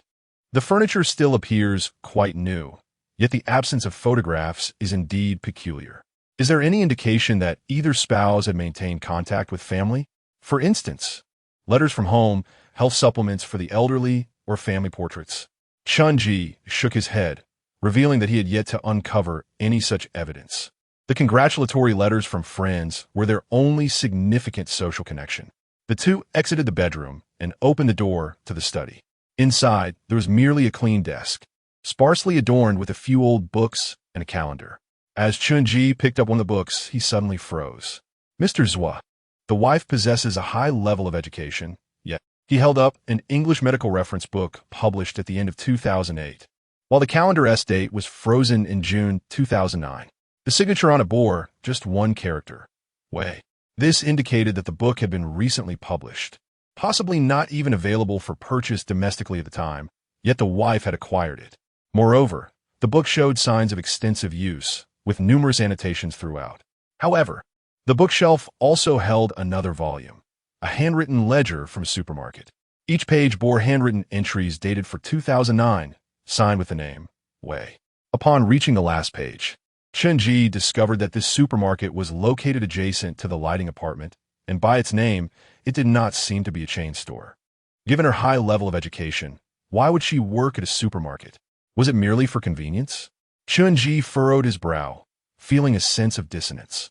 In the same year, Wei Wei was engaged in studying foreign literature and diligently annotating her findings. Yet in that same year, she chose to assist at the nearby, small supermarket. She may have been facing her own difficulties, as was Shimming conceded, finding the situation illogical. However, they were trapped in the apartment, unable to gather information from the neighboring supermarket. The two continued to search the room, but found no clues regarding the husband. Just then, the beaded curtain at the entrance rustled, and Fei air returned. As expected, in Murong Qing's case, in room 201, at least 2 people are dead, and there are also no bodies. Chapter 38, Domain, Lighting Apartment. The 3 descended the stairs to the 2nd floor, where Murong Qing awaited them. Meanwhile, the remaining 4 stood outside room 201.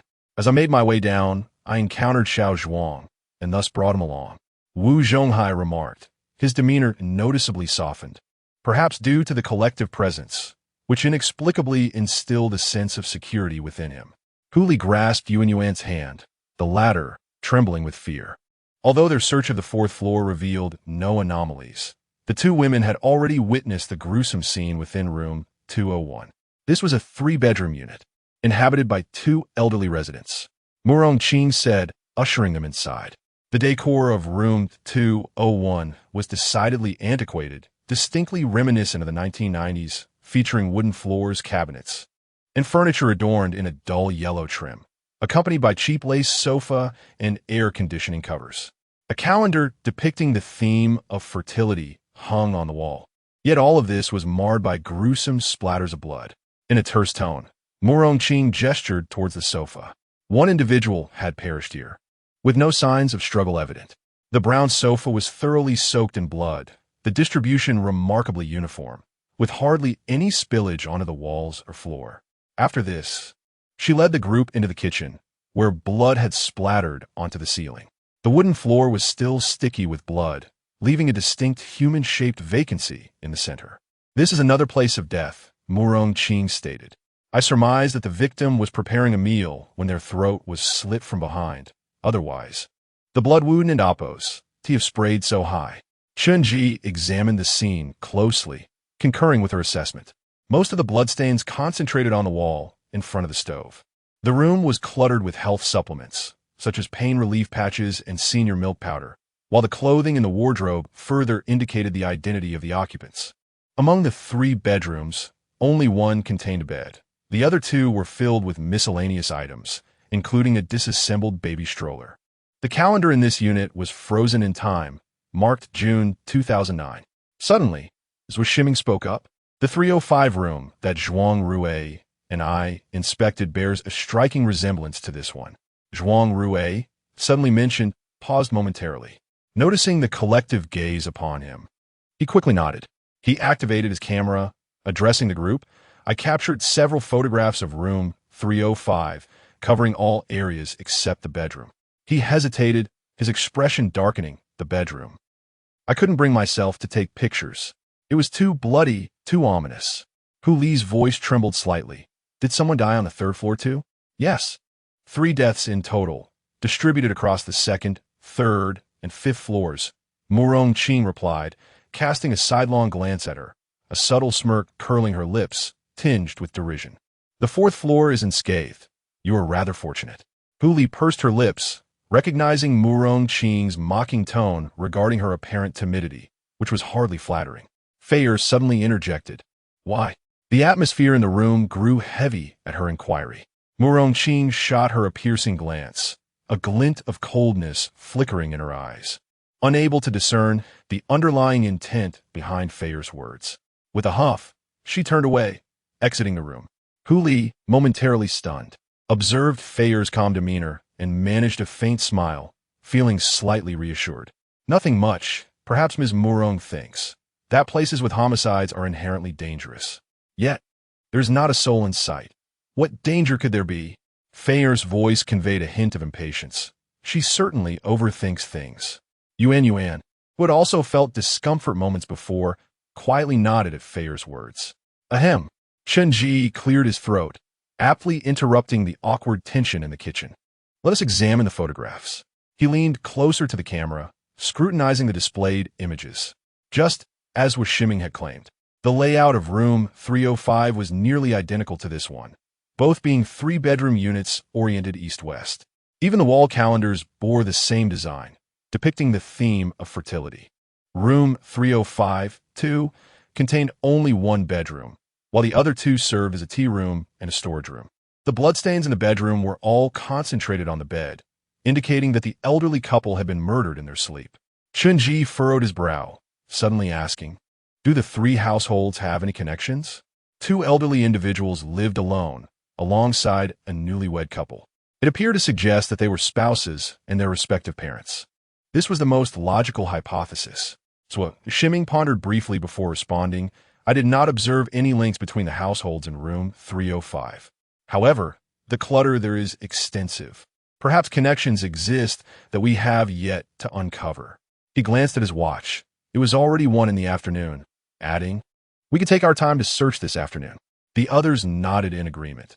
After gathering information for so long, hunger began to set in. After some discussion, given the uncertainty of their stay in this peculiar setting, everyone unanimously decided to settle on the 4th floor. At the very least, it was the only floor devoid of any homicides. The layer of dust on the 4th floor was noticeably thicker than on the others, and none of the rooms were locked. The furniture within was mostly cleared out. The half-fallen old couplets on the doors indicated that no one had resided here for quite some time. So Wishiming retrieved some ingredients from the refrigerator in room 201, bringing along pots and pans to the 3 units on the 4th floor. As this was the cleanest and most spacious, the group temporarily designated room 403 as their base. Is this food safe to eat?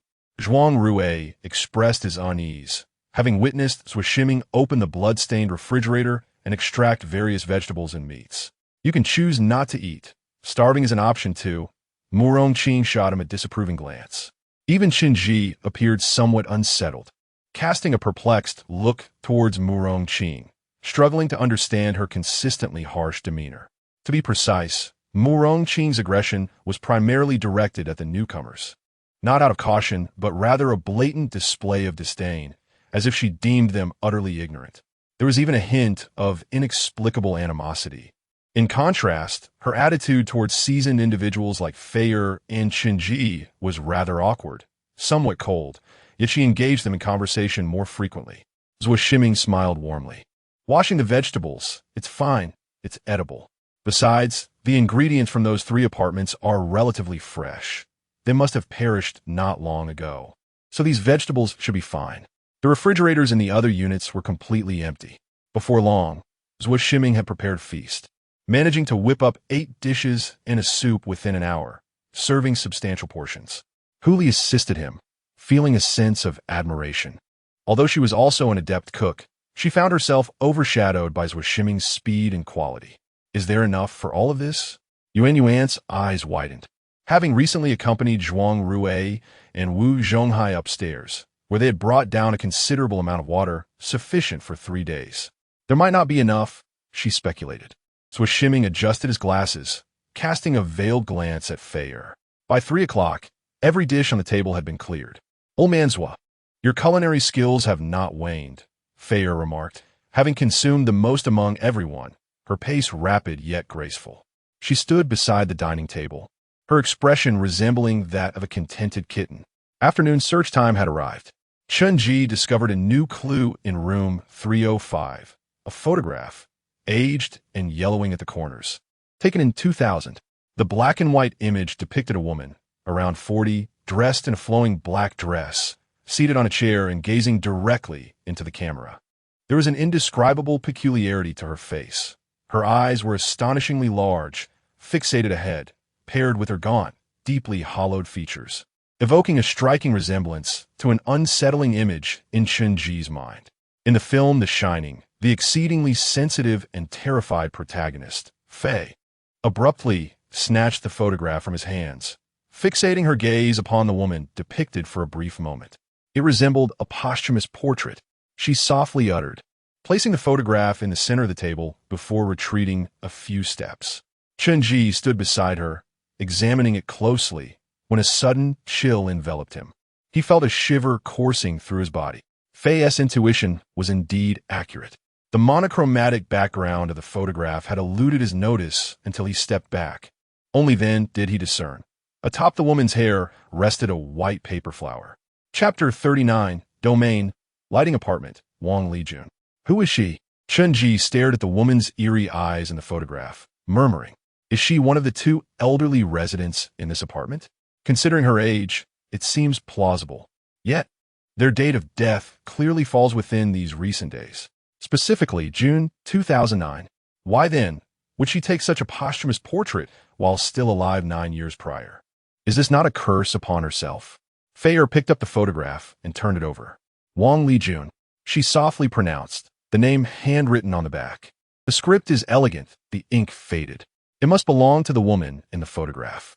After a moment's contemplation, Chen Ji remarked, Wang Lijun sounds like a name from the 1950s, evoking a strong sense of nostalgia. Fei opened a fluffy bear charm on her dress, tucking the photograph inside. We cannot confirm she is one of the deceased in room 305, she stated, tossing the bear charm behind her. There is no direct evidence. Chen Ji nodded silently, reasoning that Wang Lijun is more likely a relative or friend of the deceased. Otherwise, her taking a posthumous portrait remains inexplicable. As he prepared to continue searching for clues with Fei, a sudden noise caught his attention. A piercing scream of sheer terror echoed from downstairs. The anguished cry of a man reverberated throughout the apartment, resounding in the hallway. Chen Ji immediately turned his head, a sense of dread settling in. Something has happened. Fei reacted swiftly, dashing out the door and heading straight for the first floor. The sound originated from the ground level, and Chen Ji followed closely behind. Upon reaching the second floor, he encountered Zhua Shiming, whose expression was grave. They exchanged a brief glance, words unspoken, and descended the staircase. Wu Zhonghai lay crumpled on the ground in the first-floor stairwell, his back pressed tightly against the wall. His mouth gaped open, lips trembling incessantly, his face a mask of intense fear and disbelief. It was as if Wu Zhonghai had just witnessed something utterly horrifying. What happened? Chen Ji inquired immediately. There's a ghost. Wu Zhonghai's eyes bulged, his voice stammering, unable to accept the reality of what he had just seen. This shattered his perception of the world after over 40 years of life. This is the domain. There must be ghosts, Fei remarked, entering the stairwell from the lobby. Having already conducted a swift search, she shook her head at the others. The lobby is quite safe. There is nothing amiss. I truly saw her. She was right in front of me, went down to the first floor, and then vanished. Chen Ji patted his shoulder, helping Wu Zhonghai to his feet. Do not fear. Please recount precisely what transpired. At this moment, the remaining individuals descended from various floors, their faces revealing palpable anxiety. Wu Zhonghai took a moment to steady his emotions, inhaling deeply before speaking. I was coming down from the fourth floor. I intended to check the water bill on the first floor to see if other units had experienced a water outage. As I reached the midpoint between the third and second floors, I heard footsteps emerging from the stairwell of the third floor. The footsteps were light. Following me down the stairs, I assumed it was Ms. Feier and paid little mind. At this revelation, Chen Ji's face immediately shifted. On the third floor, only he and Feier were searching. No one had exited. The thought of an unseen entity traversing the same floor while they examined the posthumous portrait sent a chill coursing through his veins. I casually greeted her and continued my descent. However, I soon sensed something was amiss. Wu Zhonghai continued, his pupils dilating. She said nothing, and she was far too close to me, the footsteps nearly emanating from right behind. I immediately turned around, only to see an extremely aged, wrinkled face pressed closely to my ear. For a full minute, she remained right behind me as I descended the stairs. Wu Zhonghai's voice quaked. That image left a profound shadow in his mind. Upon hearing this, Yuan shrieked, trembling as though witnessing the scene firsthand. Wu Zhonghai took a moment to compose himself before adding, She is not of this era. That old woman appeared to be in her 70s or 80s, wearing an antiquated black coat, a style I have only seen my great-grandmother wear. Her face was profoundly aged, her eyes clouded, surrounded by wrinkles, and when I turned back, I caught her staring intently at me. Then, footsteps echoed from above, and the old woman glanced back at me before retreating behind the staircase and vanishing. As he finished speaking, Chen Ji stepped toward the rear of the staircase, momentarily taken aback. This is the first-floor staircase, leading directly to the lobby. No one noticed that behind the staircase, there were several steps leading down to the basement. However, the end of the staircase was sealed off by a brick wall, rendering any passage impossible. Zhuo Shiming approached him thoughtfully, pondering, if one cannot descend, why construct these additional steps? Chen Ji crouched to examine them, taking out his phone to illuminate the staircase's surface. Rising, he stated, this was not newly built. These incongruous steps are made of dirt and stone, encrusted with a thick layer of dust, indicating they have not been traversed in many years. In contrast, the other steps of lighting apartment are laid with solid terrazzo slabs. Take a look, is it this person? Feier suddenly interjected, opening her bare backpack and retrieving the photograph of Wang Lijun. Wu Zhonghai took the photograph, gazing intently, instantly becoming transfixed. It is her. Those are the eyes. I have never seen such frightening eyes in my life. In the photograph, Wang Lijun's eyes are unnaturally wide, the sclera dominating the majority of her gaze, staring blankly ahead. Are you certain? Chen Ji furrowed his brow, sensing something was amiss. Wang Lijun was in her 40s in 2000. How could she appear as aged as Wu Zhonghai described? Indeed, a flicker of uncertainty crossed Wu Zhonghai's face. Wait, that is indeed her face, but the old woman had a mole on her chin. Moreover, her cheeks were not so gaunt. Zhuo Shiming pondered and interjected. Is it possible that she is not the woman in this photograph but has a familial connection? Perhaps mother and daughter? Murong Qing's eyes sparkled. That must be it.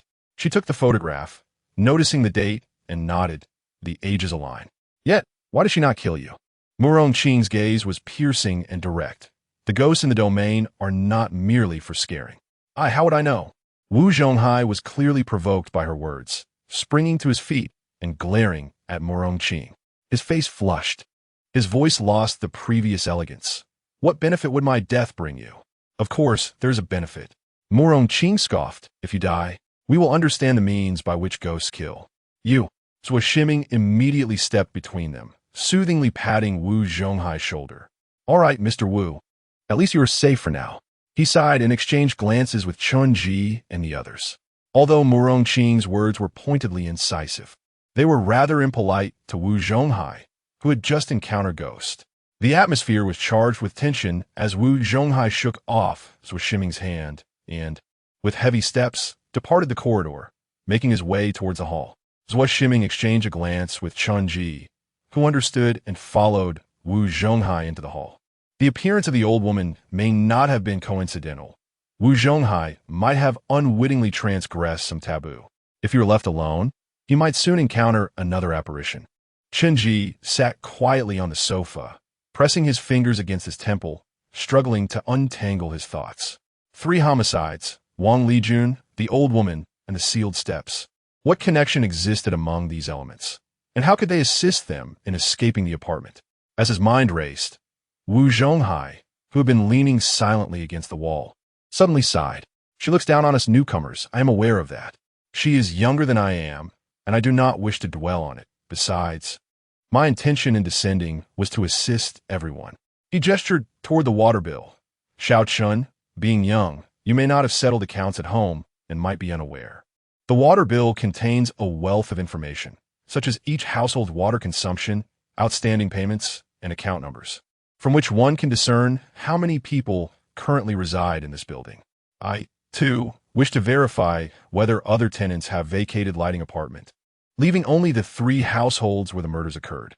Account numbers? Chen Ji was momentarily taken aback. Wu Zhonghai's words suddenly flashed through his mind like lightning. He immediately stood up, tearing the water bill from the wall and scrutinizing it line by line. At first glance, he noticed the accounts for 201, 305, and 502, as only these 3 households exhibited fluctuations in their water fees. His eyes fixed on the bill, and, after a few seconds, he called out to the corridor in a lowered voice, Fair. What is it? Fair entered. Chen Ji raised the bill in his hand. The woman in the memorial photo is one of the 2 murder victims. He pointed to the water bill, noting that in the last row, for 305, the homeowner section listed 2 names, Wang Lijun and Chun Jiangwo. Chapter 40, Domain, Lighting Apartment, The Black Dream Obituary? Hearing the conversation in the lobby, others entered the room. Yes, an obituary taken 9 years in advance. Zhuo Shiming was momentarily taken aback upon hearing Chen Ji's words. He took the photograph, glanced at it, and his brow furrowed instantly. The paper flower woven into Wang Lijun's braid appeared as pale as human bones. Huli suddenly recalled something. Her reaction was quite swift as she remarked, Quick, check the names of the residents in rooms 201 and 502. Perhaps they are relatives. Chen Ji shook his head, having already perused the information. The victim in room 201 was Ding Xiaoqin, alongside Wang Su. As for room 502, the water bill bore none of their names. Ding Xiaoqin, Wang Su, Wang Lijun, Chun Jiangwo. Wang Su and Wang Lijun might be siblings, but that remains uncertain. Murong Qing pondered. Wang is a common surname. Many bear this name. Zhuang Rue had remained silent until now, but he couldn't suppress his frustration any longer, saying, What good is knowing this do us? Let us not waste our time here. It won't help us escape the apartment. Hearing such words, even Wu Zhonghai and Yuan, who had just entered the domain for the first time, were rendered speechless. Murong Qing scoffed, her gaze towards him akin to that of viewing a fool. Why don't you find a hammer and break down the door? Then we could just leave. Her tone was laced with evident derision. Chen Ji cast a glance at Zhuang Rue, feeling somewhat exasperated. Look around this apartment. Besides those 3 units where murders occurred, is anyone else living here? He continued, Zhuang Rue, if you've ever played RPG games, you should understand that these 3 units are akin to highlighted quest points on a map. Only there can you advance the mission. Zhuang Rue fell silent, begrudgingly returning to the sofa. What is an RPG game? Wu Zhonghai queried, visibly confused. That is something for the younger generation. Teacher Wu, Zhuo Shiming chuckled. Chen Ji glanced at Zhuang Rue again, contemplating before adding, if you have time, Zhuang Rue, you could take some photographs of this apartment. It doesn't have to be just those 3 rooms. The lobby and stairwell are also worth documenting. Capture anything you deem valuable for exploration. When we gather tonight, we can review the photos together and see if there's anything we overlooked. All right, Zhuang Rue nodded, his expression now imbued with determination. His earlier comments were merely a reaction to being startled by Wu Zhonghai's encounter with a ghost, prompting his desire to leave this place without any clear direction. The group continued to deliberate over the information on the water bill, yet they could not unearth any significant clues. It was now 6 in the evening, but the apartment concealed the outside world, rendering it impossible to gauge if night had fallen. In lighting apartment, whether through the glass doors or the windows, all that could be seen outside was an impenetrable darkness. Perhaps only upon discovering a method to escape the apartment would everything return to normal. To avoid any oversight, the 8 individuals redivided into teams to search different areas. Chen Ji and Huli moved to room 201 on the second floor. Having previously been in this room, Huli was somewhat familiar with it. She informed Chen Ji about the progress made in the afternoon search, feeling a bit embarrassed. Yuan, with sir. And I turned the living room upside down, but we found nothing. Standing at the door, Chen Ji surveyed the room briefly. The residents of room 201 were Ding Xiaoqin and Wang Su. The 2 murder locations were situated on the living room sofa and in the kitchen. During his previous visit, he had already conducted a rough analysis of the layout. Room 201, similar to room 305, was cluttered due to the elderly residents. In fact, this condition was even more pronounced in room 201, where apart from the bedroom, the other 2 rooms were filled with debris, complicating the search. Not bothering with the living room, Chen Ji led Huli to the storage room opposite the bedroom. The space was reasonably sized, featuring a row of wardrobes that might have once served as a bedroom. So much stuff. A hint of hesitation appeared on Huli's fair face. She was unsure where to begin, as there was hardly any space to stand. Let us move these boxes out first. Chen Ji quickly made a decision, asserting that the living room had more space and would facilitate searching. With that, he squatted down, moving boxes one by one outside. Wang Su and his wife exhibited a severe hoarding tendency. Chen Ji suspected that some of the medications stored in the boxes were older than Wu Zhonghai. Though Huli was slender, she did not utter a word of complaint, gritting her teeth as she moved box after box outside, even managing to shift a large water tank with her bare hands, panting heavily from exertion. They had opened the water tank previously, discovering some unknown condiments inside. Chen Ji mused that the microorganisms within might soon evolve intelligence. As the room was nearly cleared, the bedroom gradually revealed its original appearance. To the surprise of both, it had indeed been meticulously decorated. This was a girl's bedroom. Unlike the other rooms, the walls were painted pink, though now they were moldy, with large patches of paint peeling off. Huli touched the wall, seemingly contemplating something, before finally speaking. Xiaochun, look here. There's so many traces of adhesive. Indeed, Chen Ji replied, observing the numerous pieces of transparent tape clinging to the wall, now yellowed with age. I suspect it originally displayed many certificates. Huli hesitantly asserted, gesturing to indicate the spacing between the tape before nodding affirmatively. Definitely certificates, I can confirm. A glimmer of insight sparked in Chen Ji's eyes. This was a valuable piece of information. The certificates would bear names, and, if discovered, they could potentially validate his suspicions. Room 502. Was there a connection to the other 2 rooms? Wei Wei might just be the daughter of Wang Su and his wife. He refrained from hastily searching through the room, as the clutter outside was overwhelming, and it was nearing 10 o'clock in the evening. Let us head back. We can return tomorrow. The 2 then ascended the stairs, where Zhu Shiming had prepared dinner. An hour later, seated at the dining table, the group began discussing their accommodations for the night. Huli, Murong Qing, Yuan, and Fei Er rested in the bedroom, while the remaining men made makeshift beds in the living room. After concluding their discussion, Wu Zhonghai, Zhuang Rui, Zhu Shiming, and others departed from room 403 to collect bedding from other floors. Chen Ji sat alone on the sofa, idly watching Fei Er as she organized her teddy bear handbag on the floor. His mind swirled with thoughts, replaying the leads gathered during the day's search. It was then that Chen Ji's thoughts abruptly stalled, akin to a sudden power outage. For no discernible reason, his brain seemed to freeze, rendering him momentarily blank. The next moment, his consciousness plunged into a void of darkness, followed by an abyss-like, boundless dream. The sound of Fei Er yawning roused Chen Ji from his slumber. He glanced around, finding everything as it had been before. Yuan, and the others in the bedroom, while only he and Fei Air remained in the living room. The difference was that Fei Air was now rising from the floor, rubbing her eyes, appearing drowsy. What has happened? Chen Ji began to inquire, only to realize something was amiss.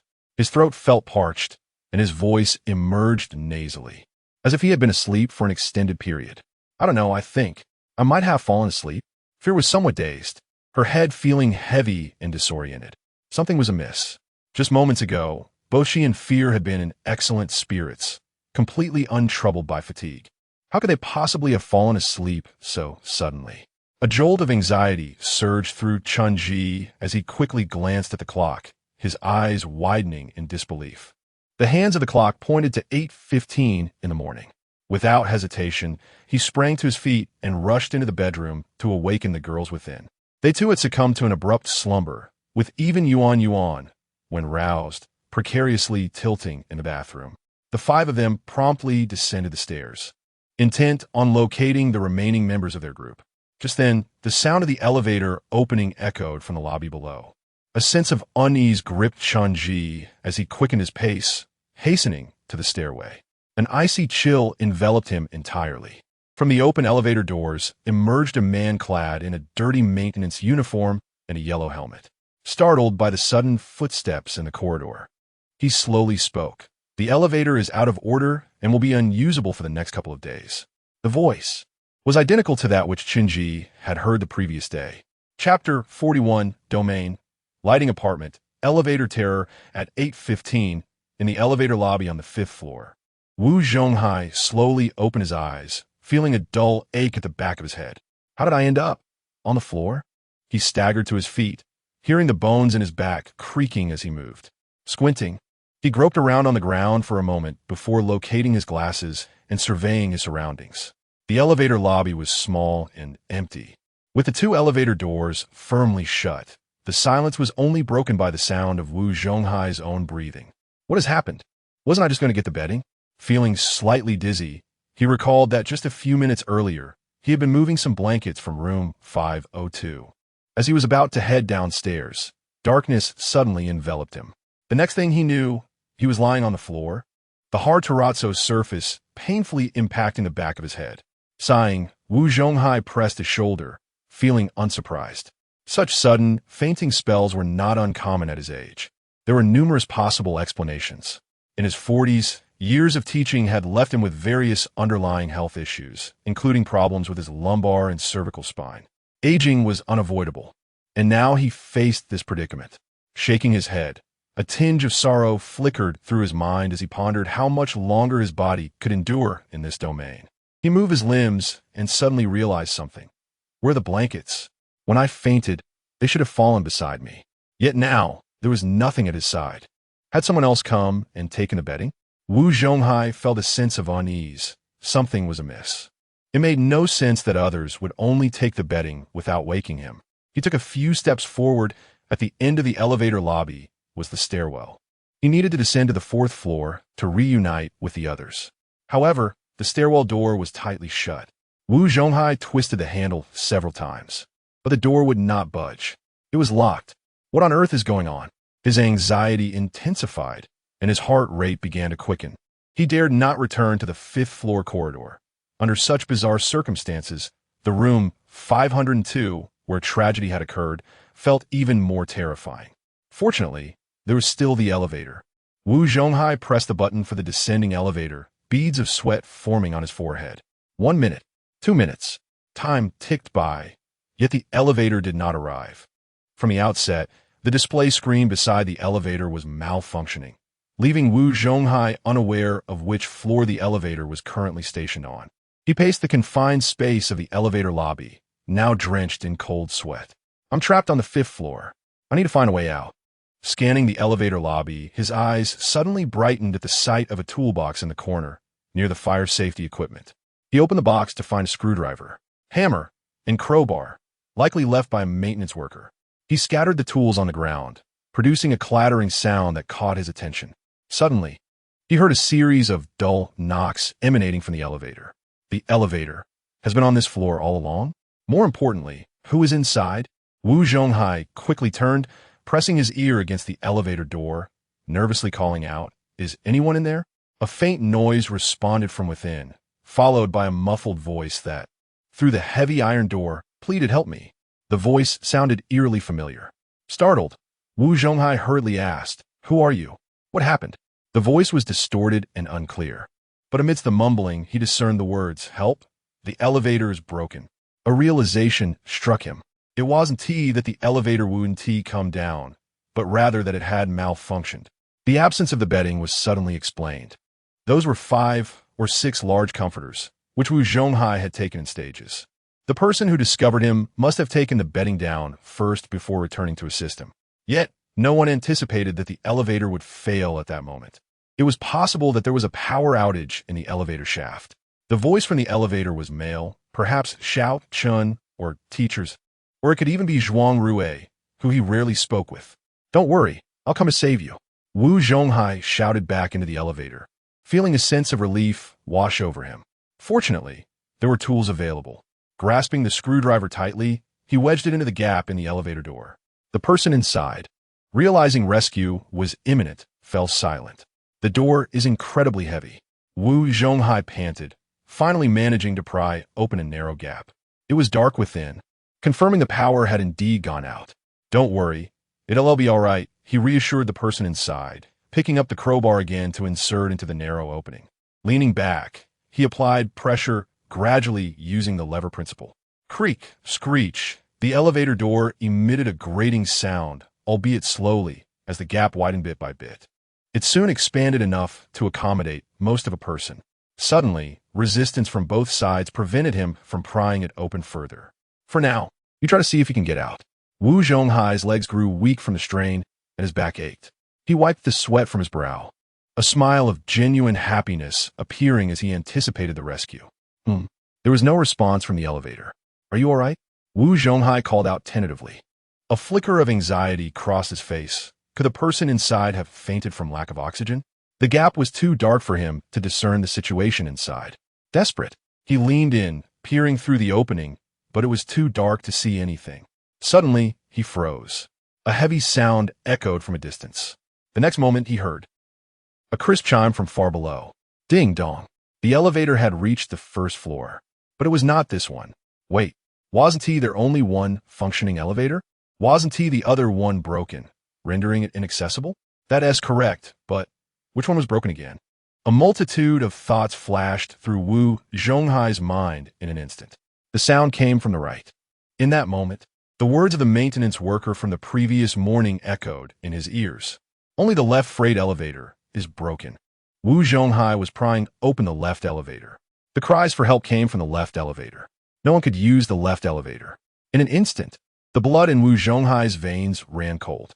There was no power outage. The darkness within was because it was never an elevator cabin. It was the elevator shaft. Ha ha ha ha.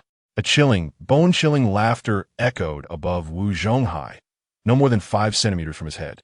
Some ghastly entity had been clinging to the wall of the elevator shaft. Wu Zhonghai trembled uncontrollably, his body recoiling as if he were a worm, desperately trying to withdraw his head from the elevator shaft. Creak, screech, the elevator door emitted another grating sound. Wu Zhonghai's eyes widened in terror. The door was slowly being pushed open. In the next moment, a loud bang resounded. The elevator doors have fully closed. Chapter 42, Domain, Lighting Apartment, Loop, 8:21 a.m. Ground floor lobby. The elevator technician set up a warning sign and rose to leave. Chen Ji forcefully suppressed his confusion and rushed forward, blocking the technician's path. "Excuse me, I'd like to ask you something. Didn't you come yesterday? Why are you repairing it again?" The technician paused, a flicker of peculiarity crossing his face. "What are you talking about? You reported an emergency repair just yesterday. This is my first time here."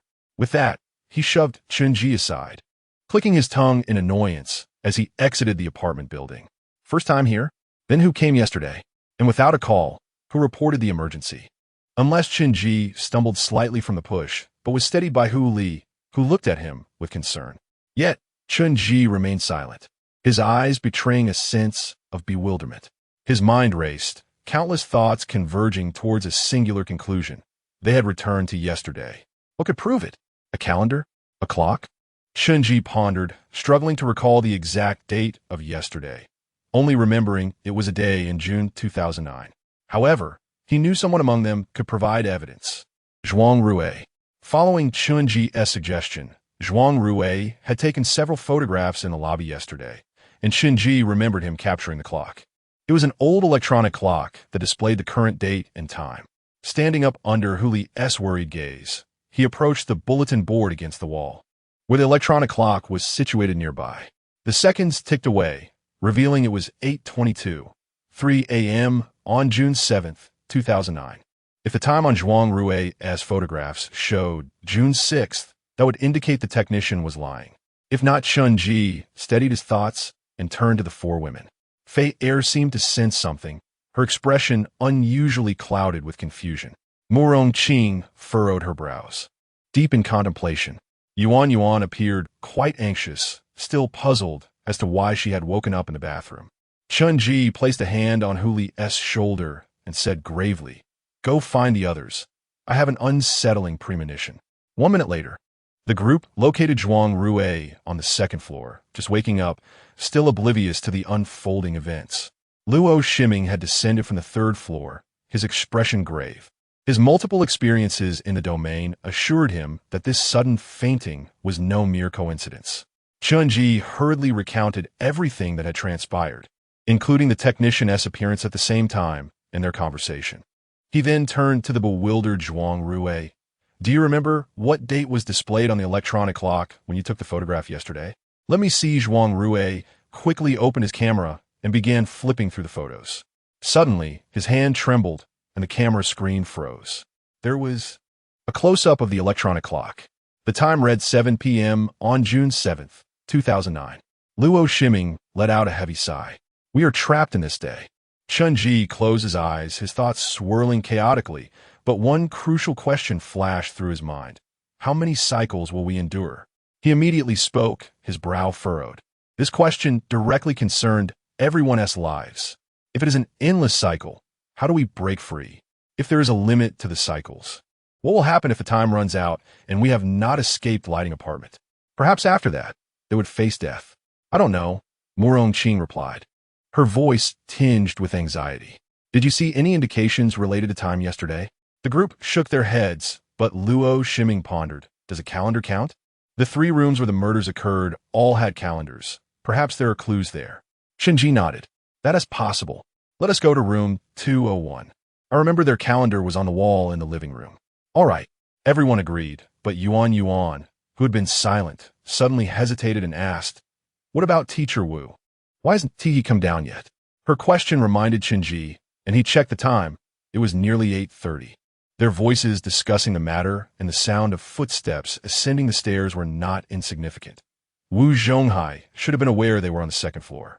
Moreover, it had been over 15 minutes. He should have awakened by now. A heaviness settled in Chen Ji's heart as he turned to Luo Shiming. "Mr. Luo, which floor did Teacher Wu go to last night?" "The 5th floor," Luo Shiming replied swiftly, already heading towards the stairwell, a sense of foreboding rising within him, mirroring Chen Ji's own unease. Wu Zhonghai must have encountered trouble. The group rushed to the 5th floor, only to find the fire door to the stairwell locked. Teacher Wu, open the door." Murong Qing's voice rose in pitch. "Stop calling. This type of fire door can only be locked with a key. It can't be opened from either side." The group exchanged anxious glances, a chill of dread creeping in. If it wasn't Wu Zhonghai who locked it, then who could it be? "Give me your hairpin," Chen Ji said firmly to Fei Er, whose double ponytails were adorned with numerous accessories, including several simple black hairpins. He inserted the slender pin into the lock and turned it a few times. With a click, the fire door slid open gently. The group exhaled in relief as Chen Ji pushed the door open and called out, "Teacher Wu." "We." His voice faltered as he stepped into the elevator area. "They come," Chen Ji murmured. The final 2 words were drowned out by the sudden shrieks that erupted behind him. Ugh. 2 screams and a sound of retching echoed simultaneously. Chen Ji stood frozen, his hand drooping helplessly as a black hairpin clattered to the ground, splattering drops of blood. In the elevator area, before the left elevator door, mathematics teacher Wu Zhonghai knelt on the ground, his body pressed tightly against the elevator. His upper body leaned forward, crimson blood cascading over his shoulder. He was headless. Wu Zhonghai had been decapitated. Only a mangled portion of his neck was caught at the elevator door. How Huli stammered, stepping back a few paces, her face a mask of intense disbelief. This was the first time in her life she had witnessed death firsthand. Wu Zhonghai, the eldest among them, had always been caring towards his juniors and had comforted her greatly yesterday. He had died so brutally. Who did this? Luo Shiming sighed heavily, turning away from the grotesque sight. Ever since Wu Zhonghai encountered the ghost yesterday, he had harbored a premonition that such an event might occur. That ghostly old woman? Murong Qing frowned. Wu Zhonghai saw that ghost yesterday, and today he is dead. It's hard to say there is no connection. Chen Ji took a few steps forward, scrutinizing Wu Zhonghai's headless corpse. Perhaps he left behind some clue before his demise. Suddenly, he jerked his head up. Everyone's gaze immediately shifted to the elevator in front of Wu Zhonghai's body, their eyes wide with horror. Thud, thud, thud, from the malfunctioning left elevator. 3 knocks resounded. Chapter 43, Domain, Lighting Apartment. Before the elevator, the lifeless body of Wu Zhonghai, brutally decapitated, continues to bleed profusely. What lurks behind that door is now painfully evident. A ghost. The atmosphere in the elevator is so eerily silent that the slightest sound could be heard. Yuan clasps her hands over her mouth tightly, trembling all over, her tear-filled eyes brimming with sheer terror. None dare to move, paralyzed by the fear that the ghost might burst forth from the elevator. Chen Ji, standing closest, is rigid with fear. He can hear faint sounds that elude others. A chilling, indistinct giggle echoes. Just a few centimeters away, beyond the elevator door, something flits past. A delicate white hand suddenly reaches from behind him. It is Fei Er, gripping Chen Ji's shoulder with a firm grasp. She yanks him away from the elevator door. Their eyes meet briefly. Fei Er's expression is unusually calm as she tilts her head slightly backward. Only then does Chen Ji realize he is drenched in sweat. He turns back to see that nearly everyone else has silently retreated into the hallway, and Zhuang Rue and Mu Rongqing have long vanished from sight. Only he and Fei Er remain in the elevator, while Zhu Shiming stands by the fire door, anxiously gesturing for them to join him. The 3 of them silently retreat into the stairwell, closing the fire door behind them. They descend to room 403, where the previously missing Mu Rongqing stands in the living room, her face taut with anxiety. From the bathroom, the sounds of retching can be heard. It is Zhuang Rui. Will the ghost from the elevator emerge and slay us all? Huli clings to the nearly distraught Yuan, her voice light and pale. It is only now that the newcomers truly comprehend the horror of the domain. Zhu Shiming shakes his head. I feel it is highly unlikely. Yet, there is no certainty. If we inadvertently breach a taboo, it may burst through the door. Chen Ji nods in agreement, recalling how Du Tingfeng had once educated him on the various types of ghosts in the domain. Some are malicious and unrestrained, capable of killing without hesitation. Du Tingfeng had cited the example of Fang Jia from the 3rd day at the Repeat High School. Others are bound by rules, requiring the participants to trigger specific taboos before they can act. There are even rare types, akin to the Pen Spirit, which do not directly kill, but instead employ cunning tricks to lure individuals to their demise. The ghost in the elevator is certainly not of the first kind. Otherwise, everyone present would have perished on the spot. Chen Ji pulls his thoughts back to Mu Rongqing, his expression grave. The entity that killed Wu Zhonghai is not the one he had seen earlier. Not the old lady ghost. Mu Rongqing blinks, a flicker of fear flashing in her eyes, confirming a chilling truth. In the lighting apartment, there is more than one ghost. Indeed, he continues, recounting the laughter he had heard. It was a man's voice. Was it Wang Su, Chen Jiangwo, or perhaps Yuan Gu from room 502?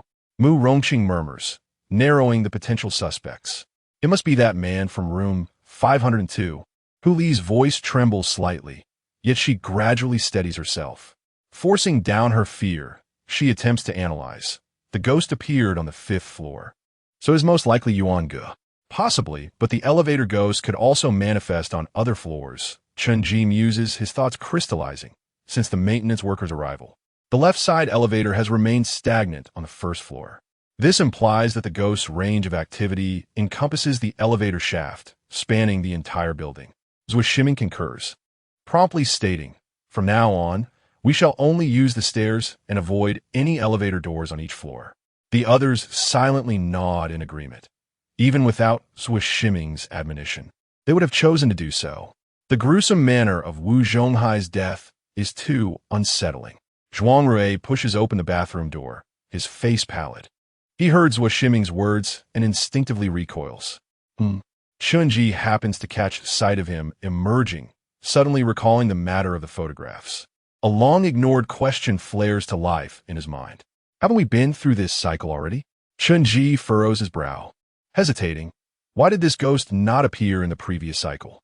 Fei Air ponders briefly and suddenly suggests, could it be that a different ghost emerges each day? Each cycle showcases a different specter? Chen Ji remains silent for a moment. This hypothesis is plausible yet uncertain. They can only wait for the next cycle to glean clarity. Or until the next ghost appears. Should a new ghost manifest tomorrow while the elevator ghost lingers, the situation will become increasingly dire. The scenario Chen Ji dreads most is that all the deceased in this apartment transform into vengeful spirits, emerging together. If that were to occur, their chances of survival would dwindle to nearly zero. He takes a deep breath and addresses the group. From this moment onward, we shall act as one. First, we will visit room 305 to search for clues on the calendar. He has not forgotten his earlier conjecture. Their primary task is to ascertain whether there is a limit to the number of cycles. Before long, the 7 arrive at room 305, the residence of Wang Lijun and Chen Jiangwo. However, the calendar hanging within stuns them all. The date is neither June 7th nor June 6th, but rather June 12th. Is the downstairs calendar broken? Which date is the true one? The group finds themselves bewildered, unable to discern which time to trust. I'll check the photographs. Zhuang Rui quickly exclaims, flipping through the images. When they come across yesterday's photos, they find themselves even more perplexed. The calendar from yesterday displays June 13th. This calendar has not merely flipped forward as it should have, but instead has turned back a page. Who tampered with this calendar? Chen Ji immediately inquires, scanning the faces of the others, but each expression reveals ignorance of the matter. A heavy sensation settles in his chest as a troubling suspicion arises, but they must inspect other rooms for confirmation. The group ventures to room 201, even daring to confront their fears in room 502 to compare the dates. The calendars in these 3 rooms are identical, all having been flipped back from June 13th. The conclusion regarding the cycle is now unmistakable. When the dates in rooms 201, 305, and 502 align with the date in the lobby, the cycle will conclude, specifically June 7th. Zhuo Shiming calculates the cycles on his fingers. In total, there have been 6 cycles. Counting today, we have 5 opportunities remaining. If the cycle ends and we have not escaped, what will happen? Yuan trembles, unconsciously conjuring terrifying possibilities. Death is certain, Chen Ji states grimly, having harbored similar thoughts. But I believe the most likely scenario is that we will return to the day of the murders, taking the place of the victims in those 3 cases. However, the killer will be the ghost. Chapter 44, Domain, Lighting Apartment. The history of the apartment after determining the number of cycles. The group gathered in room 201, the residence of Wang Su and Ding Xiaoqing.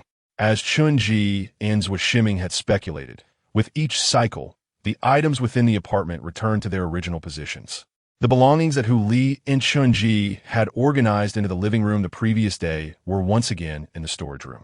However, Wang Lijun's memorial photograph remained in Fei's teddy bear handbag. Zhuang Rui remarked, "Xiao Chun, this must be the crucial task item." He recalled the analogy Chen Ji had shared about the game the day before and found himself understanding many of the intricacies within the domain. Chen Ji nodded, kneeling on the living room floor as he rummaged through a box. The roles were clearly defined.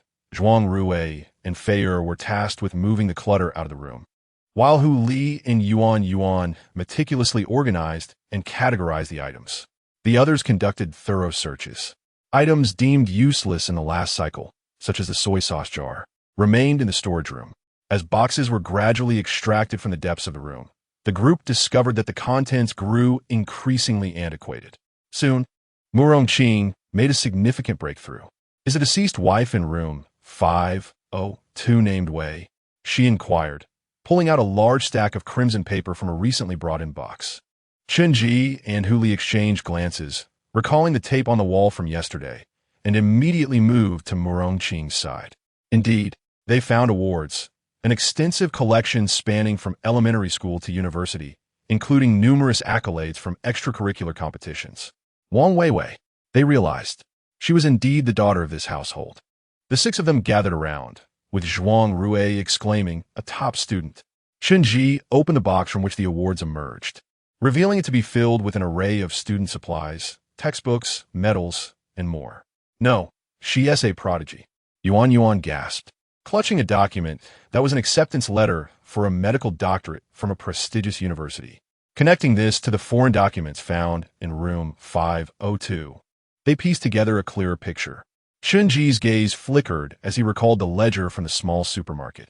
He took the acceptance letter and, upon inspecting the date, suddenly froze. The letter was dated 2008. Given that it was now June 2009, it seemed implausible for her to have completed her doctorate in such a short time. Frowning, a deep sense of dissonance arose within him. Could it be that Wang Weiwei left her studies midway to return home and marry? Hu Li questioned, incredulous. "That seems to be the case," Chen Ji replied, recounting the ledger they had seen in room 502. "We also encountered a rather sarcastic wedding congratulatory letter from a friend there." Murongqing's expression grew complex. "If I were a friend, I might have said something even harsher. Even in this day and age, attaining a medical doctorate was no small feat. Who could have anticipated that Wang Weiwei would make such a choice?" "But wait," Zhuang Rui interjected, sensing a discrepancy. "Even if she had dropped out, it wouldn't lead her to work at a supermarket. There are countless other job options." Chen Ji responded, "Because the supermarket is nearby. The address of that supermarket is right next to Lighting Apartment. Moreover, I have a nagging feeling that this wasn't a path Wang Weiwei chose for herself." He recalled the foreign documents, pondering. If Wang Weiwei were truly willing, she wouldn't have continued purchasing the latest foreign materials to study after dropping out. "Are you suggesting someone is coercing her?" Hu Li bit her lip, momentarily perplexed. So Shiming sighed softly, a hint of sentimentality in his eyes. "Xiao Chun, we cannot be certain. There could be many reasons. Perhaps a family member fell ill, necessitating her return to care for them. Being older than the others, he understood the unpredictability of life. Often, choices made by individuals stem from unavoidable circumstances." The group nodded in silence, yet doubts lingered in their hearts. At least they had uncovered the connection between rooms 502 and 201. Wang Weiwei was indeed the daughter of Wang, Su, and Ding Xiaoqin, but her relationship with room 305 remained a mystery. This uncertainty was soon addressed as they discovered new information. After lunch, during their search of room 305, they stumbled upon some old documents and photographs. These materials not only illuminated the connection between rooms 201 and 305, but also unveiled the history of Lighting Apartment. The first discovery was an old photograph unearthed by Zhuo Shiming, taken in the late 1980s or early 1990s. The photograph exuded a strong sense of nostalgia, depicting the entrance of a tube building. Almost instantly upon sighting the image, everyone widened their eyes.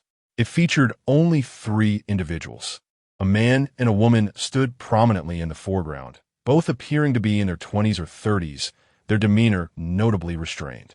The man, approximately 6 feet tall, wore an ill-fitting gray Zhongshan suit that hung loosely on his slender frame. His expression was grave, his mouth turned down, and a large dark mark, possibly a birthmark, was visible on his neck. Beside him stood a woman of similar age, dressed in a white cotton shirt, also sporting a birthmark, her features shadowed by an unshakable gloom. They bore such a striking resemblance, their expressions and aura remarkably aligned in their somberness. The woman was unmistakably a younger Wang Lijun. The inscription on the back of the photograph confirmed their suspicions. A photo with my mother and brother in front of our renovated home.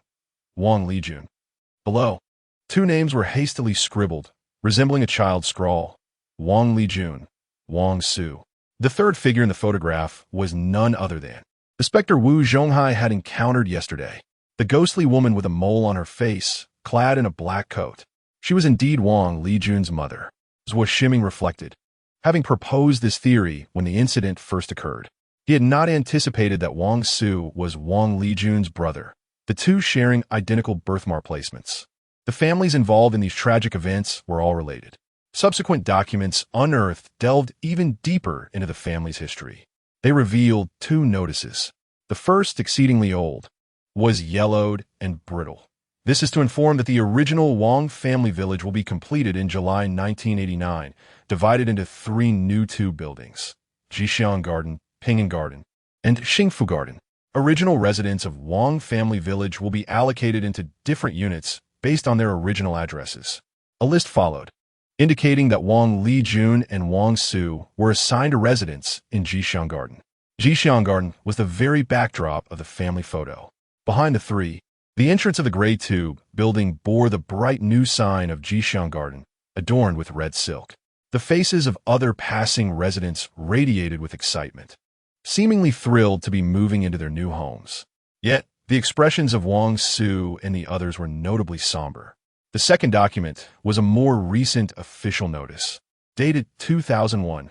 Demolition notice. Dear residents of Jixiang Garden, to improve the urban living environment and enhance the quality of life for residents, the city government has approved the demolition and renovation of Jixiang Garden. The new residential project will be named Lighting Apartment. Upon reviewing these documents, the group exchanged glances. How long had Wang Lijun's family lived at this address? Murong Qing murmured, never having imagined that the families involved in these 3 homicides were so deeply entwined with the apartment. On the same piece of land, the legacy of Wang family village had persisted for an unknown duration. Perhaps from the time of the Wang family's ancestors, they have resided here. Following this lineage, it was Wang Lijun and Wang Su's generation that was assigned to Jixianjuan. As the new millennium dawned, the old residences were renovated at their original site, giving rise to the present lighting apartment. The past has never truly vanished. That which has departed remains ever present. Chun murmured, faintly perceiving the chronicles of a family's evolution. The departed have not truly left. It is not solely the ghost of the long-gone grandmother that haunts this apartment, but rather the essence of the lighting apartment itself, which has risen from the ruins of Wangjiakin and Jixianjuan. Chapter 45, Domain, Lighting Apartment. The death warning of the fountain pen room, 403. The watch's hands pointed to 10:30. 7 individuals gathered in the living room, consolidating all the clues collected thus far. We have tentatively established the relationships among the 3 families.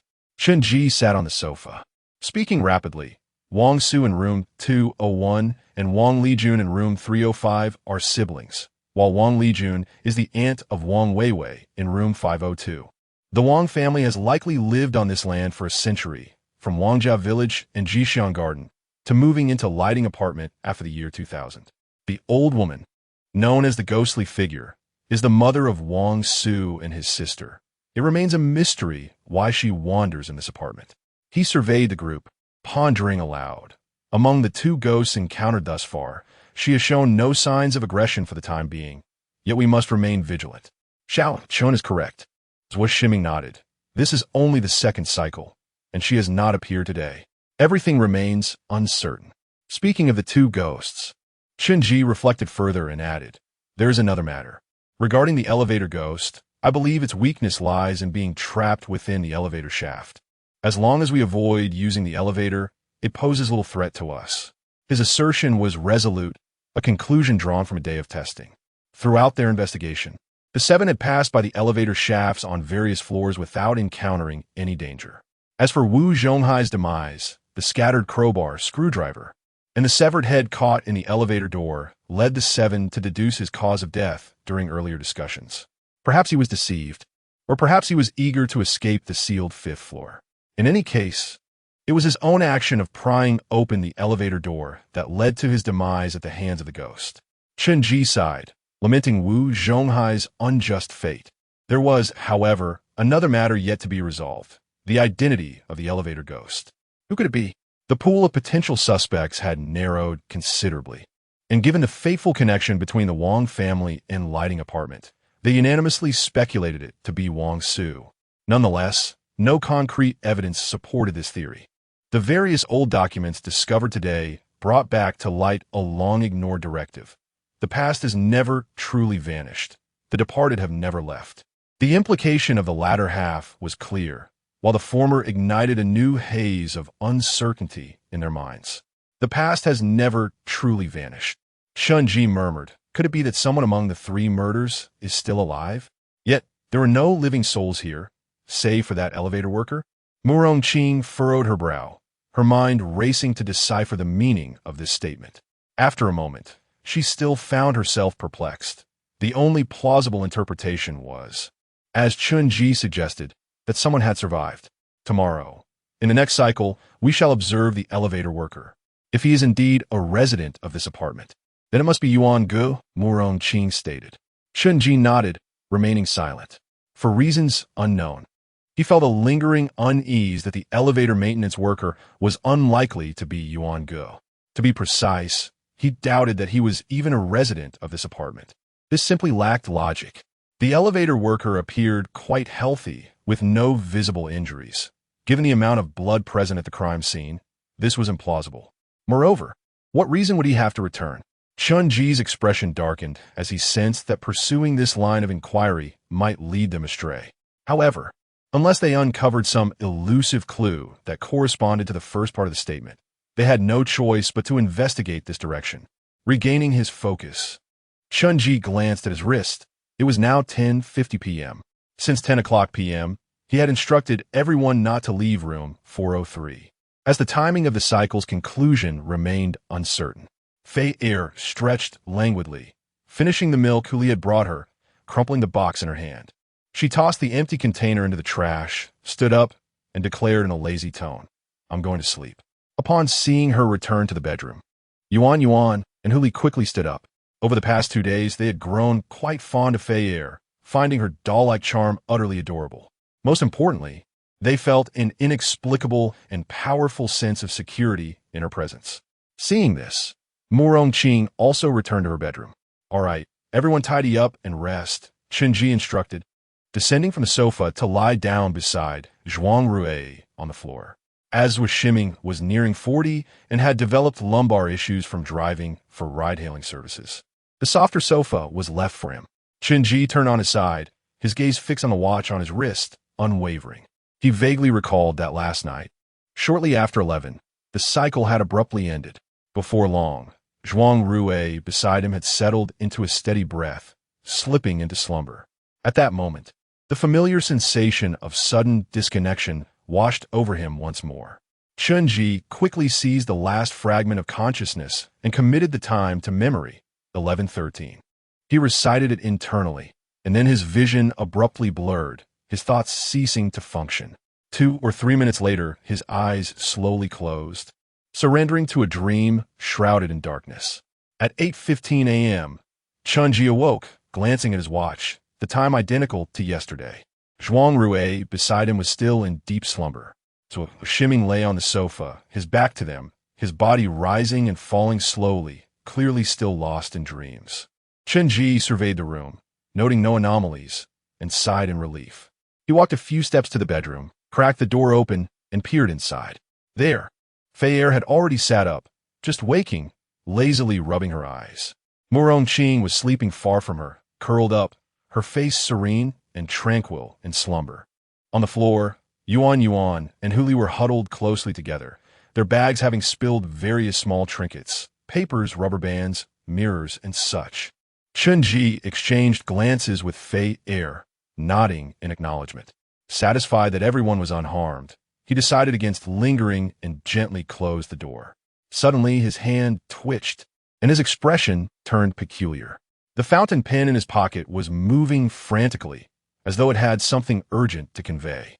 Chen Ji glanced around before stealthily entering the bathroom to retrieve the pen. As he emerged, the pen flew onto Chen Ji's arm, seemingly eager to write something. Wait a moment. Chen Ji restrained the pen's movements, lowering his voice with gravity. In the future, if there is something to communicate, just move once. No need to twist around so much. It could easily lead to misunderstandings. The pen flicked its cap as if casually tossing its hair, the nib gliding across Chen Ji's arm. Oh, there's something you might not know. Last night, after you lost consciousness, the cycle did not end immediately. It lasted approximately 2 minutes before the cycle concluded. Oh, Chen Ji was taken aback. This was a valuable clue. He suddenly remembered that the pen was an enigmatic object, unaffected by the loss of consciousness. What remained uncertain was whether this 2-minute interval was merely the standard loading time or held some deeper significance. Remarkable, thank you. Chen Ji stroked the pen, his tone warm. The pen nuzzled against his palm contentedly. A thought struck Chen Ji, yet his face remained impassive. It seemed that the period of psychological manipulation had proven quite effective. This was advice imparted by Du Tingfeng. When there was no pressing need, one should not engage with the pen, allowing it to linger. As he had discovered, the pen had a penchant for conversation. The pen, oblivious to Chen Ji's thoughts, swiftly sketched an expression. Chen Ji chuckled softly, observing the pen dance joyfully in response to the compliment. Suddenly, the pen's previously fluid movements became rigid. What happened? Chen Ji was taken aback by the pen's abrupt change in demeanor. In the next moment, his vision blurred. A blood-red character consumed his entire field of view. This character did not exist in reality. Rather, it was suddenly imprinted in Chen Ji's pupils. The crimson ink droplets, reminiscent of bloodstains, exuded an overwhelming sense of horror and urgency. Death, death, death. The character flickered at a rapid pace, once per second. Chen Ji staggered backward, his blood seemingly frozen in place. In that fleeting moment, a realization dawned upon him. It was the pen's passive ability, a death warning. In other words, in 7 seconds, he would perish. Chapter 46, Domain, Lighting Apartment. Before the vanity, in a fleeting moment, Chen Ji was drenched in cold sweat. His mind surged with an overwhelming tide of fear and horror. The ominous scarlet characters loomed before him, presenting the specter of death directly to his eyes. Death. The word flickered ominously again, and Chen Ji realized he had but 6 seconds left to live. Why? What taboo had he transgressed? The surroundings were eerily silent. The mirror reflected an empty bathroom, devoid of any presence. Not even a ghostly shadow was visible. Where was the exit from this dead end? Death. 5 seconds. Chen Ji's brain raced as he clenched his teeth, resolutely deciding. If death was to be his fate, he would not succumb to it without understanding why. He swiftly turned the bathroom door handle and, despite the countdown ticking, he yearned to leave a warning for the others. Bang! Chen Ji slammed the door shut and darted into the living room. Sweat poured from him, his head throbbed, and he was about to awaken everyone with a shout. By this time, 3 seconds had already elapsed. Everyone, suddenly, Chen Ji's voice faltered. The ominous word did not reappear. The pen in his pocket shifted slightly, as if relieved. What happened? Fei Er stood at the doorway, the earliest to awaken aside from Chen Ji, her gaze piercing and intense. Meanwhile, rustling sounds emanated from the sofa and floor. As Washiming slowly opened his eyes, seemingly roused from sleep by Chen Ji's outcry. Chen Ji opened his mouth to speak, but no words came forth. Everything had transpired too abruptly. Just 10 seconds prior, the pen had been delivering clues, followed by a series of death notices. The bathroom had seemed peculiar earlier. Chen Ji steadied himself before whispering. While washing my face, I heard footsteps behind me, but when I turned, no one was there. In truth, nothing had been out of the ordinary, yet he refrained from mentioning the existence of the pen. However, he had indeed realized one crucial fact. The word death had vanished after he left the bathroom. No matter what, the bathroom was no longer to be entered. Though he had narrowly escaped, it surely harbored lethal dangers. What? Zhou Shiming immediately sat up, putting on his glasses, his expression tense with alarm. Fei Er remained silent, scrutinizing Chen Ji. The remaining individuals emerge from the bedrooms, their faces reflecting pure anxiety. Is there a ghost inside? Murong-Qing furrowed her brows, a sense of unease washing over her. Each of them had used the bathroom the previous night without incident. Yes, Chen Ji nodded, the sweat that had just formed on his back now chilling him. He added, just to be safe, let us all avoid the bathroom. The boys seemed unaffected, but the girls' faces paled instantly. Is it just this bathroom that has a ghost, or do all the bathrooms harbor spirits? Murong-Qing immediately queried. If it were the latter, their lives would be considerably inconvenient. I don't know. Chen Ji shook his head, genuinely unable to ascertain the matter. Having never witnessed the apparition himself, he was at a loss regarding what taboo he had violated. So Shiming let out a deep sigh, his expression grave. A new cycle, a new ghost. This notion had been the most dreaded scenario among their speculations the previous day. Let us head to the lobby. Chen Ji glanced at the clock, his brow furrowing. It's already 8:20. This is precisely when the elevator attendant appeared during the last 2 cycles. The group hurriedly descended the stairs, only to see the elevator worker pushing open the apartment door. Wait, stop! Murong-Qing and Chen Ji shouted in unison, attempting to halt the elevator repairman. Yet, he seemed oblivious, continuing on his way out. Damn it! Murong-Qing's face turned ashen, feeling utterly powerless as they remained trapped within the apartment. Unable to thwart the attendant's departure, they would have to wait for the next cycle. Chen Ji sighed. They had missed it by mere seconds. However, the ghost's appearance in the bathroom that morning had delayed them. He glanced at the wall clock, which continued to tick. The date remained June 7th. Yet this marked their 3rd June 7th. 1 hour later, at the dining table in room 403, the 7 individuals wore expressions of distress. On their way back, the sound of knocking echoed once more from the elevator. This could only signify one thing. The lighting apartment was not refreshing its ghosts daily. Rather, with each cycle, new spirits were being added. The ghostly grandmother, the elevator ghost, and that unfamiliar spirit in the bathroom. Yet, the group remained oblivious to the underlying cause. Why were they trapped in this repetitive loop? And why did new ghosts manifest with each cycle? Chen Ji set down the milk carton, his mind swirling with countless questions. Though his expression had regained a semblance of calm. Let us proceed with the search. Only by uncovering more clues can we solve these mysteries. Having already explored room 201 the previous day, today's investigation would shift to room 305, Wang Lijun and Shan Jiangwo's residence. With heavy steps, the group halted in the living room of 305. The layout was simple: a bedroom, a storage room, and a tea room. The bedroom and storage room faced each other, and after a quick division of tasks, they ventured inside. Chen Ji remained preoccupied with the morning's events in the bathroom, distracted. He stepped towards the bed, the very spot where Wang Lijun and her husband had met their tragic end. A thick mosquito net hung overhead, stained with blood. Suddenly, Fei Er gripped his shoulder tightly from behind. Huh? He turned abruptly, his heart racing. Fei Er was retreating step by step, her gaze fixated on the side of the bed, near the window. Chen Ji followed her line of sight, his eyes widening in shock. Behind the mosquito net sat a small redwood vanity. There, a woman was seated, brushing her long black hair in front of the mirror. A familiar horizontal birthmark on her neck stood out, and her deeply sunken cheekbones framed 2 wide, terrified eyes. That was Wang Lijun. Chen Ji murmured. The others, hearing the commotion, emerged from their respective rooms. As they reached the doorway, they were met with the haunting scene before the vanity. No one dared to make a sound. The entire room 305 was steeped in silence.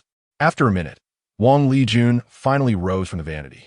She glided toward the door, her expression blank and her pale face devoid of emotion, almost as if she were floating. Yuan tightly covered her mouth and took a few steps back. Not just her, everyone else followed suit. For Wang Lijun was moving directly toward them. Chen Ji felt an icy chill envelop him. Pressing himself against the wall, his eyes fixated on Wang Lijun as she approached. It was only when she passed through the group that an insidious coldness washed over him. So close that Chen Ji could distinctly see the peculiar shape of the birthmark on her neck, resembling a gruesome severed head. Wang Lijun's spirit made no move towards them, Instead, she drifted toward the door, seemingly intent on leaving. Where is she going? Chen Ji gritted his teeth and followed Wang Lijun's footsteps. Xiao Chun, Zhuo Shiming hissed, his gaze filled with incredulity. He intends to pursue a ghost? Chen Ji waved his hand, seemingly attempting to reassure him, and then his figure followed Wang Lijun, swiftly vanishing through the door. Fei Er trailed closely behind. A few minutes later, she departed. Chen Ji remarked, as he re-entered room 305. You did not perish? Murong Qing questioned, her disbelief palpable. Chen Ji nodded. Wang Lijun would not harm anyone. After she exited, she floated into the elevator and subsequently vanished. Hu Li, who had previously felt a twinge of anxiety, suddenly paused. The ghostly old woman also. In the previous cycle, the ghostly old woman had similarly disappeared without claiming any victims. What? Murong Qing furrowed her brow, her expression rife with confusion. Did she appear merely to instill fear? What are you doing behind me? Chen Ji pondered aloud, abruptly halting. Who is speaking? Where are you taking me? Following his earlier inquiry, another voice emanated from the bedroom. A chill coursed through everyone. They immediately turned towards the bedroom, only to discover Zhuang Rui, who had entered unbeknownst to them, standing before the vanity. Is it real? Zhuang Rui's face radiated with exuberance, seemingly engaged in conversation with someone invisible. Chen Ji felt as though he had plunged into an icy abyss. Zhuang Rui, what are you doing? Come out. After a brief silence, Zhuo Shiming lost control and shouted. Zhuang Rui appeared oblivious to his words, his face reflecting a hint of ecstatic joy, before he lifted his left leg, seemingly about to venture somewhere wonderful. Then he ceased all motion. His expression became frozen in that moment of newfound delight. Chapter 47, Domain, lit-in apartment. Mirror Zhuang Rui stood frozen, his body maintaining a peculiar posture, leaning forward with his left leg extended, resembling a lifelike human statue. The faces of all present turned pale, for the scene was bizarre to the point of surrealism. Yet, throughout this ordeal, not a single specter was seen. Only Zhuang Rui engaged in a dialogue with an unseen entity in the void. ISNT the ghost in the bathroom? Huli murmured in disbelief. Why? Why is Zhuang Rui still dead? Murong Qing's expression wavered. She sensed something was amiss with Zhuang Rui's condition. His body had not collapsed, appearing unlifelike, yet devoid of any signs of vitality. Fei Er immediately moved towards the bedroom, intent on pulling Zhuang Rui's rigid form back, hoping for a chance of revival. Wait. Chen Ji seized her, entering the bedroom first. He grasped the blood-soaked bed sheets, cautiously advancing towards the vanity, then draped the sheets over the mirror. Only then did he extract Zhuang Rui's body. The ghost is not in the bathroom, Chen Ji stated plainly, having discerned everything the moment he beheld the direction Zhuang Rui faced. It is the mirror. The mirror? Zhuo Shiming was momentarily taken aback, then recalled Zhuang Rui's earlier words. Suddenly enlightened, he was gazing directly at the large mirror atop the vanity. And of course, the bathroom contained a mirror as well. Perhaps the strangeness Chen Ji experienced this morning was an illusion conjured by the ghost. Truly, it was insidious and elusive. Zhuo Shiming sighed, realizing that uncovering this taboo often came at the cost of one's life. The group laid Zhuang Rui down upon the floor. His face retained an unchanging smile, yet his body lay as stiff as stone. After a period of investigation, the atmosphere in the room grew increasingly somber. Zhuang Rui existed on the precipice between life and death. He had completely ceased to breathe, yet his heart continued to beat slowly. Simultaneously, he exhibited no response to any stimuli. What was happening to him? Yuan bit her lip, sensing that Zhuang Rui's current state resembled that of a vegetative state. Brain death, Murong Qing stated succinctly. He can no longer breathe on his own. Within a minute, Zhuang Rui's heart will cease to beat. The reason we can still feel his heartbeat is not that he is alive. It is merely an instinctual physiological response. How could this be? Yuan sank to the ground, her lips trembling silently. Murong Qing's words implied that everyone present would be forced to witness Zhuang Rui's inevitable march towards death. This was far harder for Yuan to bear than seeing Wu Zhonghai's corpse. The expressions of each individual were complex: regret, fear, contemplation, relief. Various emotions played out across their faces. Chen Ji lifted his gaze, no longer able to regard Zhuang Rui's face, which was suffused with joy. The reality was painfully clear. Zhuang Rui had been ensnared by the ghost. The taboo leading to death was most likely triggered before the mirror, having lingered there for a specific duration. Had he merely been a moment slower this morning, or if he had mistakenly sought an escape and remained in the bathroom, then Chen Ji might now find himself in a similar state to Zhuang Rui, his body still in reality, while his soul had been forever imprisoned alongside the ghost within the mirror. Zhua Shiming remained kneeling on the ground, his hand resting upon Zhuang Rui's chest. Slowly rising to his feet, a glimmer of compassion crossed his face. Zhuang Rui has no heartbeat, he said in a low voice, stepping back to rejoin the others. At least he was happy when he died. Zhuang Rui believed he had found his way home. Chen Ji sighed softly, deducing from Zhuang Rui's final words how the ghost had ensnared him. As the atmosphere became more oppressive, the remaining 6 continued their search. Under Chen Ji's guidance, all visible mirrors were covered. Fortunately, in room 305, they uncovered some information regarding Yuan Ge. However, this information evoked an unusual sensation among the 6.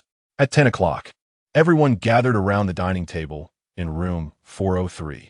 Observing the documents laid out before them, Chen Ji remained silent. Yuan Ge, whose full name was Chen Ji Yuan, was 26 years old. He had been admitted to a university in another province 10 years prior, and chose to remain in the city where the university was located. His experiences were no less complicated than those of Wang Weiwei. Based on the collected photographs, Chen Ziyuan's character was distinctly rebellious and free-spirited. He formed a rock band, enjoyed riding motorcycles, and had many like-minded friends. Chen Ji picked up a photograph depicting Chen Ziyuan with flowing black hair and a vibrant smile, exuding a carefree exuberance. Beside him stood a girl with short hair clad in a leather jacket, her smile radiant. In the photograph, both held bottles of beer, their eyes glimmering with boundless anticipation for the future, as if they firmly believed their lives would unfold as they wished. Summer 2005, a snapshot of me and you before performance. This was a note on the back of the photograph, referring to you, Chen Ziyuan's girlfriend of many years, the same girl in the picture. Almost instantaneously upon viewing this information, everyone grasped a peculiar fact. Chen Ziyuan was the son of Wang Lijun and Chen Jiangwo, and also the cousin of Wang Weiwei. Yet they had married. ISNT marriage between close relatives forbidden? Huli was increasingly perplexed. Moreover, they are 2 generations apart. How could this be possible? How could Wang Lijun and Wang Su possibly consent to this union? Murong Qing's expression was complex as she pondered. Do you believe the disagreement came from their parents or from them? Chen Ji contemplated briefly before responding. Given Chen Ziyuan's nature, it seems unlikely he would make such a choice. All evidence suggests he cherishes his freedom. Why would he abandon his beloved career and long-term girlfriend to return home and marry his cousin? Similarly, Wang Weiwei's situation mirrored this predicament. With a promising academic future ahead, she had returned to Lytton apartment, assisting in a small supermarket, marrying her cousin. No matter how one viewed it, they appeared to be coerced. Chen Ji was almost certain that this entire scenario was orchestrated by their parents, specifically Wang Su and Wang Lijun. But for what purpose? The 6 discussed further, yet a sense of dissonance lingered. If it was merely a case of pressuring marriage, or if the Wang siblings were overly traditional, it did not seem to fit. Based on the gathered information, both Wang Su and Wang Lijun appeared to care for their children. Otherwise, Chen Ziyuan would not have sent photographs of his life back to his family. Was this domain perhaps a familial drama? Murong Qing felt confused, while the clues were multiplying. They only deepened the collective perplexity. At 11:13, the discussion concluded abruptly, and everyone settled into their beds, awaiting the end of the cycle. The dark dream descended once more. In the 3rd cycle, they experienced Zhuang Rui's death and the information about the couple in room 502. Thus, it came to a definitive end.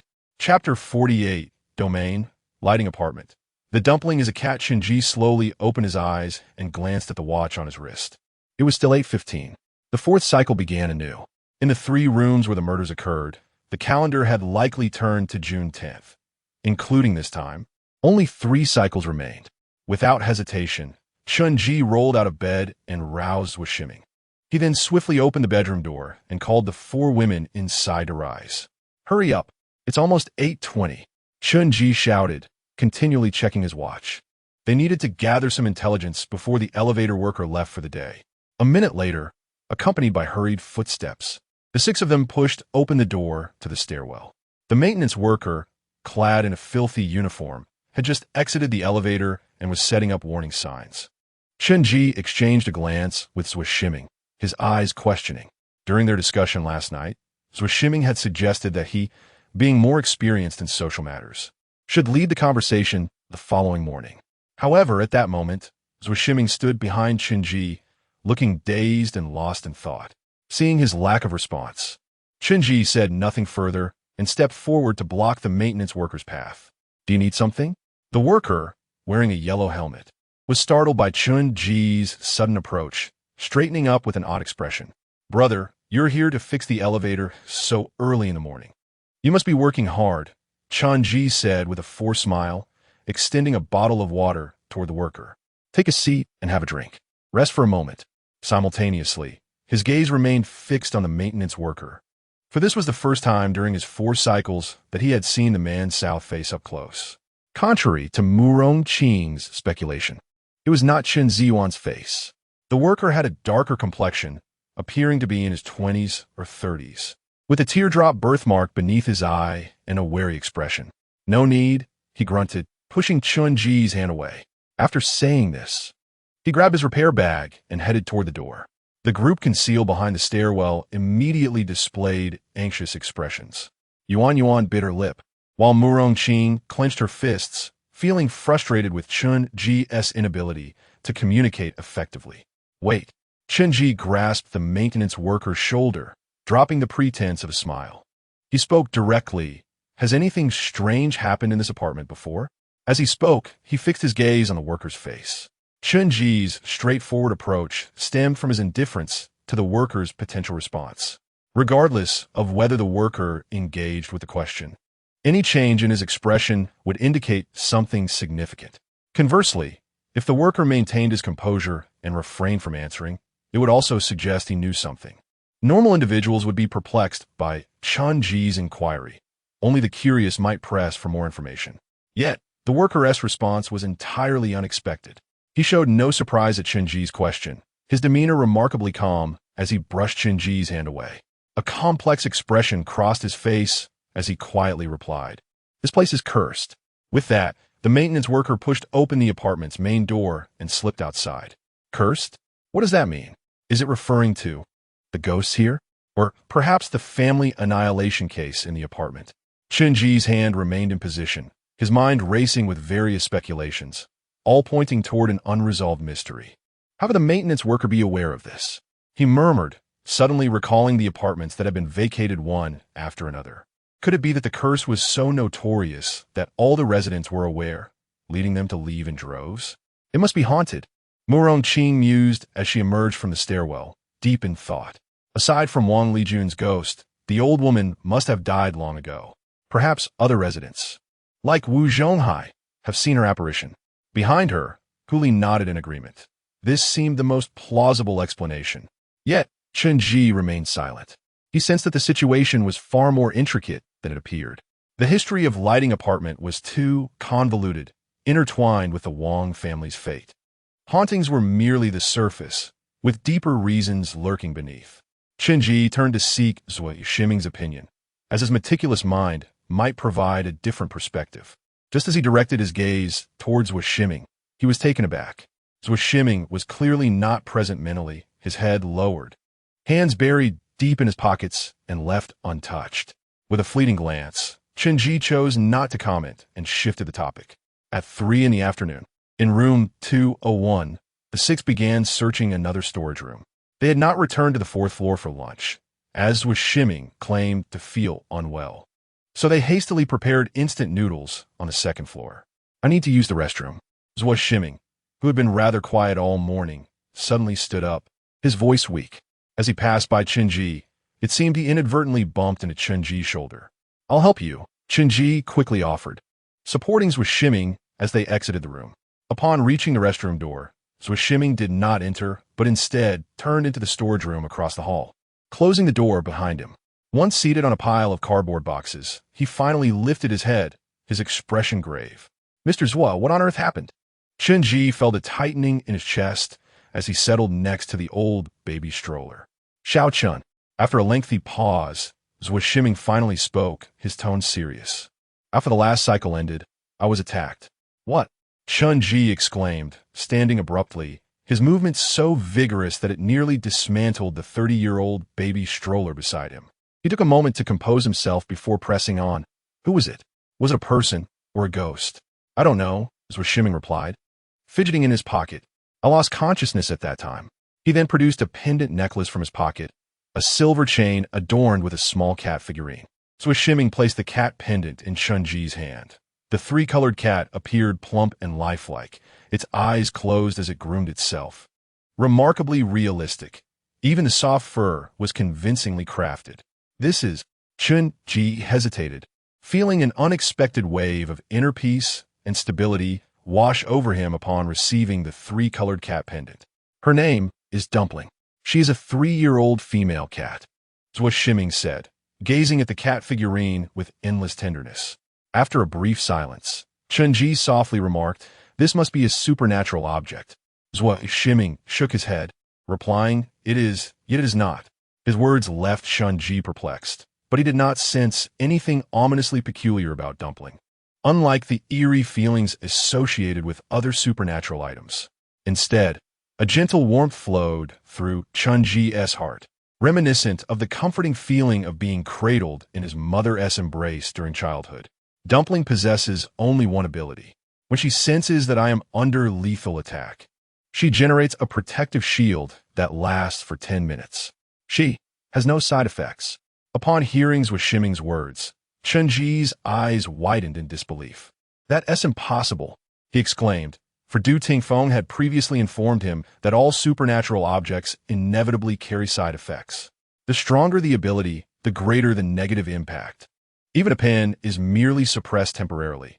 It does not mean it lacks side effects. The negative influence of the pen manifests as intermittent lying, leading its owner step by step toward death. For their essence remains that of a ghost. The abilities of the dumpling, along with the profound transformation in mindset that ensues, are evidently not the result of an ordinary anomaly. Indeed, this is implausible. Any anomaly brought forth from the realm would invariably bear side effects.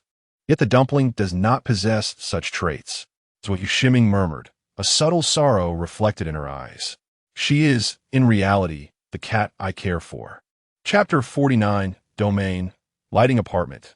Breaking the wall, Chen Ji opened his mouth, intending to inquire about something, but he suddenly fell silent. His intuition suggested that behind the transformation of Tuanzi into an eerie entity lay a sorrowful tale. He observed Zhuo Shiming retrieving the three-colored cat, tenderly stroking its fluffy fur, and silently closed his mouth. Tuanzi, it seemed, was no longer present. After a prolonged pause, Zhuo Shiming finally spoke, his voice barely above a whisper. Once Tuanzi's ability is triggered, she automatically falls into a deep slumber. During this hibernation, her eyes remain closed. I checked on her just before bed last night. Her eyes were still open, which is why I stated that the attack occurred last night. Chen Ji nodded, then abruptly asked, "Why are you willing to divulge this information to me?" His gaze was sharp. Had he been in Zhuo Shiming's position, he would never have voluntarily exposed an eerie entity. Zhuo Shiming pursed his lips, a hint of embarrassment flickering in his weary eyes. "That pen of yours. It moved too conspicuously in your pocket once." Chen Ji froze, suddenly recalling how the pen had deliberately slipped from his grasp, rendering him momentarily speechless. It was astonishing that he had inadvertently revealed his own secret. With a heavy sigh, Chen Ji rummaged through his pocket, only to find the pen now silent as a grave. Zhuo Shiming cleared his throat twice, his expression turning solemn. "Xiao Chun, we are now aware of each other's eerie entities. I hope you do not leak any information about Tuanzi. I chose to tell you because you have your own eerie entity which significantly diminishes the likelihood of you coveting Tuanzi. Furthermore, the attack last night is critical information. Among the older individuals, while I trust Feier, her strengths do not lie in deduction. Aside from the two newcomers, only you and Murongqing display a level of calmness and intelligence. Zhuo Shiming's voice was extremely soft, and after a few seconds, he continued, however, I have reservations about Murongqing. Chen Ji felt little surprise. He was not the only one harboring mistrust towards Murongqing. He shared the sentiment. Murongqing epitomized self-interest. If it meant survival, she would not hesitate to eliminate everyone in her path. Chen Ji refrained from passing judgment on her actions. For in the realm of the domain, survival was paramount to returning to reality, a truth understood by both Murongqing and himself. However, concealing his eerie entity from her remained Chen Ji's fundamental form of self-protection. Shifting the topic away from eerie entities, Chen Ji remarked, I believe the assailant is a ghost we are unaware of. He had not yet considered the possibility of a human perpetrator. For during the period of lost consciousness in the previous cycle, all had been restricted in their movements. Likewise, the two ghosts currently committing murder had evidently discerned their own taboos. One could not stray from mirrors, while the other was confined to the elevator. After some contemplation, Chen Ji relayed the information imparted by the pen, omitting its capabilities. Zhuo Shiming pondered, his speech slow. If that is the case, once this 2 to 3 minute interval passes, will our time leap directly to 8:15 in the morning? Chen Ji nodded. Although he was uncertain of the information's utility, it at least clarified the timing of the ghost attack, specifically within 2 to 3 minutes following 11:13. There's one more matter, but I am uncertain. As the ghost attack time should still be within the previous cycle, Chen Ji mused. I wonder if the assailant is a newly emerged ghost today. If so, what taboo did you violate? If not, Zhuo Shiming interjected. As of now, no new ghosts have appeared. Chen Ji nodded, affirming his thoughts. This was hardly reassuring, for the absence of new ghosts merely indicated that they were concealing themselves more effectively, rendering everyone increasingly vulnerable. Exercise caution, Zhuo Shiming warned. Rising from the box and glancing at his watch, they had unknowingly conversed for nearly 10 minutes. Returning to room 201 storage area, Yuan and Hu Li remained oblivious. Assuming Zhuo Shiming merely suffered from gastrointestinal discomfort, only Murongqing cast a scrutinizing glance at them, her expression somewhat peculiar. Feier, on the other hand, was entirely unaware of their prolonged absence. After several hours of searching, night fell at 8 o'clock with no further developments. The contents of the storage room had dwindled to mere refuse. Anxiety hung heavy in the air. The multitude of enigmas remained tangled, and no useful information could be unearthed. As for the escape route from Lighting Apartment, everyone was utterly at a loss. Should we revisit rooms 502 and 305? Yuan ventured, unable to contain herself amidst the grave atmosphere. Murongqing clicked her tongue, her annoyance evident. Do you think it will be fruitful? Those rooms were far tidier than this one, and have already been thoroughly searched. How could there possibly be new information? She abruptly stood, pacing anxiously, retracing her thoughts to recall any overlooked areas. If all else failed, they would have to comb through the emptied rooms once more. After a moment, Murongqing suggested, though she was acutely aware of the minuscule likelihood of discovering clues there. Chen Ji remained silent, harboring a long-held suspicion. Yet, the origin of this thought was nebulous, leaving him uncertain. There was another location that might harbor clues. In the stillness, Chen Ji suddenly spoke, behind a stairwell on the first floor. Isn't that sealed off by a wall? Hu Li asked, taken aback. Then we shall break it open. Chen Ji replied calmly, a notion that had taken root in his mind since the second cycle. The appearance of the ghostly matron had not resulted in harm. Perhaps she was providing information. Behind that wall, there might exist a hidden space.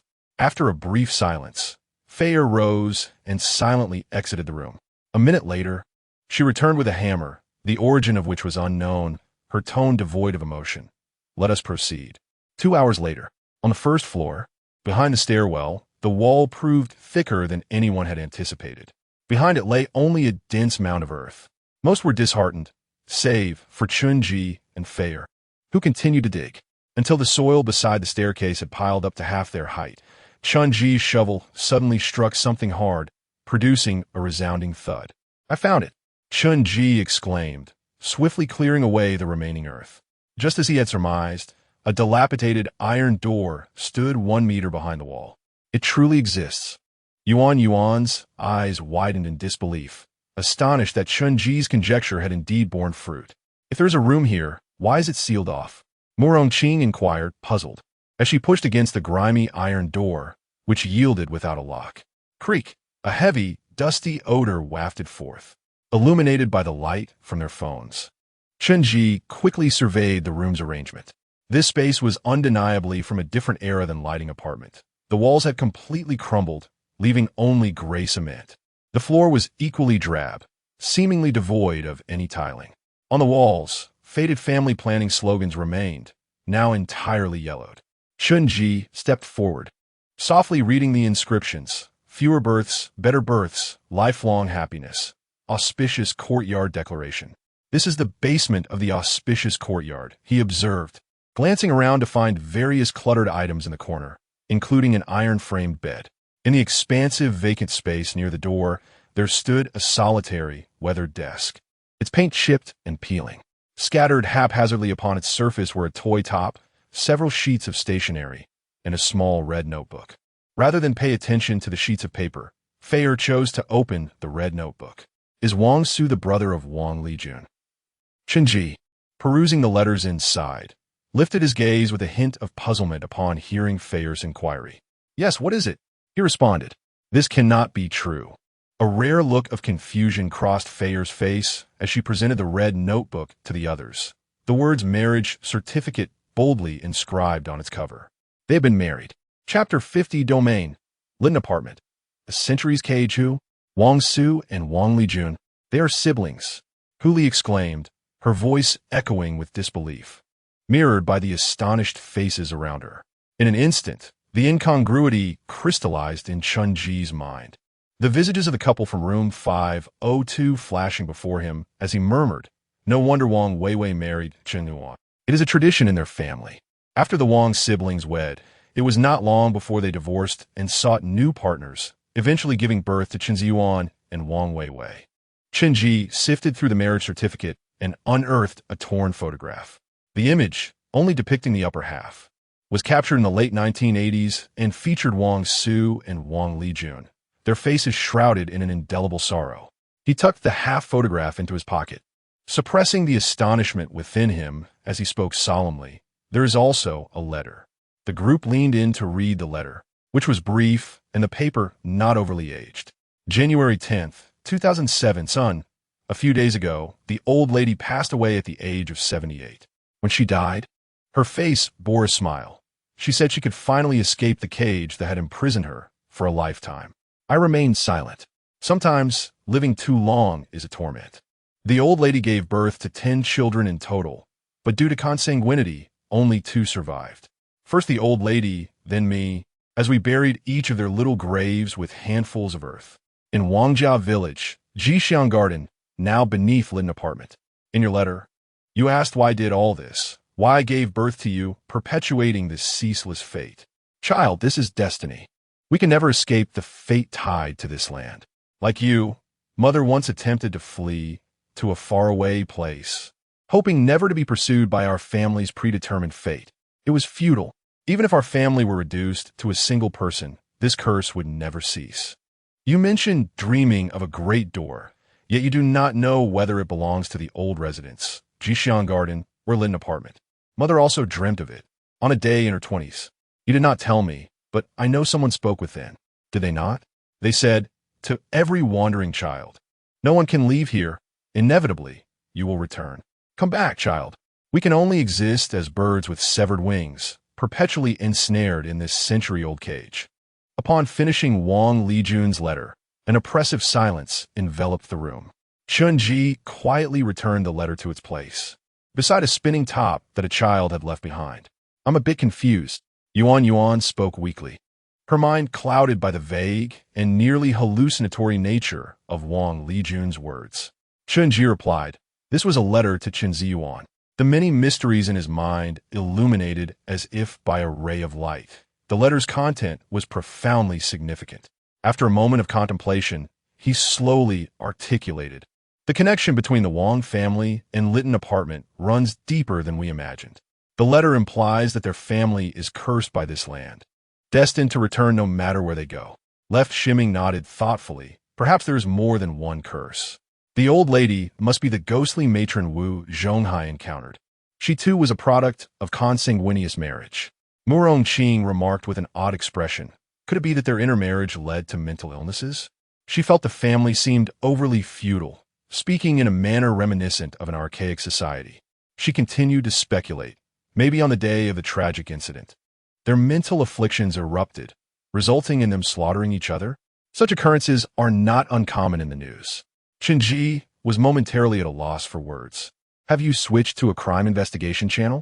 Although Yuan and Huli were not fond of Murong Qing, they found some resonance in her reasoning, as it offered a logical explanation, unlike the esoteric nature of Wang Lijun's letter, which lacked coherent causality. Why would such a curse exist? Even if it did, how could it be inherited across generations? Moreover, there was not a single clue to substantiate Wang Lijun's claims. Crucially, to this moment, no one knew the identity of the perpetrator behind the heinous crime, making Murong Qing's perspective the most credible. However, Fei Er interjected, "Why concern ourselves with so much? Here in the domain, the likelihood of encountering ghosts and curses far exceeds that of meeting mentally ill individuals."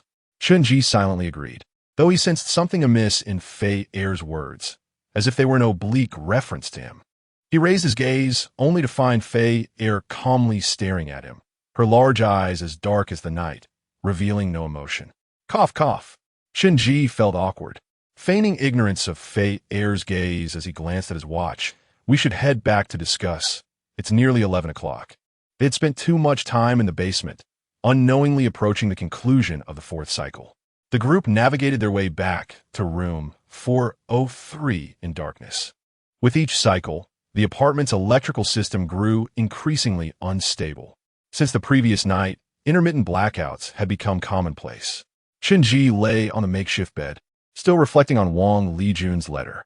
A centuries, cage. Her words lingered, imbued with an inexplicable sense of despair. No wonder both Wang Su and Wang Lijun's faces in the photograph bore an indelible gloom. As he turned over, ready to close his eyes, he suddenly jerked his head around. Someone was behind him. The reflection of light glinted off the glasses of Zui Shimming, whose expression was unclear but alarmingly close, almost palpable in his breath. "What's wrong?" Chen Ji asked, startled, his heart racing.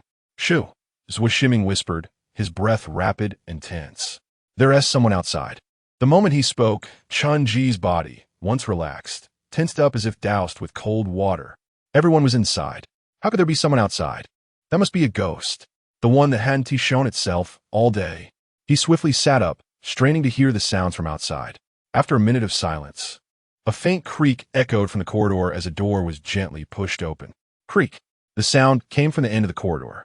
Following it, almost imperceptible footsteps approached. After 3 or 4 steps, another door opened. Creak.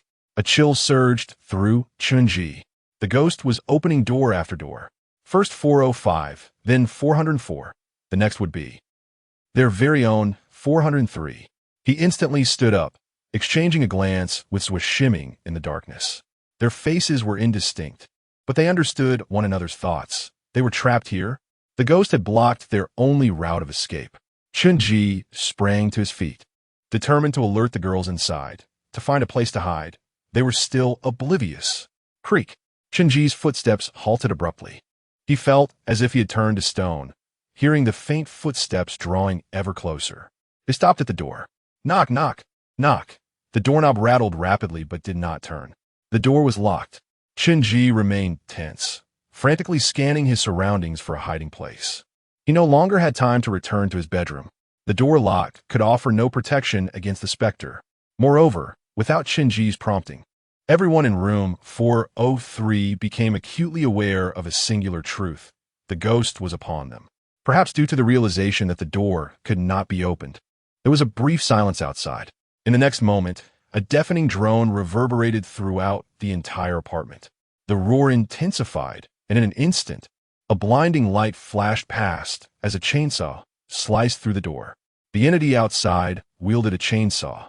Chapter 51 Domain, Lighting Apartment, Extreme Escape. After a cacophony of buzzing sounds, the heavy door crashed down to the ground. Room 403 was enveloped in utter silence, as though no one existed within. However, hidden within the wardrobe, beneath the bed, and behind the curtains, 6 pairs of terrified eyes blinked in alarm, their veins coursing with fear. In the bedroom, Hu Li and Yuan cowered deep within the wardrobe, their bodies trembling like leaves in the wind, desperately stifling any sound that dared to escape their lips. Murong Qing had bolted out of the room a mere 10 seconds prior, leaving the bedroom door wide open, conspicuously inviting the impending peril. Behind a narrow gap of the sofa, Chen Ji's breath quickened. As the door thunderously collapsed, he gritted his teeth, his body tensing reflexively. Not far from him, 2 pairs of feet flickered behind the curtains, cloaked in the inky darkness of night. Zhuo Shiming's face was etched with anxiety, a flicker of anger crossing his eyes. Time was of the essence. He could barely conceal himself behind the curtain when, unexpectedly, Murong Qing slipped in at the last moment. The curtain was already cramped and thin, barely accommodating one person. Moreover, Murong Qing's entrance had disturbed the fabric, drawing the attention of the lurking horror. If it were noticed them, all 3 would be doomed. Beside him, Murong Qing bit her lip, cold sweat trickling down her forehead, her eyes glinting with an icy resolve. She harbored no regrets for her decision.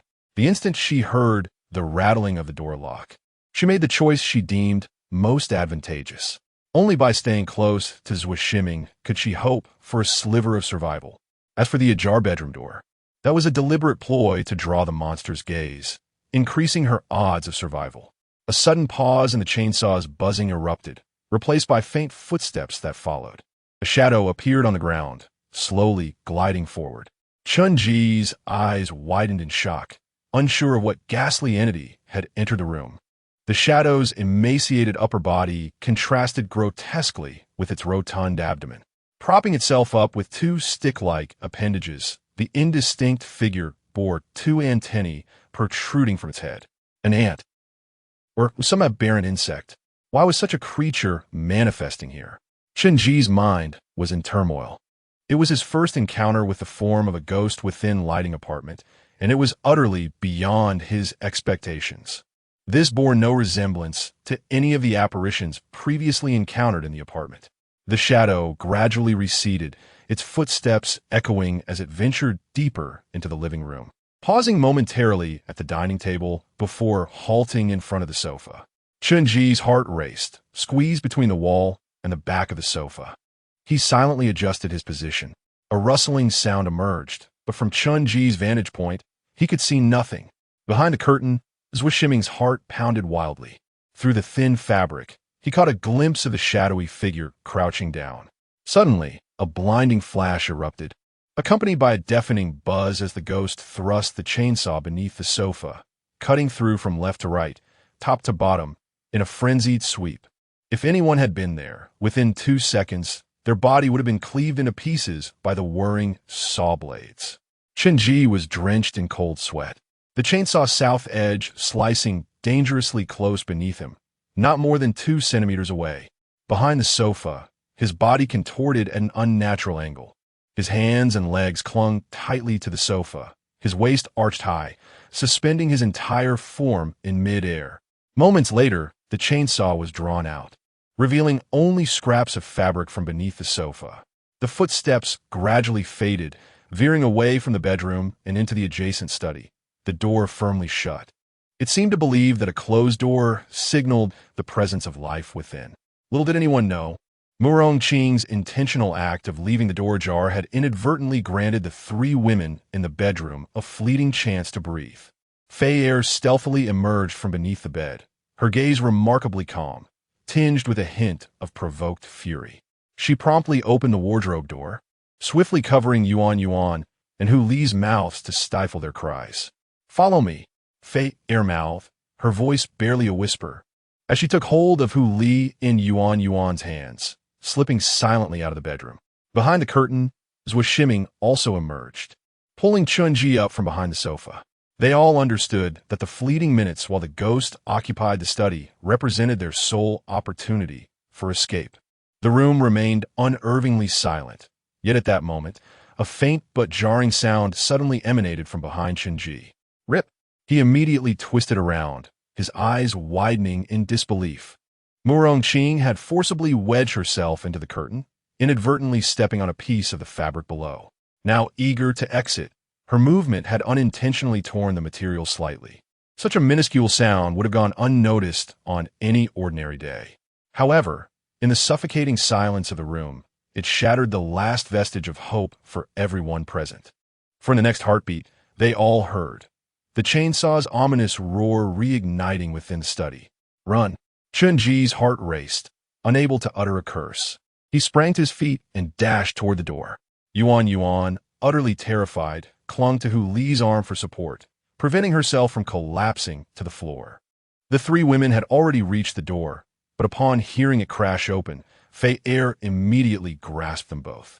Her strength was immense, and her speed remained unhampered, as she whisked Hu Li and Yuan away like a gust of wind. Close behind were Zhou Shiming, Chen Ji, and Murongqing. Yet the specter was alarmingly swift, closing in on them in a heartbeat. Though its form was obscured by darkness, the last two, Murongqing and Zhou Shiming, felt the chilling proximity of the razor-sharp teeth looming behind them. Damn it! In that critical moment, Murongqing suddenly seized Zhou Shiming, her right hand reaching for his neck, and forcefully tearing apart the pendant's chain. Her breathing slowed, as if she had finally found safety. Her eyes bore no trace of doubt, convinced that this was her right. Why should Zhou Shiming possess a life-saving artifact, yet hesitate to employ it? Yesterday, while Chen Ji and the others conferred in secret, she had feigned an interest in the calendar to eavesdrop. Though she couldn't catch all the details, she had gleaned hints of the pendant's unique ability, a protective shield without side effects.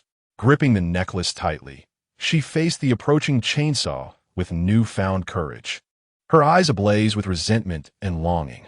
If only she had an artifact of her own, if only she weren't an oblivious novice, the previous domain. Everything would have been different. The chainsaw inched closer to Murongqing's back. Though Zhou Shiming's artifact had been snatched away, he dared not linger for even a moment, as Chen Ji yanked him towards the staircase in a frenzy. Rip! Blood spewed forth like a dam bursting, splattering onto Zhou Shiming, sending a chill coursing through him. He turned in horror, having already stepped out onto the fourth-floor landing, only to witness, in the glare of the chainsaw's light, Murongqing's upper body hurtled towards him, her legs still rooted in place. She clutched the pendant tightly, yet the icy demeanor on her face gradually faded, replaced by a look of utter confusion. Wasn't the pendant supposed to be triggered passively? Why is she flying forward? Why does her waist ache so painfully? How? Murongqing murmured, her body crashing at the intersection of the corridor and the staircase. In the next moment, her eyes widened in horror, her slightly parted lips emitting a scream that pierced to the very marrow of her bones. Her upper body lay on the ground, convulsing like a severed worm, her agonizing cries rendering the remaining 5 individuals frozen, their blood almost stagnant. Zhou Shiming trembled uncontrollably, gritting his teeth as he fought against his fear to reclaim the necklace from Murongqing's grasp. The silver, luminous necklace. The small figure within it lay, comfortably with closed eyes, still blissfully asleep, just as Chen Ji pulled Zhou Shiming back.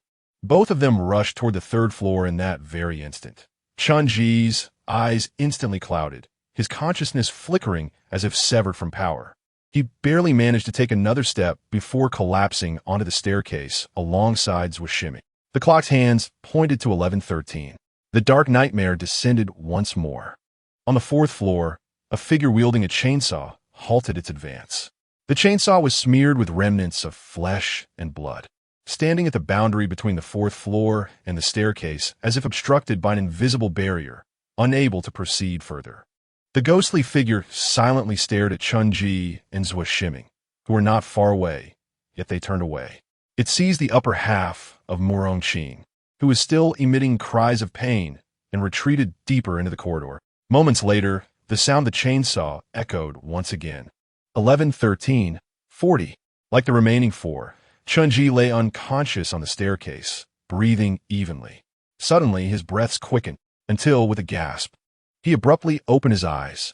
In the pitch-black corridor, Chen Ji was drenched in sweat, a strange red glow emanating from his pupils. D. Chapter 52, Domain. Lit apartment. The haunted wall at 8:15. Chen Ji slowly opened his eyes. The fifth cycle had officially commenced. He rubbed his head, feeling a sharp pain radiating from the back of his skull. His back ached from the stairs. Last night, scenes before losing consciousness surged into Chen Ji's mind like a relentless tide. The chainsaw, the grotesque ghost, Murong Qing, severed in half. It was as if a bucket of cold water had been thrown over him. Chen Ji suddenly sat up, his entire being on high alert. Yet, the corridor was deathly silent, eerily tranquil. The chainsaw ghost had not pursued him. Beside him, Zwishiming lay with his eyes tightly shut, the terror from the previous night still lingering on his face. Chen Ji exhaled heavily, realizing that the chainsaw ghost could not enter the corridor. Otherwise, he would not have awakened alive. However, something felt amiss. Chen Ji furrowed his brow. A sense of bewilderment washed over him, as if he had forgotten something crucial. This sensation was hauntingly familiar. During the week he was deceived by the mother-mimicking ghost, he frequently experienced similar odd feelings. To be cautious, Chen Ji retrieved a pen from his pocket and descended to the second floor. There was no one in sight. Perhaps the others had already hidden in the lobby, still unaware. The pen. Had it behaved unusually last night? He murmured softly. The pen remained unresponsive. Chen Ji patiently waited, knowing the pen often feigned lifelessness. After half a minute, still no reaction. Tisk, growing impatient. Chen Ji flicked the pen and called out a few times. Silence reigned. The pen lay utterly still, as if it were lifeless. A deeply unsettling thought crept into Chen Ji's mind. Moreover, under the corridor's dim light, the pen's body appeared noticeably duller. Chen Yi's brit kwitskenet. And as he held the pen before his eyes, the stainless steel cap reflected an image that made his eyes widen in shock. On his neck, a long black line had appeared without him realizing it. It was ink from the pen, completely dried, resembling the birthmark characteristic of the Wang family. There was also a simple mark beside it, drawn in the same ink. Almost simultaneously upon seeing the mark, Chen Ji felt a surge of numbness throughout his body. He realized something significant. The pen had entered a dormant state. This indicated that he had utilized the ability to alter fate last night. Why? Why could he remember nothing? Furthermore, he should have been unconscious at that point. How did he manage to wield the pen's power? Thoughts surged chaotically, and a hypothesis began to solidify in his mind. Something life-threatening must have occurred within the 2 minutes following 11:13 last night. Perhaps it was the death warning that jolted him awake, prompting him to alter his destiny. Yet, the missing memories left him in the dark about what he had faced, and he remained oblivious to which fate he had changed. Zwishiming had experienced something similar before. Who could act freely before the cycle ended and target them? Countless speculations whirled in Chen Ji's mind as he touched the ink mark on his neck, his confusion gradually transforming into clarity. Although he could not yet decipher its meaning, this mark resembling a birthmark, along with the adjacent sign, was undoubtedly of great importance. With his mind racing, Chen Ji ascended the stairs to find Zwishiming for analysis. Yet, as he climbed an entire flight, he found no trace of Zwishiming. The figure that had been sleeping on the stairs had completely vanished. Moreover, Chen Ji had heard not a sound. Even more bizarrely, the staircase seemed endless. Even upon reaching the second floor, the supposed ceiling stairway had no end. There was also no door leading to the corridor, only an infinite succession of stairs, platforms, and steps. A cold sweat broke out on Chen Ji's back as he realized. He had encountered a haunted wall. This was the 5th cycle, with a new ghost added. Without a moment's hesitation, Chen Ji halted his ascent and turned to descend. Minutes later, just as he had suspected, the staircase formed a loop, with no one in sight, whether going up or down. Furrowing his brow, he pondered how to break this cycle. Without the pen, he was merely an ordinary person, incapable of wielding any supernatural abilities. He crouched at the foot of the stairs, his mind racing, when suddenly he heard footsteps from above. 2 footsteps echoed from the upper level. Soon after, a joyful voice rang out. "Xiao Chun, you're here too." Chen Ji sprang to his feet, spotting Hu Li and Yuan Yuan on the platform above him, both wearing expressions of relief as if they had narrowly escaped a disaster. "Yuan Yuan, Ungriali, did you encounter a haunted wall as well?" Chen Ji inquired, finally reuniting with his companions. "Last night, Sister Fei left too quickly. As soon as Li Jie and I reached the first floor, we suddenly fell asleep." Yuan Yuan nodded, her eyes red-rimmed. "We discovered we couldn't get out," Hu Li said, her face a mask of panic, though she attempted to reassure Yuan Yuan by patting her shoulder. "Don't worry, we will definitely find our way out." Chen Ji suppressed his unease, speaking calmly to soothe Yuan Yuan, who seemed somewhat reassured. At least 3 of them were now gathered, and with Fei absent from the stairwell, it appeared she had not been dragged into the haunted wall. The primary task now was to locate Zhua Shiming. Once everyone was together, they could discuss their next steps.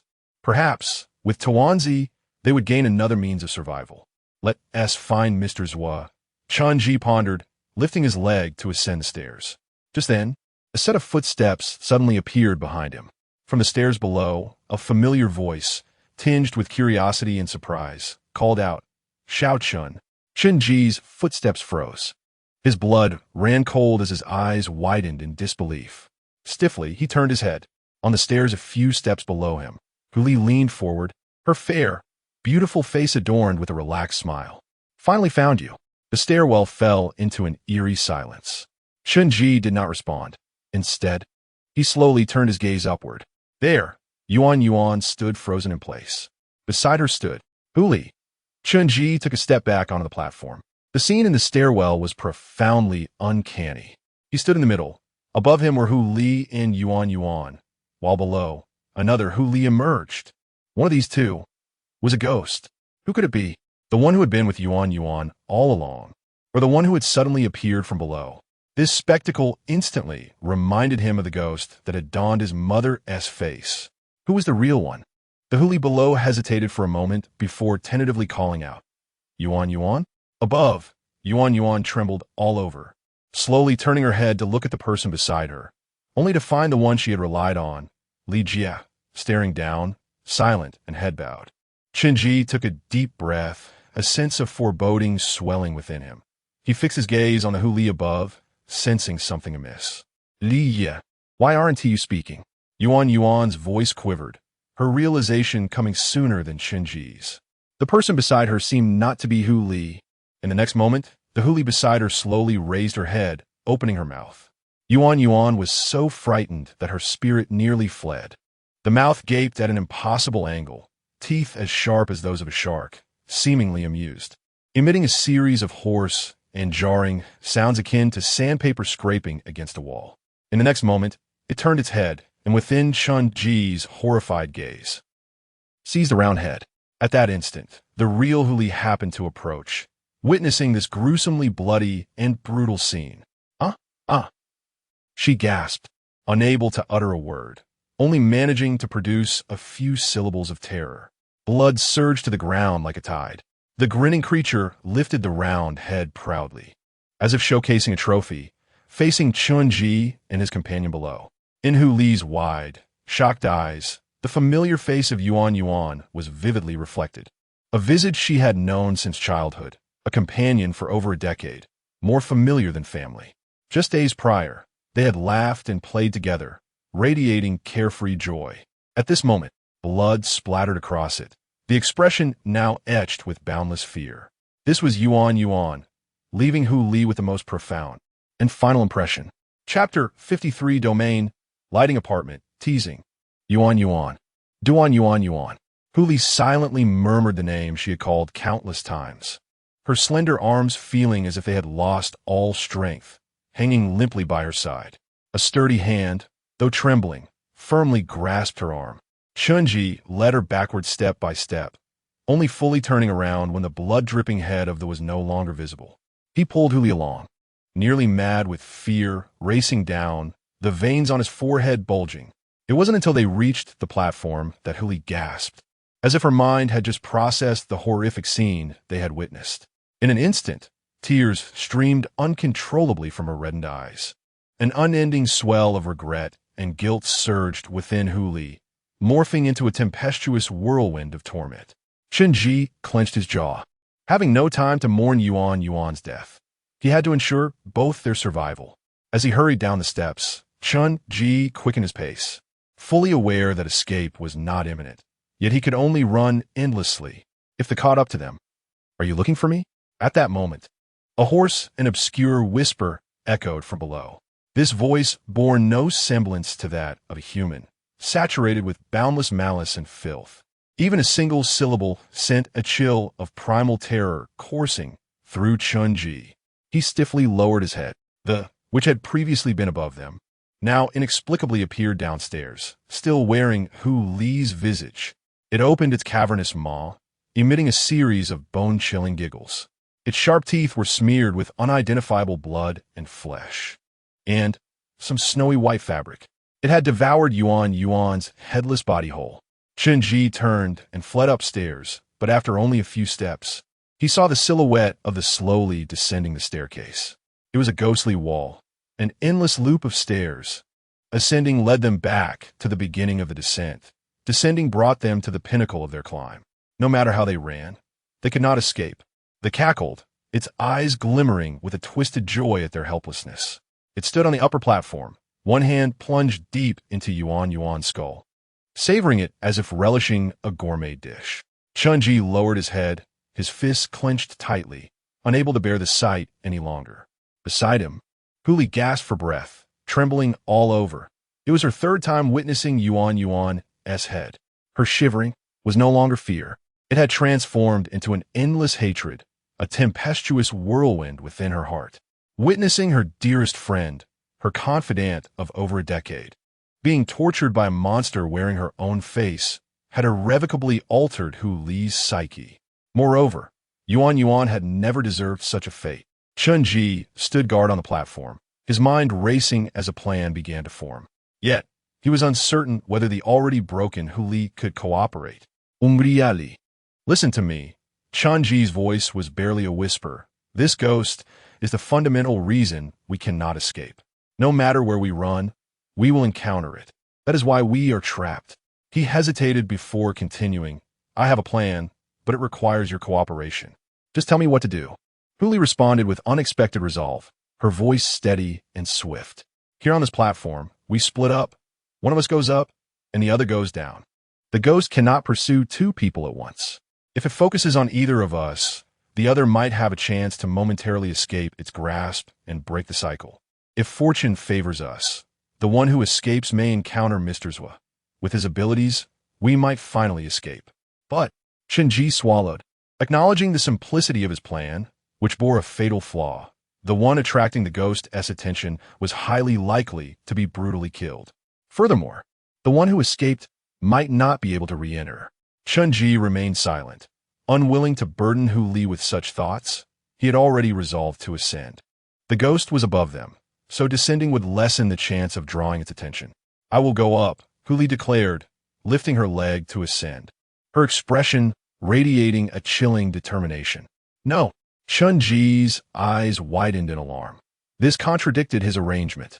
"You go find Mr. Zhua," Hu Li softly insisted, fully aware of the perilous nature of the plan. Yet, her anxiety was overshadowed by a ferocious resolve burning within her. With that, she pushed Chen Ji downward. As a newcomer, she had not contributed significantly.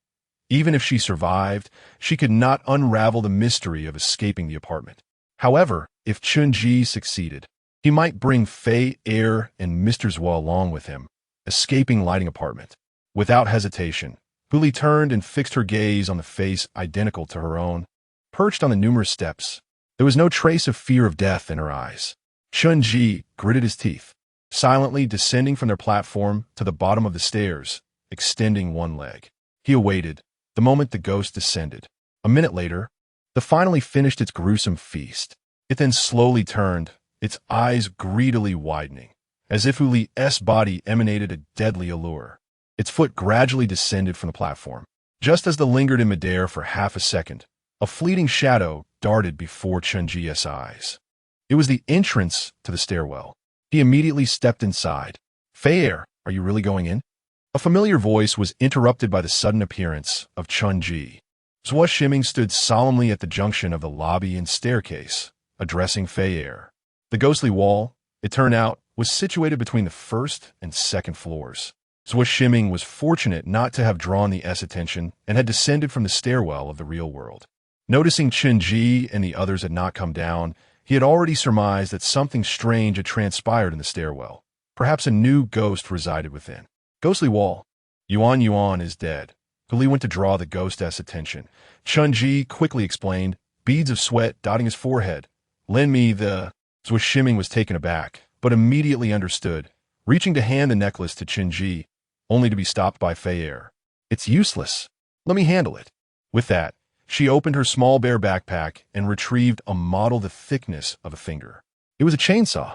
As Fei Er grasped the model, it rapidly expanded until it resembled a real chainsaw. This was Fei Er's supernatural object. Even in the entire domain, such items were exceedingly rare, an immensely powerful object with equally potent side effects, capable of genuinely harming ghosts. Buzzing, Fei Er switched it on, her petite figure standing straight as she swung it through the air. In an instant, the once tranquil stairwell seemed to be cleaved apart. A raucous laugh from the echoing from within.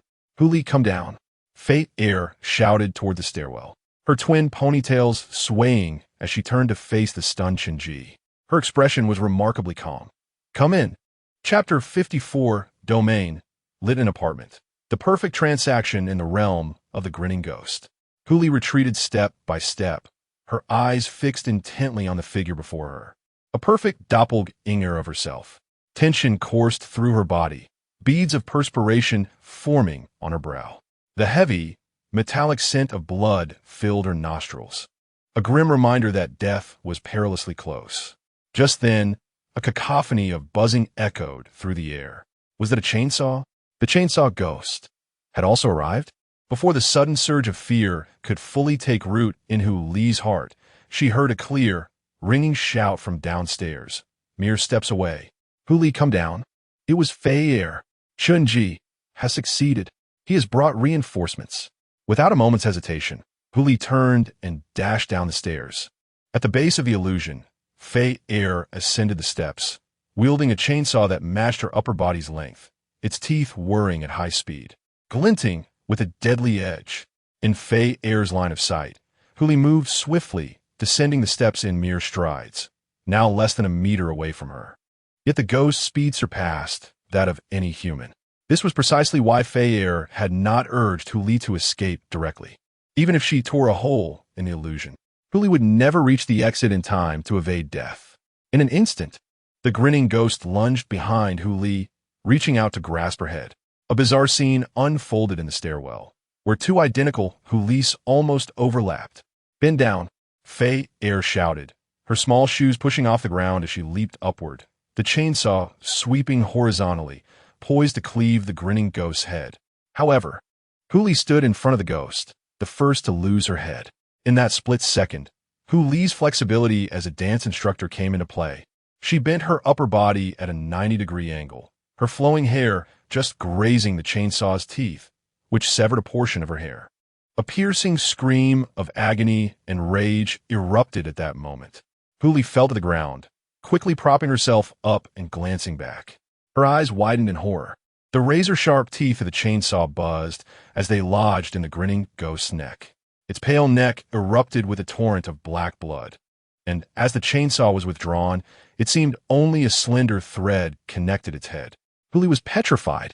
The grinning ghost, identical to her, was like a spectator in a third-person perspective, witnessing her own neck being nearly severed. The chainsaw rapidly shrank back into Fei Er's hand. Waves and fissures suddenly rippled through the surrounding air. Chen Ji, who had been in a daze, seemed to awaken at that moment, turning to look back. The illusion, which had been opened and closed by Fei Er in an instant, was on the verge of collapse, the entrance to the hall becoming faintly visible at the bottom of the stairs. "Go!" With that, Chen Ji swiftly pulled Hu Li behind him and stepped forward to embrace Fei Er. Fei Er could no longer walk on her own. Her neck, like the grinning ghosts above, was nearly severed. Her once doll-like delicate head now tilted at an odd angle. Blood gushed from her carotid artery, staining her elegant dress a deep crimson in the blink of an eye. This was the chainsaw's curse. All harm inflicted upon the ghost would rebound onto oneself. Chen Ji's hands trembled as he gazed at Fei Er's porcelain-like face, which dimmed within seconds due to blood loss. For the first time, he felt a profound despair towards the domain, and a sense of helplessness. For above, the grinning ghost, faced with its fatal injuries, was slowly mending the severed portion of its neck. Ghosts do not die. They cannot be slain by humans. In mere minutes, it would completely recover. Chen Ji cradled Fei Er's petite frame like a cat, rushing down the stairs, collapsing into the hall. Behind him, Zhuo Shiming promptly shut the stairwell door. The grinning ghost was now confined. As long as it remained away from the stairwell, it would not be drawn back into the illusion. Chen Ji gently laid Fei Er on the sofa, his breath quickening, his heart feeling as though it were being tightly gripped. The blood on her body had completely soaked her milk-white dress. At this moment, Hu Li noticed Fei Er's condition, her entire body freezing in shock. From last night until now, such a brief span of time. First Murong Qing, then Yuan, and now even Fei Er was on the brink of death. Even in previous cycles, Hu Li had never felt such a deep-rooted despair. The cruelty of the domain was starkly laid bare before her eyes. Zhuo Shiming, his expression grave. Immediately approached Fei Er. He pushed Chen Ji aside and rummaged through Fei Er's little bear backpack. Within 2 seconds, Zhuo Shiming's expression relaxed as he produced a small bottle, drawing the attention of Hu Li and Chen Ji.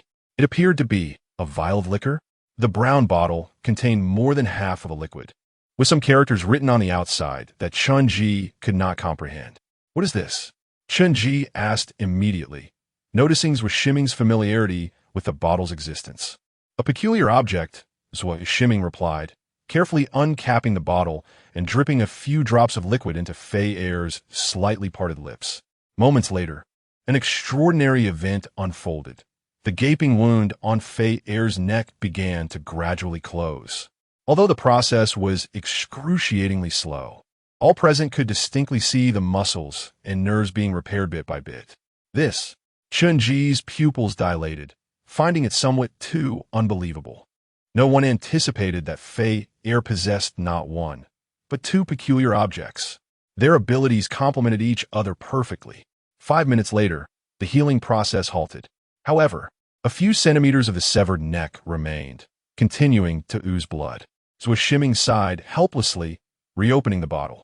A minuscule drop of liquid trickled into Fei Er's mouth, and he swiftly capped it again. Is that enough? Hu Li asked anxiously, as Zhuo Shiming's dosage was almost negligible. Mr. Zhuo, why not pour in a little more? Fei Er has lost so much blood. The remaining injuries resumed their repair, and Zhuo Shiming turned, shaking his head. This bottle of liquor cannot be wasted. The moment it is completely consumed, it will signify the end of Fei Er's life in reality. Chen Ji trembled at those words. Realizing the implication, the liquid in the bottle represented Fei Er's lifespan in the real world. With more than half of it remaining, it indicated that if Fei Er had originally had 40 years left to live, now she had only 20. As he gazed at the bottle again, it was no longer perceived as a healing potion akin to those in games.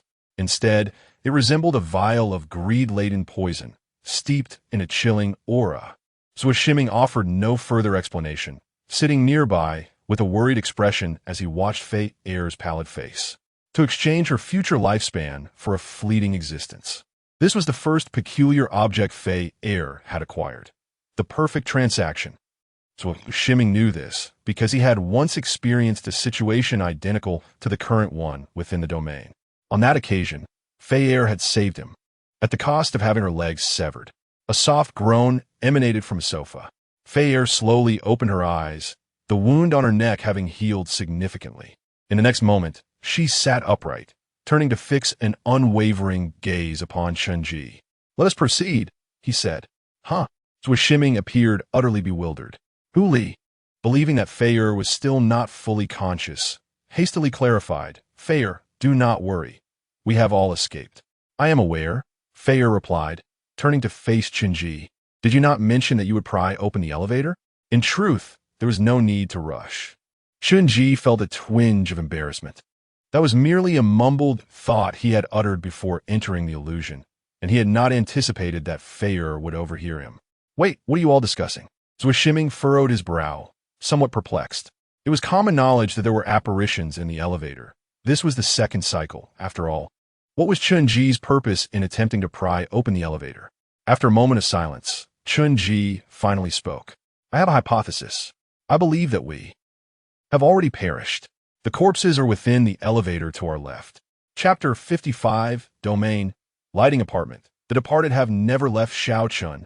Do you comprehend the gravity of your words? The moment Swishiming heard Chen Ji's statement, he felt as though struck by a thunderbolt. A chilling wave coursed through him, as the instinct for survival rendered Zwishiming incapable of accepting such a harrowing hypothesis. Are we already dead? Huli murmured, her thoughts ensnared in a web of confusion. What then did all their desperate attempts to escape the illusion signify? And what of Feyre, who nearly bled to death in her effort to save her? What meaning did that whole bleeding? Wait, Huli raised her head, disbelief flickering in her eyes. If we are indeed deceased, then how could Feyre still be bleeding from her injuries? Moreover, what of Yuan, Zhuang Rue Mu Ronqing, and Teacher Wu? What is their status? Zwishiming interjected, echoing the disbelief that resided within him. Hu Li is correct. We have witnessed the deaths of these 4 individuals firsthand. Their corpses remain where they fell, in comparison to the gruesome fates of Yuan and the others. The remaining 4 appear to be alive and well. Chen Ji shook his head. Though he had begun to form certain theories, they were far too esoteric. Even if articulated, the others might not believe him. After contemplation, he began to share part of his speculation. All my hypotheses hinge upon the 4 spirits we have encountered: the elevator ghost, the mirror ghost, and the chainsaw ghost and split-mouth ghost that we experienced firsthand. Chen Ji turned his gaze to Hu Li, who appeared perplexed. Hu Li, you saw it too. The split-mouth ghost bore an uncanny resemblance to you. Hu Li murmured, indeed, but isn't that merely its way of ensnaring Yuan? Not so, Chen Ji asserted, his voice firm. That is you. What? Are you suggesting that I killed Yuan? Ulirikaid in disbelief. Her expression shifting dramatically. If Chen Ji's assertion were true, it would be a devastating blow to Hu Li, one from which she could never absolve herself. Please, allow me to explain. Chen Ji paused, reassuring her. According to my deductions, there are currently 3 versions of you inhabiting this apartment. First, your original self, the Hu Li standing before me in a living state. Second, the you that was attacked at the end of the cycle, leaving behind a corpse. Third, your corpse, transformed into a malevolent spirit under the influence of the apartment's curse. He continued his analysis. Initially, I believe the split-mouth ghost was merely wearing your likeness. However, Chen Ji glanced at Feyre. It was not until the moment that Feyre's cursed chainsaw appeared that I realized, with certainty, these 4 spirits are all manifestations of ourselves. Zwishiming recalled the ghostly figure he had encountered the previous night, a sense of unease washing over him. The figure's corpulent abdomen, the 2 drooping antennae. He slowly turned to Feyre, who, with her doll-like delicacy, wore a voluminous skirt that billowed around her. She tilted her head, her curly pigtails swaying gently. The ghostly silhouette that had morphed into shadows began to overlap with the petite girl before him. Zwishiming swiftly turned to Chen Ji, nearly convinced. Yet, one question lingered. What of the mirror ghost and the elevator ghost? None of the remaining 4 had witnessed these 2 spirits firsthand. Furthermore, they seemed disconnected from the others entirely. Have you noticed that these 4 spirits are bound by limitations? Chen Yi countered. The chainsaw ghost cannot leave the 4th floor, as it appeared the day after Feyre concluded that cycle in room 403. The split-mouth ghost haunts the stairwell because Uli lost consciousness on the 1st floor staircase. Chen Ji spoke slowly, recalling the morning the mirror ghost manifested. He remembered the small mirrors scattered beside Yuan. Huli, what were you all doing the night before the mirror ghost appeared, just before the cycle concluded? Huli paused, her eyes widening in realization. At that time, Yuan was searching for a small mirror she had dropped from her bag, which contained clues she had noted during the day. When we lost consciousness, it seems a small mirror fell out of her bag. Her voice dwindled to a whisper. No wonder Zhuang Rui's last conversation before his death sounded so unperturbed. He must have thought he was speaking to Yuan. At that moment, all the clues converged. The limitations, or rather the abilities of the spirits, were intrinsically linked to the states of the individuals before the cycles. As for the elevator ghost, we shall soon uncover its secrets. Chen Ji summarized, steadfast in his resolve to pry open the elevator's door. Additionally, consider the guidance provided by this mission. He paused briefly, then recited as if reciting poetry. The past has never truly departed. That which has departed never truly leaves. The departed have never left, Zhuo Shiming murmured, suddenly realizing. This phrase does not solely pertain to the ghostly matron and Wang Lijun. It merely scratches the surface, perhaps even misleading them into a misinterpretation. This statement, the departed have never left, signifies that all souls, upon their demise, are trapped within this apartment. Thus, the spirits multiply with each cycle. This is the curse of lighting apartment. Chen Ji sighed softly. It was this very phrase, combined with the malfunction of the dumpling and the dormancy of the pen, that led him to deduce the grim truth. Everyone had died once before. We should have known this all along. So Shiming's expression darkened. They had not been particularly fortunate. In the previous two cycles, the elevator ghost and the mirror ghost had obscured their true forms. Had any other restrictions permitted them to glimpse the spirits' faces, the latter half of the guiding phrase would have been easily decipherable. Zhuo Shiming's demeanor gradually shifted to one of understanding. However, the current domain was convoluted beyond measure. He still struggled to comprehend how everything Chen Ji had just articulated connected to the bodies in the elevator. So, why would our corpses be found in the elevator? And if we are already dead, why do we appear alive now? Chen Ji replied, I cannot ascertain that either. This is merely conjecture, which is why I wish to investigate the elevator. The primary reason is that we have yet to locate the Wang family's remains. However, I have seen Wang Lijun and the ghostly matron with my own eyes. The matron's appearance revealed the curse of the apartment to us in the basement. Hence, I speculate that Wang Lijun's retreat into the elevator is also a clue for us. Chen Ji refrained from elaborating further. His intention in prying open the elevator was not solely to validate the existence of the domain dwellers' corpses, but also to locate those remains of the three families that had perished within lighting apartment, which they had scoured for in vain. Chen Ji touched his pocket, feeling the half-torn photograph found in the basement, its jagged edges sharp against his fingers. He recalled the moment when Wang Lijun drifted into the elevator shaft and couldn't help but press his lips together. If only he could find Wang Lijun's body. To retrieve the remaining part of the photograph, Chen Ji might, with certainty, affirm his conjecture, thereby discovering a path to escape from the Litton apartment. Chapter 56, Domain, Lighting Apartment. Beneath the elevator, Zhuo Shiming glanced at the contemplative Chen Ji, refraining from further inquiries. Regarding the newly emerged specter, Chen Ji had already furnished ample evidence to substantiate his conjectures. This discovery had become the most significant revelation for everyone over the past 2 days, serving as the sole lead to advance the stagnated task. Let us proceed, as you suggest. Zhuo Shiming promptly moved to the corner of the lobby, prying open the toolbox that had been stationed there. During the previous cycle, it was here that Fei Er had discovered the hammer. Hu Li assisted Fei Er down from the sofa, and the four of them approached the left freight elevator. Interestingly, Hu Li suddenly interjected, We have not utilized the left elevator since the first cycle. Initially, it was due to the maintenance workers' words. After the second cycle, the presence of the elevator ghost deterred everyone from using either of the two elevators. Chen Ji pressed the elevator button and stood in silence for a moment. With a creaking sound, the freight elevator emitted a harsh noise as it began to open. Gradually, the doors came ajar but halted halfway. Stuck? Prise it open, Fei Er instructed, taking the crowbar from Zhuo Shiming's hands.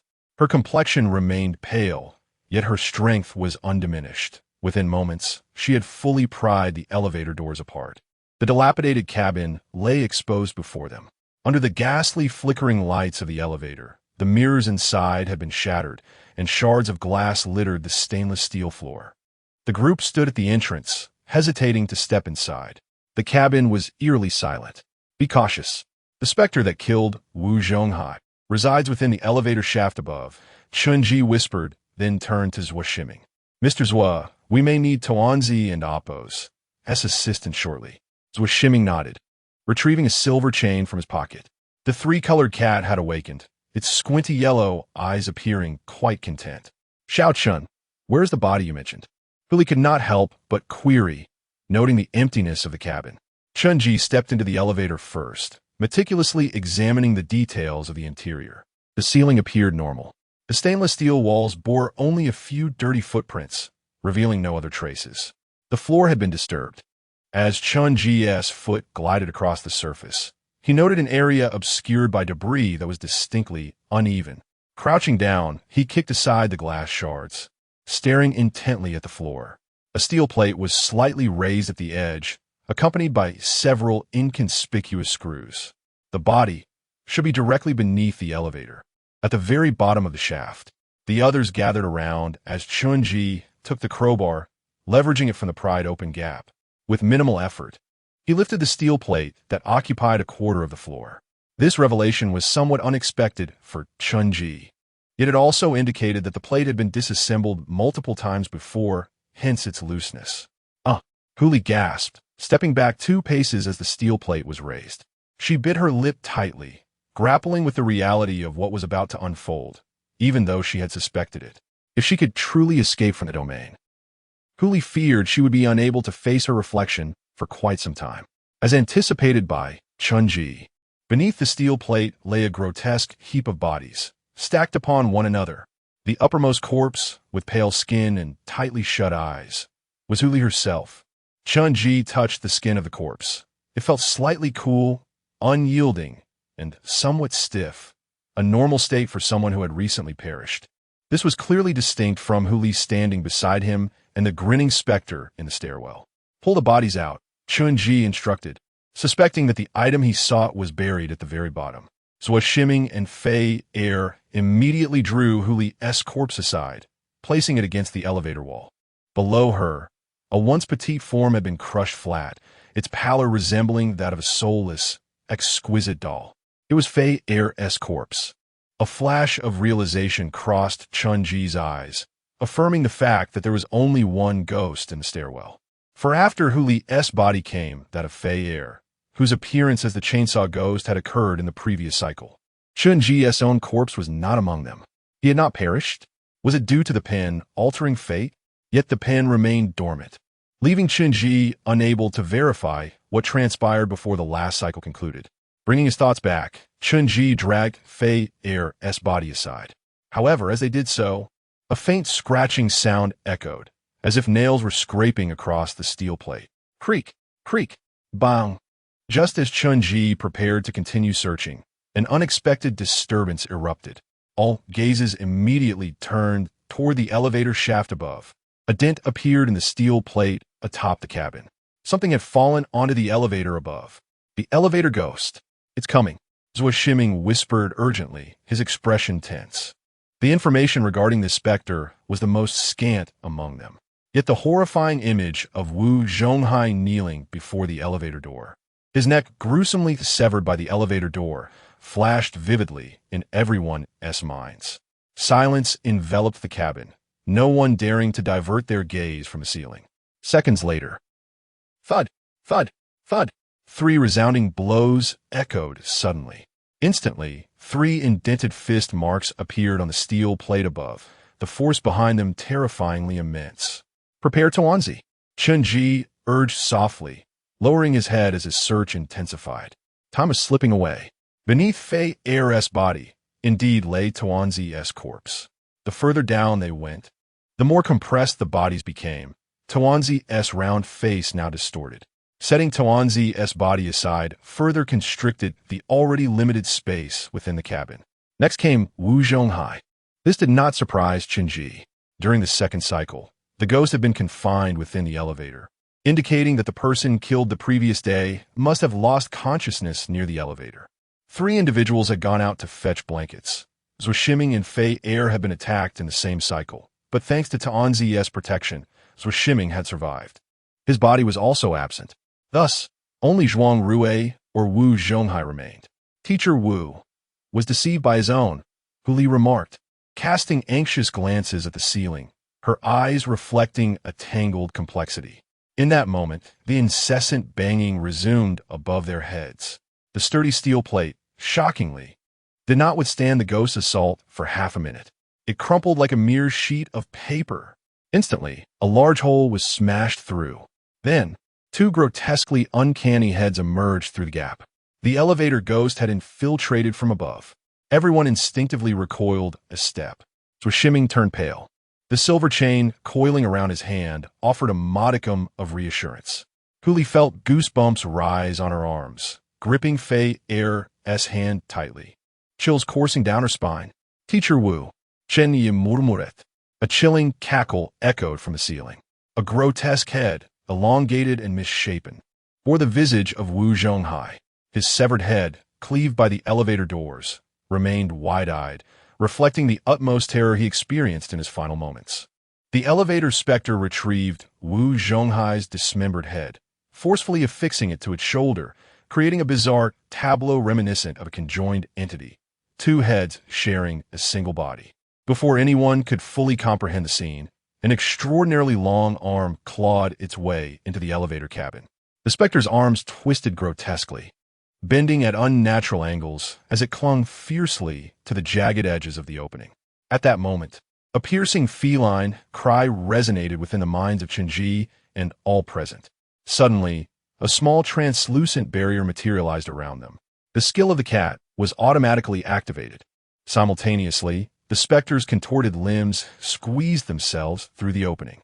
In the next instant, a shadow darted past.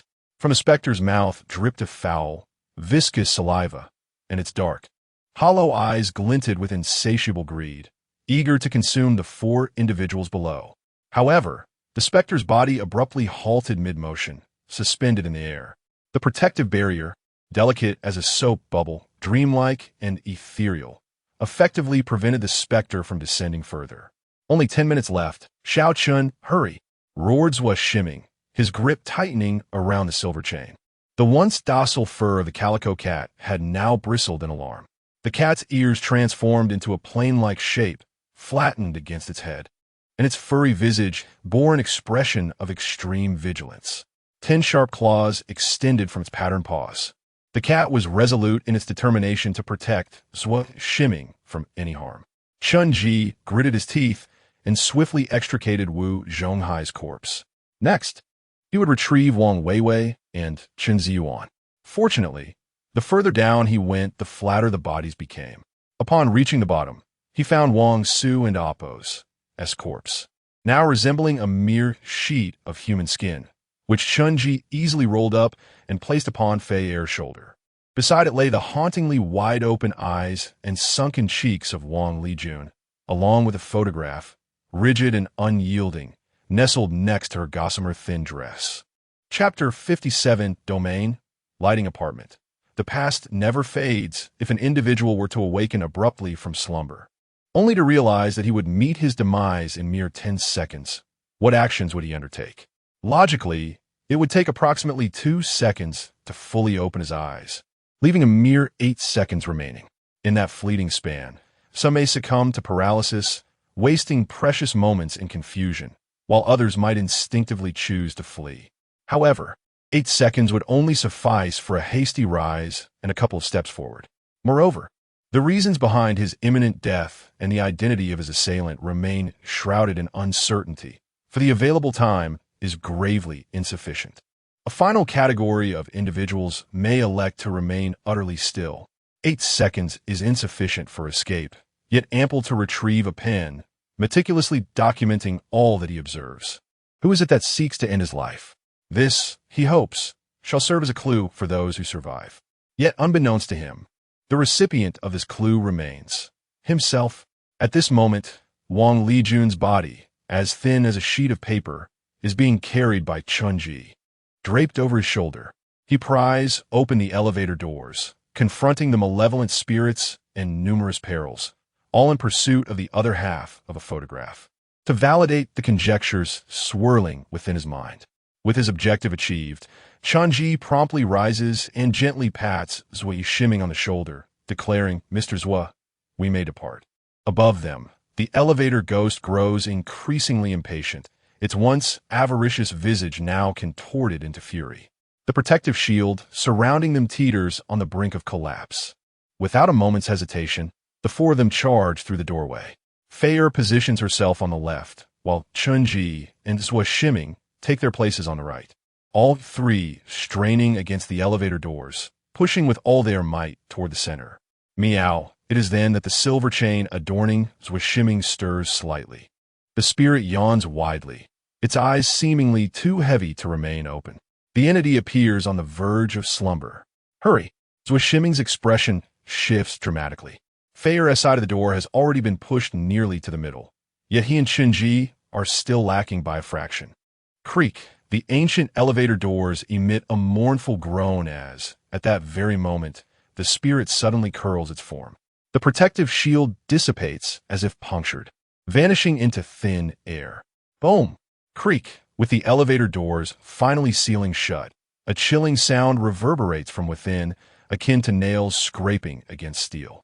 This sound sends shivers down their spines, compelling them to contemplate the horror of such a sensation against their own skin. Zua Shiming is drenched in cold sweat. Mere seconds to spare. Shout Chun. He turns to Chen Ji, leaning against the wall in utter exhaustion, his expression a mixture of complexity. We have risked so much. I hope what you have discovered holds value. Yet, Chen Ji remains silent, grasping a torn photograph in his hand. Indeed, he murmurs, producing the basement photograph, the two pieces fitting seamlessly together.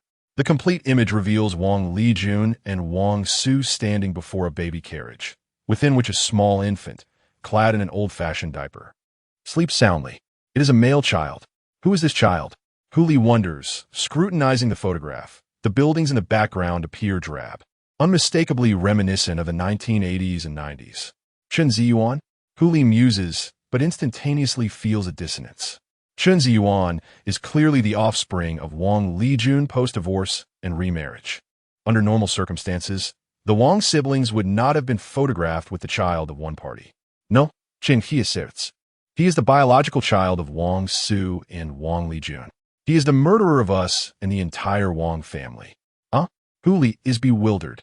Where did this new child come from? The critical point is that after 5 cycles, no one has unearthed any information regarding this child. It is as though he has existed in complete invisibility within the family. All those with Shiming has begun to piece together the clues. Chen Ji's final statement sends a jolt through him. How do you know? He gazes intently at Chen Ji, his expression grave. Chen Ji gestures toward his neck, where a horizontal pen mark and the imprint of the number 3 are visible. The ability of the cursed object, Chen Ji states succinctly, refraining from further elaboration as he continues his analysis. In summary, I discovered this clue only this morning. Both Wang Su and Wang Lijun bear this hereditary birthmark. However, their child, born after their divorce and remarriage, does not. Thus, I first pondered whether there might be another individual who inherited this birthmark. The number 3 can signify myriad meanings. Initially, Chen Ji found himself perplexed. 3 individuals with a birthmark? Or 3 children? Yet, upon realizing that everyone had perished once before, he swiftly began to suspect whether Wang Lijun and the ghostly matron were hinting at something. In the basement, where the ghostly matron had led them, the most conspicuous items were the letter addressed to the child, the marriage certificate, and the half photograph. The combination of these 3 elements reveals the answer. The letter from Wang Lijun must pertain to the marriage certificate. Specifically, it is intended for the child of the 2 siblings. Starting from this conjecture, all previously overlooked details began to coalesce. In the storage room of room 201, there is an exceedingly old blue baby carriage. Wang Weiwei is a girl, and given her age, the baby carriage from her childhood should not be in such a dilapidated state. Yet, all of this was merely unfounded speculation until the discovery of the other half of the photograph confirmed his suspicions. The baby carriage depicted in the photograph is indeed the one found in the storage room. However, of even greater significance, Look at the child's neck. Chen Ji points to the photograph. The infant's chubby neck bears a distinct black line. This is something none of them observed on Wang Weiwei or Chen Ziyuan. Zhou Shiming scrutinizes the photograph, his eyes narrowing gradually. Initially, he assumed that the black line was a result of the old photograph being improperly developed. Furthermore, the child's body is still quite small. It will be difficult to notice unless one specifically looked for it. Chen Ji caresses the pen in his hand, his expression remarkably serene. The pen mark upon his neck manifested alongside the pen's transformative ability, signifying a clue. Who has been assailing them throughout the cycles? But what is the purpose of this child's actions? Fayer inquires. The mists surrounding Lighting Apartment have been largely dispelled, yet the most pivotal question remains unresolved: the motive behind the crime and its connection to the path of survival. Before addressing that, allow me to elucidate why the bodies persist while we remain alive, Chen Ji states, gesturing around the lobby, which bears no difference from their initial day. Each cycle adheres to a predetermined rule. All items refresh, irrespective of any prior alterations we may have made. Huli nods, immediately recalling the events in room 305, where everything returned to normal after the cycle concluded. We are the same. Even if we're killed, when the next cycle begins, we will still be refreshed. This encapsulates the meaning of the guiding phrase's first half. Zhou Shiming is taken aback, unintentionally murmuring, "The past has never truly faded." Each concluded cycle corresponds to the past within that phrase. Indeed, Chen Ji affirms, upon grasping this principle, have you noticed that there is yet another individual involved in this cycle? Huli's eyes widened abruptly. As Chen Ji finished speaking, she instantly recognized the crux of the matter. That person, who has always been regarded as an NPC. Everyone assumed he was merely the one to remind them when the cycle commenced. The elevator repairman. Chen Ji murmured, glancing towards the freight elevator on the left. I have been pondering why he appears punctually every morning.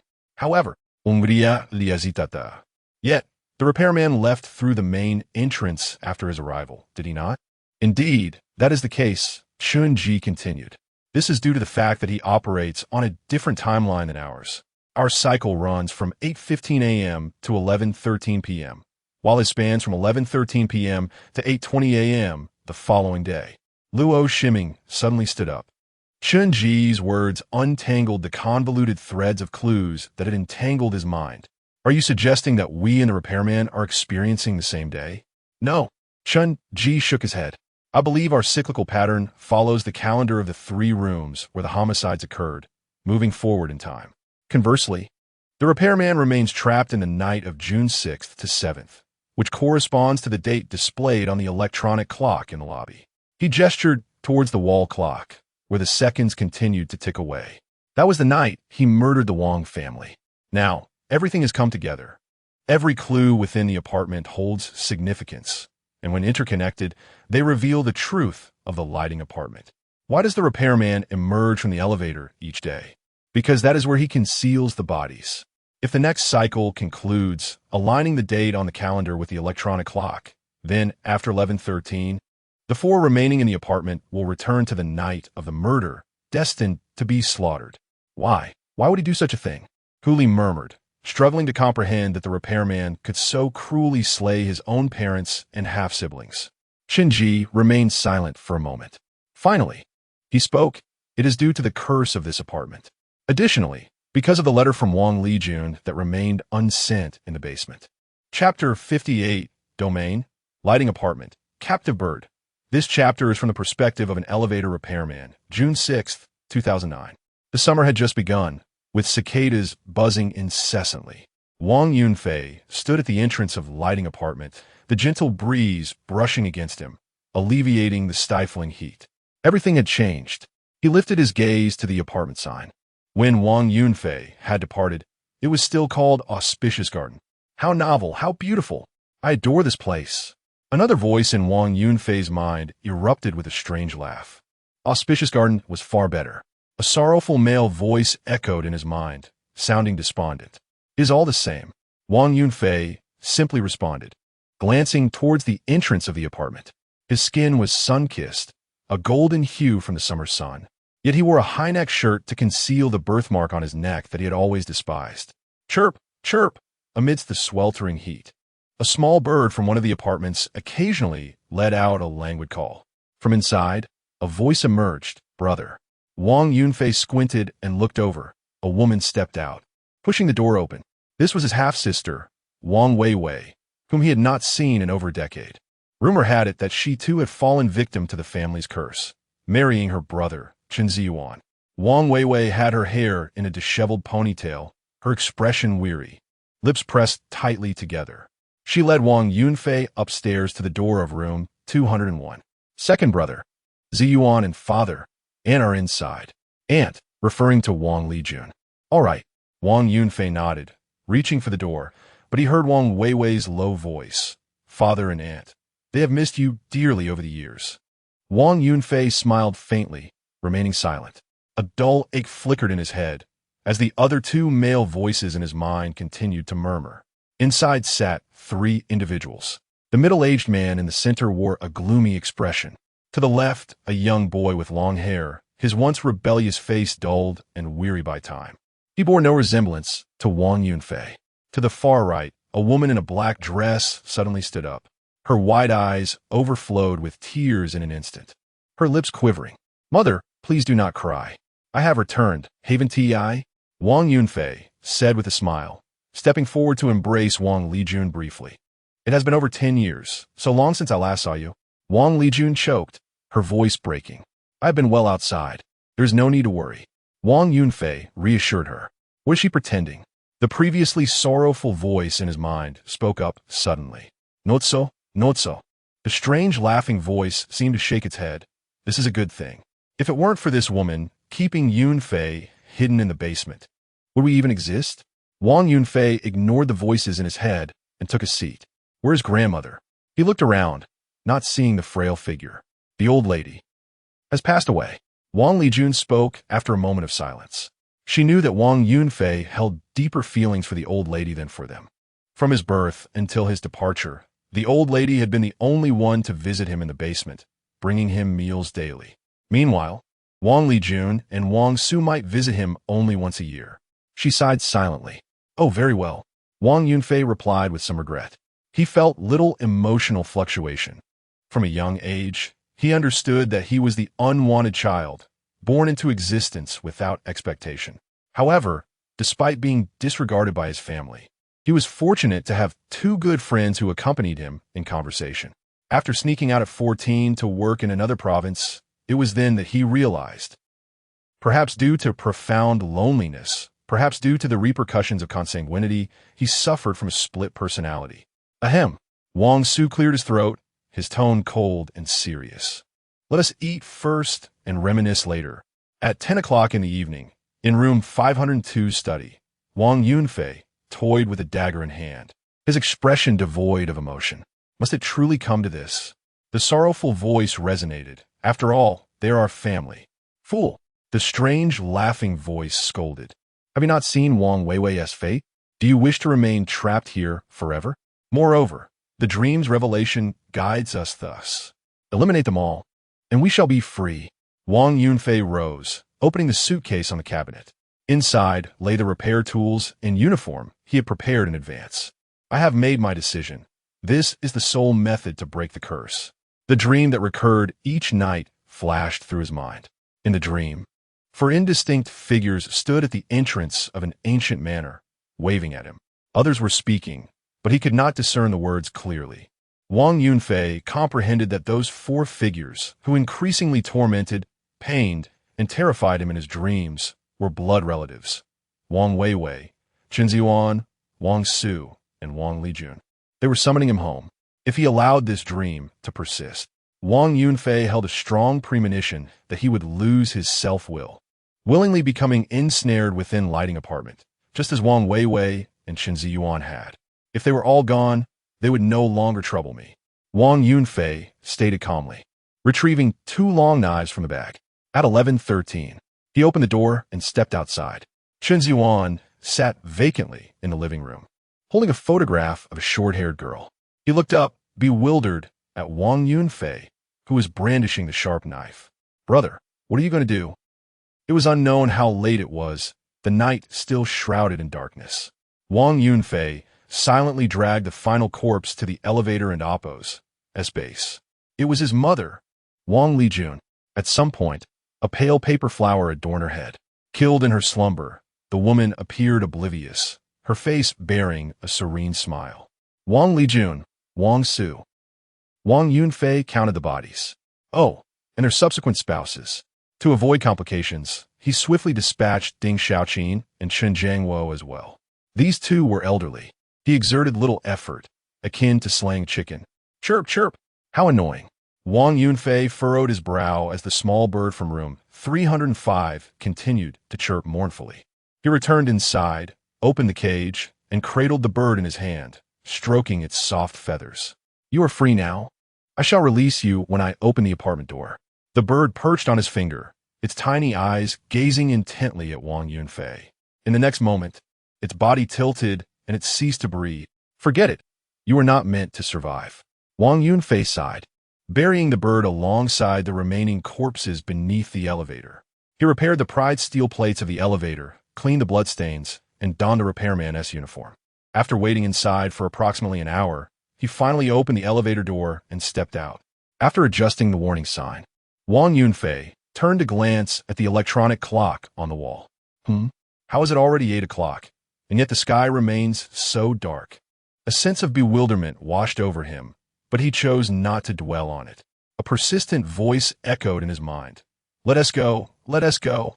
We are free. With a smile, Wang Yunfei nodded and swiftly opened the apartment door, stepping outside. In the next moment, he found himself back in the study of room 502, seated on the sofa. The clock's hands pointed to 11:13. Wang Yunfei remained in a daze for 2 minutes before lifting the sharp knife and cautiously opening the door. Chen Ji was still seated in the living room, holding a photograph. He looked up, bewildered, at Wang Yunfei, who was holding the knife. Brother, what are you planning to do? Chirp, chirp, downstairs. The cage bird once again emitted a chilling lament.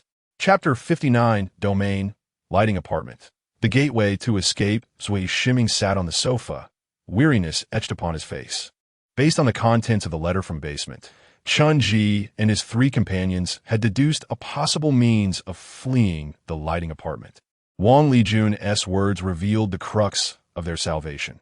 Even if our family is reduced to a single survivor, this curse shall never cease. The curse that plagued this land was inextricably linked to the Wang family, its persistence attributed to the fact that one of them still lived. At 4 o'clock in the afternoon, less than 8 hours remained until the conclusion of this cycle. Who would take action in the next iteration? Huli leaned against the wall, her lips pressed tightly together as she gazed at the 3 individuals opposite her. To kill the elevator repairman would sever the Wang lineage, thereby shattering the cycle. Yet, Huli found herself unable to accept the prospect of taking the life of a living being. She recognized that the repairman had committed heinous acts, having murdered his own parents and siblings. In the realm of reality, he would have long since faced arrest and execution. I will do it, Chen Ji proclaimed, his expression devoid of emotion. As soon as the next cycle begins, I shall take action. Silence ensued. Let us rest for a moment, Zui Shiming suggested suddenly, his dark circles more pronounced than before. With the riddle unraveled, he finally felt a sense of relaxation. The labyrinth of deductions and the grim task of retrieving the body under the elevator's malevolence had culminated in this moment of stillness, allowing them to sit here in calmness. Huli nodded, sitting on the ground with a melancholic expression, her mind drifting to Yuan. Fei Er remained silent, occasionally casting glances at Chen Ji, who kept his head bowed, lost in thought. He felt a strange kinship with the repairman, both having brought harm to their closest kin. Chen Ji was acutely aware that, in the eyes of outsiders, he bore a resemblance to the repairman. Both were seen as sinners, both having taken the lives of the living. Fei Er, having approached his side, spoke softly, "You are not." She seemed to grasp his thoughts. Her voice, barely above a whisper, meant only for his ears. Yes. Chen Ji's body trembled slightly, and, after a moment, he raised his head in response. After the maternal murder case, portions of the interrogation audio had leaked online, so he was unsurprised by Fei Er's words.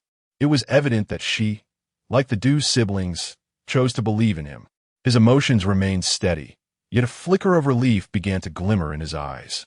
At 11:13 p.m., Fei Er and Huli lay on the left side of the lobby, while Chen Ji and Shiming curled up on the sofa.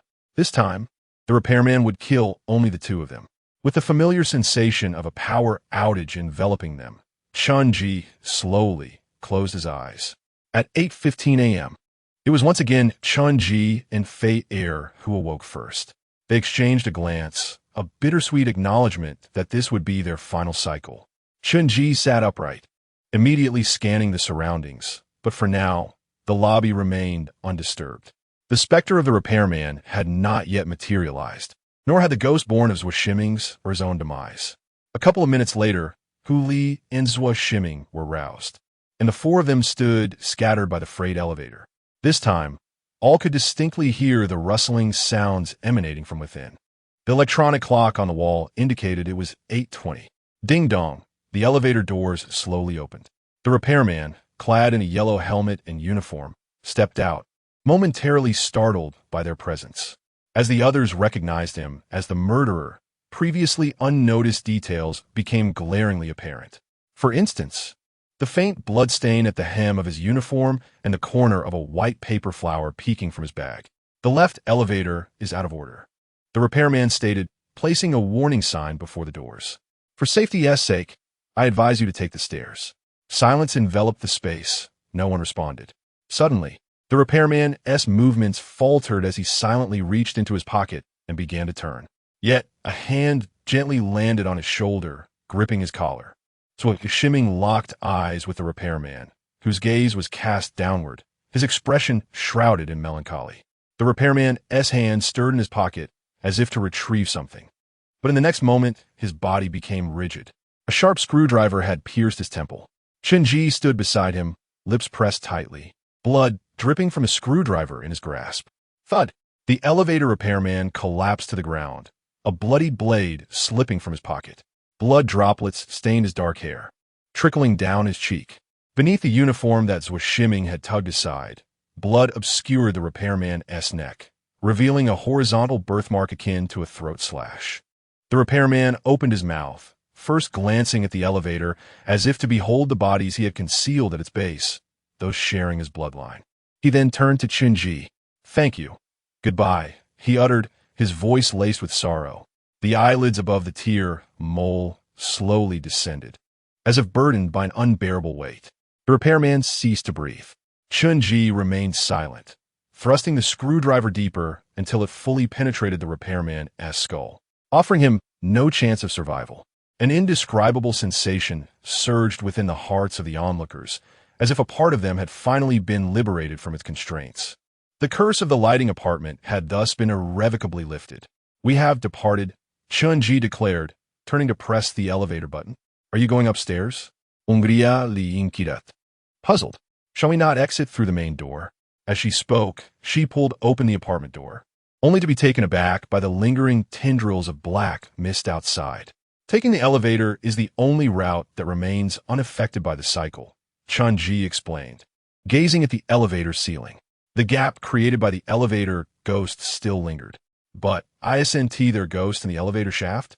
Huli asked, her apprehension evident as she hesitated to step inside, the grotesque figure of the two-headed ghost flashing through her mind.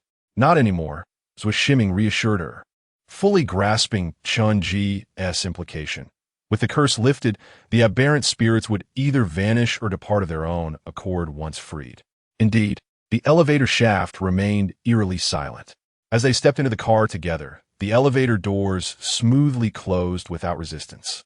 No one pressed a button, yet the elevator began its ascent. "So, it is." Huli's expression turned complex as she finally comprehended why the bodies at the elevator's base had not been erased. The steel plates on the ground bore the marks of having been pried open multiple times. Firstly, because this location was exempt from the apartment's cyclical constraints. Secondly, because these cadavers played a crucial role in generating new spirits under the curse's influence.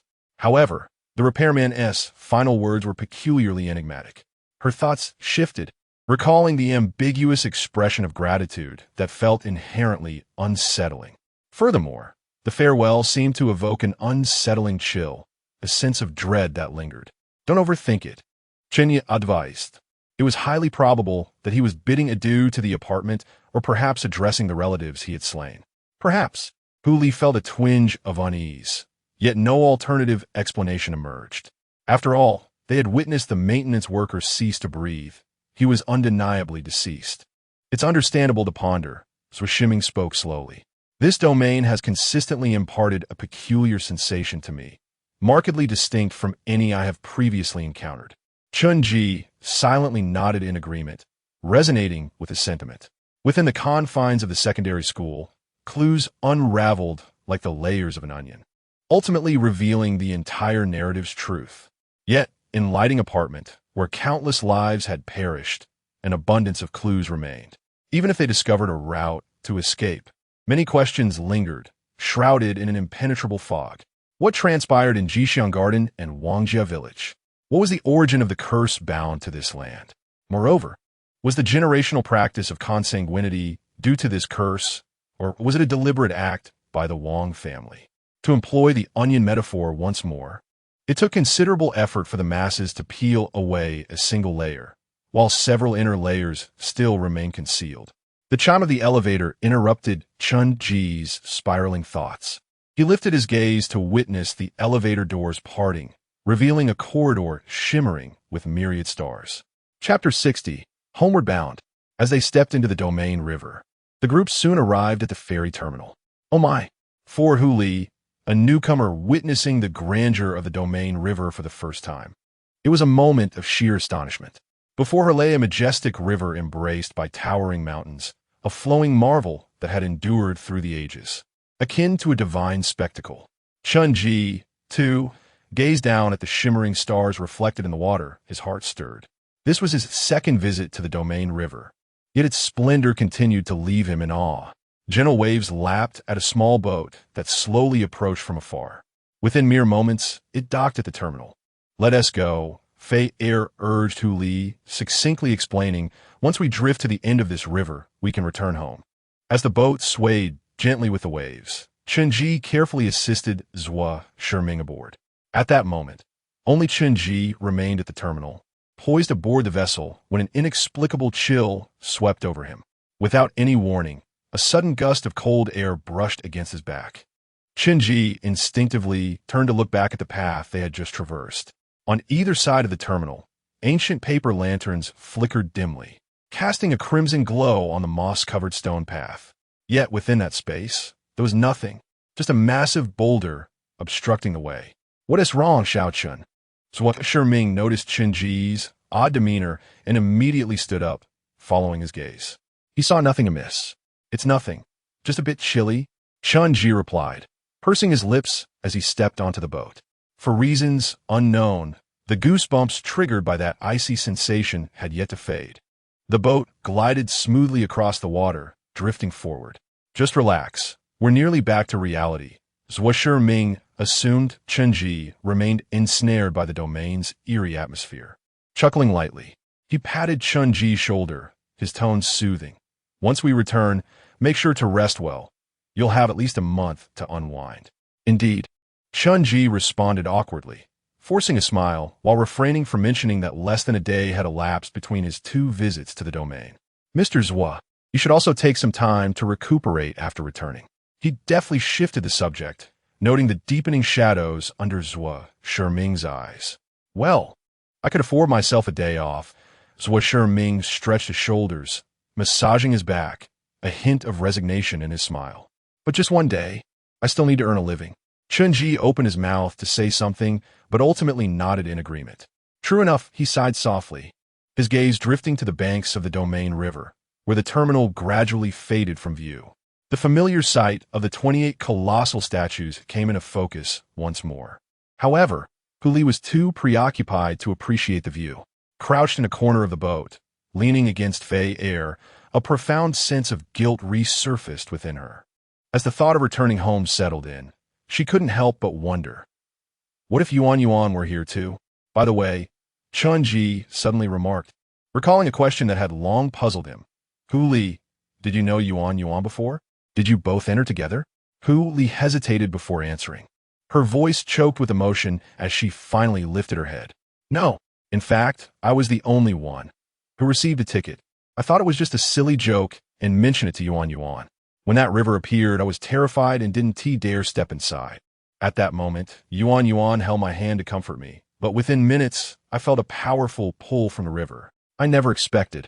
Tears streamed down Hu Li's face as she continued. The next moment, Yuan Yuan and I were transported here together.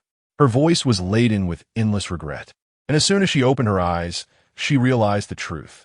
Yuan Yuan had been dragged into the domain because she held her hand. What? Chen Ji was momentarily stunned, unable to fathom that the domain could forcibly pull someone in. Indeed, Ikanzwa Shiming spoke solemnly, having entered the domain several times and knowing well the method of entry.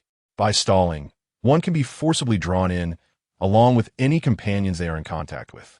If Yuan Yuan truly survived this domain, then upon returning to reality, she would immediately receive a reissued ticket, notifying her of her official status as an entrant to the domain. The atmosphere within the boat grew somber and heavy. Silence fell upon them as Hu Li closed her eyes, forcing back her tears, her body trembling. Don't cry. It will be all right, Fei Er suddenly said awkwardly, her hand hovering uncertainly before she finally embraced Hu Li. Chen Ji bit his lip, watching Fei Er's clumsy attempt at comfort with a sense of helplessness. He wished to say something, yet as a boy with few friends, he found himself at a loss for words.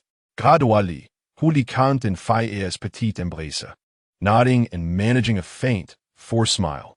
Her spirit was resilient. She was not one to wallow endlessly in sorrow. I'll buy you a drink.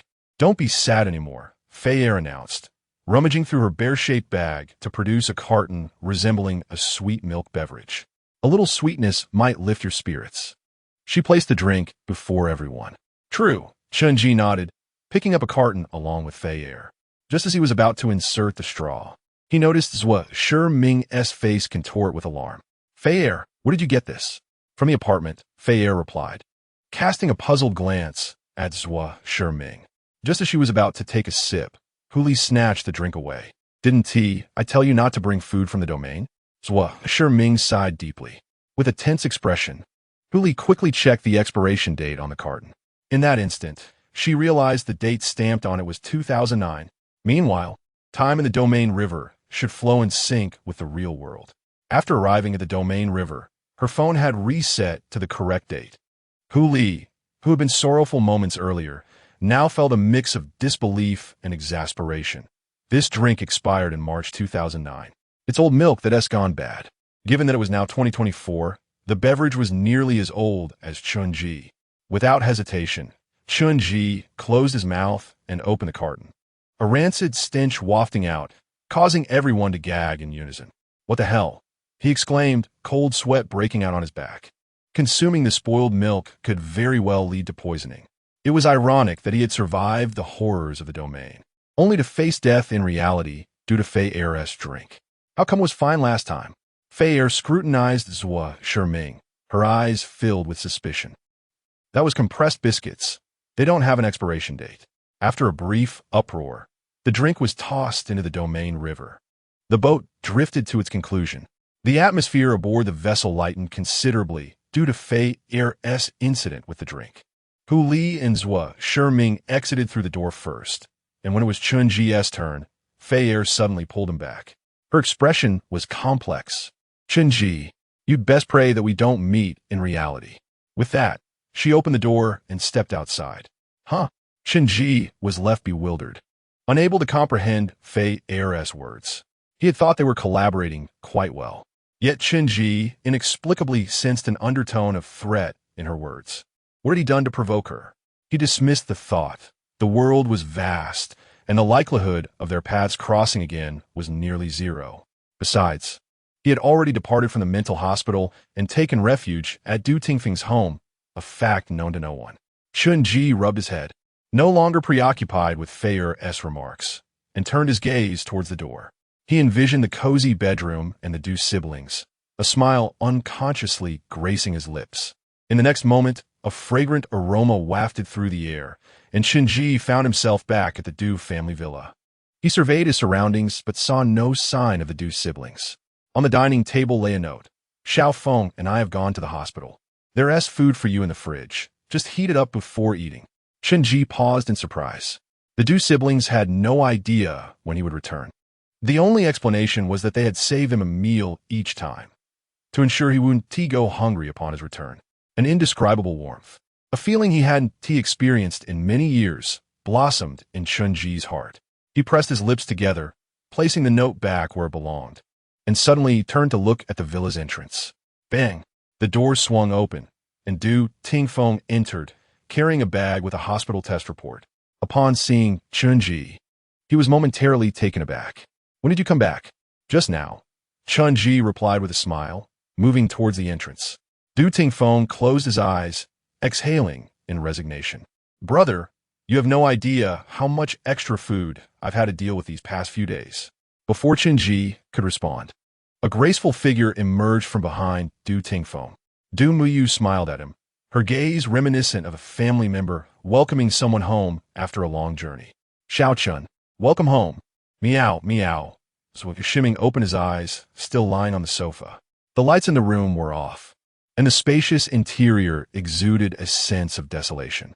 A few plump cats, noticing his awakening, immediately surrounded him, mewing and demanding attention. Out of food, Shiming scratched the large orange cat that was kneading on him, glancing at the automatic feeder. There was still half a bucket of cat food inside. The orange cat rubbed against him, its paw playfully hooking the silver chain around his neck, where a small toy rested, its eyes closed in bliss. All right, we'll play later, is what Shiming murmured, moving to the windowsill. There sat a small jar and a picture frame. The toy was gently placed beside the frame. In the photograph, a calico cat nestled close to him. So Shiming smiled sadly. Tuanzi, we're home now. Chapter 61. Cultivation. The delightful moment of respite has arrived. Although Chen Ji remains uncertain when the next domain will manifest, he cherishes this precious interlude. It has been 3 weeks since the emergence of the skin-wearing demon, during which a plethora of events unfolded. Prior to all this, Chen Ji was merely a somewhat reclusive high school senior, who diligently attended classes, returned home, played with the neighbor's dog for a while, and then cooked for himself. Quite ordinary, yet undeniably lonely. After all, he had been living alone since the age of 11. His early independence shaped his character, rendering him markedly different from his peers, and he had few friends at school. However, the appearance of the skin-wearing demon and Tang Qin disrupted his 7 years of tranquility. First, his mother, who had passed away a decade prior, reappeared, only to be apprehended due to a matricide incident and confined to a psychiatric facility. After finally escaping, he found himself ensnared in 2 additional domains. It is only now that he can genuinely relax. Lying on the sofa in Du Tingfeng's villa, he savors the fragrance of night-blooming jasmine. The tension that had gripped his body has finally dissipated. Du Tingfeng sprawls beside him, occasionally picking at some fruit from the table. Equally languid, he has at least 20 days before he enters the next domain, allowing him to feel relatively unburdened. Though I'm unaware of what transpired in your last domain.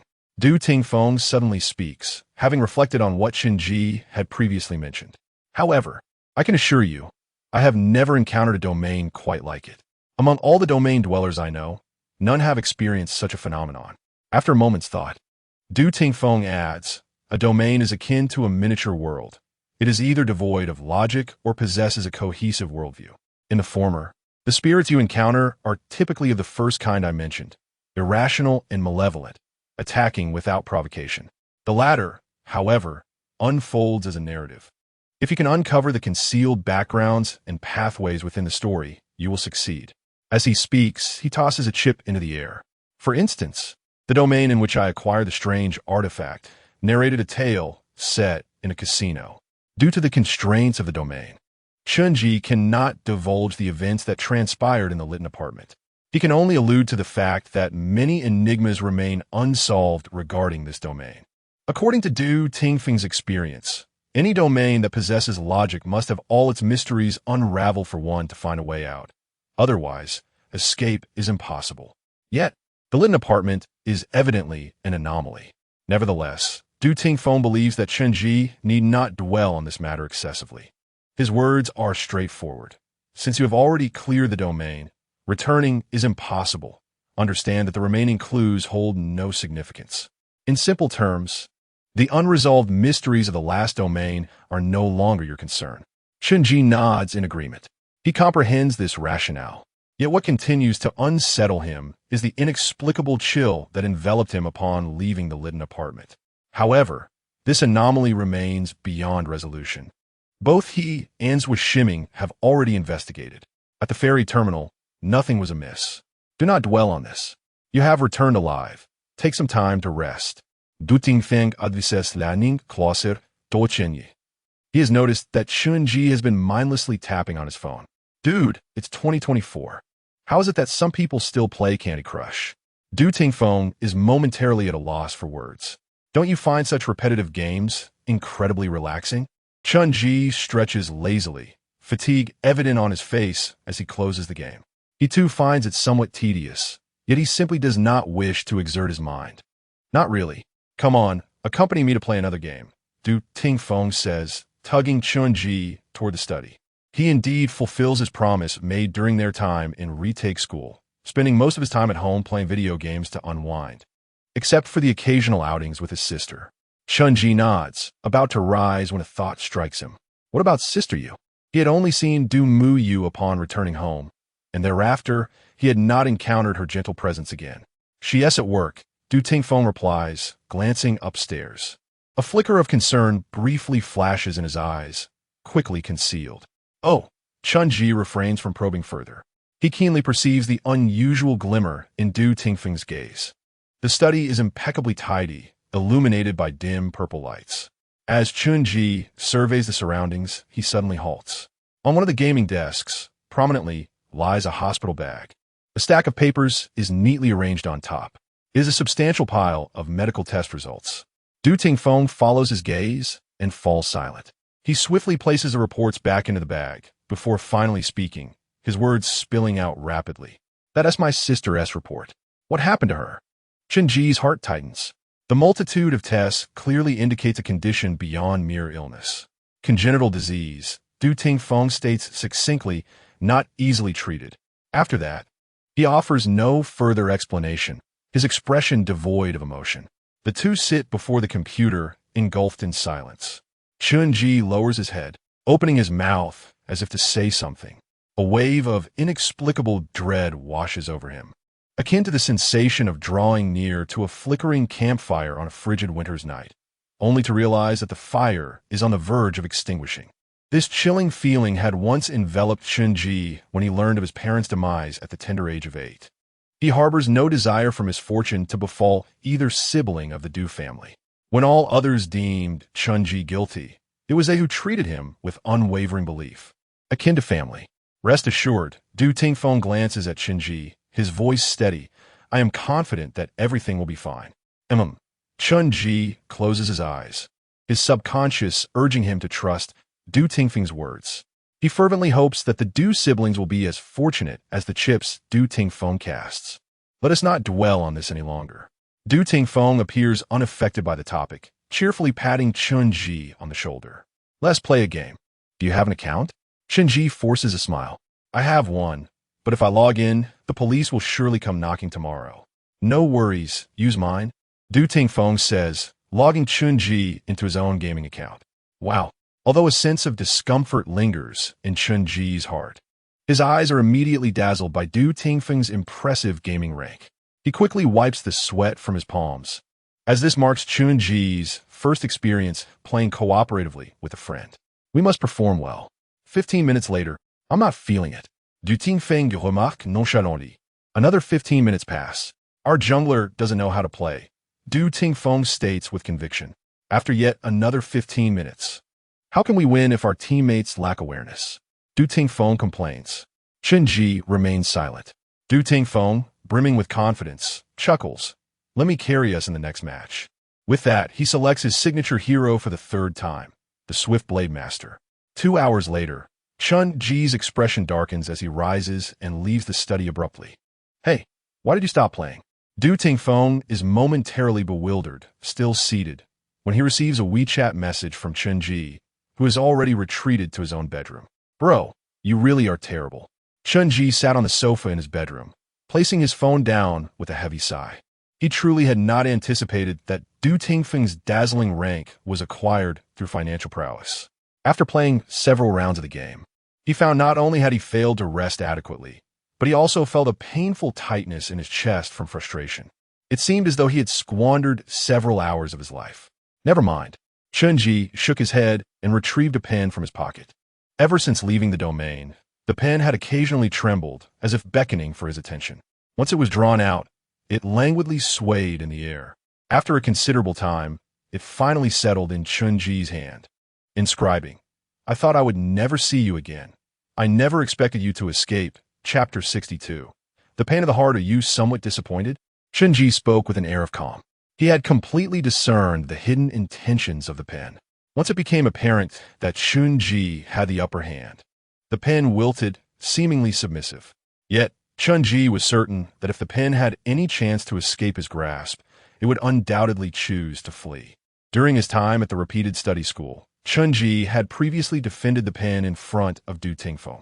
However, he was acutely aware that the truly opportune moment to leave the restroom could have occurred several seconds earlier. Had that been the case, they would still have encountered the female teacher, and Fang Jia would have been equally captivated. Yet, they would have narrowly avoided the moment when the burnt students appeared. Upon reflecting on the incident, Chen Ji harbored grave doubts. The pen's intention was likely to ensure they encountered the charged students. This pen, cunning and treacherous, had likely spent an extensive time in the repeated study school, becoming intimately familiar with every detail and critical juncture within. It could not lead Chen Ji to his demise. However, the pen easily recognized that Chen Ji would never abandon his companions. While being pursued at the rooftop entrance, Chen Ji was safe in front, but Ding Xiang was inevitably ensnared. And when Du Tingfeng's leverage lost efficacy, the pen became the sole weapon, thrown upon the faces of the burnt corpses to distract them. Had it not been for Fang Jia returning the pen to Chen Ji afterward, the pen would likely still be in the repeated study school, continuing to spread its false, lethal prophecies. The pen chose to express an emotion to evade Chen Ji's inquiry. All right, Chen Ji no longer fixated on the pen's attitude. There would be ample time to manipulate it later. Now, tell me, what fate did I alter in the lighting apartment? A silence ensued. Minutes later, the pen slowly inscribed upon his hand, 2313-43. You began to predict the future 10 minutes ahead. Only one sentence. Chen Ji is killed by a shadow emerging from the darkness. You cannot add any illogical, superfluous fates. Thus, you merely prefixed this sentence. Chen Ji's phone suddenly prompted a system update, and amidst the screen's glow, he is killed by a shadow. Is this so? Chen Ji was taken aback. He could comprehend the added half-sentence as an attempt to discern who the assailant was. However, why did the latter part remain unchanged? There was no corpse at the base of the apartment's elevator. This could only indicate that he had not perished. He's quite peculiar. He will appear regardless. Are you referring to the elevator repairman? Yes. Chen Ji's brow furrowed deeper as he pressed on. What transpired afterward? You were stabbed in the heart. Then you ceased to breathe. Bang! Just as the pen finished inscribing those words. Bang! Bang! Bang! An unbearable, stabbing pain erupted in Chen Ji's heart. The agony came suddenly and intensely. He clutched his chest, his face turning ashen. As blood surged violently, his heart pounded rapidly, the pain escalating to an extent that he could not even call for help. It was as though the pen's words forced Chen Ji to relive the sensation of being stabbed in the heart anew. This extreme, piercing pain felt akin to a barbed blade thrusting deep into his heart and twisting, tearing flesh and sinew apart. Gritting his teeth, he seized the pen mid-air with determination. Under his firm control, the pen drew dark lines, completely obscuring the previous statement. Within moments, those words vanished. It was at that moment that Chen Ji regained his composure from the sudden brush with death, his breathing gradually stabilizing. He had narrowly escaped a torturous demise, and sweat poured down his body. Even his shirt had been ripped apart in the process. What on earth was the pen? After taking several deep breaths, Chen Ji fixed a piercing gaze upon it. This time, he did not allow the pen any freedom of movement, but held it firmly. The pen writhed in his grasp, evidently displeased with its current position. After a lengthy pause, it awkwardly scribbled a line. "I'm sorry. Provide me with an explanation." Chen Ji's tone was devoid of warmth. A myriad of suspicions had arisen in his mind, each intertwining with the pen. He had never forgotten that the essence of the pen remained. "A specter, I do not know why this is happening. I am constrained and unable to harm you." Truly, the pen's inscriptions flowed rapidly, seemingly eager to prove something. Chen Ji scrutinized it deeply before releasing the pen and lifting his shirt to examine his chest. There were no wounds to be found. His heart was beating steadily, its rhythm normal. The pain that had just manifested was akin to a mere illusion. The pen lay trembling on the table. After a moment's contemplation, Chen Ji picked it up again. He sighed, knowing that the bizarre occurrence could no longer be elucidated by the pen. There is no need for such fear. He spoke calmly, shifting the topic. "Now tell me, what transpired after I was killed by the repairman? I heard your heart cease to beat. I hid in your pocket and sensed him dragging your corpse. It was quite jarring, as if ascending stairs. You were placed in a very dark location. The cycle ended, and I entered a dormant state. Stairs? All the corpses were stored at the elevator's base, where had the repairman transported his body." A flicker of realization crossed Chen Ji's eyes as he immediately inquired, "Did you hear the elevator doors open?" No. Chen Ji's mind was in turmoil. He could not comprehend why his corpse was sequestered. The most critical point was that they were subsequently constrained by the unable to leave the lobby. Consequently, he had no clues regarding the location of his body. Where was his corpse hidden? Why was this done? The sensation of being entwined in a matter concerning himself, yet finding no answers, left Chen Ji feeling profoundly uneasy.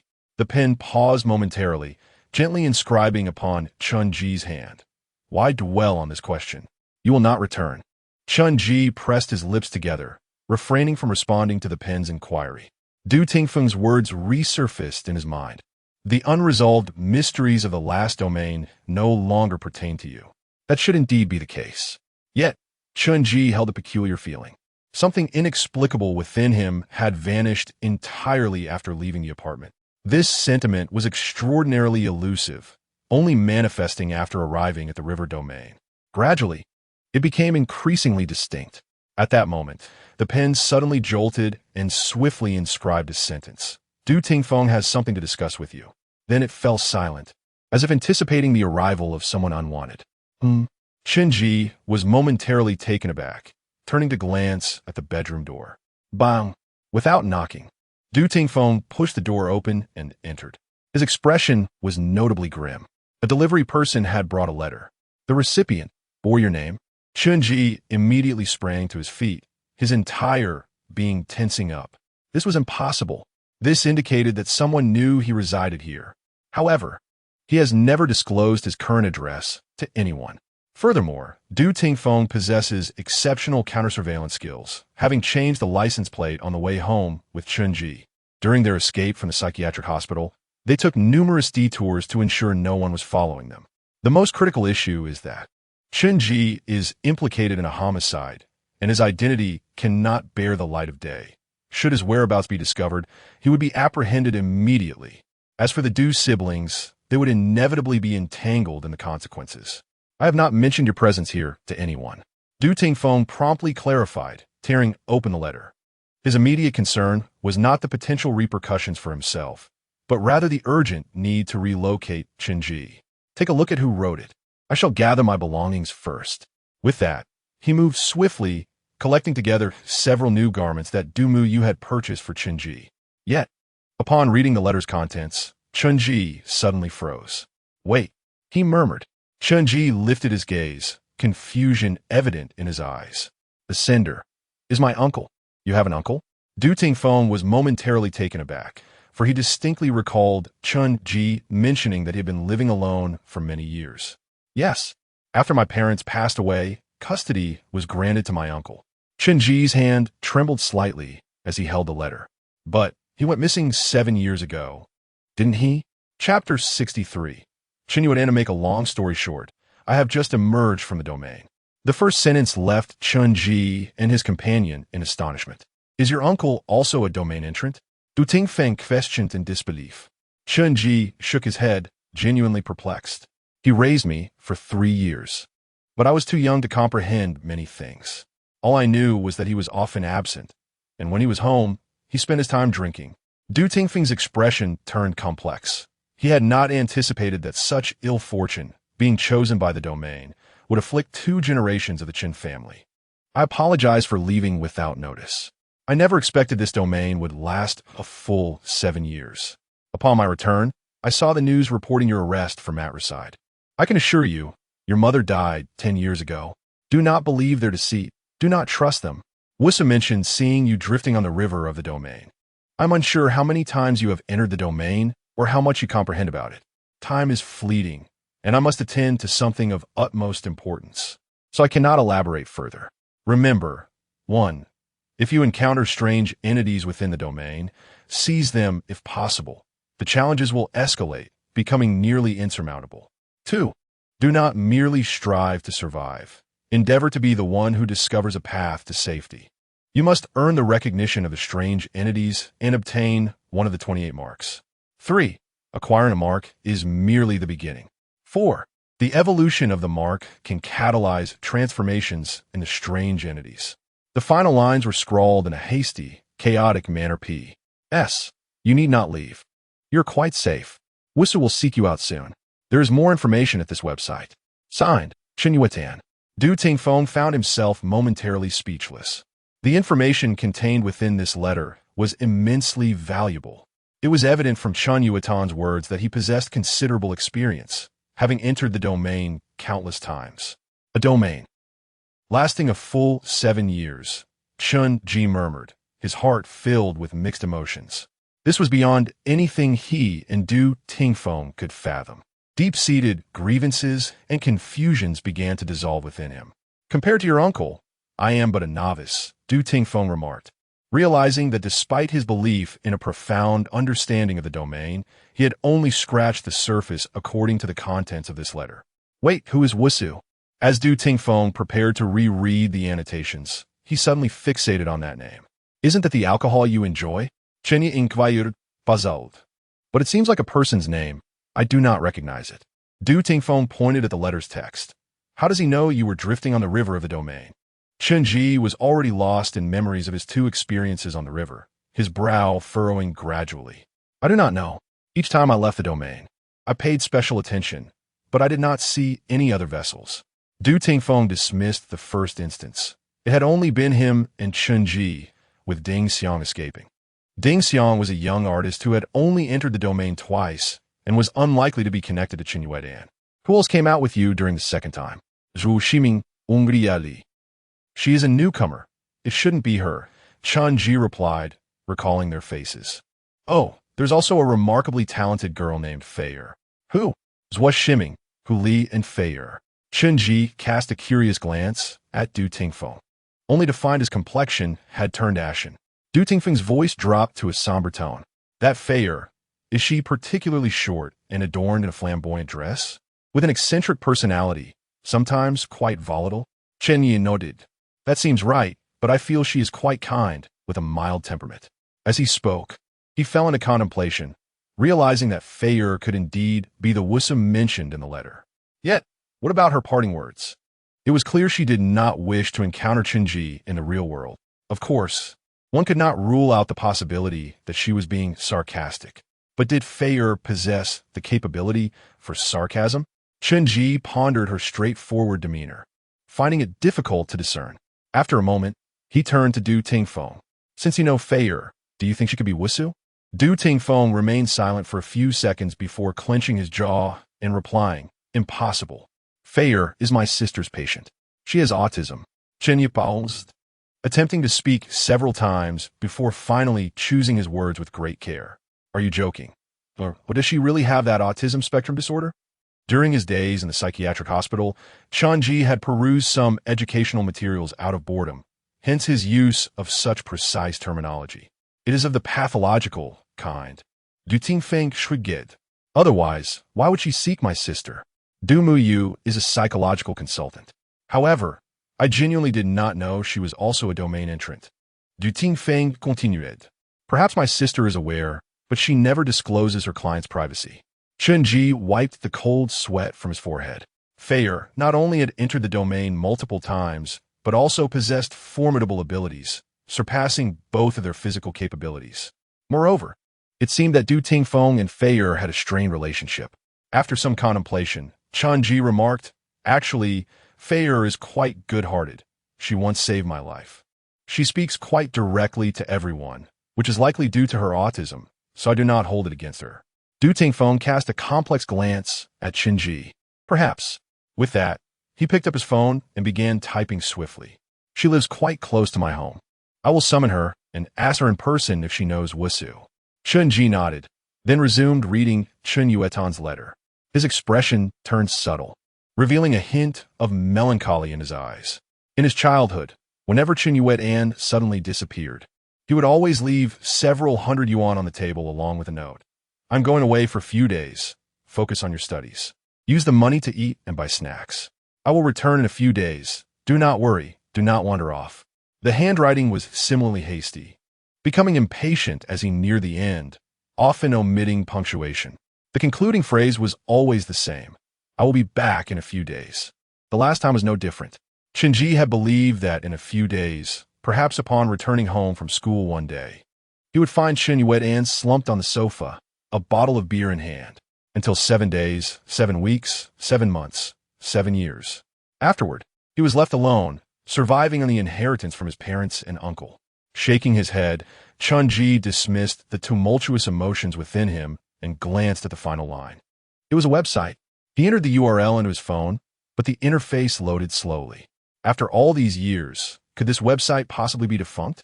Du Tingfeng had finished sending the message and leaned beside him, frowning at the spinning loading circle.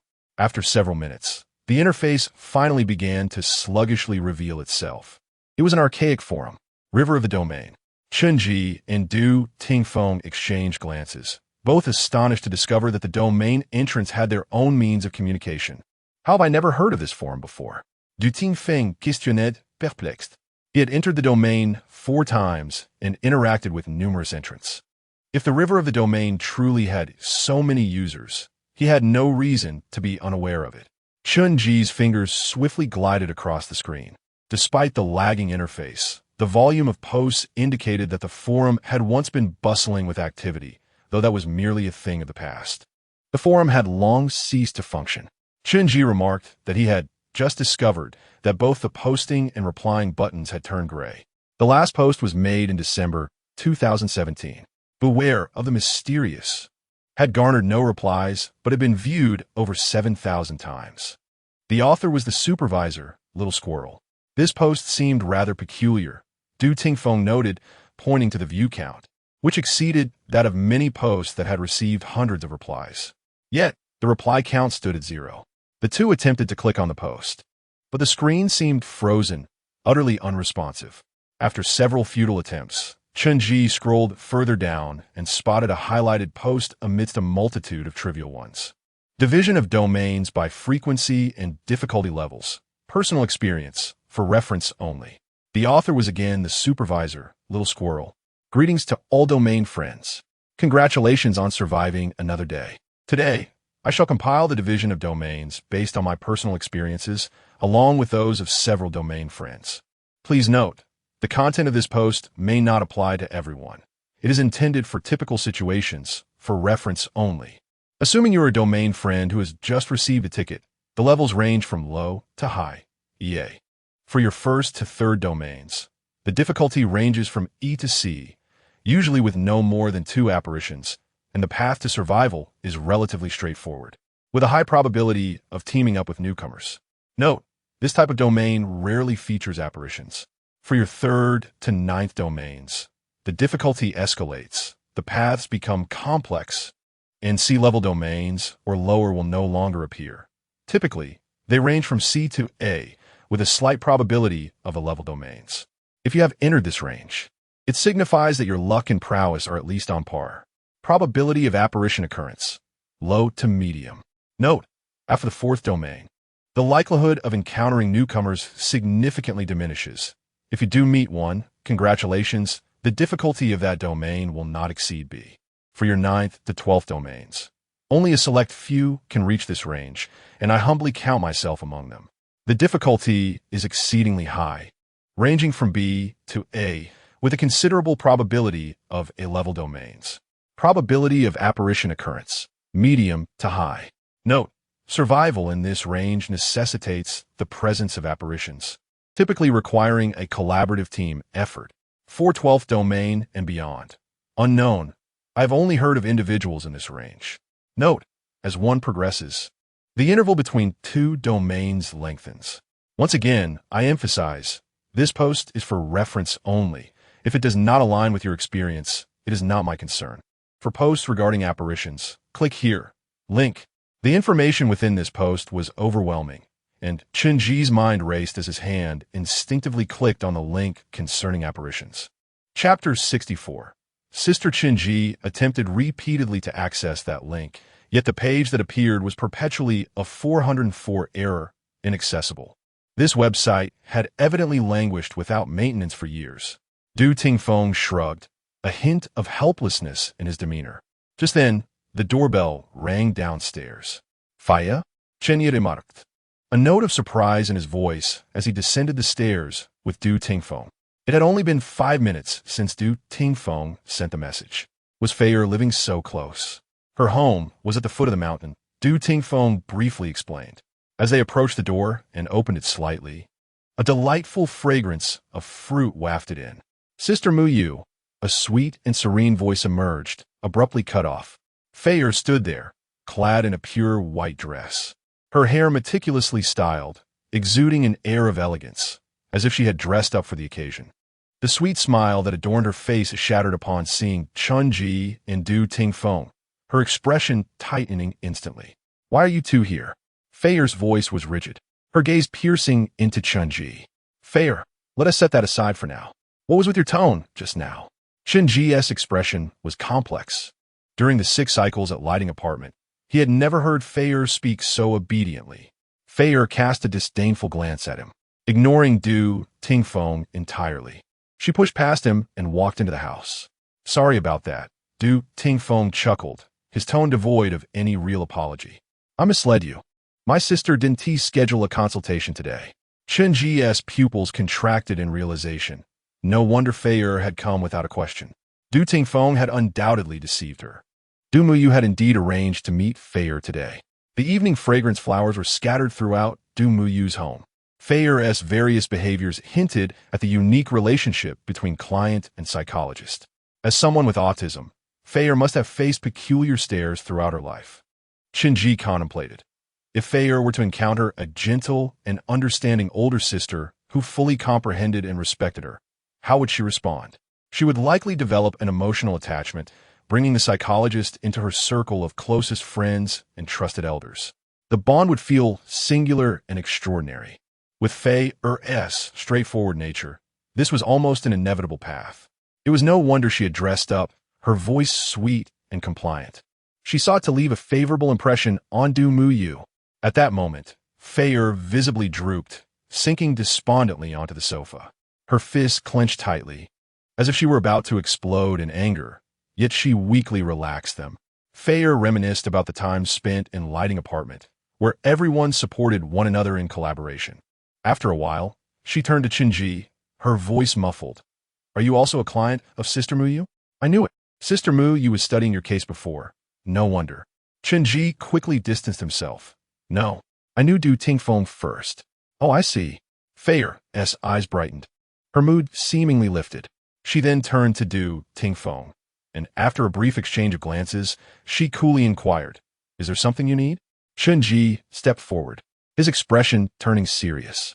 Have you ever heard of the name Wusu? Fei pondered for a moment before shaking her head. No, I don't know. Indeed, she was not the one. Chen Ji felt uncertain whether this was a good or bad revelation.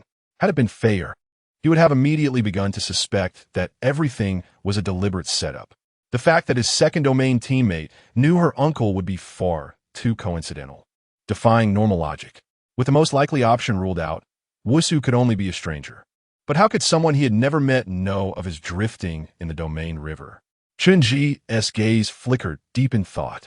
Suddenly, Du Tingfeng whispered in his ear, "Is Fei quite formidable?" "Yes," Chen Ji nodded. "Are you suggesting?" Their eyes met, and he suddenly understood Du Tingfeng's implication. The forum had mentioned that later stages of the domain often involve team collaboration. Show her the forum and the letter. Du Tingfeng suggested, always planning ahead for the future. He was already contemplating team formation. After handing his phone and the letter to Fei, she looked up, slightly puzzled. "I understand everything else, but what is Weird Host?" "The 28 statues in the domain river," Chen Ji replied, glancing at Du Tingfeng. "The pen informed me that the mark on my hand is the Zhen Shui Yin, one of the 28 lunar mansions." Du Tingfeng paused, quickly picking up his phone to search for information. His expression gradually enlightened as he found details about the Wei Hua, one of the 7 constellations of the Eastern Azure Dragon. He opened the camera on his phone and took a picture of his collarbone. There, vertical lines and dots formed a simple tiger head, with a dark red dot in the middle resembling a birthmark. "Is the mark you mentioned one left behind by the statues in the domain river?" Faya interjected suddenly. She bent her leg slightly, revealing a simple symbol on her calf, 6 dots forming a flying bird. The topmost dot was a light red, brighter than those of Du Tingfeng and Chen Ji. Chen Ji was taken aback, though not overly surprised, given Fei's ability. It was inevitable that she would be chosen by the Weird Host. Among the 28 lunar mansions, there were 2 avian symbols, Wei Yin and Bai Yu Wu. It remained unclear which one represented Fei's mark. Du Tingfeng compared the marks among the 3, noting that although they varied in form, all bore 6 dots. Chen Ji's mark was a dark red, the deepest to the trio. The 3 conjectured that the evolution of the mark mentioned in Chun Yuetan's letter might externally manifest as these red dots, lighting up one by one. However, none knew what the requirements for achieving this goal were. Perhaps, as his uncle suggested, one should not merely seek to survive within the domain. After a moment of contemplation, Chen Ji spoke. "We must strive to uncover the path to survival to earn the recognition of those weird hosts." Du Tingfeng nodded tactfully. The trio discussed briefly and resolved that when Chen Ji next entered the domain, they would attempt to join him. This was partly because Chen Ji was only embarking on his 3rd domain, which should not be overly challenging. Moreover, they knew each other well, making collaboration likely more effective than with unfamiliar partners. Furthermore, their unique abilities would synergize, producing a result greater than the sum of their parts. As night deepened, just as Fei was about to leave, she suddenly asked, "Where is Sister Muyu? Wasn't she not receiving clients today? Why haven't we seen her come down?" Du Tingfeng froze, as if recalling something, his expression shifting dramatically. Simultaneously, Chen Ji realized that he had not seen Du Muyu for nearly a day. Even if Du Tingfeng claimed she was working, it was improbable that she hadn't descended even once. A sudden chill gripped the hearts of the 3, sensing an unsettling wrongness. Fei dashed up the stairs like the wind, with Chen Ji and Du Tingfeng hot on her heels. After a minute of relentless knocking, Du Muyu did not respond. It dawned on them all. Something was amiss. Du Tingfeng's face turned as pale as a sheet. He was acutely aware of Du Muyu's physical condition, which was precarious at best. The illness loomed over her like a sword, poised to sever her life at any moment. Unable to contain her urgency, Fei kicked the door open. Stunned for a brief second, she rushed towards a desk. Du Muyu lay collapsed on the floor, pallid and with her eyes tightly shut, having lost consciousness for an indeterminate length of time. Chen Ji felt a sudden tightness in his chest and immediately turned to Du Tingfeng. The latter's face was marked by panic, and in that instant, Chen Ji realized the truth. He had been lying. Du Muyu's ailment was undoubtedly far more severe than he had portrayed. "Go to the garage and start the car. Fei and I will carry Sister Yu over," Chen Ji instructed rapidly, checking Du Muyu's pulse, which was alarmingly faint. Within minutes, they managed to lift Du Muyu into the back seat. However, just then, a burning sensation erupted from the mark on Chen Ji's wrist. A cacophony of sounds echoed in his mind, and within moments, he could distinctly hear the gentle flow of a river. The river slowly materialized in the air before him. "Wait," he murmured, standing outside the car, his thoughts swirling in confusion. "What? Du ting feng exilema?" His eyes red with urgency as he turned to Chen Ji, speaking rapidly. "We'll discuss this later. We must get to the hospital immediately." Chen Ji lifted his gaze, perplexed, and replied, "I must enter the domain again." Chapter 65, Domain. The three gnome monkeys, circular square. The roar of engines filled the air as the sports car, carrying the Du siblings and Feier, swiftly vanished from Chen Ji's sight. The urgency of the situation rendered their previously devised plan of entering the domain together impossible. Chen Ji closed his eyes, his breathing heavy, grappling with the incomprehensible reality of why the intervals between his entries into the domain had become so alarmingly brief. This was no mere misfortune. It felt as though the domain was purposefully targeting him, or perhaps casting a special gaze upon him. The waves of the domain river had begun to surge, exuding a subtle pull, as if urging Chen Ji onward. He cast a deep glance down the mountain, then leaped into the tumultuous waters suspended in midair. "Quick, see if there are newcomers. God bless. May this domain not exceed B-level." Suddenly, a cacophony of noise jolted Chen Ji back to reality. He opened his eyes, prepared to survey his surroundings, only to be taken aback. This time, the domain was teeming with individuals. Before him lay a vast circular square, enveloped by a towering arc of walls stained with enormous splotches of crimson. The central area was shrouded in darkness, hinting at the presence of a colossal pillar. Positioned near the wall, Chen Ji felt a pang of apprehension. Scanning the square, he counted at least 20 domain entrants. How could there be so many? In previous domains, the gatherings had primarily consisted of small teams, typically not exceeding 10 members. Moreover, judging by the demeanor of those present, almost 90% appeared to be seasoned veterans. Yet, some displayed confusion, shouting in panic, likely the newly initiated. Calculating in his mind, Chen Ji recalled from the Domain Rivers Forum that the level of this domain should not exceed B. This indicated that survival would be complex yet manageable. After all, this was only his third entry, and a few newcomers were still present. However, a flash of doubt crossed his mind. The content of the forum posts might not accurately reflect his personal experience. After all, in his second domain, the Lytton apartment scenario could have evolved into a situation with more than 4 spirits by the final day, which contradicted the post assertion. Your first 3 domains. Difficulty ranges from E to C. Typically, spirits do not exceed 2. Reining in his thoughts, Chen Ji discreetly retreated to a shadowy corner, striving to remain inconspicuous as he began to observe his surroundings. Groups of individuals had begun to huddle together, whispering amongst themselves. Others wore benevolent smiles, approaching the panicked newcomers.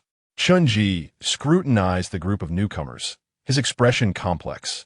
He understood that he was not alone in sensing the ominous nature of this domain, which resembled a breeding ground for manipulation.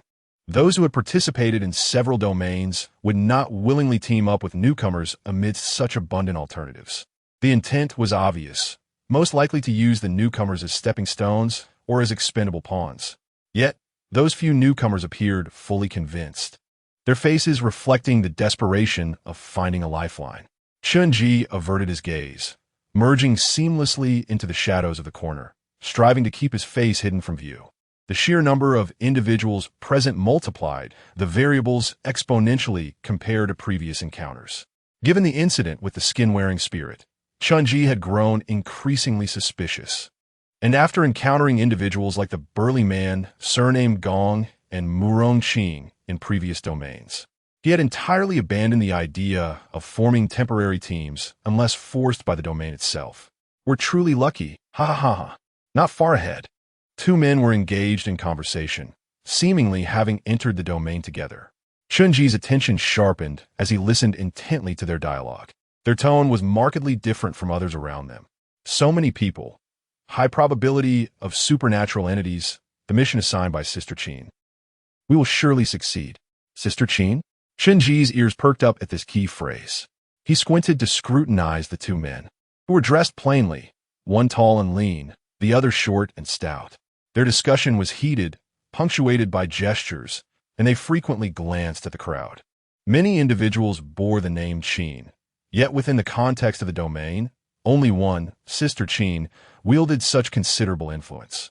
The apprehension surrounding Tang Qin's apprehension of Chen Ji in the psychiatric hospital could not have been the work of a single individual. She must have had a team backing her. These two men were likely affiliated with Tang Qin's organization, dispatched with a specific mission, potentially related to supernatural entities. What could it be? Chen Ji pondered, a myriad of speculations flashing through his mind, but none could be substantiated. In a letter from Chen Yuetan, it had been mentioned that in advanced domains, the absence of supernatural entities made survival exceedingly difficult. It was plausible that Tang Qin had sent them to retrieve other supernatural entities. Or perhaps their objective was to seize the unclaimed entities birthed within this domain. However, this seemed unlikely. Even in the Lytton apartment, no entities had emerged, and domain entrants could hardly predict the nature of their next challenge. Withdrawing from these thoughts, Chen Ji recognized the futility of further contemplation. His mission was clear: survive and maintain a safe distance from these individuals. The two men intermittently mentioned the name Third Brother, their gazes flitting around the crowd as if searching for someone. Among the 20-plus domain entrants, at least 3, if not more, appear to belong to Tang Qin's organization. Suddenly, as Chen Ji focused on the two men, the sound of fabric sliding down resonated through the air. Instantly, a blinding beam of light illuminated the center of square. All eyes turned towards that direction. It was as if a vacuum had formed, creating a brief moment of silence in the square. Then came the sound of countless gasps and a surge of frenzied discussions. Chen Ji instinctively took a step back, his back colliding against the wall. Yet he felt an overwhelming shock as he fixed his gaze upon the scene before him. There, towering almost to the ceiling, was an immense macaque. It stood several stories high, merely seated upon a colossal altar. Beneath the altar, several domain entrants emerged from the recently fallen black cloth, their faces transforming in a moment of sheer horror. Chen Ji's heart raced, his focus fixated on the macaque's face, which was expressionless, staring blankly ahead. Its fur was dark gray, motionless, and even its breathing was imperceptible. Was this a guide? A living being, a statue, or a spirit? If it were a guide, why did it not utter a single word? If it were a spirit, such a colossal form could easily crush a dozen individuals beneath its foot, and all present were trapped within this square, akin to ants ensnared in a spider's web. With no conceivable escape, no longer observing the giant macaque, a sense of foreboding washed over Chen Ji as he began to rapidly scan the surrounding walls. Soon, he discerned the mechanisms hidden within those walls. The massive bloodstains, although varying in shape, actually concealed hollow passages just wide enough for a person to slip through. The darkness within was impenetrable, and its length unknown. Under the crimson glow of the lights in the square, these passages could easily be mistaken for dark bloodstains. Leaning against one of the hollow openings, Chen Ji's unease intensified, a growing dread gnawing at his insides. Without any discernible reason, a sudden chill enveloped him. An intangible malice began to permeate the air. A portion of the crowd in the square wore expressions of grave concern, subtly drawing closer to these voids. They, much like Chen Ji, were acutely aware of a chilling atmosphere that was inexplicably unsettling. The source of this unease was none other than the silent, colossal macaque. At that moment, some individuals near the macaque suddenly screamed in horror. There is something inside it. Chen Ji immediately turned his gaze toward the macaque, his eyes widening in astonishment. The emaciated belly of the monkey displayed a grotesque human form, slowly writhing, even pushing out 4 sharp protrusions through its thin skin. In a flash, Chen Ji realized the entity within the macaque's belly was the very source of that eerie presence. It was a ghost. The writhing intensified, and, simultaneously, the lights in the square began to flicker ominously, as if on the verge of extinguishing. Accompanying this unsettling spectacle was an unexpected crimson glow that surged in Chen Ji's eyes. Death. It was the ominous warning of a pen's demise. In an instant, it felt as though all the blood in his body had been frozen. In the next moment, goosebumps erupted on his arms. and his mind was briefly engulfed in chaos. Chen Ji's life would come to an end in 10 seconds, and he was less than 10 minutes away from stepping into the domain. Chapter 66, Domain. The Three No Monkeys. Amidst the increasingly rapid flickering of lights, a disturbing, tearing sound echoed from the center of the square. The word death had already flashed around, leaving Chen Ji only 6 seconds to act. He remained motionless, one leg extended into the hole behind him, his eyes widened to an extreme, unblinking, striving to gather as much information as possible within this limited time frame. In the fleeting moments of illumination, Chen Ji caught a glimpse of a gruesome scene. 2 grotesquely distorted arms, alien to humanity, vivisecting a macaque's belly, its insides laid bare. The enormous macaque bore a sinister smile upon its face. Its sparsely furred hands were raised to its eyes, as if attempting to shield itself from the horror. The lights in the room flickered faster and dimmer until, snap, they vanished entirely. An eerie silence enveloped the square, shrouding it in a darkness akin to the depths of night. In that instant, as the darkness descended, Chen Ji no longer hesitated. He plunged into the opening behind him. Meanwhile, the last 2 crimson lights, which should have appeared, gradually faded from his pupils. Chen Ji understood all too well. Remaining in the square meant certain death. No hiding place would suffice. The walls flanked the entrance, rendering him blind. He could only proceed by touch. Behind him, heart-wrenching screams echoed, sending chills down his spine. The malevolent entity had commenced its slaughter within the square. It was abundantly clear that this domain belonged to the first type previously mentioned by Du Tingfeng. There was no backdrop, no narrative. The malevolence within was profound. Any transgression of its taboos would lead to demise. So, what was this taboo? As Chen Ji pondered, he stumbled into a wall, abruptly halting his advance. He quickly reached out to confirm that both left and ahead were sealed off. Faint sounds of footsteps and hushed voices emanated from his right. This was a backward, L-shaped corridor. The path from the blood-soaked hole was scarcely a meter long, seemingly just an entrance. Chen Ji struggled to turn around and sprinted down the right path. This space was evidently much larger than the previous route, resembling a main thoroughfare. He extended his arms without encountering any obstructions. He refrained from rushing, attempting to activate his phone for some light. Yet, it remained unresponsive, the screen refusing to illuminate. The luminous watch once belonging to Du Tingfeng had also gone dark. A sense of dread washed over Chen Ji. The darkness here was anything but ordinary. It felt invasive, akin to an abyss that devoured all light. Taking a deep breath, he kept his hands within a reasonable range, cautiously proceeding, adjusting his direction. He soon discerned that the right corridor formed a curve, likely constructed to align with the circular walls of the square. If that were true, this path would connect end to end, forming a complete circle. Did this route truly lead to an end? Strangely, in this impenetrable darkness, Chen Ji's heartbeat raced even faster than when he had confronted the entity directly. In this world, some feared ghosts, others the depths of the ocean, and many trembled at the vastness of the starry sky. All this stemmed from the unknown, the greatest fear hidden deep within the human subconscious.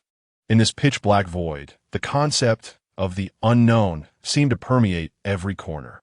Chen Ji was oblivious to what lay around him, or when the specter might suddenly appear. More terrifying was the fact that even if it did manifest, he would remain blind to it. Yet, rather than hasten out of fear, Chen Ji chose to pause, forcibly suppressing the anxiety bubbling within.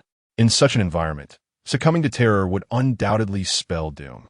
2 seconds later, he resumed his cautious exploration. Sensing the ground beneath him steepening, he was on a spiraling ascent. The endpoint must be above. He quickly visualized the layout of the corridor in his mind. The main path resembled a coiled spring, connecting several openings at the base of the outer square, spiraling upwards. The goal for the entrance was to ascend to the pinnacle. Ahead, faint, fragmented sounds emerged, as if someone was whispering. Not far away, the sound of footsteps, some hurried, others slow, indicated that at least half of the entrance had fled into the opening. Chen Ji refrained from engaging with those passing by, opting to ascend alone. Just then, a faint metallic scent wafted through the air, causing many footsteps to halt abruptly. In the pitch-dark corridor, silence fell instantly. A rustling sound emanated from behind the group. Snap! Snap! Snap! It resembled footsteps splashing in a puddle, yet there was no water in the square. The only liquid present was blood, the blood of the deceased. Everyone realized the specter was approaching. Chen Ji's breath became shallow, and he instinctively withdrew his arms, leaning his body sideways. Positioned behind the crowd, he was more acutely aware of what transpired. The unknown specter was advancing toward their direction. Soon, the scent of blood intensified, filling Chen Ji's nostrils entirely. Goosebumps rose on his arms as the previously sensed, spine-chilling malice resurfaced. Footsteps drew near him, yet he could see nothing. Chen Ji's mind raced. There were others behind him, yet they remained unscathed by the specter's onslaught. Why? Just then, less than a meter away, someone else sensed the overwhelming malice. Hiss! Someone gasped softly. The specter's footsteps halted, pausing beside Chen Ji. A cold sweat broke out over him. What form did the specter take? Could it perceive the entrance amidst the darkness? Chen Ji was utterly in the dark. Perhaps the specter was staring straight ahead, or might be fixated on him. Unblinking, in the next moment, he felt a gust of cold wind brush past him. The footsteps reappeared beside the individual who had just gasped. No, no. Two piercing screams of terror rang out simultaneously, echoing throughout the corridor. They resonated in the ears of everyone present. No one dared to make a sound. The air felt as if it had solidified. Boom! Chen Ji stood frozen in place. Two round objects, slick with warm blood, rolled to his feet. Those were the heads of the gasping individual and his nearby companion. Snap! Snap! The specter continued its advance, and Chen Ji had grasped a crucial taboo. In the darkness, the specter too had lost its sight, relying solely on sound to locate its prey. Once the footsteps receded, Chen Ji carefully extended his arms, silently feeling his way forward. In the utter darkness, he inadvertently touched the bodies of the two who had just perished, still warm to the touch. He remained standing still in place. Without making a sound, he continued to move forward slowly until his body collided with the soft fabric. Chen Ji reached out, discerning that its shape resembled that of a sofa. What purpose did a sofa serve here? He paid little mind to it and was about to proceed, when suddenly he halted. Although no red light reappeared in Chen Ji's eyes, the word death abruptly flashed in his mind. The death warning from the pen manifested once more. Was he to perish again? Why? Was it because he dared to advance? Chen Ji found himself in a quandary, and just then, the darkness of the corridor was abruptly pierced by a sudden flash of light. Within mere seconds, another flash occurred. It was reminiscent of the moments before the lights extinguished. Chen Ji's mind was suddenly struck as if by a bolt of lightning, causing him to retreat several steps and conceal himself behind the sofa. A dead end. Here, of all places, the lights were about to illuminate. The specter was on the verge of awakening. Chapter 67 Domain.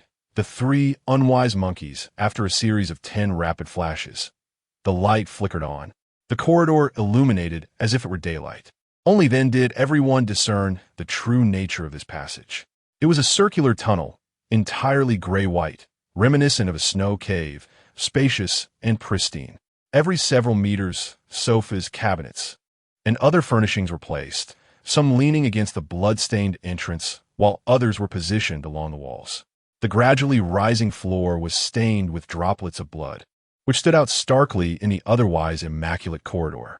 Feng Hui concealed himself behind a large television, pressing his mouth shut, too frightened to move. This marked his fourth encounter within the domain, despite having narrowly escaped death on multiple occasions. Feng Hui remained ensnared by the profound terror that gripped him when confronting the malevolent entity. Helpless and unable to communicate, his only option was to flee. This overwhelming sense of oppression and despair had indelibly etched itself into his subconscious. The experiences of surviving 3 times had imbued Feng Hui with exceptional caution and reflexes. Almost instantaneously, as the lights began to flicker, he recognized the path to survival. Hide. After the last flash, every corner had plunged into an abyss of darkness when the lights extinguished. This time, however, The illumination would surely alter the circumstances. It meant the lights were turning on. Once the corridor was fully lit, everyone would be exposed to the entity's gaze. There had to be some remnants of life within the domain. The furniture he encountered was a gift from the domain for their concealment. Feng Hui understood that the entity hunted by sound in the darkness. Thus, he refrained from alerting his teammates and silently retreated behind the television. His heart remained untroubled. After all, this was merely a hastily formed team born from the domain. Moments later, the lights blazed brightly. Feng Hui fixed his gaze on the corridor ahead and saw his teammates suddenly freeze, anxiously scanning their surroundings. After a brief moment, it seemed they had seen nothing, and they continued to run silently forward. Feng Hui was taken aback. Where was the entity? Had it departed? Could it be that his assessment was mistaken, and the light actually provided safety? Hesitantly, he rose slightly, but did not exceed the height of the television. He resolved to wait a few more seconds. If all seemed well, he would proceed alongside his teammates. After all, lingering in the corridor for too long grew increasingly perilous. Moreover, the darkness here left Feng Hui deeply unsettled, akin to a taut string that could not relax. Further down, others were still fleeing, oblivious to the entity's emergence. Feng Hui counted his breaths quietly. After 3, his feet began to stir. Suddenly, a gust of wind swept by. His teammate ahead abruptly halted. Feng Hui's pupils dilated. His previously raised feet crashed back to the ground, colliding with the television. A soft thud echoed from the television's base. Col souhait instantly envelopped Feng Hui. He dared not breathe, his body trembling like a sieve, gazing ahead, at his teammate's headless corpse. Mere seconds prior, he had witnessed the scene unfold. A long, thin arm, wrinkled and resembling that of a hairless mole, had swiftly severed the head from his teammate's body. Why use the term severed? Because the entity had been clinging to the ceiling. It was right above everyone's heads. Feng Hui was unaware if the entity had remained there all along or if it had stealthily crawled over. If it were the latter, it must have traversed directly above him during those fateful seconds, just as a human might bend to pluck a flower or a cluster of berries. The teammate's head was effortlessly torn away, as if made of paper. Yet, at that moment, Feng Hui was concerned with another matter. His foot had struck the television, producing noise in the eerily quiet corridor. The entity hunted by sound. Would he be the next to perish? Feng Hui's eyes were bloodshot as he cautiously raised his head, spotting a wrinkled, distorted figure swiftly crawling along the ceiling. It seemed completely oblivious to the sound it had just created. Wait, so that was it. When the entity lost its sight, its hearing heightened.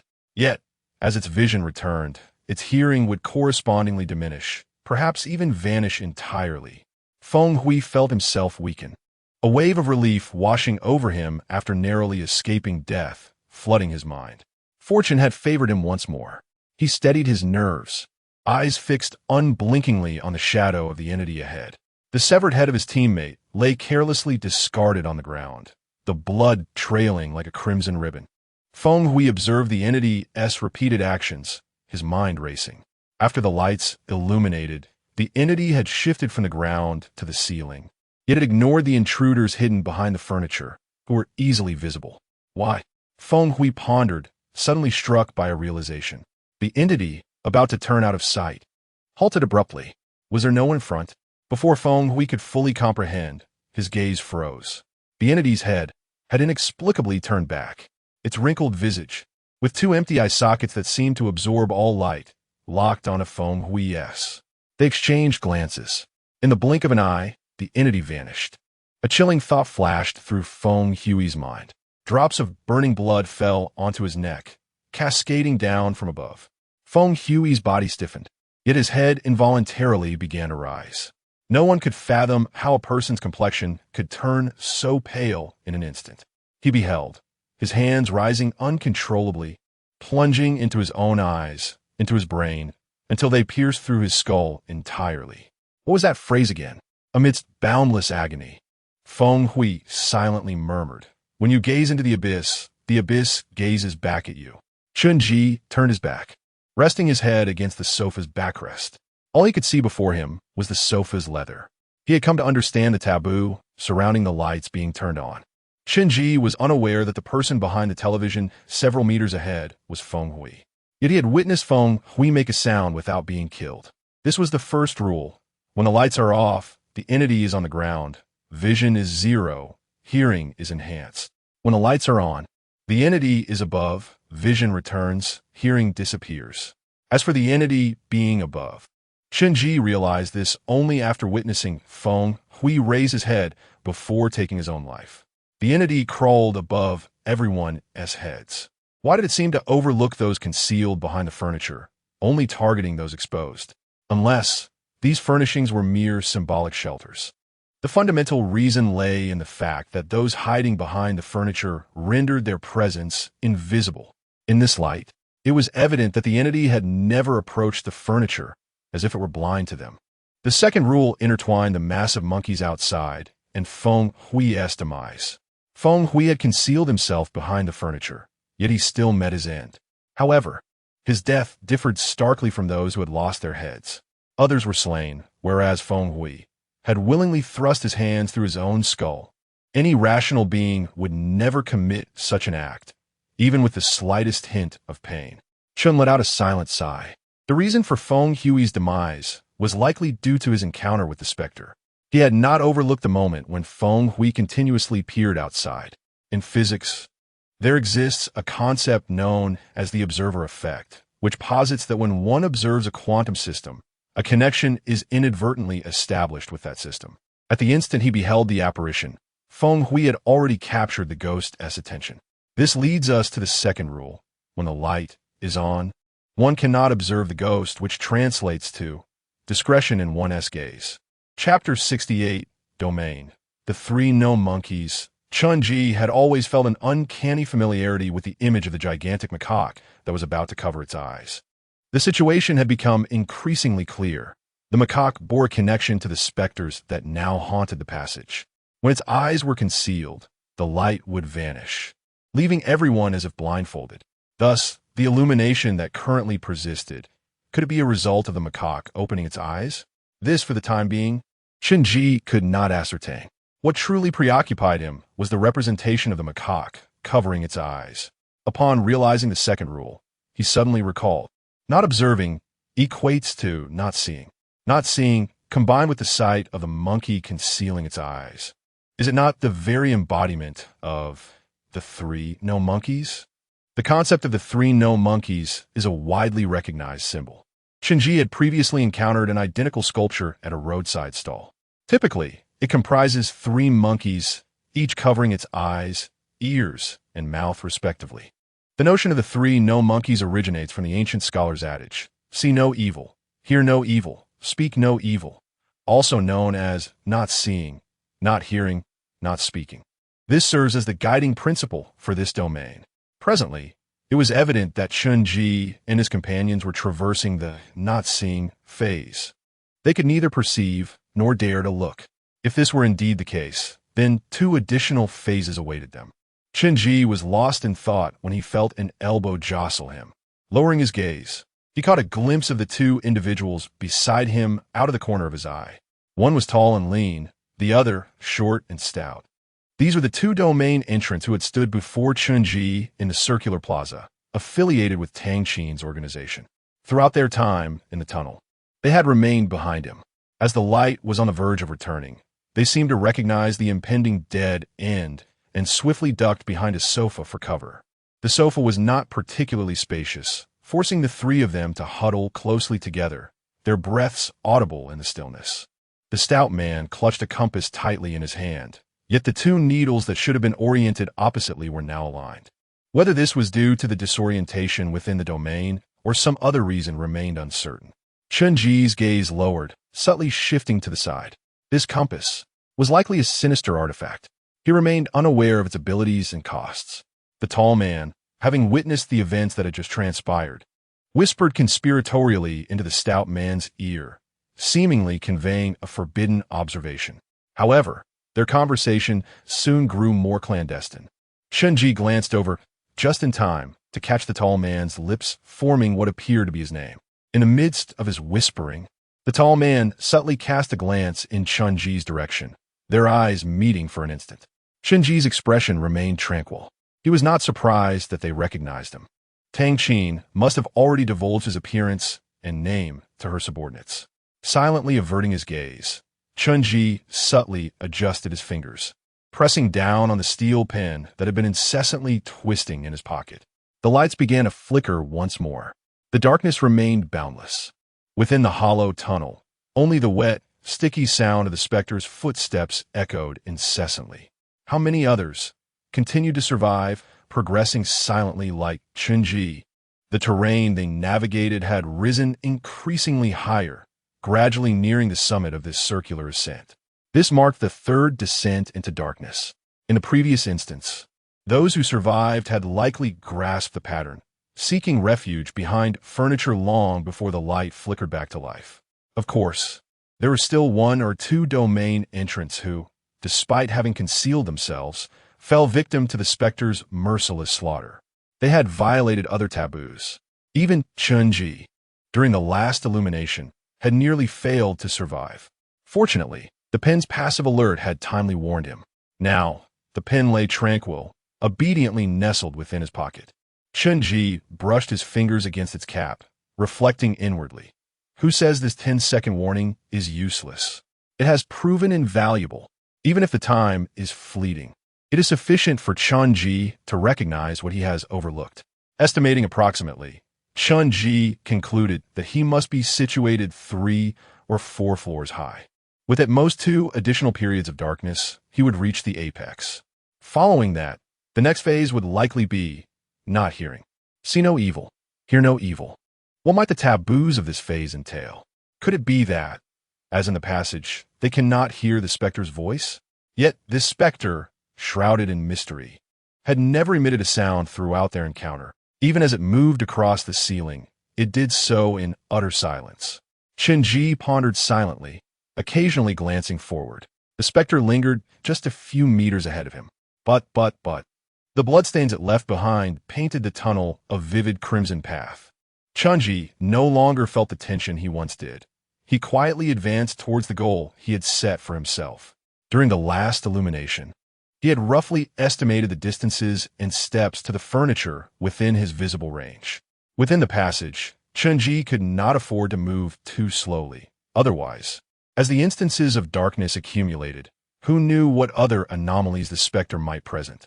However, constrained by the need for silence, he could not move too swiftly either. A few moments prior, he had just passed a table, and ahead of him, no more than 10 meters away, around the corner, there should be a bed. That was the farthest piece of furniture he could see. Less than a minute later, Chen Ji encountered a soft sensation. He chose not to proceed further, but instead concealed himself behind the bed. This location was ideal, positioned at the corner, allowing him to observe the path that had previously been obscured during the illumination. Without making a sound, Chen Ji remained still in the darkness, intently watching ahead. The specter continued its advance, and he was aware that the 2 men, one tall and one short, were also ahead.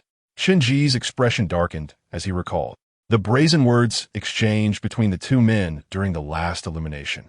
They had spoken freely, emboldened by their numbers, seemingly unbothered by Chen Ji's presence. One of their missions was, astonishingly, to seize the esoteric artifacts of solitary domain entrants. This time, it seemed far easier than the last, except for the specter, which posed a challenge. That was simpler, the stout man remarked. That fellow we tricked managed to crawl out afterward. What a laugh. Do you remember his appearance? He had lost his legs, looking like a half-sliced worm. Ridiculously comical. The tall man chuckled, his voice low. He was probably thinking of passing the clue to his new girlfriend. The stout man continued. I wonder if she survived in the end. We owe her a debt of gratitude. If it weren't for that guy bringing her into the domain, it wouldn't have merely been a D-level difficulty. Yet, the stout man's final words sent a shiver through Chen Ji, leaving him in profound silence. That girl had a bit of cleverness, but she was Navi hilarious. Do you remember when she went looking for her boyfriend and even helped us evade a specter's attack? I wonder how she'd react upon learning the truth. What was her name again? Murong Qing, right? Chen Ji retracted his thoughts, his jaw clenched tightly. His expression was complex as he recalled Murong Qing's body, severed by a chainsaw. A pair of resentful souls, Even their demise mirrored one another. With a sigh, Chen Ji fixed his gaze upon the encroaching darkness. The lights began to flicker once more. It was nearly time for illumination. He could distinctly perceive that as the frequency of the lights extinguishing increased, the duration of darkness grew increasingly brief. Indeed, one could not afford to move too slowly. As the situation progressed, the time allotted for the intruders to traverse the area was likely to diminish to mere seconds. Chen Ji, situated in a safe locale, lowered his head, only to be startled by a sight before him. A long, arched tunnel. At the apex, he could faintly discern a door. Strangely, within such an elongated corridor, there was only a single object to take refuge behind: a chair. It was situated alarmingly close to the door. However, a flicker of realization crossed Chen Ji's mind. Amidst the rapid flashes, he spotted two men of varying heights, halting in a state of panic. They stood at the center of the lengthy tunnel, with no time left to conceal themselves behind the cover. The two men turned their bodies, directing their gazes toward him. The shorter, portly man suddenly aimed a compass at Chen Ji. A jolt of fear surged within him. In the next moment, he felt an intense force pulling at him. Chen Ji instantaneously found himself in the position that the two men had just occupied, in the desolate center of the corridor. He quickly raised his head, glancing behind the chair, his eyes betraying a murderous intent. The stout man coughed blood, grasping the compass, his features grotesquely distorted, one of his arms having vanished, protruding instead from his abdomen. The taller man regarded Chen Ji, who had swapped positions with them, a sly smile creeping across his face. Curious object. Compass. Level. DC. Allows exchange of positions with any living being. Cost. Each use, if the target is human, the user's organs will randomly swap places. Lasting 2 hours. Cost. If the target is a ghost, there is a 30 chance of failure, and a 30 chance the ghost will exchange places with the compass. Rather than the user, the flickering of lights escalated in frequency, and within 10 seconds, they would blaze brightly. The nearest object of concealment lay at least 200 meters away. Thud! Thud! Chen Ji's entire being bristled with dread. He was acutely aware that a ghost lingered perilously close. He must find a place to hide before the lights illuminated the darkness. Chapter 69 Domain. The three unmonkeys. The hollow in midair time was exceedingly tight. In a fleeting shimmer, Chen Ji caught a glimpse of the blood-stained opening on the wall, and in that instant, he made a resolute decision. However, he needed to ascertain one more detail. When the light last illuminated the space, his hiding spot should have been on the lower circle of pathways, directly to the north. By gauging the angle of the curved corner, he quickly deduced that he was currently positioned either in the northwest or southwest. It was most likely the northwest, as the path to escape lay ahead to his right. The map of the entire tunnel had begun to form in Chen Ji's mind. Within 2 seconds, he had plotted his course. Maintaining silence, he swiftly identified the precise location of the blood-stained opening in the fleeting light. The flickering light grew increasingly rapid. Chen Ji had now reached the hollow in the wall. This hollow was unlike those on the first floor. It bore no entrance and resembled windows instead. The openings varied in size. Chen Ji crouched down slightly, hastily feeling around the vicinity of the hollow for any potential handholds. He soon discovered a small protrusion a few centimeters wide, leading down to a height of 3 or 4 stories, directly opening to the outer circular plaza. At the same time, he clearly heard the room fall abruptly silent. The ghost's footsteps had vanished. Snap! The light flickered on. Chen Ji was drenched in sweat. He was in a perilous state, his hands gripping the protrusion, while his body dangled in the high air of the passageway, a good dozen meters above the ground. His feet swung restlessly in midair until they found purchase on a stone bricks protrusion. The pen in his pocket lay still, seemingly aware that it must remain motionless at this critical moment. If it were to shift even slightly, it might easily tumble from Chen Ji's pocket. As the brightness returned to the plaza and the passageway, Chen Ji found himself ensconced in shadows. Behind him stood the towering giant monkey, its hands no longer shielding its eyes, now rigidly pressed against its body. The monkey's form cast a vast shadow over the surrounding walls.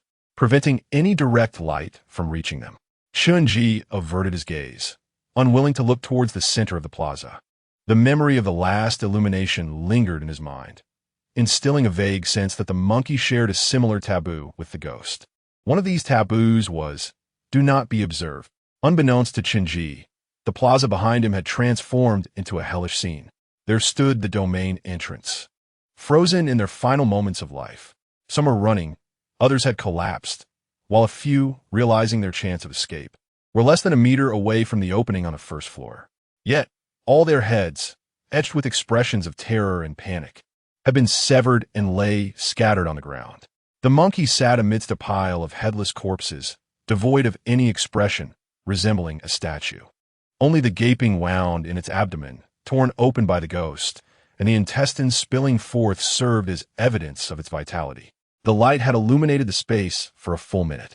Chen Ji remained clinging to the outer wall of the passageway, exerting all his strength in his arms to grasp that small protrusion. Were it not for the support beneath his feet, he would soon succumb to exhaustion. Yet, Chen Ji had no other recourse. This was the sole glimmer of hope he could muster in such a short span of time. He pressed his lips tightly together, his eyes dim and his countenance shrouded in gloom. For the first time, he harbored a profound intent to kill towards his fellow domain entrants. In the previous 2 domains, the number of entrants had been limited to 10. United by a common goal of finding an escape, they typically approached one another with a spirit of cooperation. However, this domain unveiled an entirely different landscape for Chen Ji. The objective here was unmistakably clear: to survive. Chen Ji was acutely aware that even if he were not present, another domain entrant hiding behind the previous bed would have met a similar fate. Those 2 individuals would undoubtedly resort to using sinister means to exchange positions. Their minds had already formed a closed loop of logic. In lower difficulty domains, they could maliciously ensnare others, even watching their teammates perish. In doing so, they would enhance their chances of acquiring the malignant artifacts. And acquiring such artifacts would further bolster their survival prospects.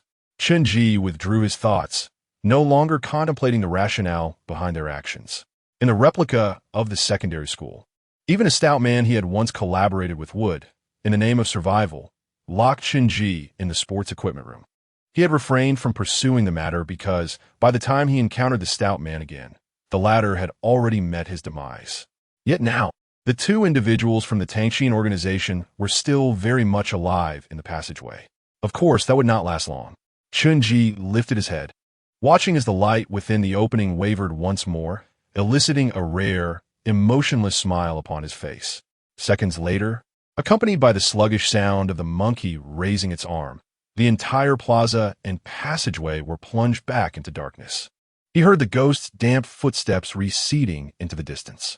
Chen Ji cautiously stepped on the protrusion beneath him, using it to propel himself upwards. As his upper body inclined towards the ground, he slowly and quietly maneuvered his entire form up. He stood at the opening, listening intently to the sounds around him in the darkness. Subsequently, he began to move in the opposite direction of the door. That was where he had previously hidden behind a bed. In this all-consuming darkness, Chen Ji passed silently by the 2 men, tall and short. The tall man was named Zhang Heng. The short, stout man beside him introduced himself as Amin, who had been assigned to Zhang Heng since the very first day he entered the organization. In this domain, the compass was originally intended for Zhang Heng's use. However, it had been lent to Amin. From the moment they met, Zhang Heng understood that Amin was of the same ilk as he, both only concerned with their own survival. Yet, Amin lacked the requisite experience. He had never been issued a malignant artifact by the organization and, upon receiving the compass, kept it close to him, treating it like a precious talisman.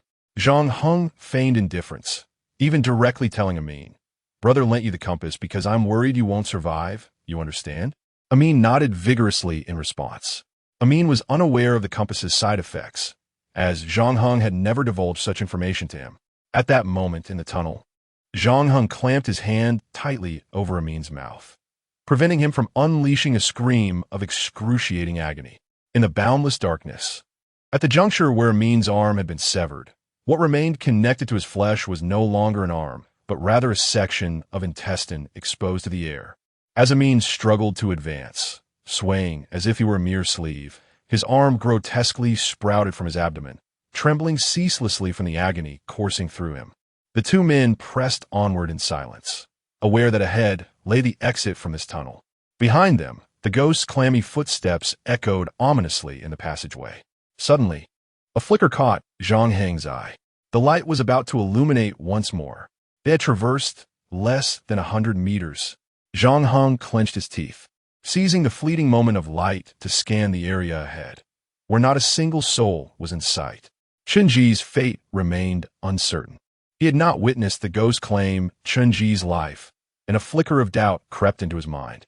Nonetheless, as long as Chen Ji was not ahead, it mattered little. For Zhang Heng and Amin had no time to reach the exit. Even at their fastest pace, they could barely reach the chair. And the chair could accommodate only one person at most. In the dimly lit corridor, flickering shadows danced as Zhang Heng swiftly dragged Amin along. At the last possible moment, just before the lights fully illuminated, he settled into a chair, with Amin perched on his lap. A flicker of impatience stirred within Zhang Heng. Had it not been for Sanji's prior warning, he would have long abandoned Amin midway. He retained Amin solely for the contingency of needing to employ the compass, once more in case of unforeseen circumstances. With a sudden click, the lights blazed to life. Chapter 70 Domain. The three unseen monkeys. Trap. As soon as he settled down, Zhang Heng felt beads of sweat trickling down his legs. He emitted a slight grunt of distaste, silently pushing Amin further back. Amin's plump face was pallid, sweat dripping from his forehead, his eyes nearly closing as he struggled to remain conscious. A fissure, resembling a mouth, continuously quivered on his cheek. Hengge, I can't see. I can't see. Amin whimpered, his voice trembling with fear. How far are we from the exit? Zhang Heng hesitated to respond, the blinding white light disorienting him. Hengge, why aren't you speaking? Please help me. Amin continued to tremble and murmur, his acute pain and the terror of blindness heightening his anxiety.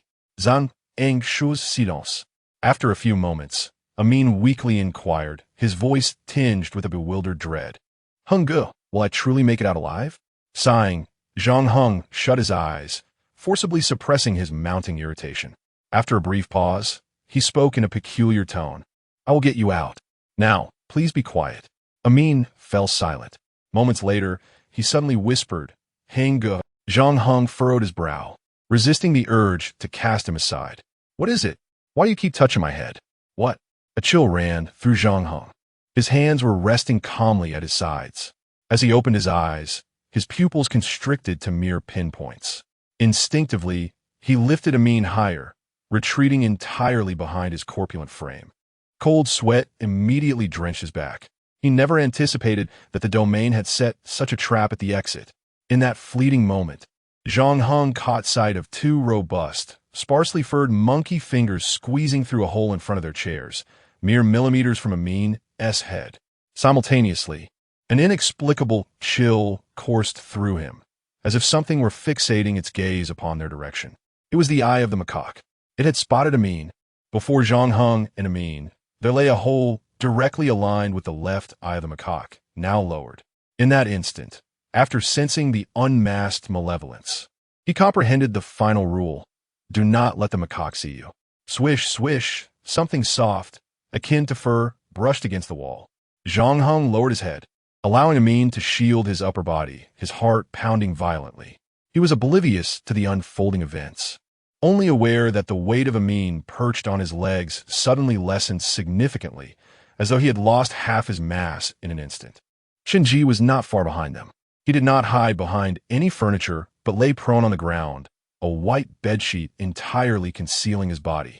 Chen Ji slightly lifted the sheet, his face void of expression. He could clearly see two enormous fingers with sharp claws squeezing from a square into the tunnel, subsequently dragging away the lower half of the squat, rotund man's body, cleaving him in two vertically. The compass that had nearly cost Chen Ji his life slipped from the man's grasp, landing on the legs of a taller man nearby.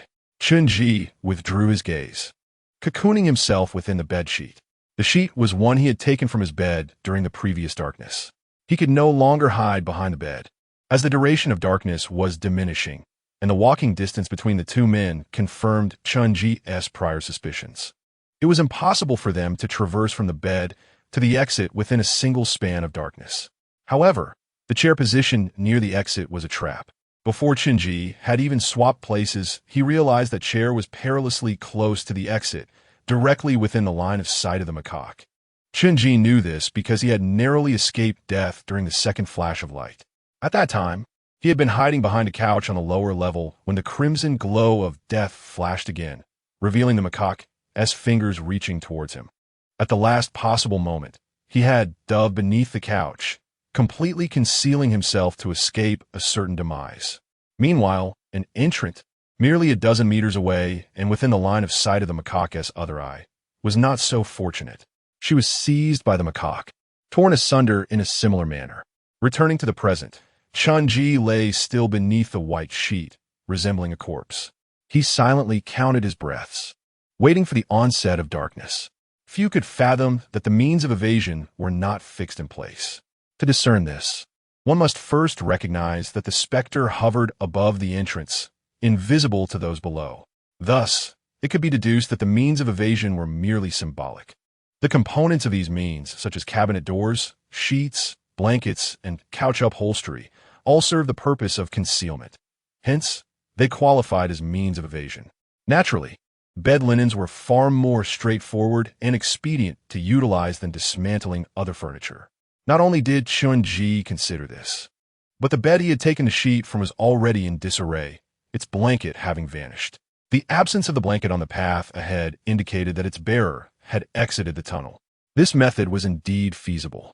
Had the exchange of positions not been so abrupt last time, Chen Ji could have taken a sheet, thus avoiding the precarious situation that forced him to cling to the tunnel's edge to survive. Bloodstains had begun to spread across the sheet. The specter he had never seen crawling over his head, blindly searching for prey. Soon, the tunnel succumbed to the fourth darkness. Chen Ji, draped in the sheet, quickened his pace towards the exit. He heard something drop to the ground, provoking the specter's footsteps to echo nearby. It must have been the lower half of the squat man's corpse. Chen Ji's gaze darkened. Regrettably, the compass had been taken by the taller man. In the ensuing silence, he faintly discerned the sound of a door sliding, though it was imperceptibly soft. The tall man slipped out without a sound. Seconds later, the lights began to flicker once more. This time, the duration of darkness had shrunk to a mere minute. Yet, Chen Ji had grasped a firm sensation. His heart stirred as he gently pushed the door open, stepping out into the unknown. The do-not-look phase had finally concluded. As if sensing Chen Ji's arrival, the space illuminated with specks of light after the door closed behind him. He found himself on a platform, its walls painted a bright blue, and the floor comprised of interlocking sponge panels adorned with whimsical flowers and grass, exuding a childlike charm. To his astonishment, the only exit from the platform was a slide. Was this the entrance to Do Not Listen? Or perhaps a children's playground? Chen Ji stood momentarily stunned before surveying his surroundings. Apart from this enigmatic slide, leading who knows where, there were no other avenues of escape. If you find the maps in these two chapters somewhat perplexing, I have provided an explanatory illustration. Chapter 71, Domain. The Three No Monkeys. The message game as I approached the slide. I could faintly discern a subtle, rustling sound emanating from the depths below. The interior of the slide was painted in a vibrant blue, though patches of paint had chipped away, revealing the underlying metal, evoking a nostalgic ambience reminiscent of amusement parks from the 1980s and 90s. Without further hesitation, I slid down. The slide was far longer than I had anticipated, likely due to its height, spiraling downwards. After what felt like an eternity of about 10 seconds, I finally glimpsed a bright, white light at the exit. In the blink of an eye, I emerged from the slide, landing with a heavy thud into a pit filled with thick sponge balls, producing a muffled sound upon impact. Clearly, this was a play area designed for children. Having just emerged from the dim surroundings, the glaring white light assaulted my eyes, leaving my vision momentarily blurred. A strong hand pulled me up. "You are the sixth." The voice belonged to a woman, calm and steady. As I stood up from the spongy pile, rubbing my eyes to regain focus, I finally recognized the person who had assisted me. Before me stood a woman around 7 meters tall, her hair styled in 2 braids, clad in sports attire. Her appearance was unremarkable yet oddly familiar, with prominent muscles in her arms and calves. Suddenly, a name flashed through my mind, and I murmured, Zhang Wenyi? She was a well-known female boxer from a couple of years ago. The woman nodded slightly, stepping back to join me as we moved toward the gathering of people. There were 4 others present. Zhang Heng, who had escaped just before me, stood beside a man with deep red hair, momentarily taken aback upon seeing me emerge. He immediately leaned in to whisper to the red-haired man, casting furtive glances in my direction, a hint of malice in his eyes. I regarded him calmly. Though I did not know the tall, lean man's name was Zhang Heng, I was well aware that the red-haired individual was the infamous third brother of the Tangxin organization, having witnessed him firsthand. At a fork in the road, while escaping from the psychiatric hospital, I had seen a black truck collide with a tree, with this very man standing beside it. Waving as Du Tingfeng's car sped away, the red-haired man, seemingly distracted by Zhang Heng's whispers, turned to meet my gaze, a cryptic smile gracing his lips. I chose not to react, instead surveying the remaining individuals. This place mirrored the previous circular plaza, vast and empty, enclosed by a towering white curved wall. Not far from me stood a balding middle-aged man, his expression grave, lost in thought with stains of blood on his clothing. A bespectacled man in a windbreaker, resembling a programmer, approached me. "Hello, I am Zhao Sun." He was straightforward, leading Zhang Wenyi and me to the balding man, where they began discussing the path to survival in this domain. These individuals had all escaped during the second darkness, not due to swiftness, but rather because they had entered the tunnel from different angles, thus gaining a head start. It seemed everyone had already inferred the new instructions. Zhao Sun stated, "Do not look, do not listen, do not speak." However, Zhang Wenyi appeared puzzled. "What do you mean by instructions?" While she had grasped the implications of the monkeys in the outer circular plaza, she was unaware that these were the directives provided by this domain. Being new, her confusion was palpable.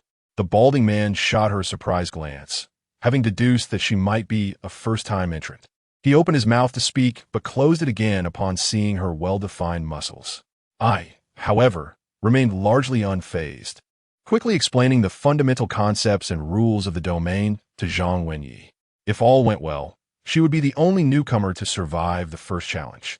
A faint voice emerged from our midst. "Where is that monkey?" Everyone jumped in surprise. I turned to see a pile of blankets at my feet, upon which sat a boy. He appeared strikingly ordinary, so much so that I would easily forget his features with a mere glance, as if he left no impression in my mind. Only by focusing intently on his face could I discern his appearance. When had he arrived? Or had he been with us all along? Everyone wore expressions of wariness, having failed to notice the boy's presence. "My name is Wang Xiaoming." The boy stood up, seemingly unaccustomed to conversation, his voice somewhat shy. "I called out to you several times, finally getting a response." I had not heard a thing. The others exchanged puzzled looks, clearly having missed Wang Xiaoming's voice. I glanced at the blankets beneath him and recognized them as identical to the sheets I had previously hidden under. Thus, Wang Xiaoming was the one who had escaped using the blankets. Seeing that no one responded, Wang Xiaoming surveyed the group before reaching out to pat Zhao Sun and me on the shoulder. In that instant of contact, both Zhao Sun and I felt a sudden clarity wash over us, as if his presence had solidified, no longer easily forgettable. I tend to blend into the background. Wang Xiaoming chuckled awkwardly, and I focused on him and noticed he wore a common checkered shirt, his appearance very much that of an average passerby. In essence, he seemed like someone who would vanish in a crowd in an instant. I smiled at him, lost in thought. Suddenly, another person tumbled out of the slide. A middle-aged woman appeared disheveled, her face tense as she ripped away the curtain draped over her. "Yin Yuan," the red-haired man exclaimed, striding towards her alongside Zhang Heng. I caught a glimpse of Zhang Heng's compass, which had mysteriously vanished. "Third brother, I knew you would be waiting for me below," Yin Yuan exclaimed excitedly. Although older, she still referred to the red-haired man as third brother, before turning to Zhang Heng and saying coolly, "You made it out too." Zhang Heng's expression darkened, remaining silent. It seemed Yun Yuan was the last survivor. Upon her rising, a curtain fell at the slide's exit, suggesting no one else would emerge. Zhao Sun frowned. The second challenge is about to commence. No sooner had he spoken than a thunderous roar echoed, and suddenly, debris and bricks began to rain down from the ceiling. A flash of realization struck me, and I shouted, quickly retreating, "That monkey is going to crash down." Everyone hurriedly moved, and within seconds, a large wall panel crashed to the ground, raising a cloud of dust that filled the entire children's plaza. It turned out we were directly beneath the circular plaza, with the monkey plummeting from above to this level. I lower my hands from my ears, the previous noise having sounded like a cannon blast. I was about to bow my head, unable to meet the monkey's gaze, when I froze. The immobile monkey statue had fallen in the northern part of the plaza, facing the wall, obscuring its eyes from view. At that moment, its hands no longer shielded its eyes, but covered its ears instead. "What is that whiteboard?" Zhang Wenyi suddenly exclaimed, astonished. I turned to look at the spot where we had been standing, and to my surprise, a half-person-wide vertical whiteboard had appeared, inscribed with the words, "Message, convey messages based on items. The last person to convey incorrectly will perish. 3 minutes of rest after each round of the game." Chapter 72 Domain. The Three Unruly Monkeys. Is it a game of whispers among the 8 of us? The bald man mumbled. This is a relatively popular icebreaker game, frequently seen in recent variety shows. The first individual transmits a message to the person behind them, continuing until the last person accurately conveys it to win. The whiteboard is evidently meant to provide the initial sentence. What does the item signify? Zhao Sun inquired, as the clues from the domain remained as ambiguous as ever. No sooner had he spoken than a small table appeared beside the group, devoid of any items. "It could be a hint," Chen Ji remarked, sensing that this whispering game must harbor some underlying issue, yet the domain always leaves a glimmer of hope. The unspoken half of his thought was a mere speculation. During the transmission, the original sentence is often distorted. After all, the ghost has yet to make an appearance. A mechanical voice suddenly resonated, its tones stilted, echoing throughout the children's square. "The game is about to commence. All players, please line up in order from front to back and remain still. Wait for the first person to read the sentence on the blackboard and pass it to the last. Note, do not move freely during the game at that moment." Chen Ji felt as though an unseen force was propelling him, involuntarily guiding him to a designated spot. The others experienced the same sensation. Within 2 to 3 minutes, they were all arranged in a line, facing the blackboard. Zhang Wenyu, Zhang Heng, the red-haired man, Chen Ji, Yun Yuan, Wang Xiaoming, Zhao Sun, and the bald man. The expressions of those at the end of the line were grave, particularly the bald man, who was now drenched in sweat, being the last in line. The likelihood of the message altering by the time it reached him was substantial. Chen Ji, positioned in the middle, found the probability of his message being distorted to be neither high nor low. He glanced around, even peering at the damaged ceiling, but observed no abnormalities. The ghost and the do not look phase seemed to have vanished. The monkeys remained eerily silent, their wrinkled, sparse-haired hands tightly covering their ears, conveying a succinct message. "Do not listen. Do not hear." Chen Ji lowered his head in contemplation, pondering the potential taboos. First and foremost, given the nature of this game, the taboo could not simply be to refrain from listening. If one were to genuinely cover their ears and refuse to hear the message from the preceding player, they would be oblivious to what was inscribed on the whiteboard. The foremost Zhang, when you had positioned herself squarely in front of the whiteboard, and due to the rules, she could not move to allow those behind her a glimpse of its contents. "Brother, when you pass the message, be sure to articulate it clearly." Chen Ji overheard the bald man, whispering anxiously to Zhao Sun ahead of him. Rest assured, Chen Ji tilted his head slightly, noticing Zhao Sun with his eyes tightly shut and an expression devoid of emotion. He quickly turned back, cautious not to move too much, for the rules did not specify the extent of the do not move restriction, and even a slight misstep could result in breaching a taboo. At that moment, 8 small statues suddenly materialized on the table beside the whiteboard. The table, positioned in the front left of the line, ensured that everyone could see the items that had appeared. Before anyone could utter a word, the lights flickered off for a second. When they brightened again, the illumination had dimmed. Zhang Wenyu, standing at the forefront, fixated her gaze on the blackboard, where a sentence was slowly materializing. After a brief moment, the words gradually faded away. Casting a glance at the 8 figurines on the table, Zhang Wenyu had already made her decision and leaned slightly backward.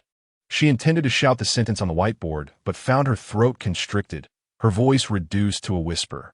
Only Zhang Heng, behind her, could discern her words. Following a few seconds of hushed murmurs, Zhang Heng mirrored her posture, leaning back to quietly relay the message to the red-haired man behind him.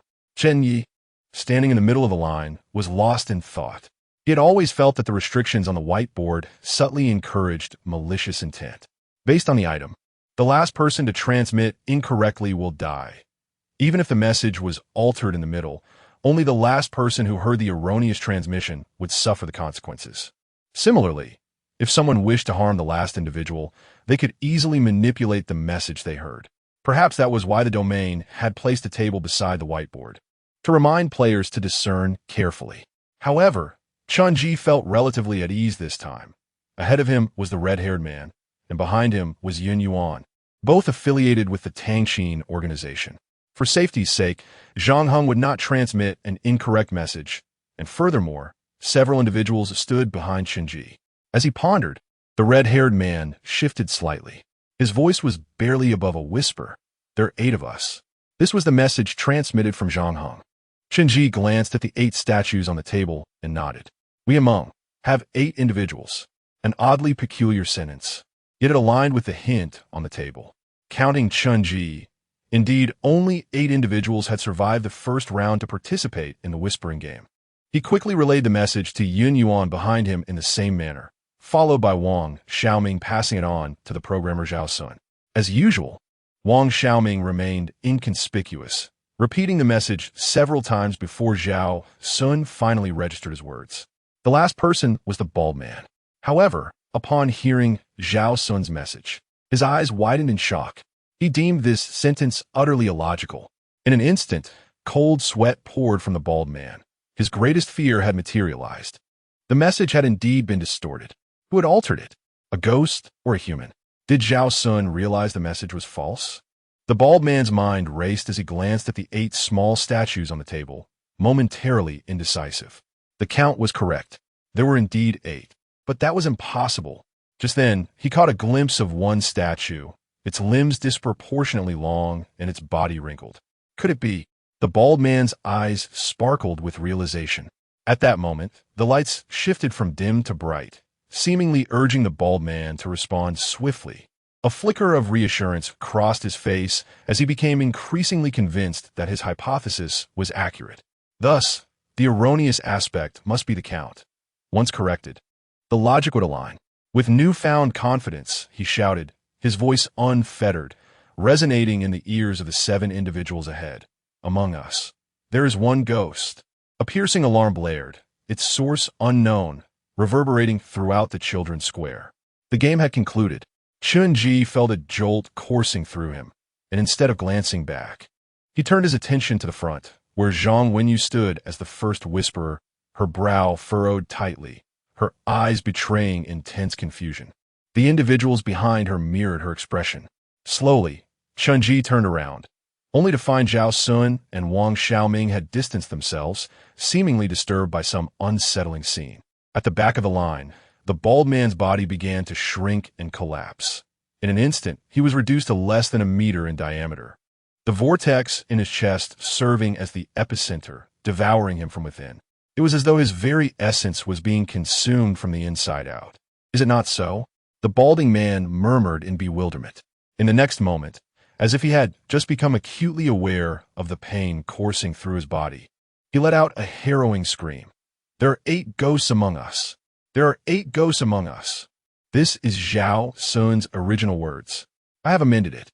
It should be correct now, should it not? Chen pressed his lips tightly together, his expression a tapestry of complexity. The game had already concluded, and the words spoken by the balding man could no longer be altered. Moreover, that statement was erroneous as well. Chapter 73 Domain. The 3 Unwise Monkeys an extra person. The bald man's belly began to swirl, the vortex gradually expanding. His body contorted and deformed like the swirling patterns on a lollipop, ultimately being entirely consumed by the vortex. Not even a drop of blood or a trace remained. This was the price for miscommunication. A profound silence enveloped the crowd as they witnessed the bald man erase his existence within mere seconds.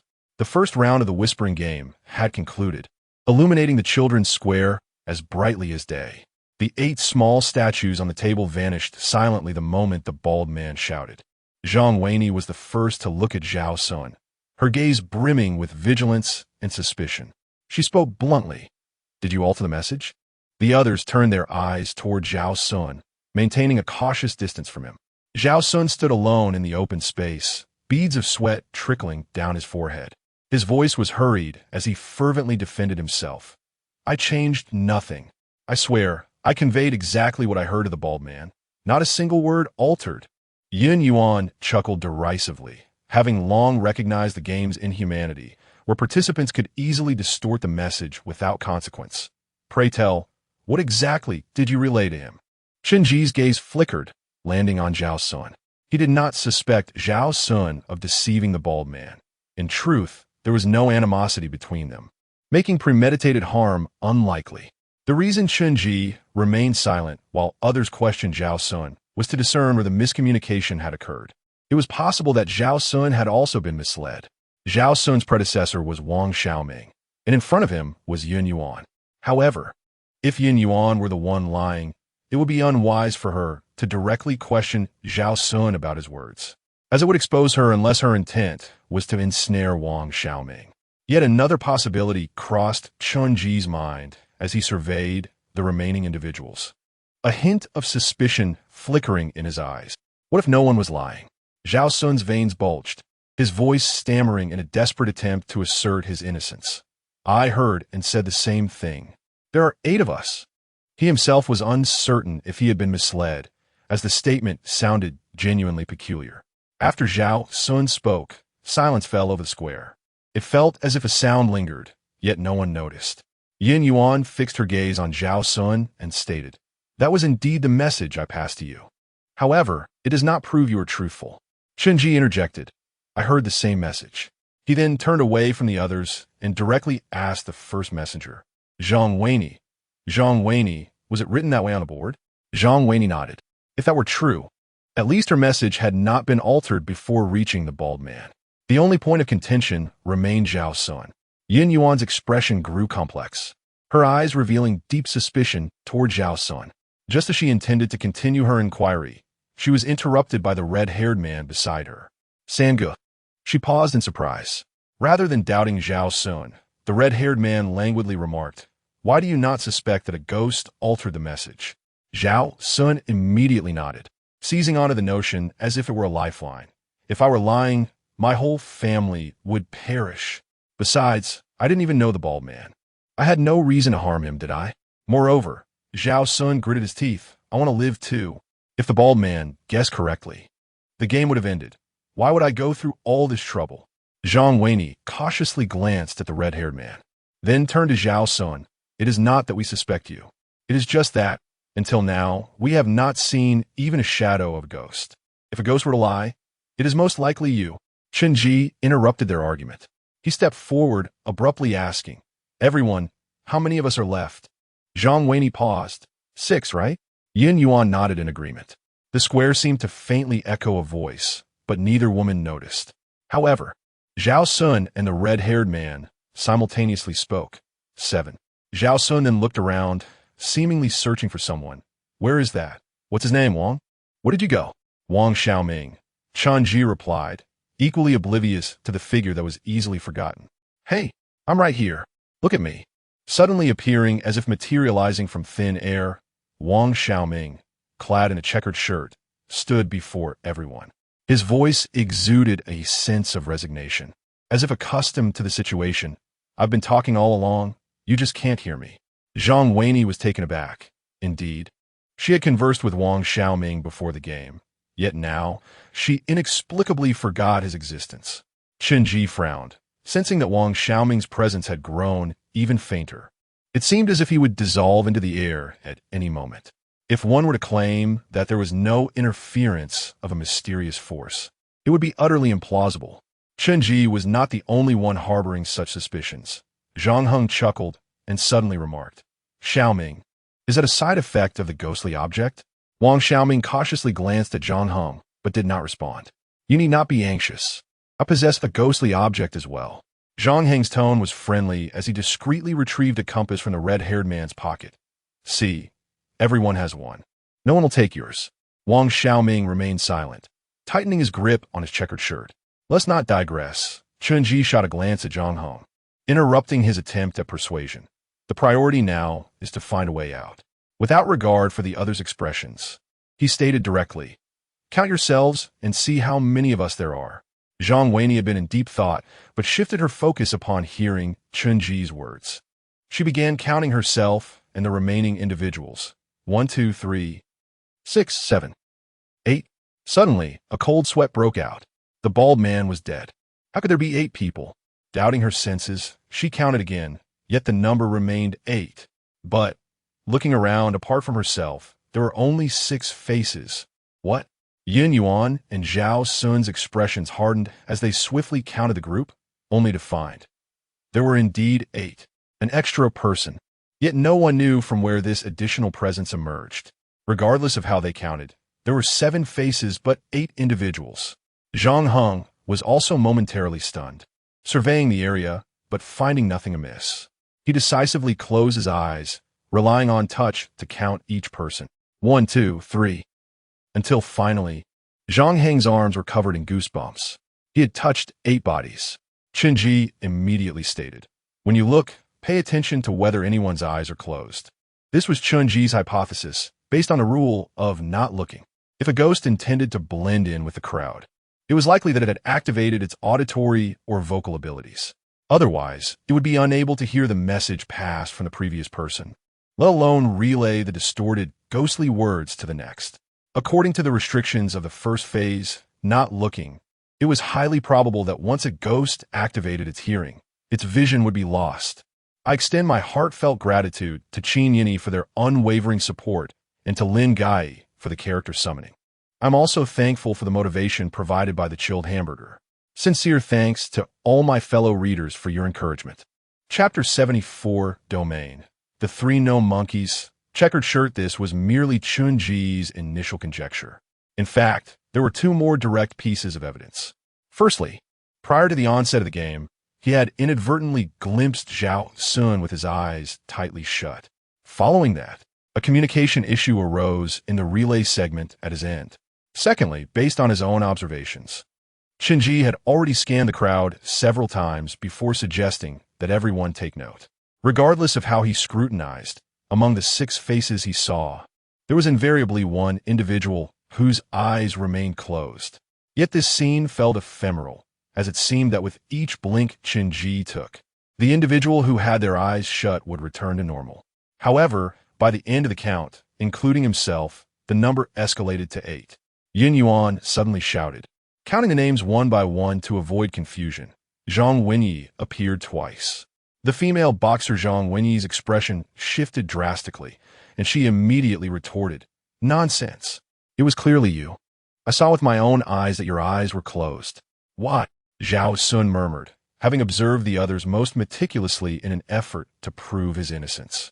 Each person's eyes appeared to be both closed and open simultaneously. The red-haired man disregarded the remaining individuals and casually explained, "Either there are indeed 8 ghosts, as the bald man said, or this ghost can arbitrarily shift into the face of anyone among us." Chen Ji cast a sidelong glance at him and addressed Zhao Sun. "It cannot be 8 ghosts. If it were truly 8, then no one would pass this game." He contemplated before elaborating. "If the ghosts correspond to our number, then in the first round of relaying, the dialogue should have been distorted no less than 6 times, excluding the first and last relayers. Yet, aside from the deceased bald man, the others heard the same words. The answer is quite evident. There's only one ghost, the extra individual. It randomly appears amidst the group, donning another's visage to convey ghostly messages. No one anticipated that the bald man's statement inadvertently unveiled the truth. What now? Zhang Wenyi's brow furrowed. We have no means to distinguish who is the ghost and who is human. Thus, Chen Ji pondered for a moment before proposing. In the next game, when everyone relays, they should slightly turn their heads. Those behind will be able to discern whether the individual relaying in front is a repeat, and if it's unclear, they should observe the relayer's eyes. The ghost will most likely keep their eyes shut while listening and speaking. Chen Ji was unperturbed by the ghost's potential awareness of this method. If the ghost turns its head, it will inevitably be discovered with its eyes closed. If it does not, it will only further solidify its ghostly identity. Zhang Heng suddenly interrupted Chen Ji with a cold laugh. Are you trying to endanger everyone? The rules clearly state, no arbitrary movement. Enough. The red-haired man raised his hand to halt Zhang Heng as questioning.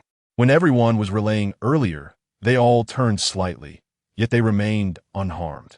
As long as the movements are minimal, it should be fine. His tone was not harsh, but rather calm, akin to soothing the atmosphere. However, Zhang Heng truly fell silent, reluctantly nodding in agreement. The remaining individuals appeared somewhat hesitant. Yet this was indeed the only method available to distinguish between the human and the ghost. Silence enveloped the group. At this moment, less than a minute remained until the break concluded. Zhang Wenyi leaned against the wall, arms tightly crossed, lost in thought. Zhao Sun's expression was taut, casting wary glances at the others, no longer embodying the initial spirit of collaboration. The red-haired man exchanged glances with Yun Yuan and Zhang Heng, and the three moved to a separate corner. Chen Ji's gaze sharpened as he scrutinized the trio. Subsequently, he surveyed the surroundings, making several rounds before spotting Wang Xiaoming. Wang Xiaoming appeared to have not moved at all, his expression vacant and somewhat forlorn. As Chen Ji passed by him, he feigned casualness and whispered softly, "Beware of Zhang Heng. Do not reveal your ghostly artifact." After uttering this, he retreated to a corner, occasionally glancing at the enormous monkey that had been covering its ears. Wang Xiaoming jolted, as if taken aback by Chen Ji's awareness of his location, and equally surprised that Chen Ji would utter such words. Sitting on the ground, he clutched the hem of his checkered shirt tightly, a complex expression flickering in his eyes. No one could have anticipated. Wang Xiaoming did not desire this ghostly artifact at all. Wang Xiaoming, male, 27 years old, clerk. An ordinary name, an ordinary identity, an ordinary job. From childhood to adulthood, his life and family were unremarkable. No one paid him any special attention, nor did he possess anything worthy of notice. If this world were a game, Wang Xiaoming would be the indistinct NPC within it. However, Wang Xiaoming was indeed human, and as a human, he harbored the innate need for recognition. His greatest fantasy was to embark on adventures akin to those in the anime he adored, to find like-minded companions, and to attain unparalleled treasures. Adventure had indeed arrived. That day, he received a ticket for a voyage, only to discover that within the domain, peril lurked at every corner, and ghosts were, in fact, a tangible reality. Relying on his prudence and intellect, Wang Xiaoming gradually acclimated to the terrors of the domain, even becoming a key figure in several instances of survival. He began to realize that he was not as ordinary as he once believed. A girl whom he rescued in the domain gradually became a part of his life in reality, providing warmth and companionship. Wang Xiaoming finally felt as though he had become the protagonist of his own story, until that fateful instance in the domain. An invisible ghost claimed numerous lives. The driving force for Wang Xiaoming to persevere was the knowledge that someone awaited his return home. In the end, he discovered a path to survival by rendering himself invisible, managing to endure 5 minutes in the presence of the ghost. Achieving this feat was possible because Wang Xiaoming had uncovered the most crucial ghostly artifact within the domain. Checkered shirt. Note, an item that everyone possesses in their wardrobe. Ability to become invisible for 10 minutes in the ghost line of sight. Usable a maximum of 3 times per domain. Cost. With each use, one's presence in the real world gradually fades. Wang Xiaoming took the checkered shirt with him. He utilized it numerous times. The domain became increasingly treacherous, and he found himself at a loss. Until one day, he realized that those around him began to no longer hear his words. His parents had not called him in ages. The girl who was about to become his fiancée, He had also forgotten that she had once been saved by a boy named Wang Xiaoming. She departed. Everything had reached an irreversible point. Even if Wang Xiaoming removed the checkered shirt, the cost would not vanish. The break time concluded. Just before being ushered back to his position, Zhang Heng silently cast a glance at Wang Xiaoming. To be precise, he was observing the checkered shirt that Wang Xiaoming wore. Then, he cautiously glanced at the red-haired man.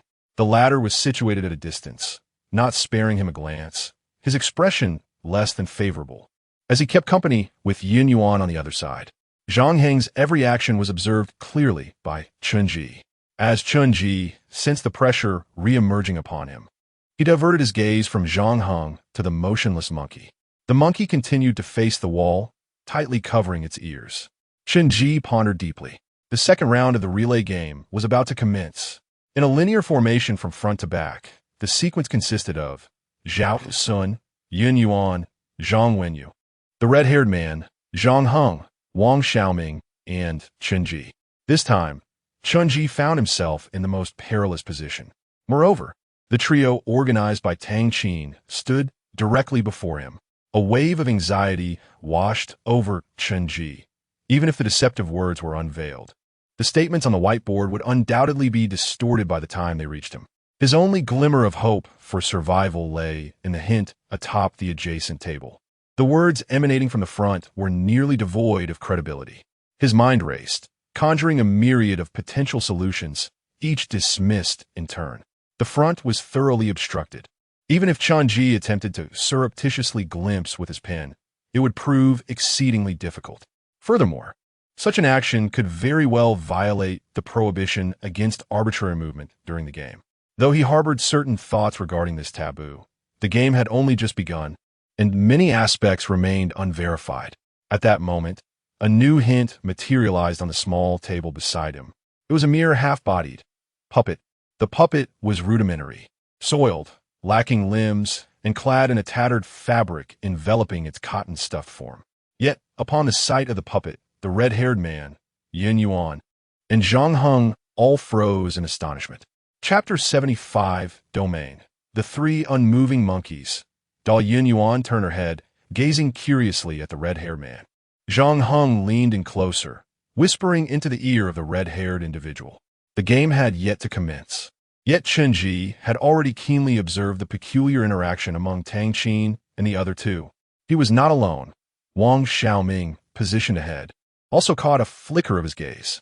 However, he remained motionless, still wary of the prompt, "Do not move out of line after queuing." After all, no matter how the trio communicated, they did not exceed their designated positions. Behind Wang Xiaoming, Chen Ji cautiously tilted his body slightly. He was testing the limits of the rules. Standing still, his upper body had deviated from the straight line of the queue, resembling a flagpole swayed by the wind. Intently focused ahead, it was this posture that allowed him to vaguely catch sight of the red-haired man, pondering for a moment before uttering something to Zhang Heng. His lips moved twice in succession. Once finished, the red-haired man turned to retreat, only to catch a glimpse of Chen Ji's subtly protruding head. He froze momentarily, yet said nothing, continuing to stare straight ahead, refraining from any further movement. "Hey, come back," accompanied by a gentle nudge on his shoulder. Chen Ji finally heard Wang Xiaoming's anxious whisper. Wang Xiaoming had naturally noticed Chen Ji's unusual movement behind him. Startled, he quickly called out as a reminder. Yet his presence was so faint that it took several attempts before Chen Ji could hear him, only responding when touched. "It's fine. The game hasn't started yet." Chen Ji murmured softly, retracting his body, having preliminarily validated one of his hypotheses. He returned his pen to his pocket, opting not to take risks in this round of the game. The lights flickered off for a brief moment. When they re-illuminated, the atmosphere had grown dim. The game had officially begun.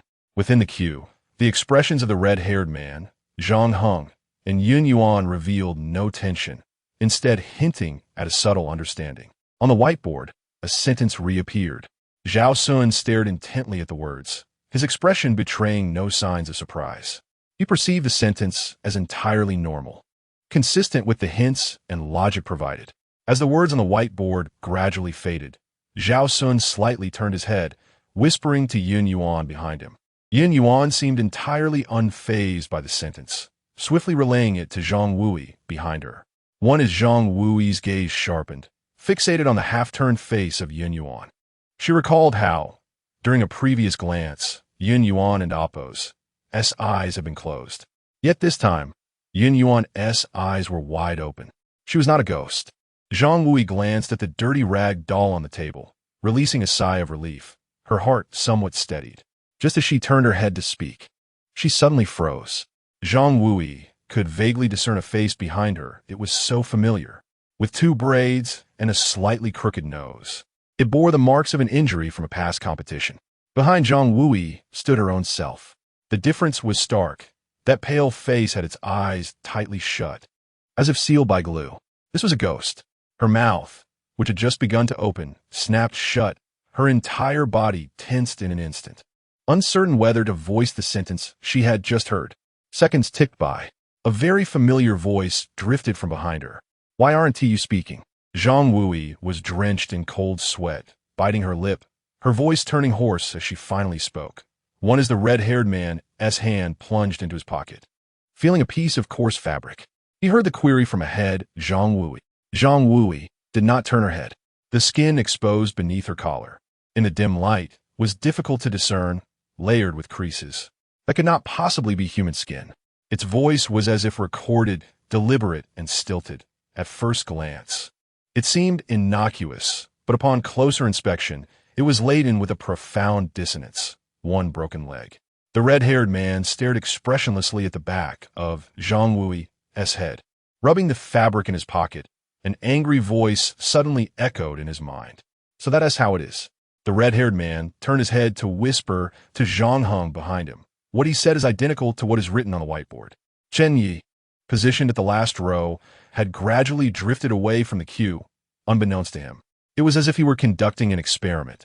His slight movements had intensified. Simultaneously, Chen Ji pondered, replaying the scene of the red-haired man speaking in his mind. His lips moved twice. It was a 2-word phrase. Furthermore, this phrase must pertain to the object indicated on the table. The 3 individuals from Tang Qin's organization had exhibited noticeably unusual behavior. It was highly likely they had encountered this item before. With only 1 hint on the table, and based on the previous round, it was probable that this time numerical calculations would also come into play. Chen Ji extended a leg, as if reaching for something on the barren ground, silently mimicking the mouth movements of the red-haired man. The closest and most fitting term, combined with a quantifier, could possibly be a doll. Chen Ji took note of these 3 words, waiting for Zhang Heng to relay the message before making a final decision. Behind Zhang Heng stood Wang Xiaoming.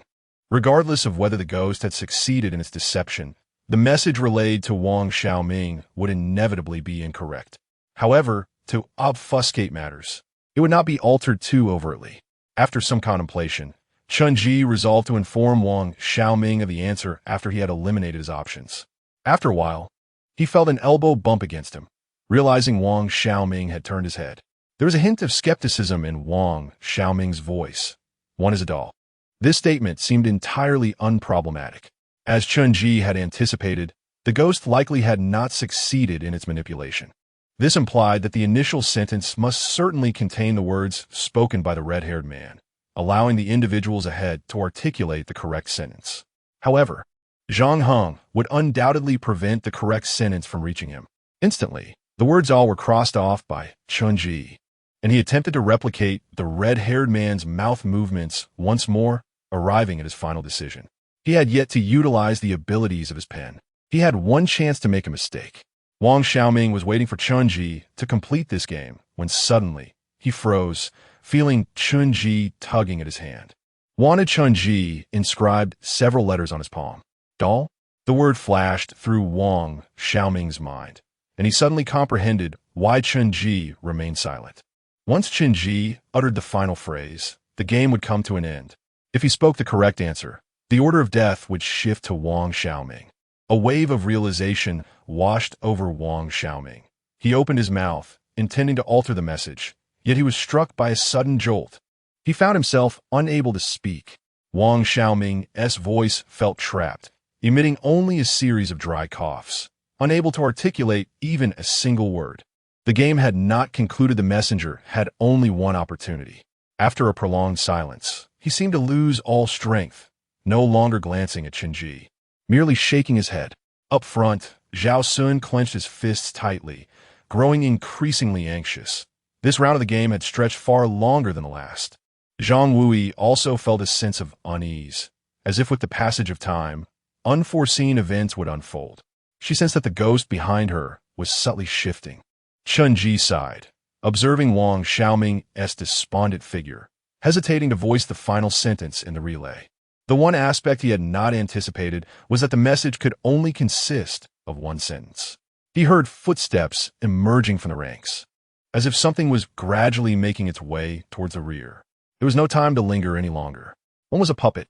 Chen Ji's expression was intricate as he softly spoke. By the time he reached the fourth word, he already knew he had uttered the correct phrase. The death warning from the fountain pen did not materialize. Beep! The game has concluded. Wang Xiaoming immediately turned to Chen Ji, his face turning an ashen shade. No vortex had manifested on Chen Ji's body, and with the sudden illumination of the lights, a transformation akin to that of the previously bald man appeared on Wang Xiaoming. Chapter 76, Domain. The three unwise monkeys dispute. Wang Xiaoming immediately employed his elusive abilities, completely vanishing from the crowd, blending into the very air itself. Zhang Heng's expression darkened as he fixed his gaze on Chen Ji, astonished that he was not the one to perish. The red-haired man raised no objections regarding Chen Ji's survival. Instead, he grasped Zhang Heng and Yun Yuan, whispering something to them, his demeanor suggesting irritation. Chen Ji silently leaned against the wall, his eyes fixed on the spot where Wang Xiaoming had vanished. Rather than reveling in his unexpected fortune, he felt a pang of regret. In truth, Chen Ji had already discerned a solution to the predicament. Yet it was only in the latter half of the game that he could confirm it, by which point it was far too late. Zhang Heng and the others returned, quietly observing the empty air. Yin Yuan shot Zhang Heng a sharp glance, her frustration reaching its zenith. It was only after their conversation that she learned everyone had the capability to articulate the correct sentences this time. If everyone spoke correctly, the game would conclude entirely. The ghost's deceit had not succeeded with the third brother. It was Zhang Heng who had tampered with it. She had always looked down upon Zhang Heng, deeming him narrow-minded and short-sighted. His recent actions had only reaffirmed Yun Yuan's unfavorable impression of him. No wonder the third brother had specifically cautioned Zhang Heng before the previous round began. Zhang Heng, seemingly oblivious to Yun Yuan's disdainful gaze, maintained a calm facade. Although he had failed to eliminate Chen Ji, if Wang Xiaoming were to die, it would still be a victory for him. Suddenly, a checkered shirt materialized in midair, drifting down to the ground. Wang Xiaoming was indeed dead. No one noticed, no one perceived. Not even in death did he leave a trace of his existence. He could evade the ghost, but he could not escape the vortex's insidious erosion of his body. Zhang Heng's eyes narrowed slightly, observing the red-haired man's lack of reaction. He stepped forward to seize the enigmatic item, the checkered shirt. However, someone was swifter than he. Zhang Wui, her muscular legs propelling her forward, leapt as the shirt touched the ground, grasping it in her hands. "This is what you refer to as an enigmatic item?" she murmured, fastening the checkered shirt around her waist. A phrase flashed through her mind, the shirt's usage instructions. Zhang Wui, such an item is not meant for a novice like you. Zhang Heng warned, his eyes flashing with a hint of malice as he spoke through clenched teeth. He had not anticipated that Zhang Wui had long harbored intentions for the checkered shirt, though Zhao Sun felt a stir of interest upon witnessing the shirt's appearance. He silently withdrew to the periphery. He discreetly surveyed the remaining individuals present, sighing in resignation, knowing that it was not his turn to act. Among the 6 survivors, aside from himself, Zhang Heng, Yun Yuan, and the red-haired man were evidently allied. Chen Ji stood calmly against the wall, hands in pockets, his expression serene, seemingly devoid of any covetousness for the checkered shirt. Zhang Wui, despite being a newcomer to the domain, had proven herself to be formidable, and her identity outside was well known to all. A flicker of uncertainty crossed Yun Yuan's eyes. Despite her long-standing disdain for Zhang Heng, they were, after all, colleagues. Moreover, She was acutely aware of the advantages that acquiring this enigmatic item could confer upon her. Her performance metrics were just one short of meeting the required standard. Yin Yuan approached Zhang Heng, her voice composed. Zhang Wui, relinquish that item to us. We are aware of your identity in reality, and once we exit the domain, we can negotiate an exchange. This statement carried an implicit threat. Zhang Wui scoffed. You are welcome to approach me anytime. She stepped closer to Zhang Heng and Yin Yuan, her expression one of disdain. However, this enigmatic item is now mine. You may attempt to seize it if you wish. She made no effort to conceal her intentions. She would not surrender the checkered shirt to either Zhang Heng or Yin Yuan. Zhang Wui's dominance was evident, regardless of the arena, be it in competition, daily life, or within the domain. Chen Ji observed the unfolding dispute, a slight smile gracing his lips. A line of ink slowly vanished from his pen. 1 minute later, the break was nearing its end. Zhang Heng and Appo's countenance was exceedingly grim. Despite the cost of playing another round, he had failed to achieve a single objective. Firstly, Chen Ji had undoubtedly employed an enigmatic item, correctly guessed the answer, and survived. Secondly, while Wang Xiaoming had perished, the checkered shirt had been seized mid-flight by Zhang Wui. Third brother, I still believe, he could no longer contain his fury and whispered to the red-haired man. You intend to use my enigmatic item against Zhang Wui, do you not? The red-haired man yawned, turning to face Zhang Heng. His eyes were particularly dark and devoid of expression, leaving Zhang Heng momentarily unsure of his intentions. Well, after a moment of contemplation, Zhang Heng quickly added, seemingly justifying himself, isn't our long-term mission to seek out enigmatic items? That is your task, not mine. The red-haired man replied with a smile, before his demeanor shifted to one of seriousness. Let me offer you a piece of advice. What is it? Zhang Heng inquired, a flicker of hope igniting within him. Challenge Zhang Wui to a duel. If you win, you shall claim it. Zhang Heng regarded the red-haired man's face with a complex expression, sensing a hint of mockery in his tone. He turned away, falling silent as a flicker of apprehension crossed his eyes. In the distance, the female boxer Zhang Wui sat beside Chen Ji and Zhao Sun, staring blankly at the ceiling, beads of sweat glimmering on her robust arms. The third round of the whispering game was about to commence. This round's sequence would be the red-haired man, Yin Yuan, Zhao Sun, Zhang Wui, Chen Ji, and Zhang Heng. Observing the lineup, Chen Ji quietly postponed the conclusion of the game. He had already discerned how to ensure that everyone would relay the message correctly. He had initially intended to conclude the game this time. However, casting a glance at Zhang Heng behind him, he recalled his experiences during the unobserved phase, as well as Wang Xiaoming's silent demise. Perhaps it was best to wait for the next round. On the table, a new prompt materialized, a half-body statue of a child, head tilted, eyes wide, mouth agape. It appeared innocent and lively, remarkably fitting for this children's square. The lights dimmed once more.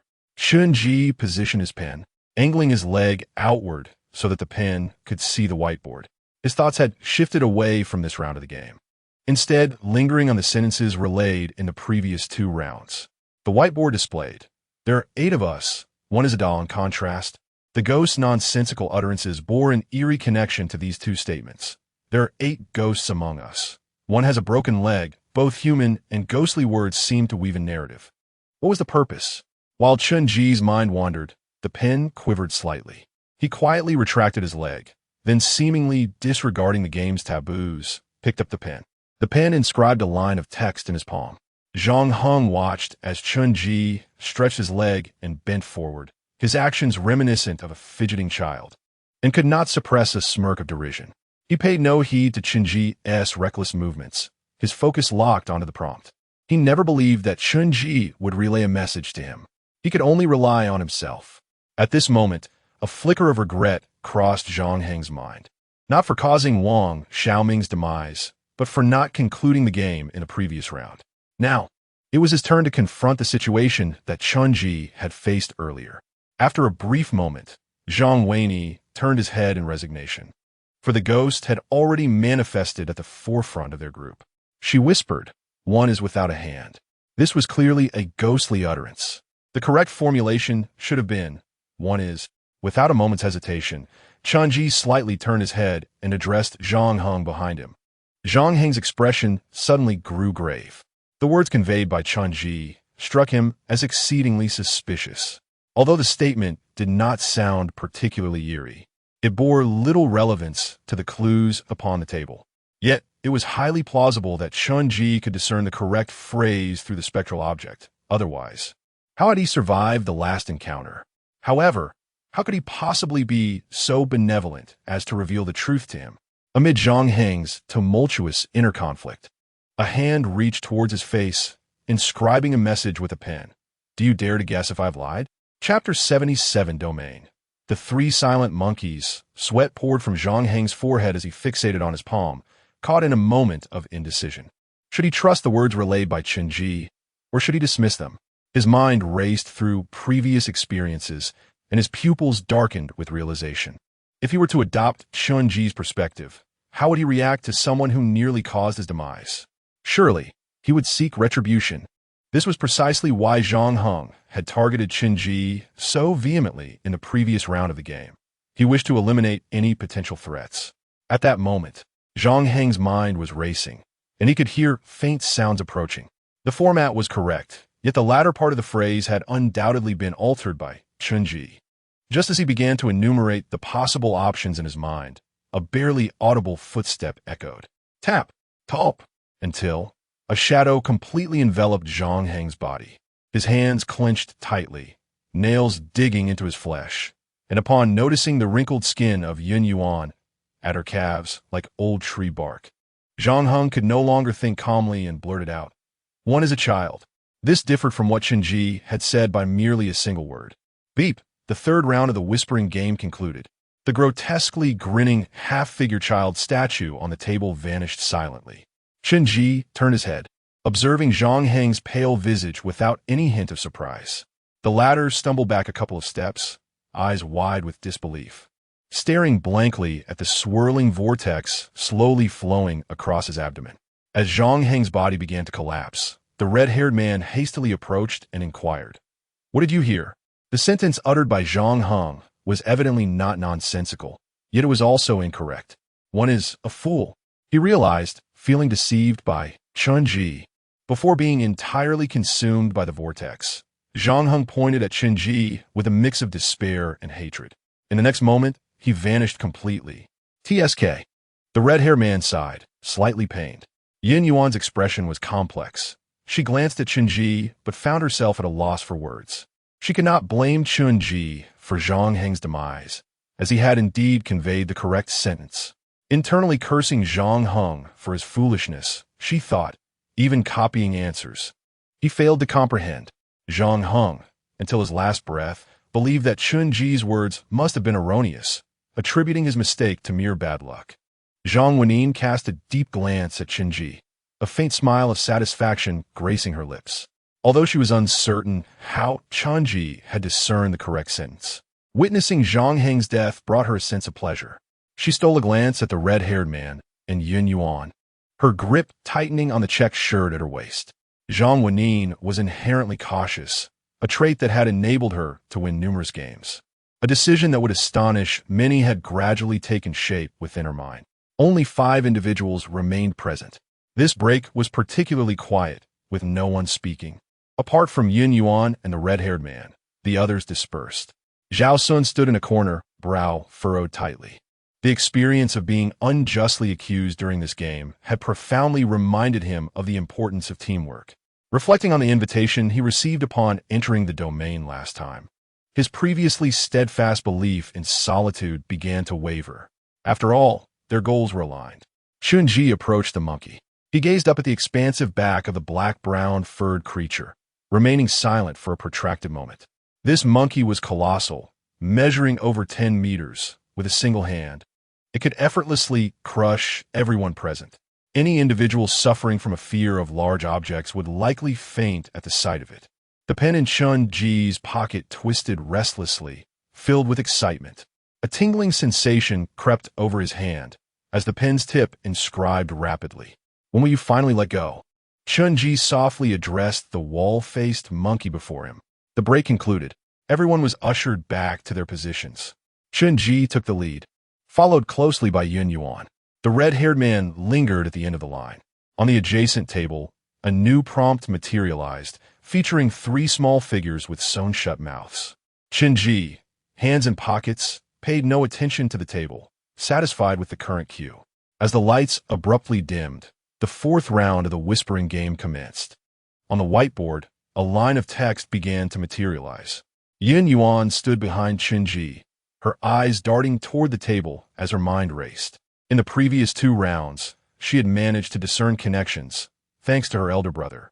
However, this time, biting her lip, she suddenly felt a touch on her body. What was that? The game had only just begun. How could a ghost leave the line? An involuntary shiver coursed through Yun Yuan as she stiffly turned her head, eyes widening in astonishment. Chen Ji had somehow stepped out of line, approaching her directly to show her the words inscribed on his palm. Simultaneously, he recited a phrase swiftly and dismissively, seemingly merely fulfilling a task. "Isn't that against the rules?" Yun Yuan stared at Chen Ji's palm with a mix of complexity before slowly articulating. "There are 3 who are mute." Chen Ji nodded, already moving toward Zhao Sun. Zhao Sun, however, had been fixated on the front for several moments before finally turning back. In front of him, Yun Yuan remained utterly still, her head unwavering, reciting in a trance-like manner. "There are 3. Without heads." This was nonsensical. Chen Ji silently observed.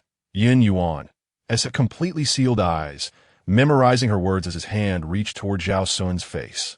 "There are 3 who are mute." Zhao Sun's voice trembled as a thunderous realization struck him. Upon seeing Chen Ji, he instantly grasped the breakthrough of this round. At this juncture, Chen Ji no longer needed to show each subsequent player the information. The nonsensical phrases had been corrected. Nevertheless, he remained cautious, ensuring no recurrence of the 2nd round situation. Next was Zhang Wenin, followed by the red-haired man, who was most likely to perish. The red-haired man hesitated not a second, directly reciting the sentence from Chen Ji's palm. Beep! As the game concluded, the red-haired man patted Chen Ji on the shoulder, whispering with a smile, "Thanks." Boom! At that moment, the monkey, still clutching its ears, let its heavy hands fall to its sides. It resumed the position it had taken at the beginning of this domain. In this round of the game, no one perished. Even Chen Ji remained standing, unharmed by the rule prohibiting uncontrolled movement. Not listening, Zhao Sun chuckled bitterly, shaking his head. So this was how it was. No wonder he had found it strange. This round of the whispering game seemed at odds with the prompt of not listening. If one did not listen, how could they relay messages? Yet if one did listen, it contradicted the guidance. However, the path to survival this time was rather simple. Everyone had initially adhered to the so-called rules, too fearful to experiment. Even Chen Ji had only confirmed the truth through gradual testing. Once all had reached the children's square, the monkey promptly descended from the previous level. As soon as it appeared, ears were already covered, signaling the 8 individuals present. Do not listen, do not heed the forthcoming words. Thus, after the monkey shielded its ears, a sudden voice, which all assumed was a cue for the rules, resonated. The game is about to commence. Players, please line up in order from front to back and refrain from moving. Wait for the first person to read the words on the board and pass them to the end. Note, no arbitrary movement is permitted during the game. This, indeed, is the true essence of ghostly words. Such utterances are untrustworthy. Grateful thanks to the book friends Guandu Daoren, Shen Er, and Song Song Shu for the delightful milk tea. Special appreciation to Guandu Daoren for the urging talisman. Chapter 78, Domain. The 3 silent monkeys, a broken leg as in the do not observe phase. The first extinguishing of the light occurred after the monkeys shielded their eyes with their hands. It appears that every phase is inextricably linked to the guidance of the 3 silent monkeys. In the do not listen phase, the only rules acknowledged are those that manifest on a whiteboard, deemed true. The so-called taboo of do not move is merely a fabrication spun by the specter. Yun Yuan stood beside the red-haired man, silently counting the current number of participants, 5. The specter had vanished, confirming their successful passage through this round of the game. She pursed her lips and glanced furtively at the red-haired man, who had his gaze lowered, lost in thought.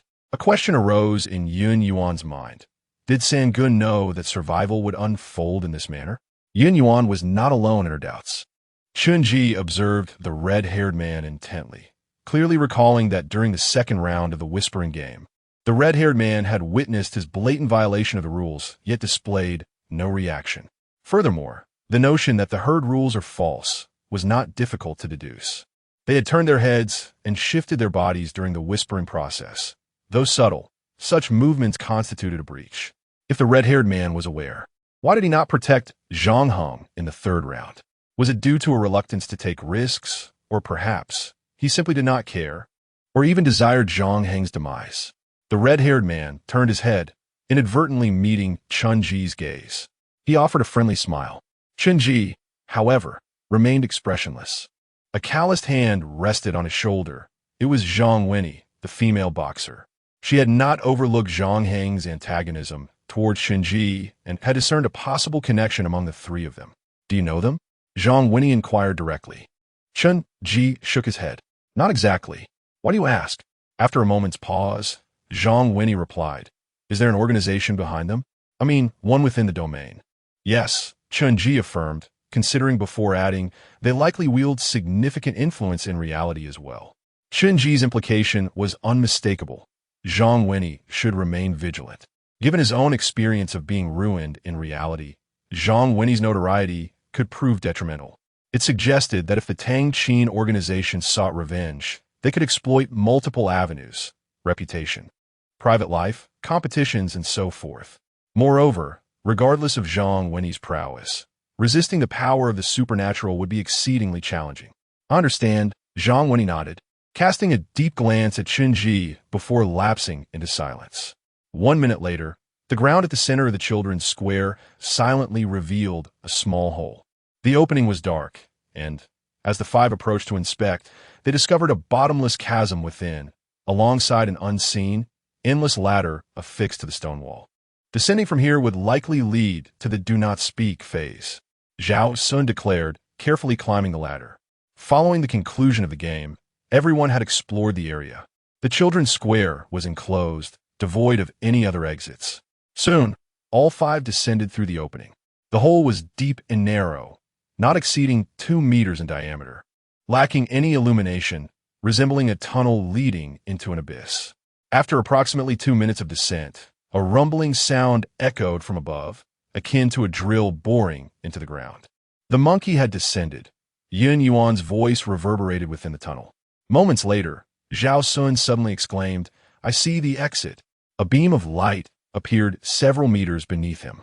The five quickened their descent, and soon, Zhao Sun released his grip, his body emerging from the tunnel, landing mere centimeters from the ground. However, as soon as he touched down, his eyes widened in shock, and his entire body tensed. Thud! The other four emerged from the vertical tunnel behind Zhao Sun, only to be halted by his outstretched arm. In this confined space, apart from the massive monkey occupying half the area, something else awaited them, standing at the center, just a few meters away from Zhao Sun. Upon seeing the figures turn away from them, a thunderous realization struck all their minds, and their expressions changed drastically. They immediately recalled the first line uttered by the specter during the whispering game. Among us, there are 8 specters. Those 8 silhouettes, bare-skinned, appeared indistinguishable from humans. The balding man, Zhao Sun, Chen Ji, all 8 who had survived the first round. No, that's not right. Zhang Wenyi stumbled back, fixating on the feet of those figures ahead. The skin on their feet was marred with loose wrinkles and folds, resembling newly hatched birds without feathers. They also bore resemblance to centenarian elders. Compared to the rest of their smooth skin, this stark contrast was jarring. It mirrored the appearance of the specter from the second round, which had donned the faces of several participants. But did 8 specters truly exist? Or was it one, divided into 8? As if leather were being violently scraped, an unsettling sound emerged as the 8 figures sluggishly turned to face them. Chen Ji's breath quickened as he suddenly grasped a horrifying truth. This specter, which had only shared a face with him before, had now evolved to nearly identical forms. What was its intent? To replace, or merely to imitate? Among the 8 specters before the 5, 3 suddenly bore cracks in their skin. They were the deceased balding man, Wang Xiaoming, and Zhang Hong. Soon, their human skins peeled away like scabs, reverting these 3 specters to their original forms. The visage of the specter that had slaughtered nearly half the participants in the first phase. A sight the living 5 had never witnessed. These 3 specters, with hollow eye sockets, locked their gaze on Chen Ji and the others, retreating with damp, sticky footfalls. Now, only the specters corresponding to the 5 living individuals remained, standing in place. Just as the tension peaked among them, a sound akin to hair brushing emerged from the place where the monkey sat. Its hands began to slowly rise, eventually covering its mouth entirely. The do not speak phase had commenced. Almost simultaneously, the remaining 5 pale, ghostly faces revealed a rigid, grotesque grin akin to a flawed imitation. Chen Ji's heart lurched. He realized that at the precise moment the specter smiled, his own lips involuntarily curled upward. He swiftly scanned his surroundings, only to be horrified to find the remaining 4 bore identical smiles to those of the specters before them. Yet, the expressions in their eyes, whether fearful or bewildered, betrayed that they, like Chen Ji, were unable to control themselves. In the following instant, Chen Ji felt his lips gradually parting. He and the others, compelled by the specters, unconsciously uttered, "We among us have 8 specters. 1 has lost a leg." 10 emotionless, staccato voices resonated simultaneously. There were female and male voices, but the tone remained eerily ghostly. As the final word escaped their lips, the 5 individuals present collapsed in unison, blood gushing forth instantly. Their left legs at that moment seemed to encounter an invisible blade, severed in an instant. In an instant, a piercing scream of excruciating pain reverberated throughout the entire space. Chen Ji's complexion turned ashen, and the sudden agony rendered him unresponsive, his vision fading to darkness. Moreover, he immediately comprehended the impending events. During the unheeded phase, they had already been informed of the content that was to remain unsaid. In the previous round of the whispering game, the complete haunting message was as follows: Among us, there are 8 ghosts. 1 has a broken leg. 1 is missing a hand. And 3 lack heads. Chapter 79, Domain. The 3 silent monkeys. The piercing screams of Yin Yuan were utterly harrowing. Having lost her left leg, her balance was immediately compromised, and she tilted dangerously, on the verge of collapsing to the ground.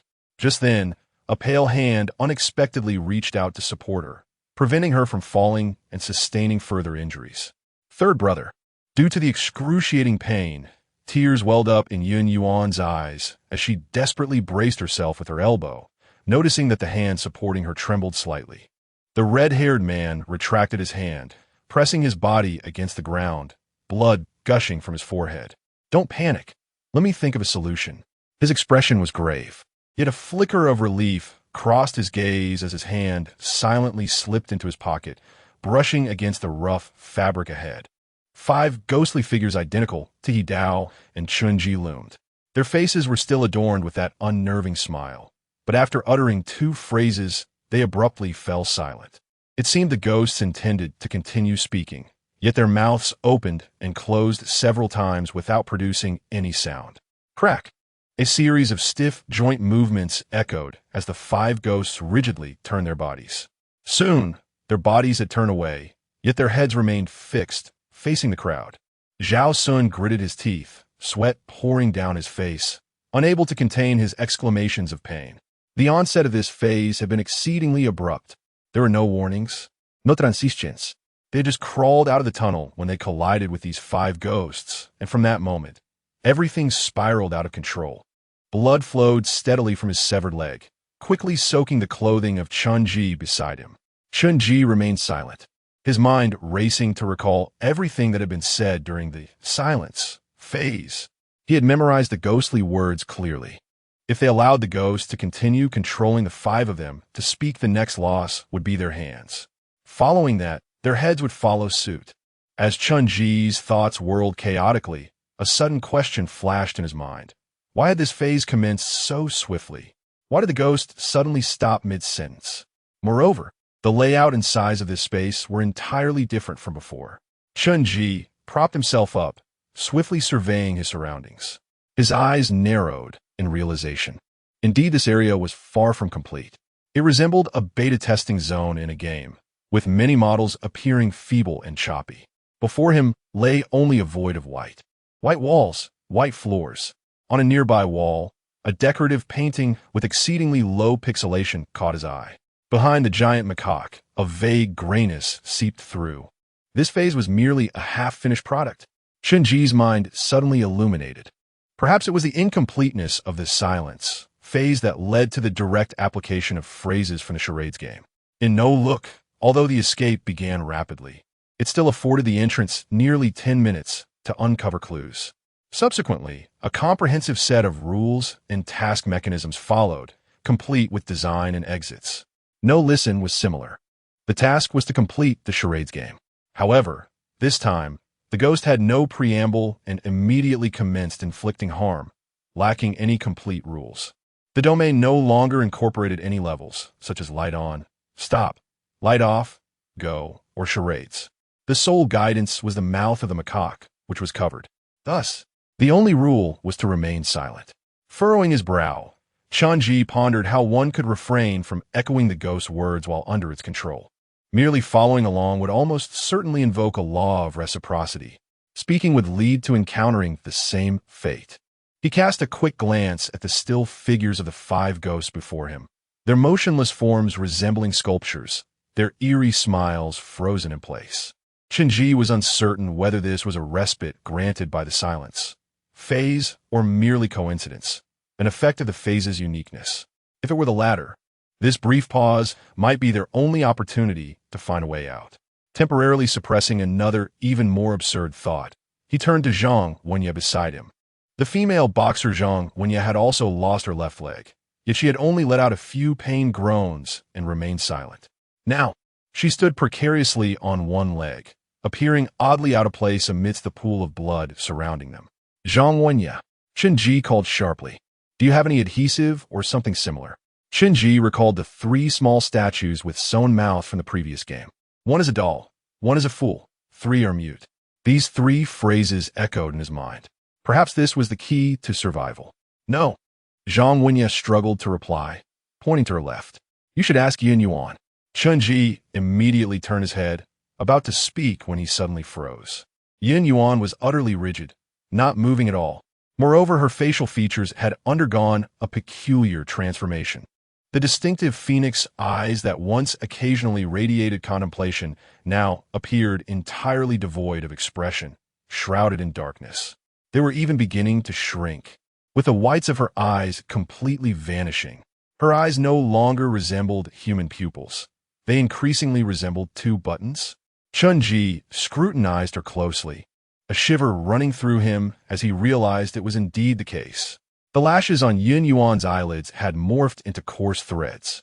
Her skin, too, had transitioned from a normal hue to an abnormal paper white.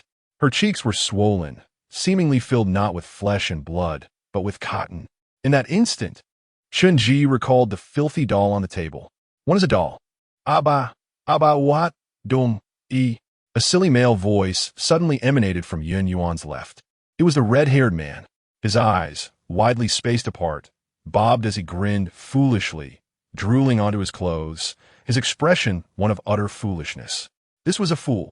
Chen Ji's entire being trembled as memories of the child's statue flooded back, resembling the red-haired man exactly. In his hands, the man held a filthy doll, swaying in sync with his movements. This was an object he had long possessed. Even Yin Yuan, his subordinate, had only glimpsed it, unaware of its precise power. Object, doll. Limits the target to a doll. Duration, 10 minutes. Cost.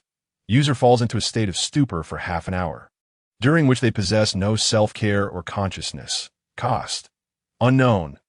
Chen Ji was oblivious to how the doll operated, yet he could discern that the red-haired man's condition was likely a side effect. He was momentarily at a loss for words.